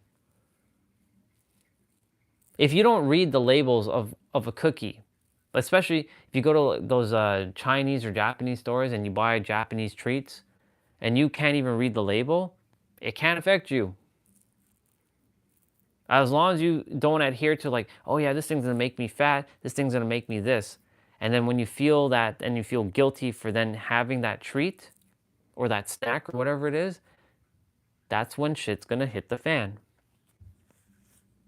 The mind is I've come to the realization like how this mind works, and it's so fucking fascinating. There's so much nuance to it. It's not, the funny thing is it is very, very simple, but when you look at it from a third dimensional perspective, it is very complex. But when you operate from a higher plane of existence, the fifth dimension, you look at it for what it is. I'm like, oh, it's doing this thing. It's raising your level of awareness to a higher plane of existence. So you're seeing above the maze, not in the maze. So like instead of you looking for the exit while you're in the maze, what do you have to do? Lift yourself above the maze. There's the exit right there. It's just that simple. But you raising yourself above that maze may not seem simple because you're like, you have to be aware that you have to lift yourself above the maze. Where do you get that? That's by going deep within yourself and like realizing, wait a minute, how can I view this situation differently? Do I go above the maze or do I like take a different route? What would be the simplest thing? Let's ask yourself a bunch of introspective questions. So I ask myself a lot of questions inside of myself. You all, when I'm live streaming, I ask myself a lot of questions that I don't tell myself or that I don't speak out on the live stream. Like, even though I'm chatting with all of you, I'm asking myself simultaneously questions of like, shouldn't we do this thing? How would I explain this thing? Where should I go? Maybe I should go that way. So I'm saying these things in my mind while I'm still talking to you simultaneously. That was literally a fucking masterclass on how the mind works, just so you know. Another one, and I'll give a great example. Our brother Nero, he wrote it out earlier. Hi, babe. Good to see you, babe. Here's a great one. You can't have your cake and eat it. No, you can't. Cake is there for eating. Transcend the societal limitations of scarcity. It's not about option A or option B. It's about option A and option B. The truth is you can have it all once you stop believing you can't. He forgot to write that, but I made it. It's your universe and you make the laws of your reality. So most people, they like, I can't have cake and ice cream. I can only choose one or the other. Who said that? Society or you? You can choose both. You can have both. I can't have. So for me, for the longest time, it was girl or money. Do I want love or do I want money? Because it was a choice that was given to me. If I had to choose, I'm like, well, I'll choose money 100% all the time. But then I'm like, Jessa had to tell me this. She's like, brother, Why do you think you have to sacrifice one thing and not and for the other? Where did that come from? I'm like, well, that's how it's always been, sister. I always have to sacrifice one thing for another because, sacrifice means exchange, right? In my reality, I never thought it was possible to have all things. You can only have one or the other. She's like, who said that?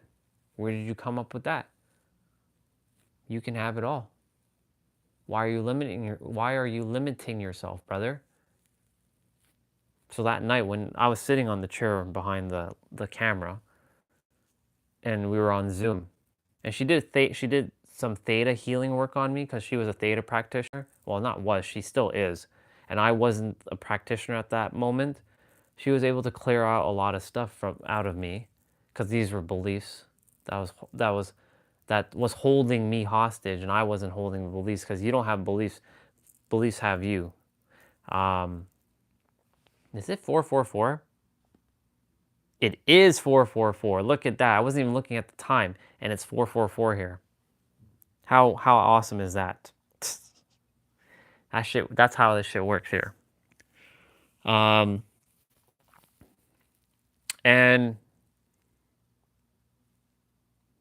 now I can have everything. I choose to have everything because I'm meant to have everything. I'm not meant to sacrifice, because sacrifice implies giving up one thing for the other. And yes, in reality, yes, we do have to exchange things, right? You can't get something from nothing. But that doesn't mean that you can't have you like right now I'm sacrificing or exchanging my time on the live stream so that I can help myself and all of you so that you can better yourself, better myself, and I'm preparing myself for the next phase. So I'm exchanging right now, but I have it all right now. Or, exchanging some time to listen to another brother or sister mirror back the things that I already know, right? But it's a paradox because everything can be twisted in an instant. You can shift the energy. It's all about what we call transmutation, taking something and converting it to something else. There's actually transformation, transmutation, transfiguration. So transformation going from one thing and making it a little bit better. Transmutation is taking one thing and converting it to something else. Well, one thing like lead to gold. And transfiguration is taking gold and making it to fucking like an airplane or something. You can take your words and transfigure it the way you choose to.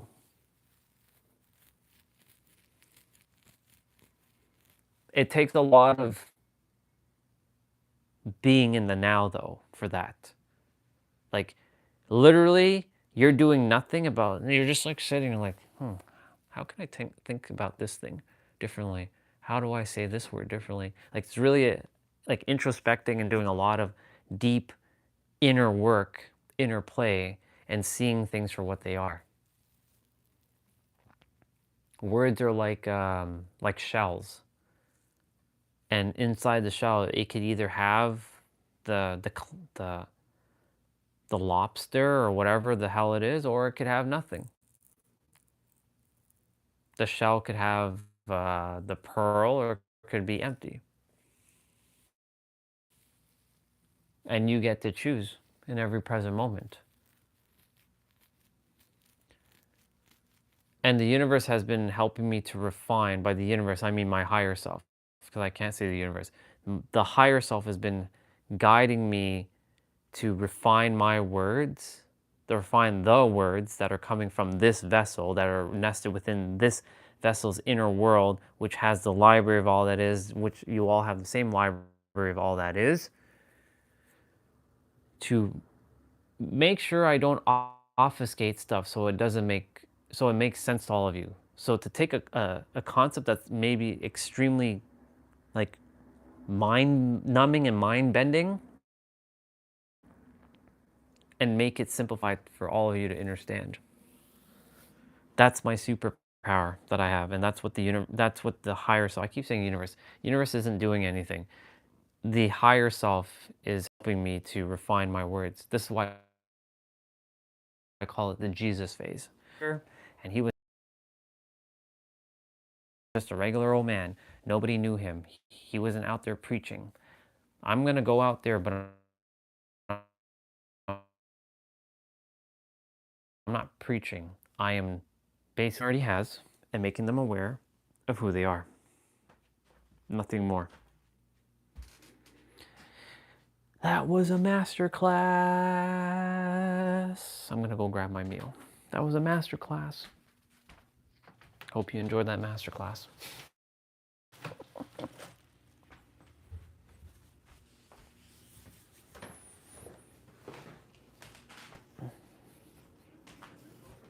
Is it done? Okay.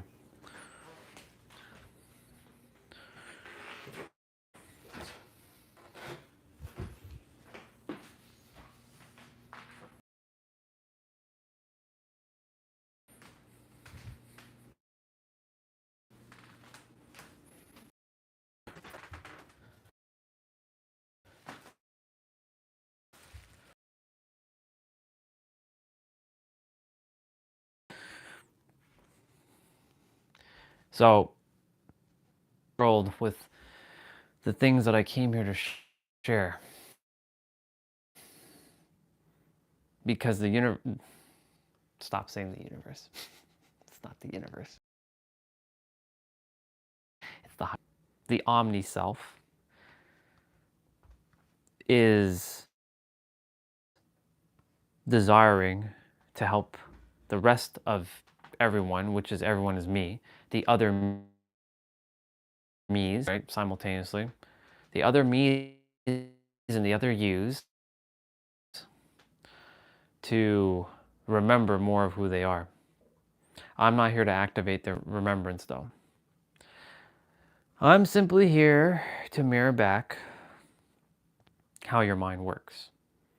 It's a paradox, that everything's a paradox, that reality isn't for what you think it is. And it works through conviction, it works through your inner world, as within, as without. We'll play all kinds of games with you, thinking that it knows better. It doesn't know shit. It can't know more than the infinite. It's finite. But the finite is attempting to pretend to be the infinite. But that's not how it works. You are the infinite pretending to be finite, not the other way around.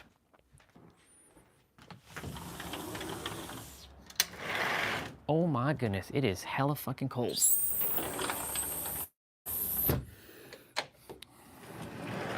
Oof. You are infinite to be finite. You always have been and you always will be. For the rest of your days on this planet, you will be the infinite, always pretending to be finite.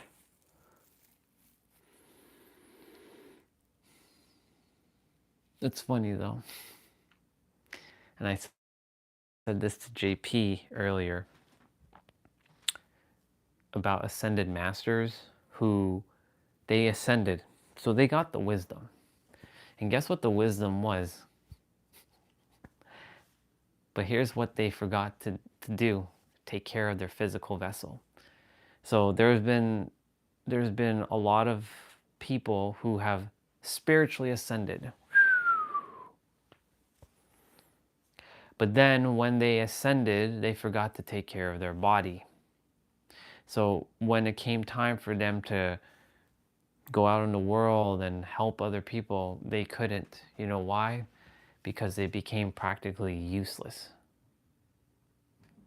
I'll leave it like that, it's fine. They became practically useless because they transcended out of their body. They knew that this was an illusion, but they also, unfortunately, forgot that they came here choosing to be human. Most people are attempting to escape like I was, escape the matrix. You cannot escape the matrix as much as you want to escape. You cannot escape the matrix more than you can escape yourself. You can escape yourself and you can't escape the matrix. Even if you go in like, right? What is that going to do?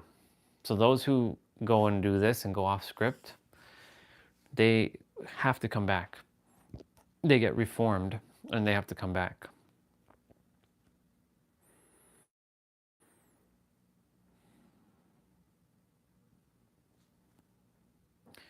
I used to doubt myself. I used to tell myself, well, what if I'm wrong? What if I don't? What if this is not real? What if this is not true? What if this is just a lie? Maybe I'm not telling the truth. Maybe, you know, others are going to say that I'm wrong. The very fact that someone will say that I'm wrong is a paradox in itself, because there is no such thing as wrong. It just is. And because I have my memories, not all of them, but majority of them, I have enough memories to tell you how this works, or to mirror back how this actually works. And because I know how this works now, that's why I said you all will see clear as day, whether I live stream straight or not, I will bring forth everything into my reality. I will live in San Diego in the physical. I'm saying will, but will implies future. I'm living there right now in my inner world with my dream partner, with my dream life, helping as many people. Not one person, not hundreds, not thousands, millions to billions of people. And I'm going to undo the damage that was done by a lot of the social media influencers. I will give them credit always. I won't say that they were the problem, because they helped them get to the phase, but now it's time for me to take you to the final form of this. In the final form, there is no real ending to it. It's always going to be ongoing. There's never going to be an end to it. However, there's a version of you who already has more than enough and is already enough and will always have enough. Switching microphones. Let me know if it's good. I'm sure it's going to be good. Microphone switch.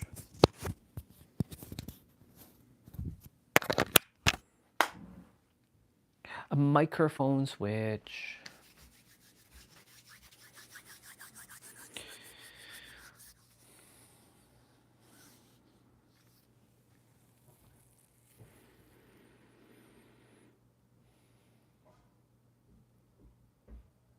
You know, a year ago, I'd be afraid to talk about all the things I've talked about now. Because a year ago, I was streaming.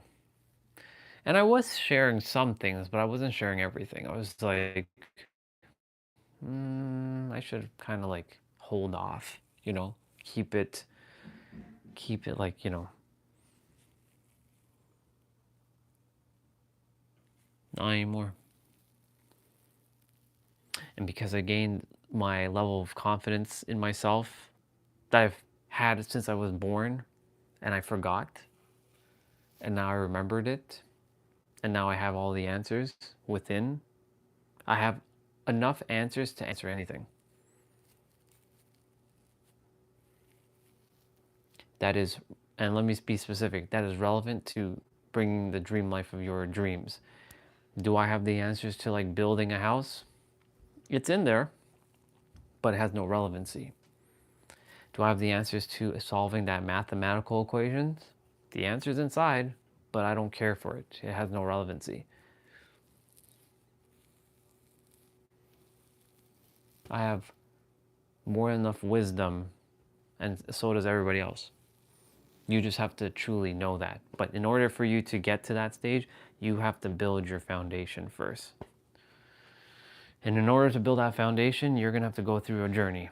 I can tell you that the answer is you, but if you don't buy into the answer that is really you, you will have to go on your journey and you will figure it out. That's truly it. It's just that simple. You'll read all the books, you will listen to all the podcasts, you will eventually figure it out. You might figure out that like you can levitate and all that, but you will come back to the final answer to everything. You. The answer is going to be you. It will always be you.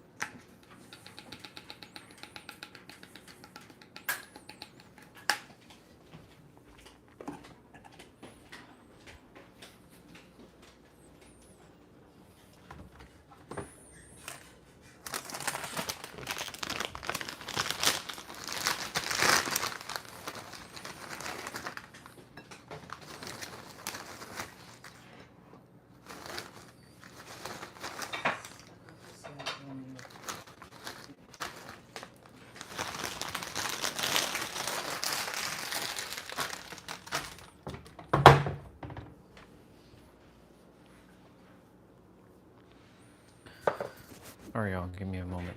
Just gonna take care of something quickly.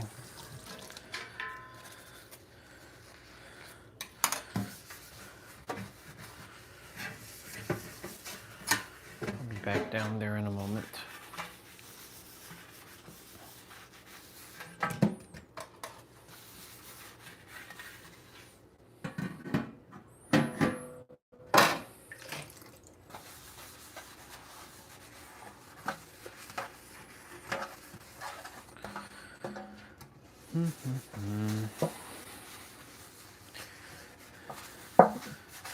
Levels of awareness.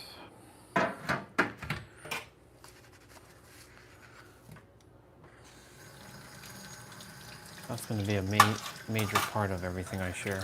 Levels of awareness.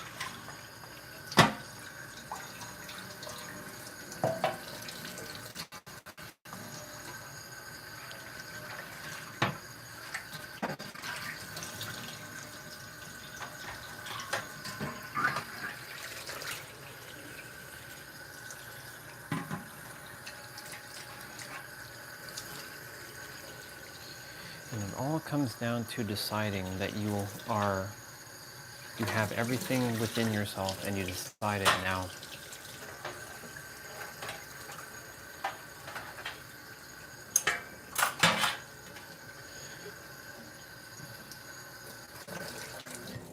Okay, let me just pack these dishes up quickly.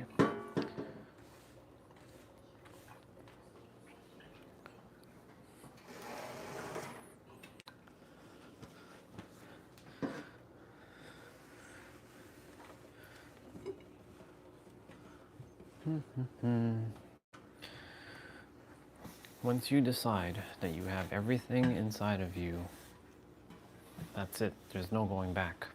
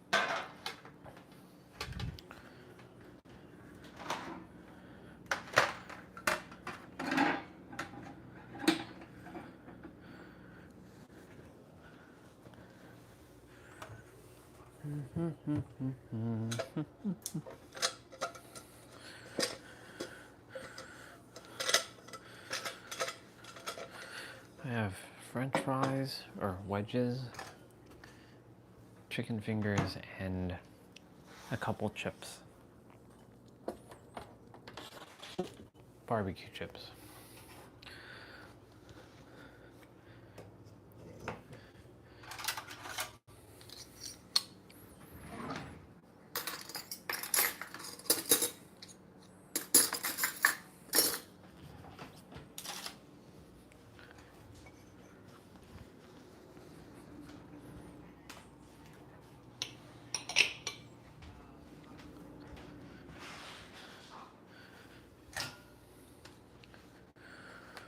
Awesome. Be back downstairs in a moment.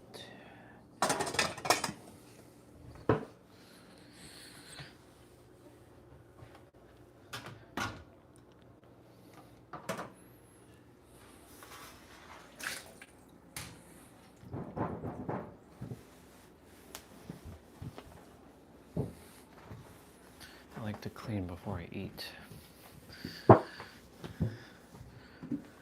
Here's one of those ATFTs right here. If I didn't clean before I eat, the mind would say, you see, you should have cleaned before you ate, and would attempt to make you feel guilty for not cleaning before eating. But I'm well aware to catch the mind before it does something like that. Hence the level of awareness.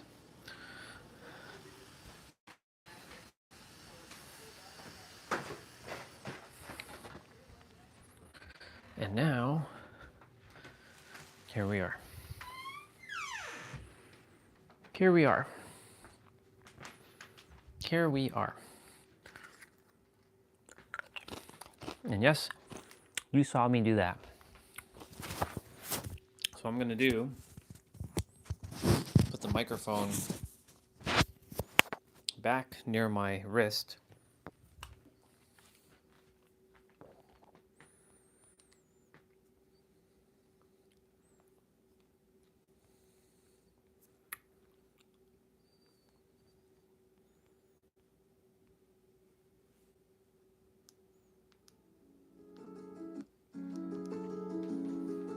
And we're gonna play some piano music.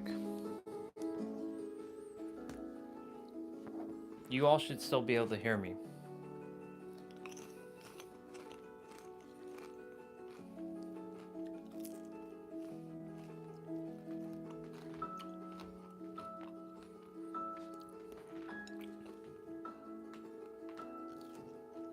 The one thing I used to also do was feel guilty about the things I eat. That was a big one. Now, of course, I make sure that I tell the body it's okay to have these things. As long as you move your body, you're good. But to never feel guilty. That's why when I get out there, this is just not a mental thing. This is an emotional thing, a physical thing, a spiritual thing, a metaphysical thing, an intellectual thing, and a financial thing. I'm the jack of all trades and master of all. But I'm not the only one that's a jack of all trades, master of all. You all too are the jack of all trades and master of all.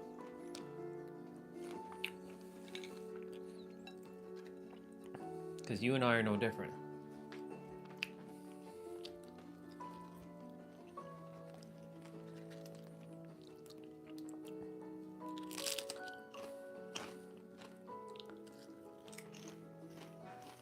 Yeah, it'd be interesting if I had ketchup chips dipping into ketchup.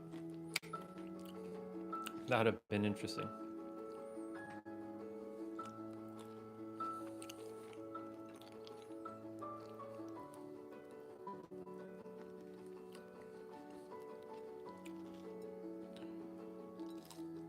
Every one of us has the power within ourselves.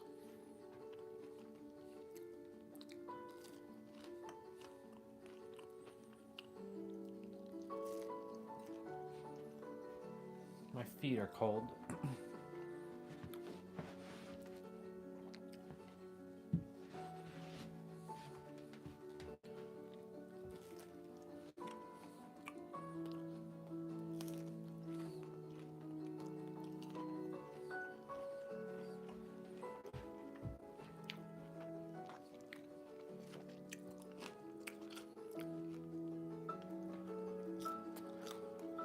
I know my higher self is proud of me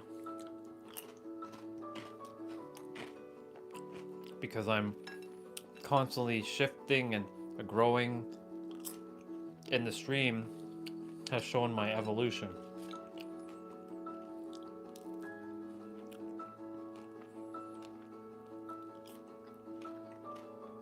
And I'm quick to catch any limiting beliefs that comes out of my mouth because I don't adhere to limiting beliefs.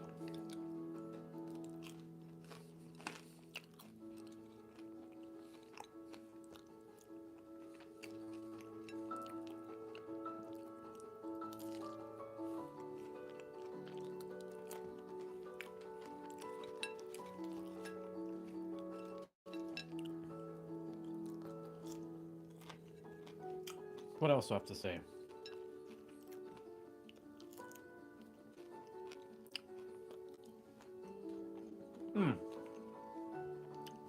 Totally forgot that we named today Configure. I was talking about it earlier when we were walking in the winter this morning.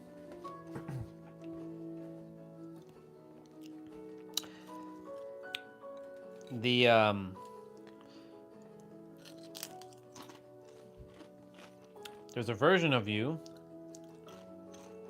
in the 6th dimension who has configured your game before you got here. And they executed the code.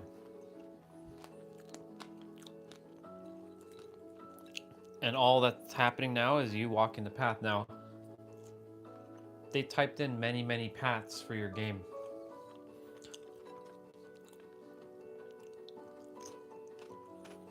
And that path thing, so simple. Let's say you're driving the car and you're going somewhere, and there's some delays. It's gonna tell you you're gonna go this direction for now. And that is your free will choice to go down that road, let's say, and explore that direction, that route. But there's a destined end to that. And I have to draw it out. I have to draw how this is gonna work. The universe wants me to draw something.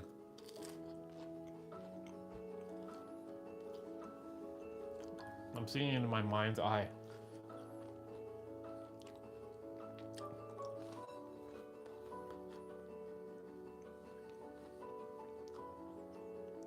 I'm gonna draw it simplistically, but make it intricate at the same time. So I'm gonna do that shortly.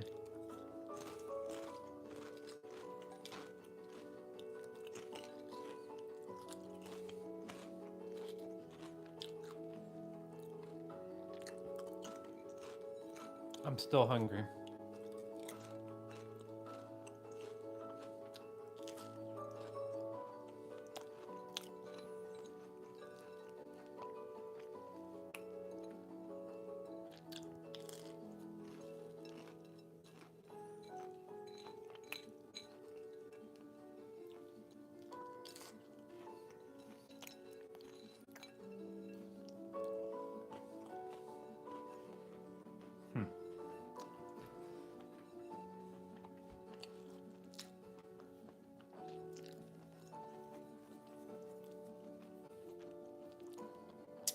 I'm gonna get something else to eat.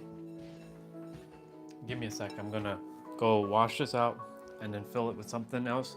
Come back and continue.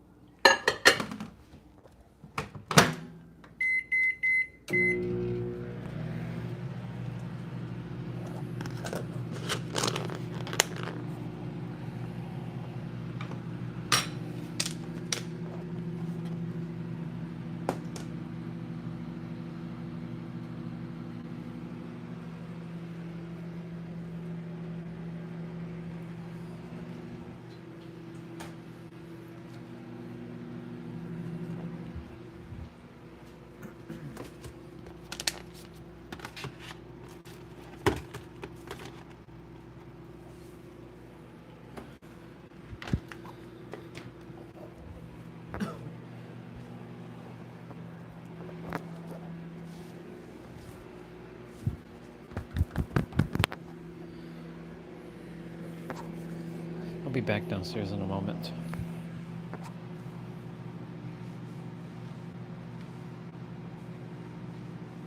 I have to go get my laundry as well.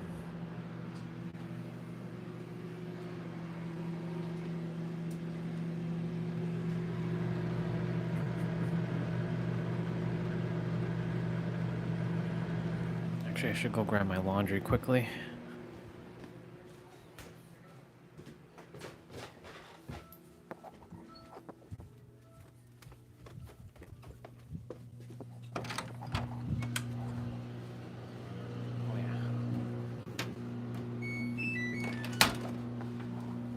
Laundry is done.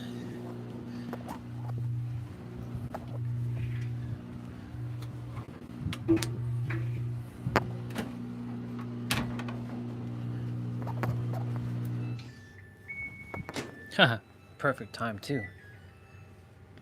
As my laundry finishes, this finishes.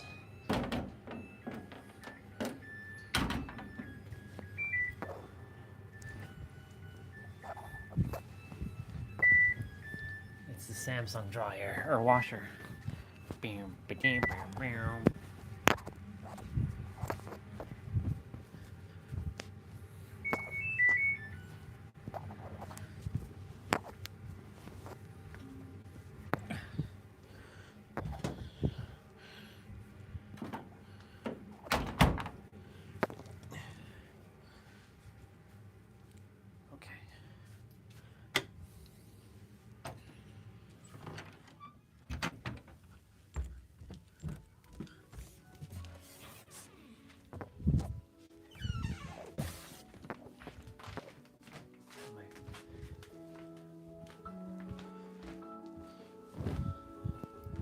Laundry is there.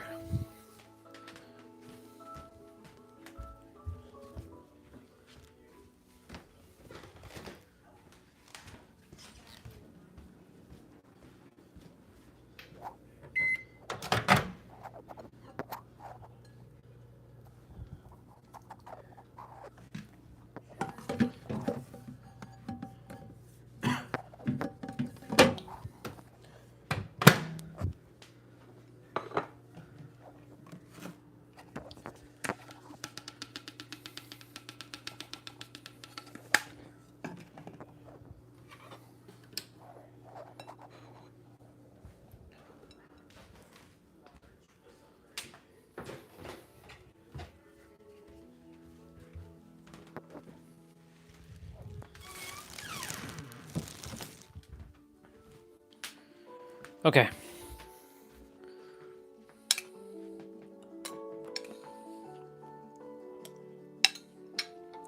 Fried rice. With some spicy chicken.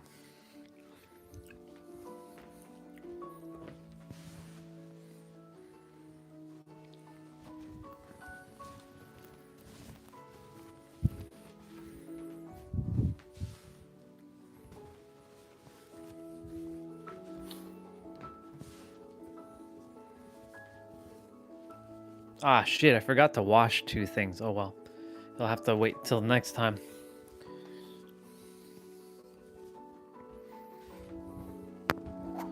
Or I just put on another load tomorrow with something else.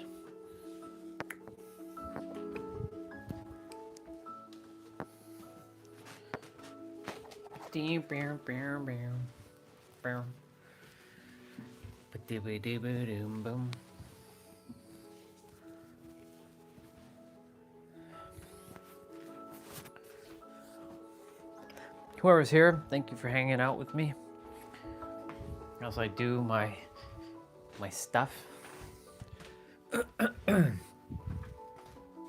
I should create a deeper voice. I should start speaking like this more often. Yes. I should speak like this more often. A deeper voice. What, clown? Do you feel humiliated? That's Vegeta, by the way. What, clown?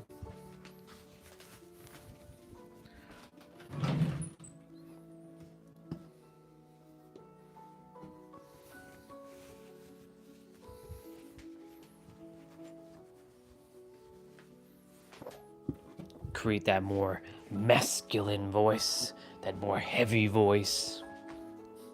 It's funny. I always didn't like my voice when I was growing up. I hated it.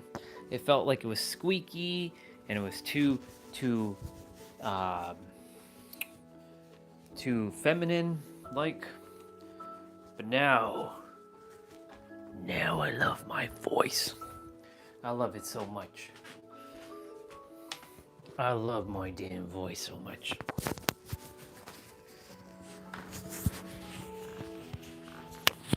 I'm gonna put this back on here. I love my voice so damn much. Yes. Yes, I do. But TB.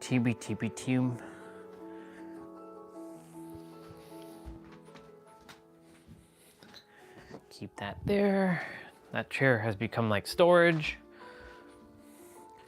I'm gonna change my clothes just now. Put this one on and this one on. These are like my... Actually, I should just do that now. The shirt is not a problem, but you'll see my Wolverines. But the pants is a problem because we can't have that on the stream because, you know, it's considered like nudity, taking off my pants. They'd be like, what is that guy doing?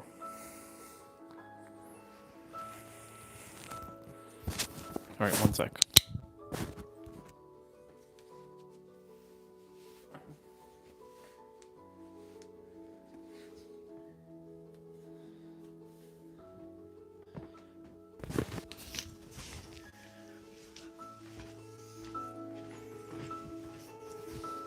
Yeah, look at that, yeah. Look at the muscles, yeah. It's been a while. So silly. Yep. Yeah, we get to flex the muscles, yeah.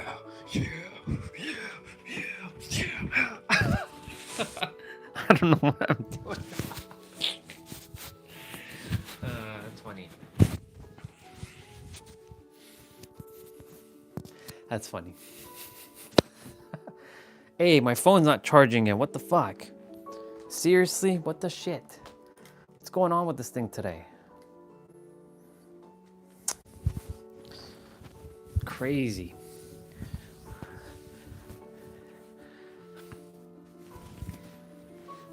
Yeah.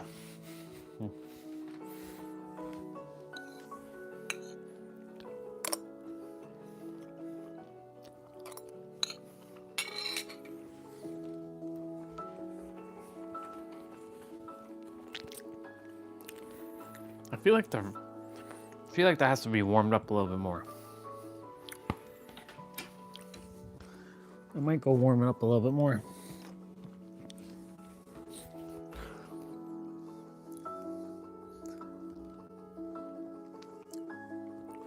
Seems too cold. I warmed up for 2 minutes and 22 seconds. I don't know what the hell's going on.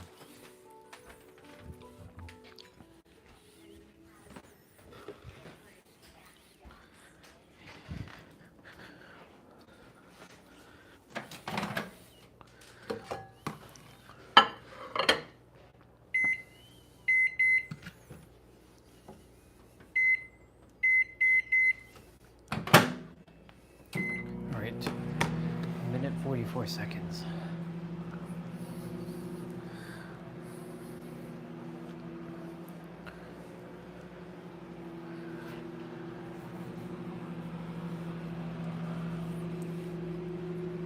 We're not even in December yet, but I have to get a haircut. I gotta book my haircut in advance because Steve's gonna be extremely busy coming up very, very soon.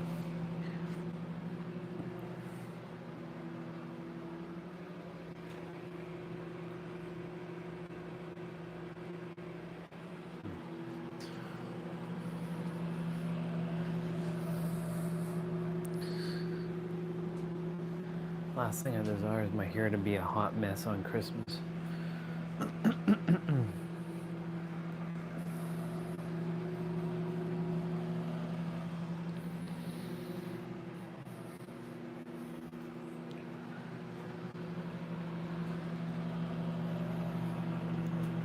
Watch me warm it up way too much.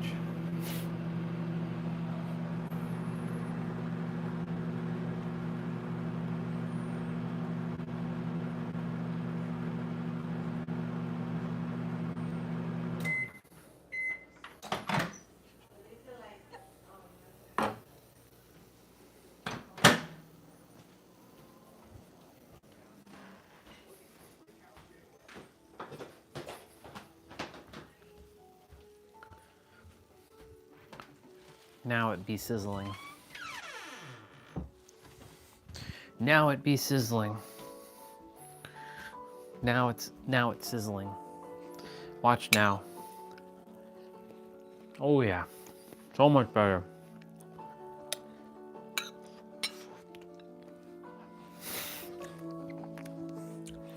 I like hot food, you know.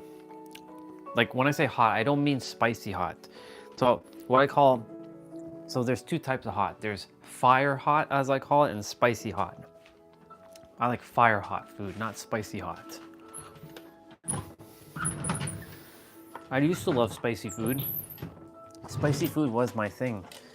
But because my vibration has changed, spicy food actually drops my vibration a bit.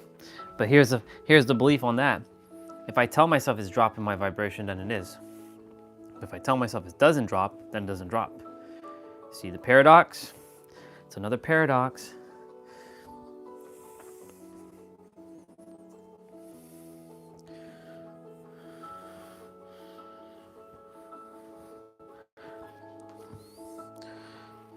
I just bought boxers, so some of them can be discarded now. Excuse me. I'm a master folder, by the way. I worked in a clothing store for years. When I was younger. Or when the age number was lower. How about that? This one technically can be... I can use this, but the thing is, like, why are we keeping things we don't even use anymore? Toss it.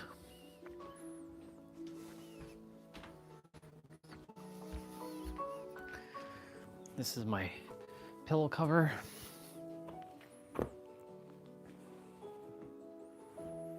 Let's see, there's another one. I have to get some socks. That's my next thing. I have to get some socks. More socks. I have to get a balance of like the ankle socks and a balance of like the longer socks, because I don't have a lot of longer socks, and of course it's getting colder, and to create my tights, you know, I have to like wrap my lower, I have to like bring down the thing and then fold it in and do all this kind of stuff with my ankle socks.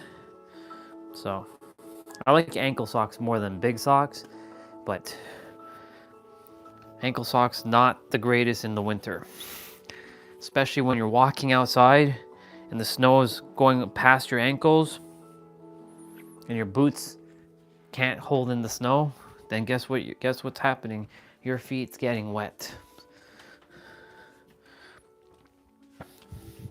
Pom pom pom pom pom pom pom. I have a lot of Reebok boxers now. What are there, 9 of them? 10? 9, I think I have 9. Yeah, these are socks. The rest of these are socks. And then these are my cloth ones.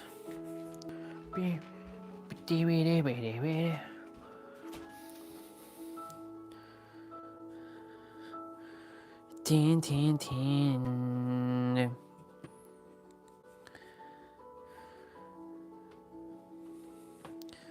We got 1, 2.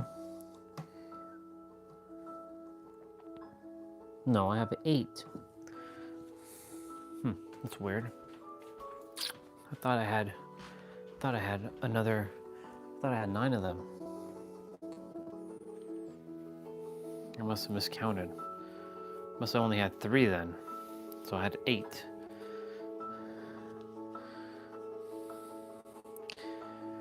I have these cloth ones, but I want to get rid of these cloth ones. So I want to go and buy another set of those Reebok boxers. The 5-pack. I have to go to Walmart though. 14 boxers would be enough. 2 weeks. 15 technically, so that I can have one when I'm, you know, doing laundry. So I'd use one of these cloth ones. Oh yeah. Like this one has to be thrown out soon. This one. So that's 5. So what is that? 8, 13. This is 14. The Reebok ones are so good because they take up less space. They fold easier. They wick sweat away. I feel like I'm wearing nothing, and they don't like, you know, tug. Yeah, I know. We're talking about boxers. It's funny.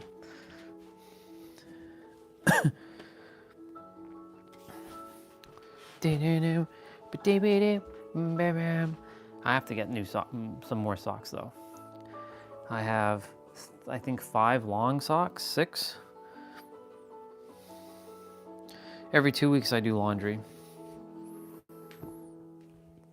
Like here's the socks that Olga gave me, not this one that I'm folding, the one I'm about to fold.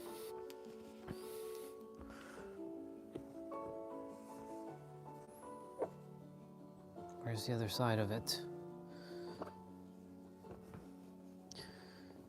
Where the hell's the other side of it? Oh. Sounds like bullshit to me. Sounds like bullshit to me. Because a lot of it's bullshit.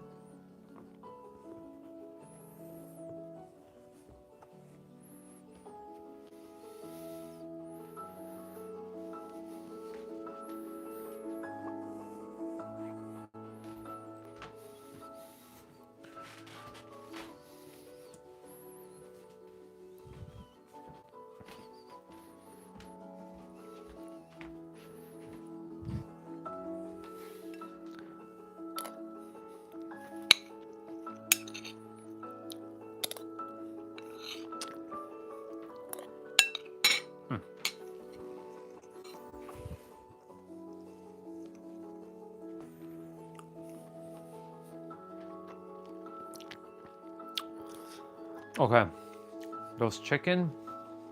Oh, yeah. I used to have a really good spice tolerance. I don't have a good spice tolerance as much anymore. Clearly. That one goes there. That one goes there.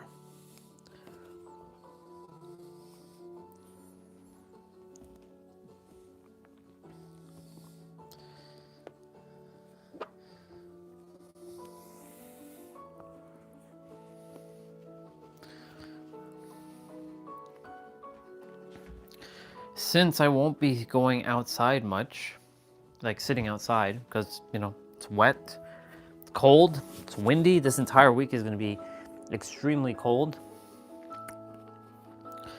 You know, the funny thing is, I thought it was going to be a bit of a problem being inside all day, but you know what? I didn't create it as a problem. This sucks. One of these socks got a hole. Bah! Bah!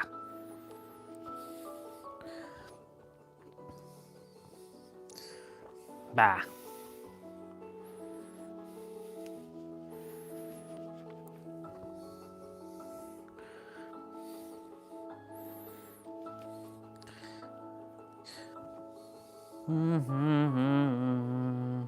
You know, I get to tell a story, y'all, that in a couple of years, you know, it's already happening now, that, you know, I had old stuff, and stuff were like ripped, and like I had holes in things, and I still just I still went with it, and I still was using things, and you know, I was like not allowing my third dimensional realm to influence me, because I know what's about to unfold. I can feel it now. But I have to make sure I don't get tripped up with the third dimensional mind. My headband. I have to buy a new headband. This has become kind of brownish, and the Nike logo is starting to peel. So eventually I'll have to buy a new headband.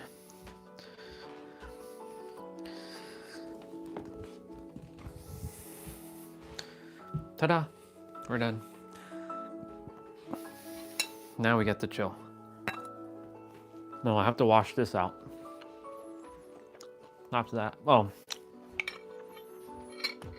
I'll tackle that after. Screw it.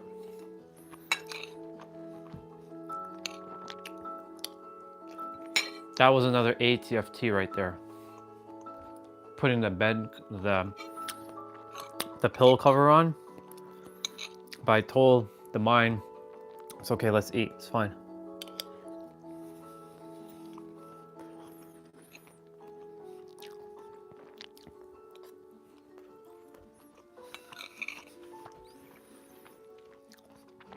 Build a relationship with your mind. It's going to be important. Even though I say the third dimensional thinking mind, sometimes it gets out of hand, and I have to discipline it.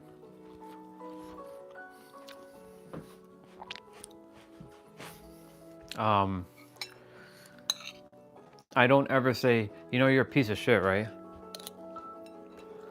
No. How can I say that? I'm like, dude, relax, chill out.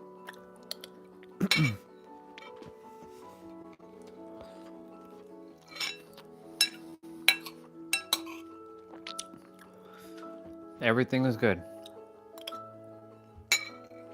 Don't worry about anything.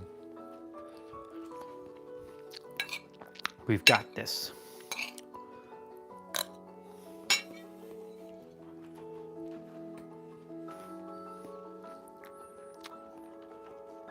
I have to go downstairs and clean the lint collector, the lint sheet.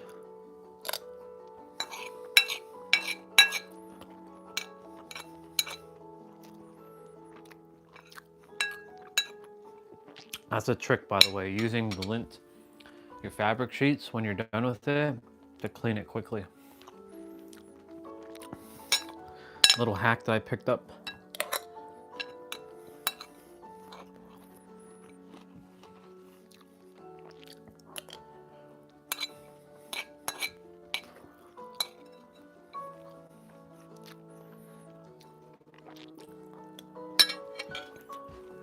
These things, by the way, they come in handy for a lot of things.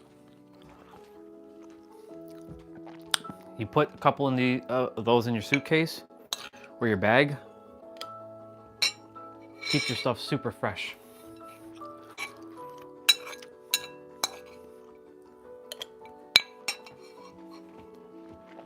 Because it withdraws the odor. Now, you gotta change it after maybe a month or two, but it's really good. So like, if you're going to the gym, you put one of these in your gym bag, maybe two. Your gym bag won't be smelling.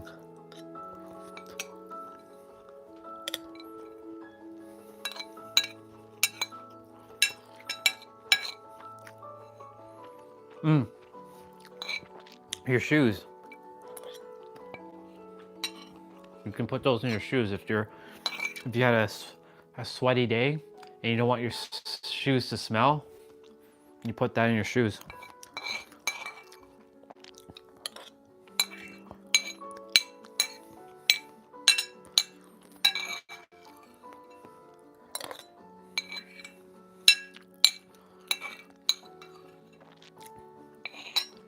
smells good. Okay, let me take care of this quickly. Oops.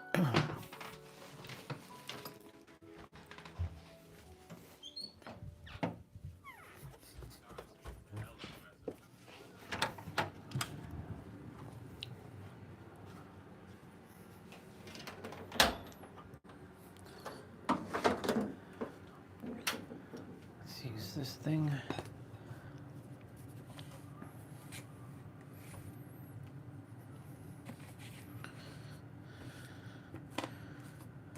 I see that they put a dryer sheet in the dryer. I guess to keep it fresh. That's another hack to keep your dryer smelling nice and fresh by putting another dryer sheet in.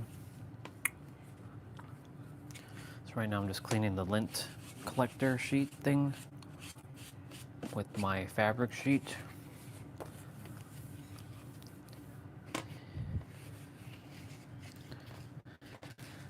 I'm like, wow, this thing really does clean properly. Like it picks things up easier. It's pretty badass.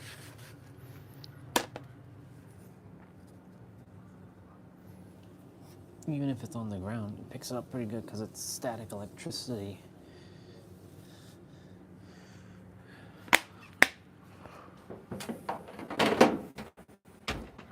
Awesome. Oh, we'll take some.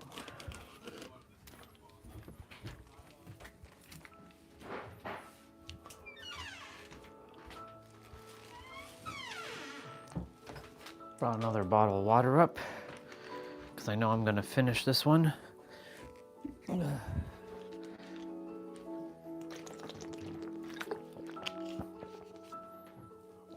We will take this up shortly. Now we can tackle the pillow. We got that wing pillow. You put your head on here, you put your hands like here. So you sleep like that. It works. It does the job. It helps my neck. Of course, there are better pillows, a lot better pillows, but this pillow is doing the job. So we first have to put this guy in. The only reason why I had to get that one, because this pillow is so flat, there's like nothing. Look at this, there's like nothing. So I was gonna get a purple pillow, but then I'm like, oh my God, if I keep getting more stuff, then that means I'm gonna be like here longer. I don't wanna have things. Me not getting stuff is forcing me to get out faster, like to make sure like, okay, we gotta get these things. Because when we're in San Diego, like,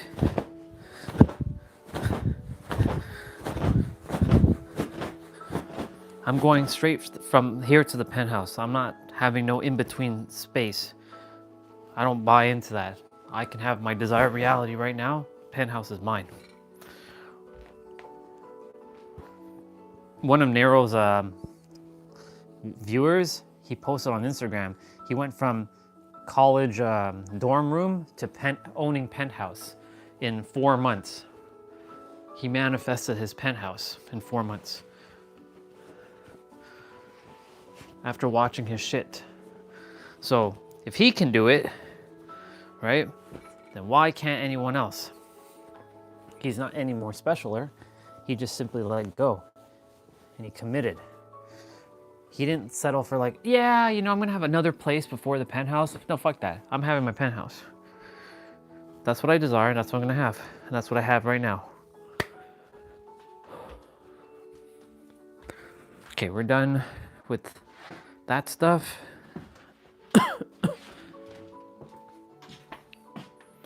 I don't like closing the blind so early, but you know, it's already dark. Like it's pitch black outside. It's crazy.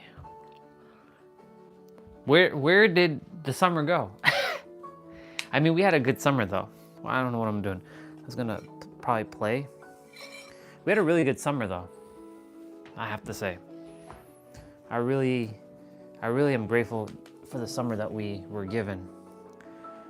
Last summer here. It is the last summer here. Okay, something's up with this thing. Like, what's going on here?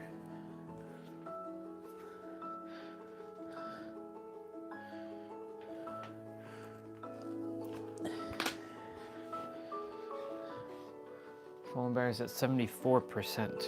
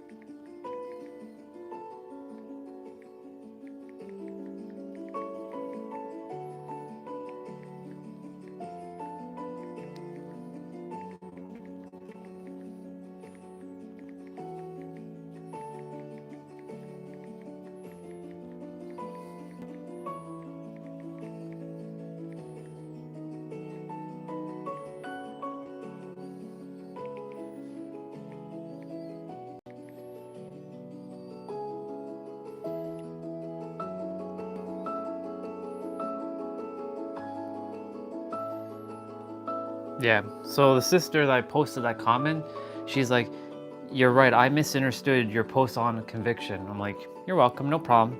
It's all good. That's what I'm saying, like, I know what I'm saying. And I just want to help people to understand. So I'm glad, as I said, you're good, sister. No problem, you're good.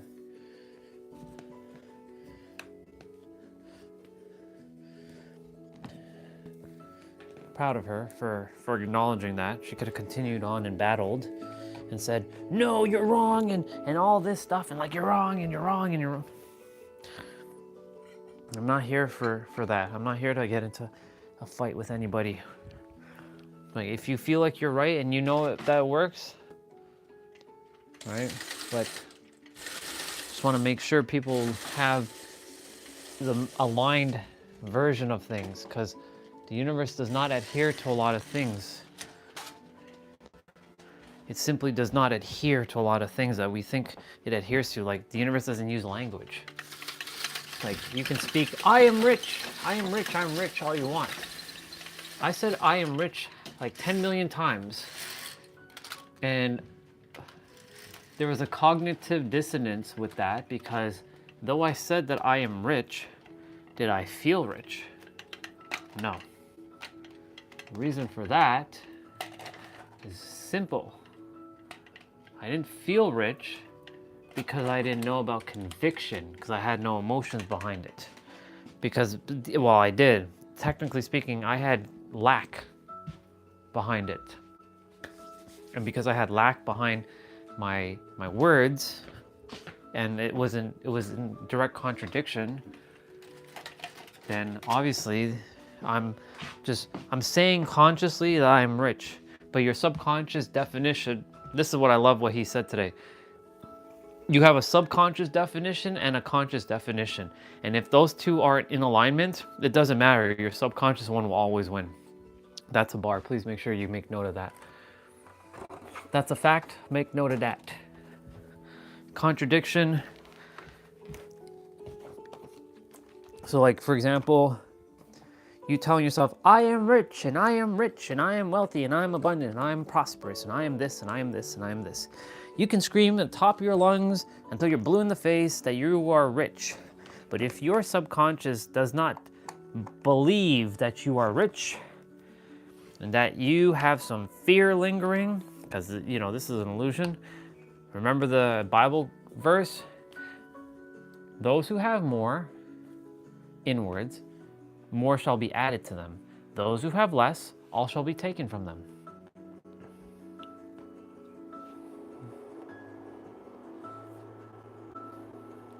So you can scream, I am rich all you want, but if you truly don't feel it, and you're and you created obfuscation with it being hi Lacus. That's the very sensual version of Lacus. You all seen it before. What the fuck is going on with this charger thing? What the hell's up with this? Today it's just been acting like a bitch.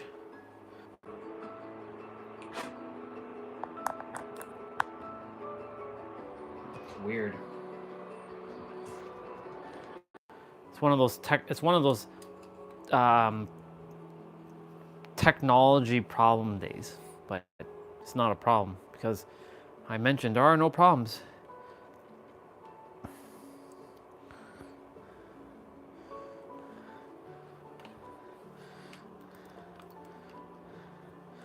Now let's see what happens with the computer, because we had another scenario yesterday where things weren't in alignment.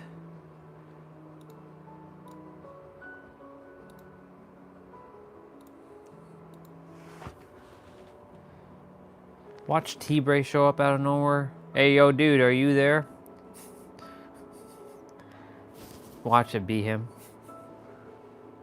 And yes, that is Lacus Klein, y'all. The legendary Lacus Klein. My online persona at one point was just the Pink Princess.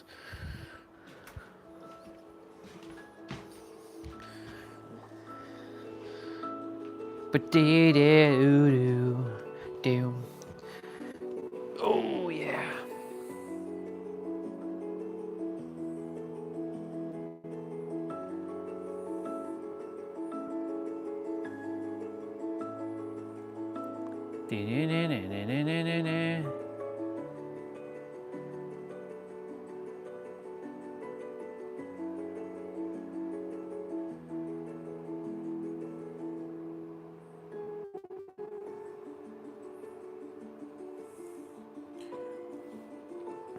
Ooh, whoa, what's this?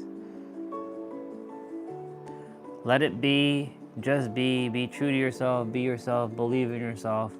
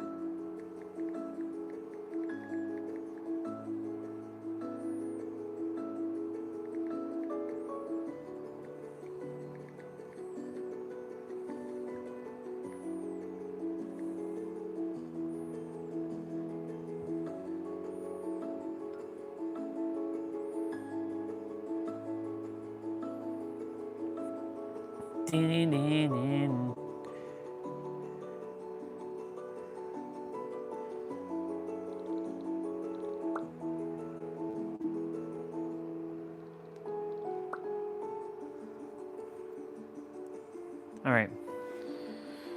How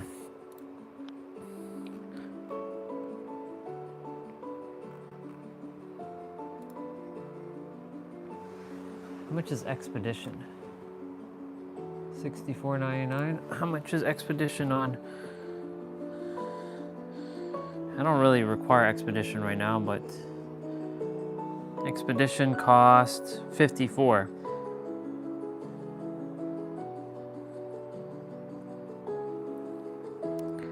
So Expedition costs $54 without taxes, and then if I buy it on Steam directly, it costs $64 with taxes.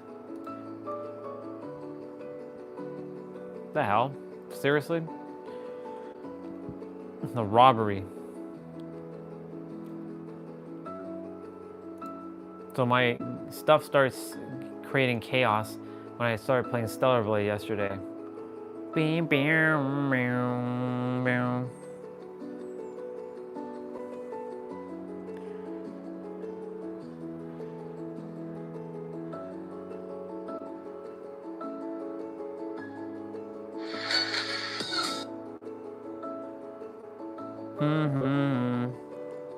what?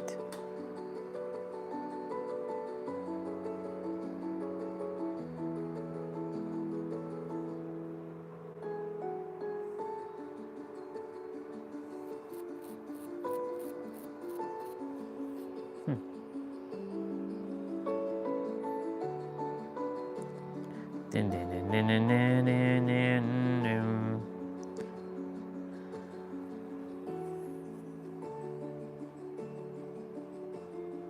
Doom, doom.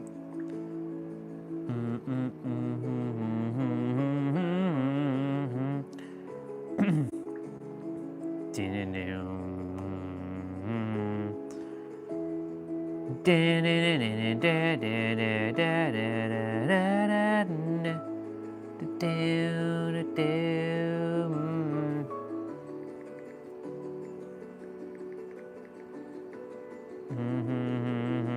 Come on.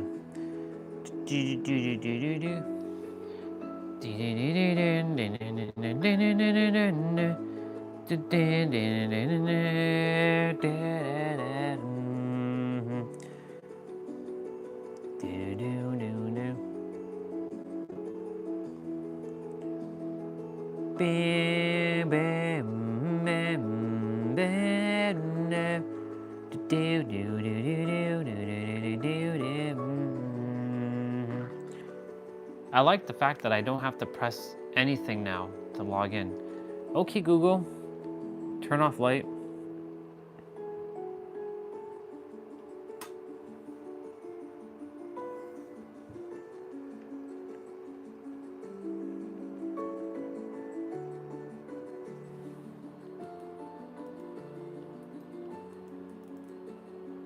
Nope.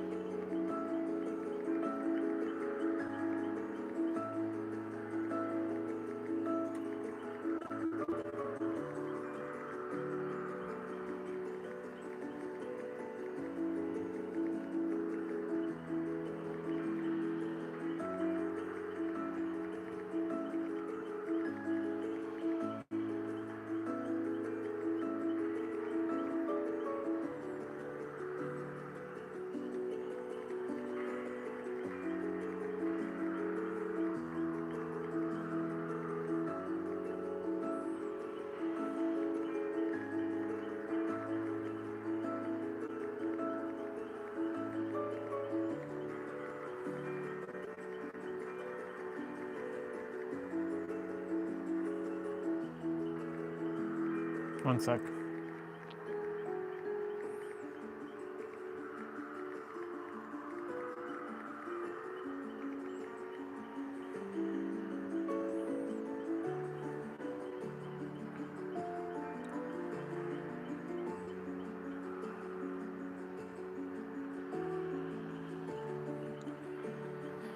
All right. Oh, they took away the map feature shit. Okay. Guess we're going back to normal Dead by Daylight? I mean, it's been normal for the...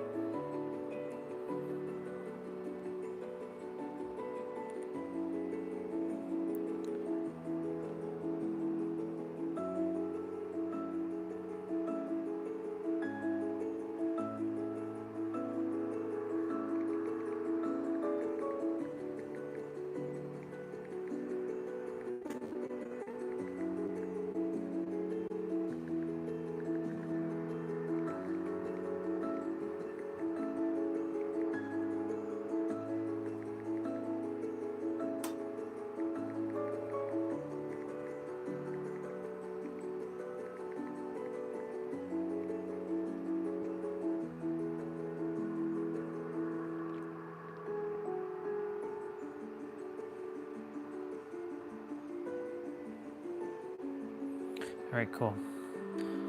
Ding, ding, ding, ding, ding, ding, ding, ding. All right, y'all. Is there anything I want to get before the sale disappears? Even though, like, there's nothing really I want to say I'd get. Maybe this one.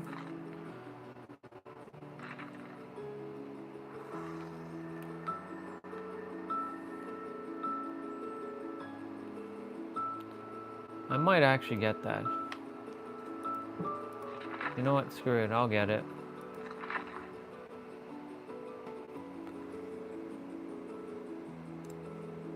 $5.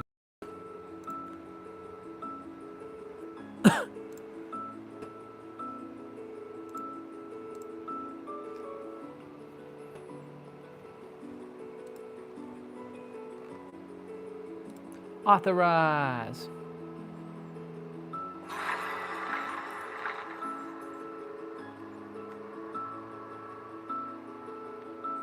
I would have got that one, but I think this one.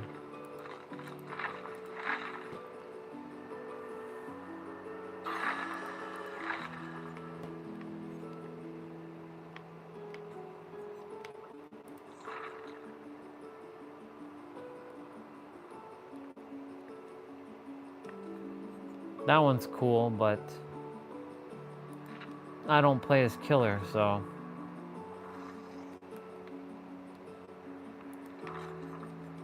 And this one's cool too, but again, I don't play as her. Skull Merchant is pretty sexy though. Like that. I play as her, like in that look.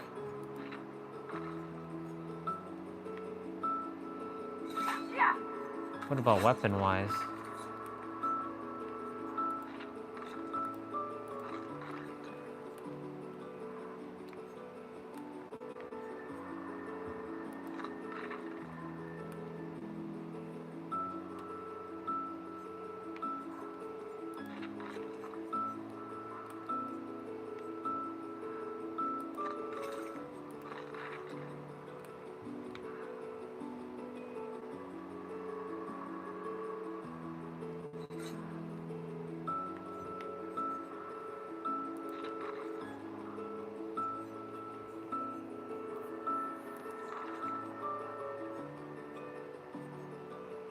Yeah, I don't play as her though. That's the thing. I don't have her even unlocked. It's fine.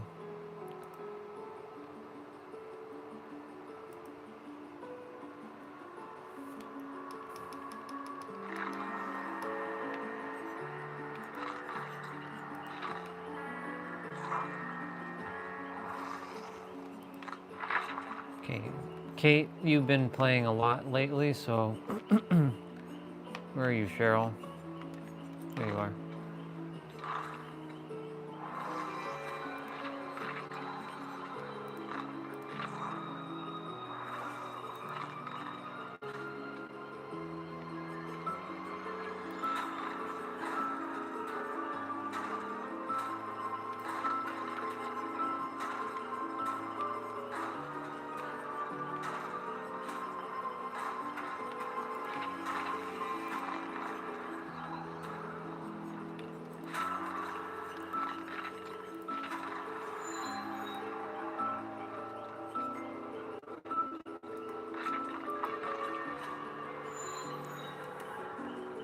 All right, let's put on some other music.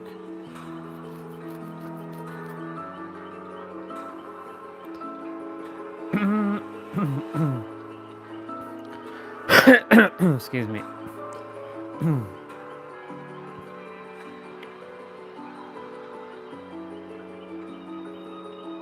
What the fuck is my password to this thing? It doesn't want to log in for some dumbass reason.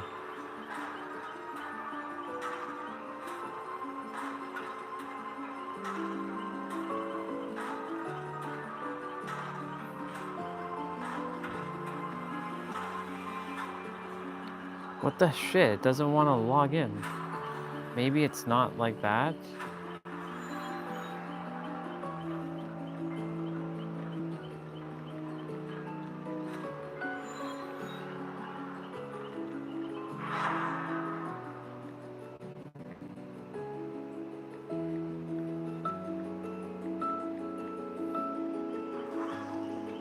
Oh my god, it was that the entire time? Are you serious? I had to take off the capitals? That was ridiculous.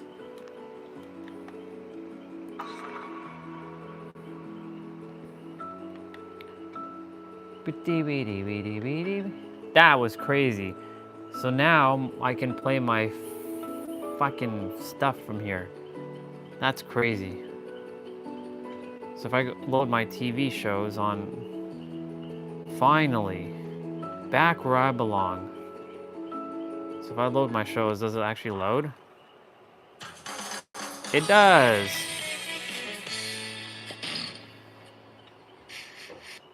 It fucking loaded. Care Bears countdown. 4, 3, 2. Oh, Care Bears Nutcracker.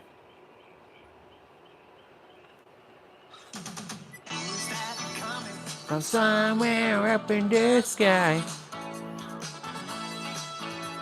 Look at the Care Bears, y'all. The Care Bears. Hell yeah, the Care Bears.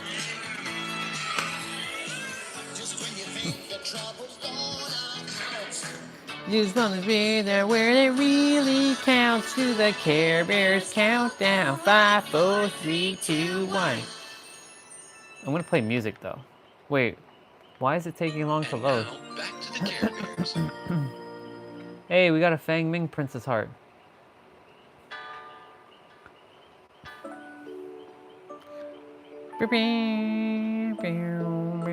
Is this the full show? Like full thing? Kept all of Toyland.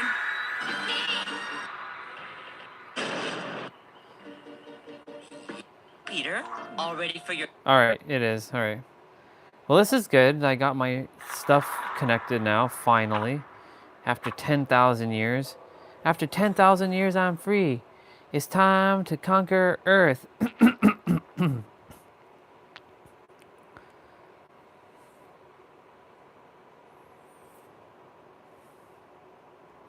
I don't have a password to this one.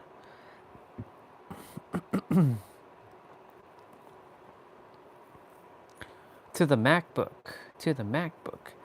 Hell yeah, to the MacBook. So somebody went Fang Ming Princess Heart. That's pretty interesting. That's funny.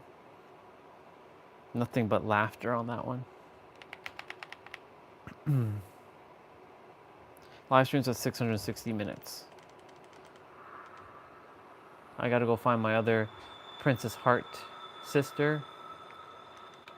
My cosplay sister. There you are.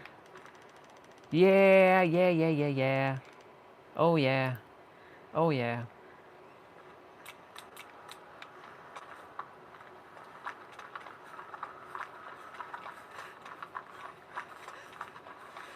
Nope, nothing in there.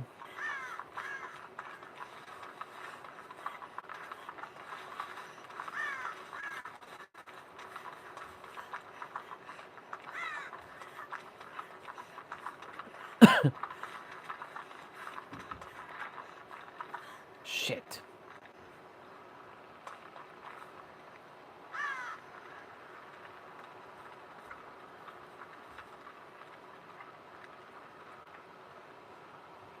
The gens are blocked at the present moment.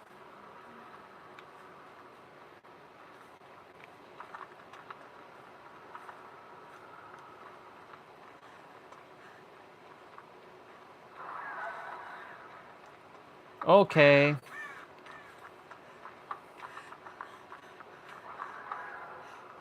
You're blocking me.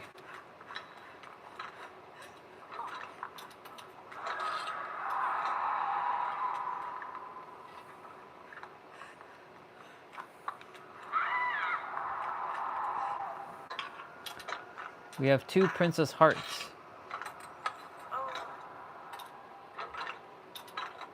Okay, well, at least I know where the basement is.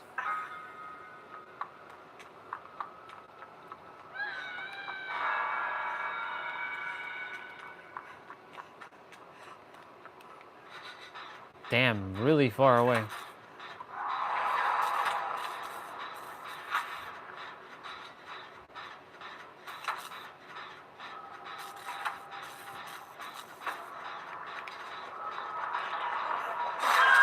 Oh my god, he just came out of nowhere.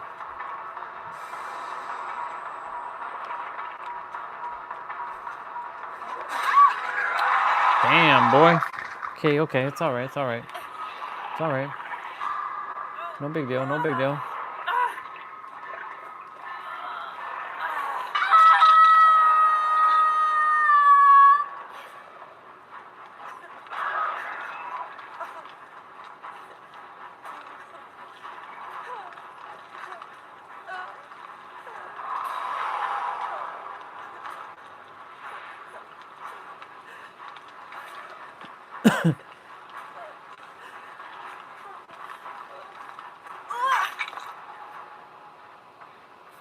Since you're cosplaying as me, Feng Ming is the cosplayer.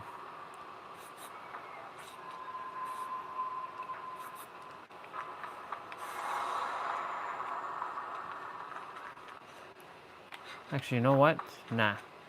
Change of plans.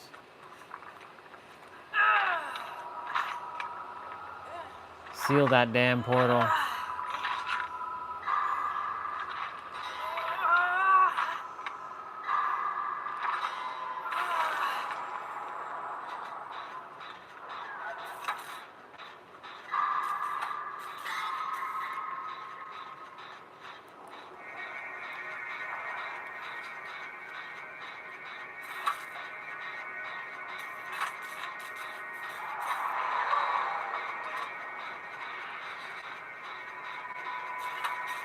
Oh, shit.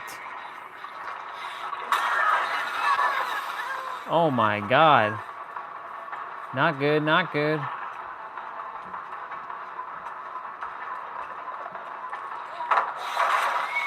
Shit. I'm dead.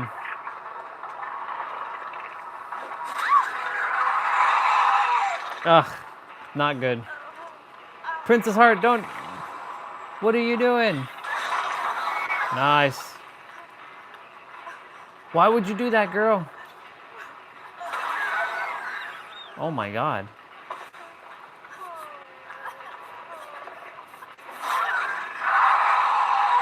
Fuck yeah. Here we go.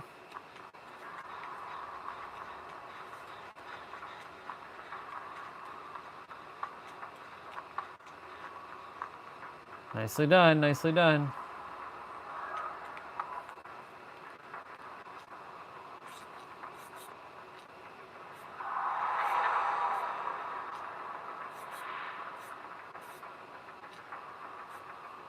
That was good on them. We haven't gotten a gen done though.